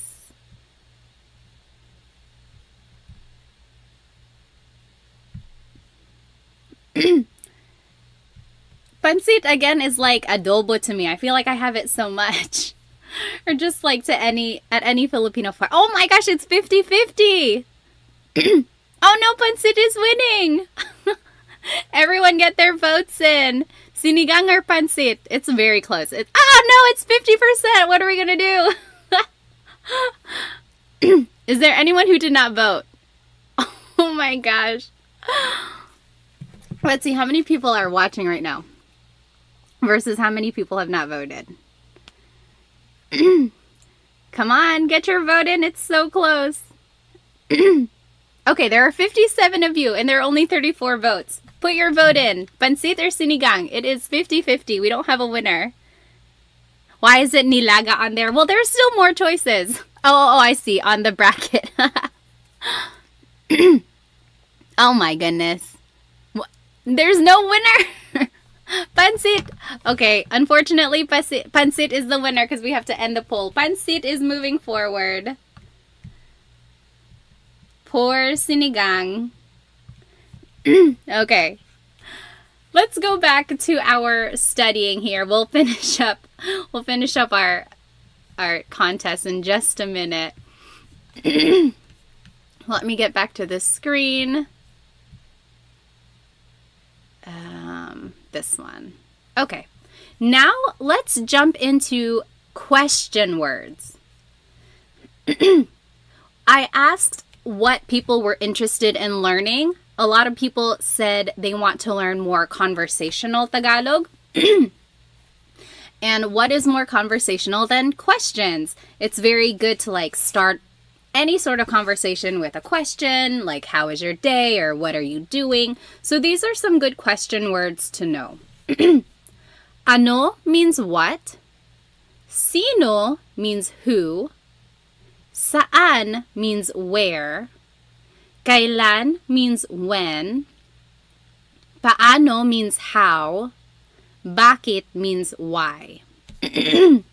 And there's no particular reason why bakit is this lighter color. I think it just happened to be like that. So for any of these question words, you can say them by themselves. Like if someone said something and you didn't hear it, you can say ano. Just say it by itself. Ano. Or if someone is calling, or someone was like, hey, someone called you, and then you're like, who? Sino? Who?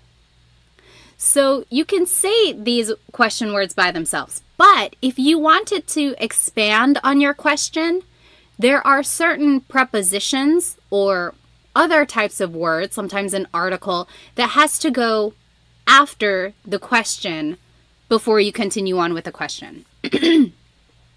So for the word ano, usually it's ano ang blank. What is blank? Ano ang sabi mo? What did you say? Ano ang sabi mo? Another example, ano ang blank sa Tagalog? What is blank in Tagalog? So this is a good question to know. Ano ang wallet sa Tagalog? What is wallet in Tagalog? Or ano ang cell phone sa Tagalog? What is cell phone in Tagalog? Both of those, wallet in Tagalog is usually just said in English. Another question, ano ang pangalan mo? What is your name? Ano ang pangalan mo?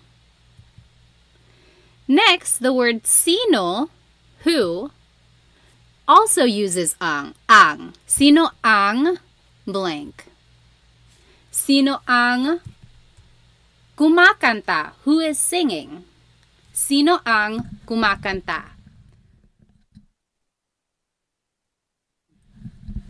Also, sino yun? Who is that? Sino yun? So sometimes you can just use a demonstrative pronoun, this or that. Sino yun? Sino ito? Who is this? Next, saan and nasaan.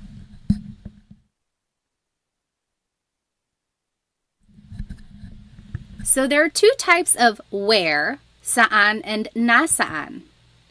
Saan always goes with a verb, like, saan pupunta si Jake? Where is Jake going? Saan pupunta si Jake? Or I'm sorry, nasaan always goes with a noun. Nasaan ang CR? Where is the bathroom? CR is comfort room, and that's what a lot of Filipinos call the bathroom in the Philippines. Nasaan ang noun?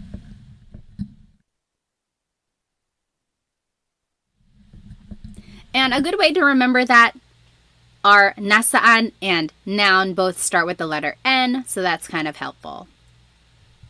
Then the word kailan, when. You might hear some people say kailan.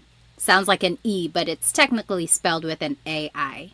Kailan ang blank. Kailan ang exam mo? When is your exam? Kailan ang exam mo? Next, the word how is paano. Paano mo or paano niya, paano siya. So usually a pronoun comes after paano. How did you do something? How did she do something? So those are just, it kind of goes with the question, how, and then pronoun follows. Then, paano mo ginagawa yun? That's an example. So, paano mo ginawa yun? How did you do that? And lastly, the word why is bakit. Bakit mo, bakit niya, bakit siya. Again, pronouns usually follow the word bakit. Any questions about these questions before we do some practice?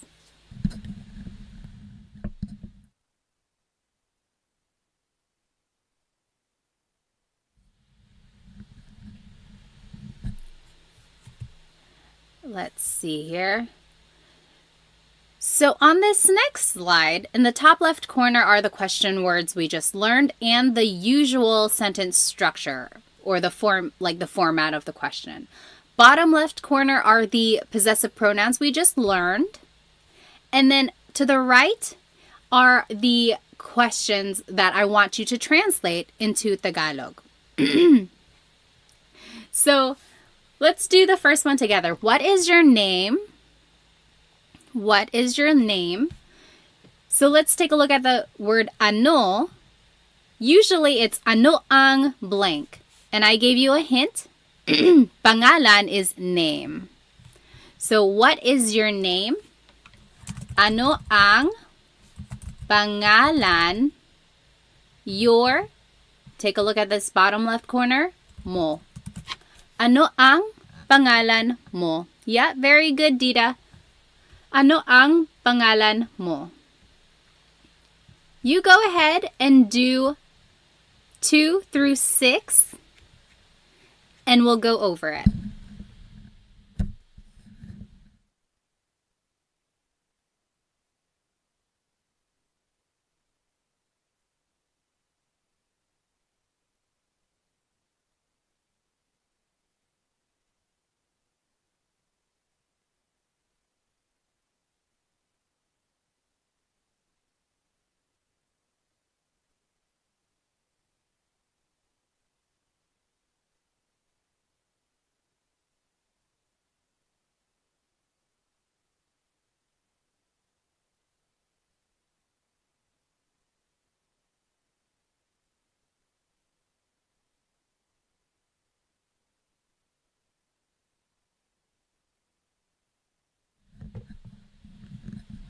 If you are just joining us, we are translating these questions on the right side into Tagalog. And we learned the Tagalog words, which are up here. They are the question words, and then the possessive pronouns are down here. Yes, James, good. So if you know the answer, you can start typing it in the chat, and you are welcome to check your answer. I'll give you maybe another minute or two.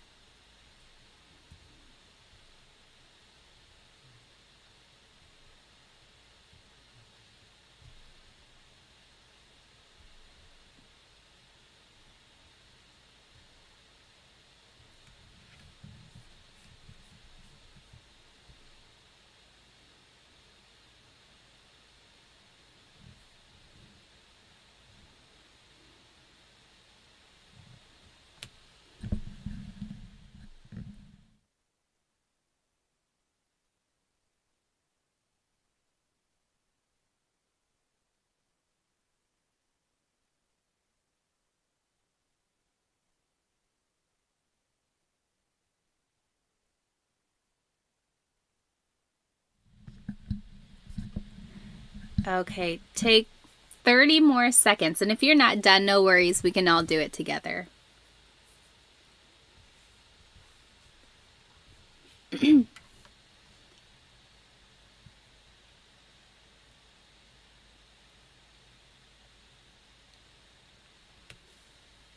Okay, number 2. Where is Alex going to sleep? Where is Alex going to sleep? So let's take a look at the word where. So we have to choose, is it saan or nasaan? So since it's matutulog, that's a verb. Saan matutulog si Alex. The word si is the linking word before a proper noun. So anytime you're talking about a person, it's si.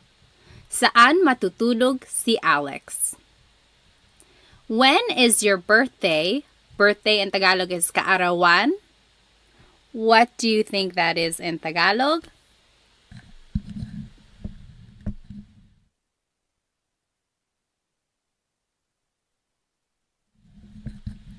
Yes, James. Kailan ang kaarawan mo? Kailan ang kaarawan mo? Oh, good question. So Maximilian said ni or si. So take a look back at number 2. Sometimes ni is the linking word. That's more of a possessive linking marker though. Like bahay ni Alex, coche ni Alex. So that's Alex's house, Alex's car. That's ni. But if you're talking about what Alex is going to do, it's si. So saan matutulog si Alex? Okay, next. Who is their father? Tatay. Tatay is father. Sino ang tatay? There in Tagalog is nila. Nila. There is a question up here. Oh, Chelsea, when do you use ang versus yung? So we've been using ang, but sometimes you might hear sino yung tatay nila. Ang translates to is or are. Yung is also is or are, but it's very specific, like there, like that specific dad. So who is their dad versus who is their dad? Okay, that's a very bad explanation. A good thing to, or like a good explanation is the dress versus the dress. So, ang damit versus yung damit. Yung is the emphasis, the dress. It's that particular dress or that particular dad or that particular thing. That's when yung is used. Yung is used a lot, actually, in common conversation. But ang and yung are usually interchangeable. If you use one over the other, you're not wrong. It's not going to be incorrect. The more you hear Tagalog, I think you'll catch on to when people use ang versus yung. When in doubt, go ahead and use ang, I would say, because it's usually more correct a lot of the times.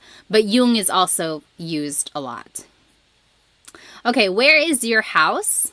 Bahay. Where in Tagalog is either saan or nasaan. We're asking about a noun, so it's going to be nasaan. Nasaan ang bahay mo? Nasaan ang bahay mo? Yep. And then lastly, why are you scared? Why in Tagalog is bakit. And then it's usually the pronoun. You is ka. Bakit ka natatakot? I don't expect you to have known this because we didn't talk about the pronoun ka in this lesson. But if you have heard this phrase before or if you are familiar with ka, then that is the pronoun that you use. So it's different from mo because this isn't a possessive pronoun. Ka is a subject pronoun. And some verbs use a possessive pronoun, some use a subject pronoun. And that's another lesson in itself. Any questions about this lesson? So yes, James, what is the difference between nasaan and saan? Very good question. So saan always goes with a verb. So where is he going to sleep? What is he eating? What are they watching? Anytime it's asking about a verb, or I'm sorry, that last one wasn't one. It's like anytime it's related to a verb, you use saan. But if you're asking about where something is, then you have to use nasaan. Nasaan and noun, that's kind of how I look at it. I'm just reading the comments here. Yes. Okay. Any questions on these examples? Let me go ahead and let's finish our food battle here. If you weren't here for our first session of the battle, adobo, oh gosh, it's not capturing that window. Hang on one moment. So we are doing a bracket challenge here, just with our favorite Filipino foods. Adobo out one kare-kare, and pansit out one sinigang. What a heartbreaker. Next, let's do lumpia versus lugaw. Let's see. Favorite food. Lumpia versus lugaw. Take 1 minute. Lumpia or lugaw? Pansit for life. Very good question, Trish. So Trish asked, when would you use asan? So some people say, asan yung susi ko? Where are my keys? Asan yung CR? Where is the bathroom? Asan is short for nasaan. That's all that is. It's just a shortcut way to say it. Okay. Oh, so ano ang lugaw? Lugaw, also known as arroz caldo, depending on where you're from in the Philippines. It's like a rice porridge. It has ginger, chicken. Some people put tripe and rice. The rice is what makes it really thick. It's super yummy. Sometimes it's topped with fried garlic or chicharon. I've seen that too. Yep, also known as arroz caldo. Oh my goodness, lumpia is winning by a landslide. I'm not surprised. I mean, you can't go wrong with fried spring rolls. Okay, so lumpia is the winner there. And then last one, dinugaan versus lechon. Hang on, let me make a new poll here. Poor lugaw. I like lugaw. I guess I have to be in the right place for it. If I'm sick or if it's cold. Dinuguan versus lechon. Rain asked, ano ang dinuguan? Does anyone want to explain what dinuguan is? So dinuguan is a kind of like a stew, usually made with pork, and there's like long green peppers in it, garlic, some ginger too. But the main ingredient is pork blood. So if you look at it, it's like a really dark, almost black color, and that's from the pork blood. And a lot of people will joke and say, oh, it's just chocolate meat. It's a chocolate soup. But it's not chocolate. It's dinuguan. But it's very good. Don't knock it till you try it, I would say. Let's see, who's winning? Oh, lechon. Lechon. You can't go wrong with lechon either, especially when the skin is so crispy. Lechon. Okay. Yeah, chocolate meat. Yeah, I think everyone has heard that, especially if you have someone who's not Filipino at a party. They're going to say, oh yeah, try this. It's just chocolate meat. Okay, let's go back to our lesson here.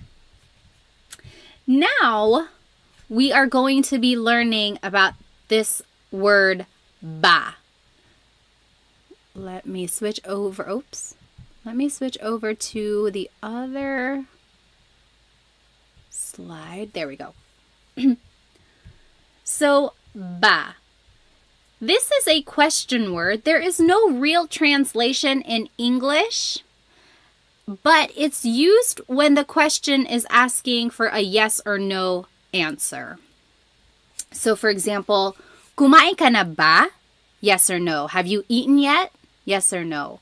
Or, ready ka na ba? Are you ready yet? Yes or no. So, anytime it's asking for like a yes or no question, it's usually it has a ba in there.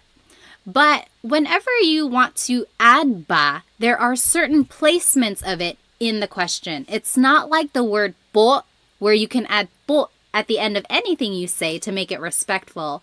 Ba, you actually have to add in certain places in the phrase or in the question in order for it to make sense. Okay, so usually, ba goes after the word na, which means already, or after a pronoun like ka, mo, or ko. So if any of those appear in the question or in a phrase, ba would go after that. We will see examples of these. So, nandito na ba si Benji? Is Benji here yet? There's the word na. So ba goes after that. Remember, if na appears in the phrase, that's where ba would go. Or, bumili ka ba ng bigas? Did you buy rice? Bumili ka ba ng bigas? There's the pronoun ka. Remember, it was in the rule. Ba goes after a pronoun. Bumili ka ba ng bigas? Did you buy rice? I want to point out that if you take out ba in any of these questions, then it's just a statement. Nandito na si Benji. Benji is here. Nandito na si Benji. Or, bumili ka ng bigas. Go buy rice. Or, you bought rice. Bumili ka ng bigas. So, when you take out the word ba, then it's just a statement. As soon as you add the word ba, it turns it into a question. I think that's so interesting. One small word has such a big impact on its meaning. And here's just another example. Nakapunta ka na ba sa Pilipinas? This is showing that if there's a pronoun and the word na, ba would go after both of those.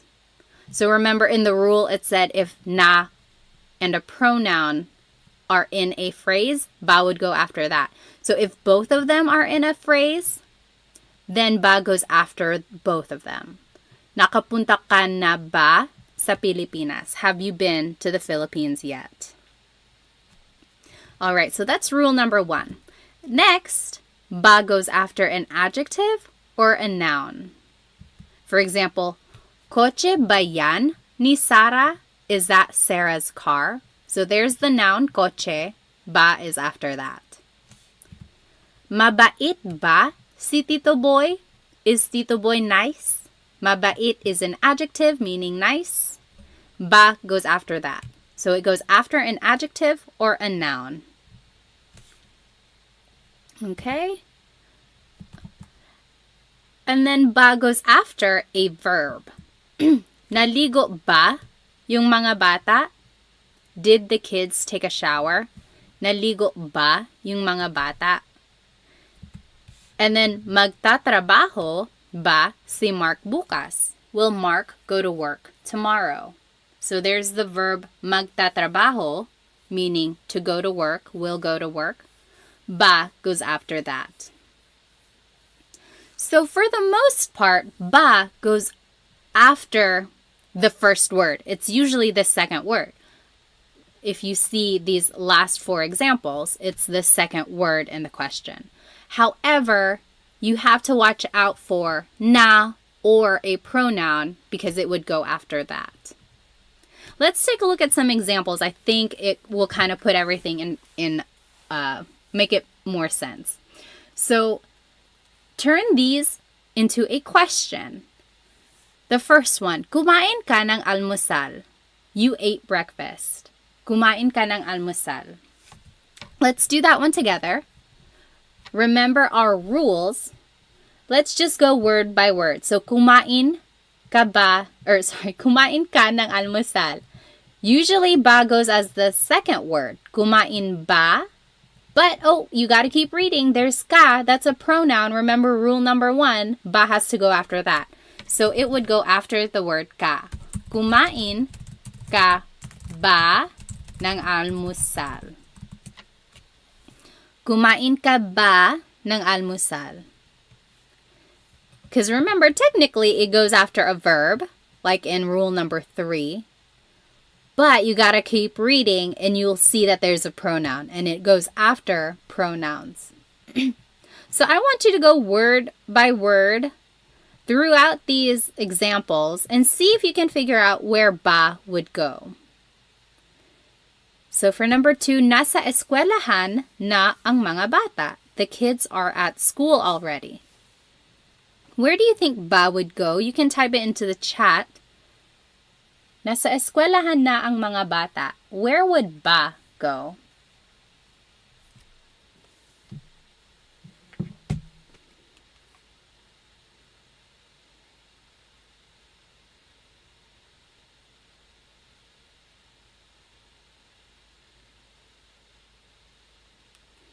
Yes. So after na. So nasa eskwelahan na ba ang mga bata? Are the kids at school already? Nasa eskwelahan na ba ang mga bata? Remember, it goes after the word na. Galit si nanay. Mother is mad. Galit si nanay. Where would ba go in this phrase?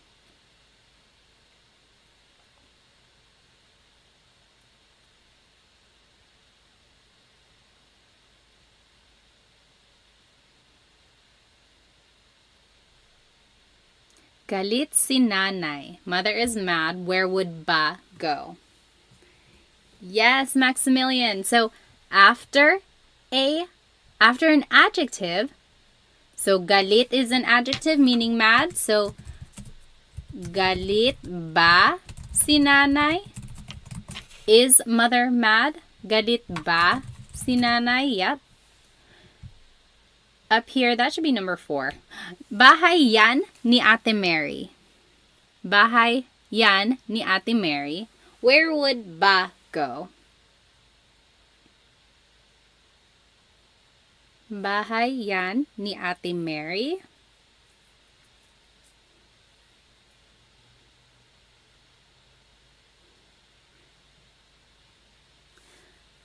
Remember, it goes after a noun.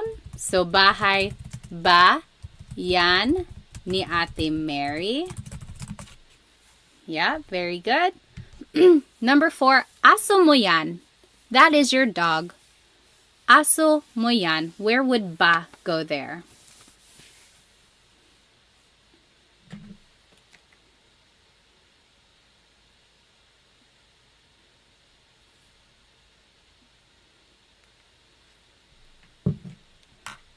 After mo.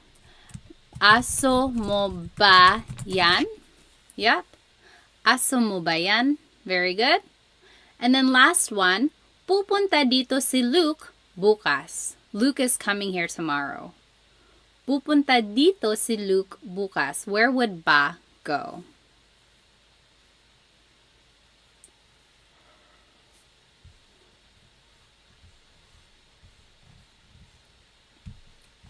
Yep.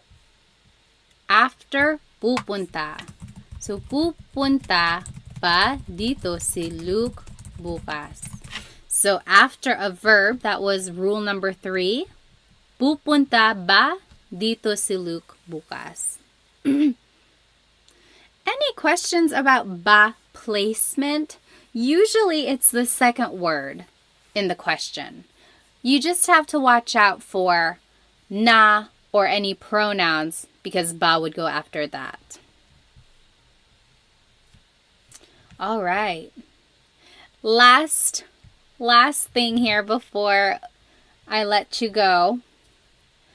This last slide is an interesting activity because so far I've been having you translate things from English to Tagalog. But now I want you to translate things from Tagalog to English. So here are some common questions in Tagalog. I want to see what you think they mean. For the most part, you could probably figure it out, but towards the end, they're a little bit trickier. So jot it down. What do you think? Anong oras na? What do you think that means? Do 1, 2, and 3, and then we'll go over it. Translate these questions to English.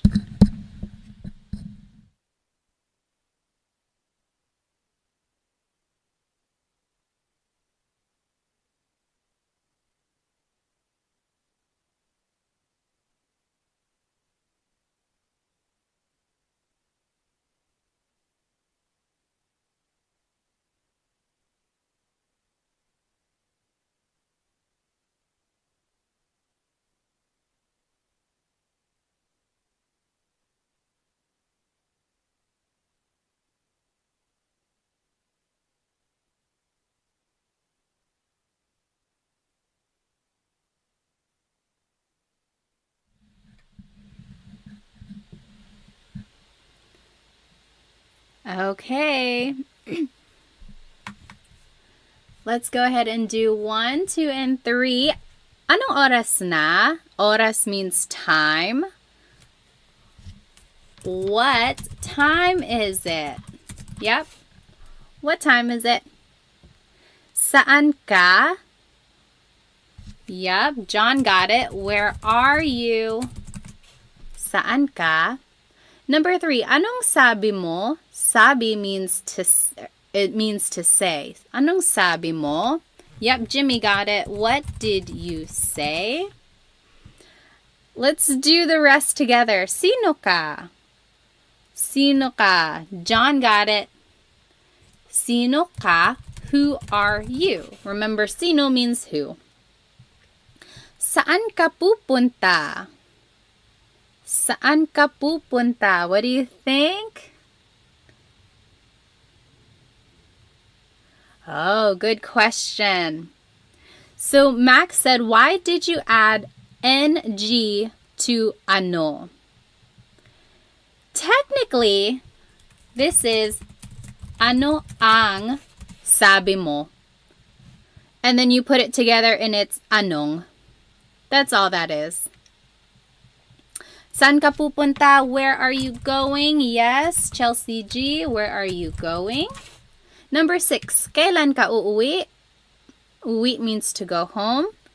Kailan ka uuwi? John got it. John got them all.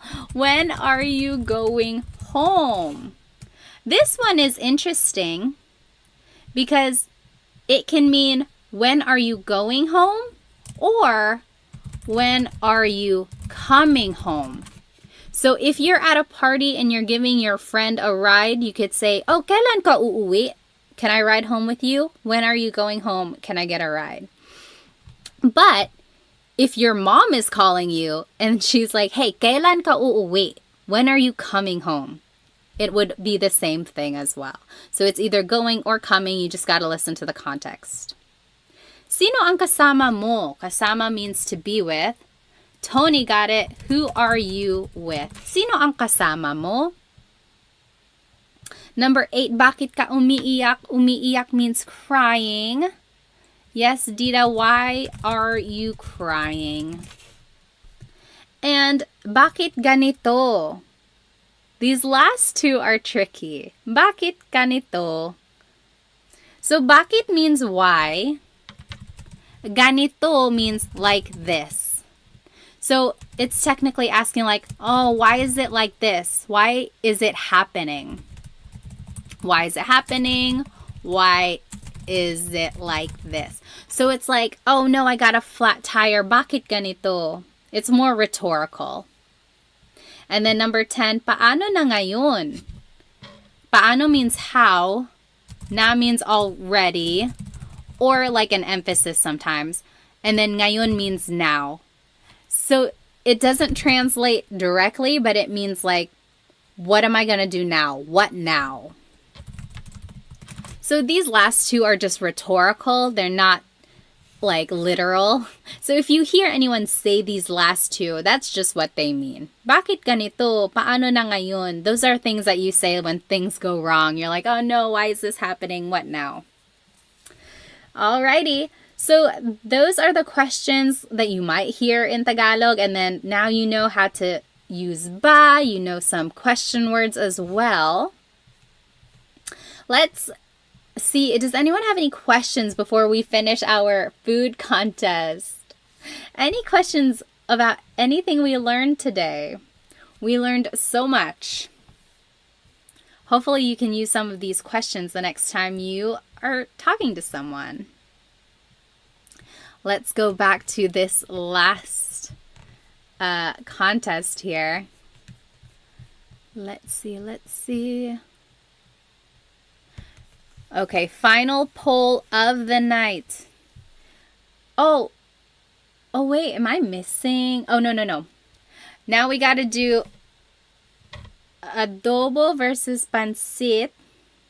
Wait, how is that going to work? I think I'm missing like a step. But anyway, favorite food. So adobo versus pancit. What is it? What do you think? Adobo versus pancit, take 1 minute. Which is your favorite? If you just joined us, welcome. We learned some possessive pronouns and we learned some sentence structures to make some conversational phrases using adjectives. Then we learned some question words and how to use ba in a question, and then we finished off with some common Tagalog questions. I'm pretty sure this video is going to be on my page afterwards. You're welcome to watch it again. There's lots of examples that you can do. Right now we are doing a favorite Filipino food bracket. So go ahead and get your vote in. We are doing adobo versus pancit. What do you think? Take 10 more seconds. All right.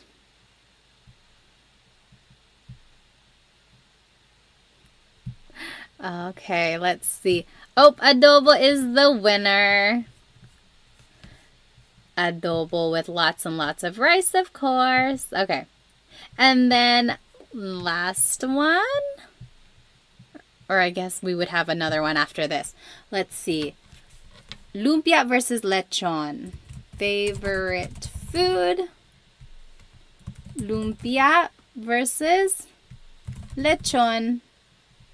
Oh, that's a hard one. They're both crispy and yummy. Which would you choose? Lumpia versus lechon. Let's see. Lumpia versus lechon. Those are both very popular party foods too. I think I would probably choose lumpia. Oh no, it's 50-50 again. Make sure to get your votes in. Every vote counts. Oh, lechon is winning. Let's see. Get your vote in. Lumpia versus lechon. 10, 9, 8, 7, 6, 5, 4, 3, 2, 1. It is a tie. Oh, lechon won. Oh no, now lumpia won. Okay, 3, 2, 1. And oh, lechon won. Lechon is the winner. And then last one. Now it's between lechon and adobo. Who is going to be the winner here? Lechon or adobo? Adobo has been a crowd favorite tonight. Adobo versus lechon. 1 minute. I'm going to set a timer. Adobo versus lechon. Hang on. The minute is starting now. Get your vote in. Amy said adobo will totally win. Oh, I don't know. Lechon is winning right now. Make sure you get your vote in. Adobo versus lechon. If you're just joining, no, this is not a Tagalog lesson. We just finished our lesson. Now we are just figuring out the ultimate favorite Filipino food. You have 30 seconds to vote. Get your vote in. Every vote counts. This is for the championship. Adobo versus lechon. Who's it gonna be? Oh no! Lechon is winning. Amy, you jinxed it. I'm just joking. Let's see. 10, 9, 8, 7, 6, 5, 4, 3, 2, 1. Lechon is the winner. It does take a long time to make a lechon. It's totally worth all the effort. Lechon is the winner. Okay. When do I do my live Tagalog lessons? I haven't done one until like tonight. I used to do them pretty frequently on Instagram. And then I went to the Philippines and then life got so busy. But now I'm hoping to do these a little bit more. Thank you so much for sticking with me. And sorry I was late. I was trying to figure out this whole technology thing. I usually did them on Instagram. And on Instagram, it's usually vertical. So this was my first time doing these on YouTube because I wanted to share my screen. So it looked like it was working. Hopefully we can do it a little bit more efficiently next time. Let's see. I think Dita was asking, what is the difference between saan and nasaan? So yes, saan always goes with a verb. Saan ka pupunta? Where are you going? Saan ka matutulog? Where are you sleeping? Versus nasaan is with a noun. So nasaan ang mga bata? Where are the kids? If you're asking about a thing, you have to use nasaan. Nasaan noun. Nasaan noun.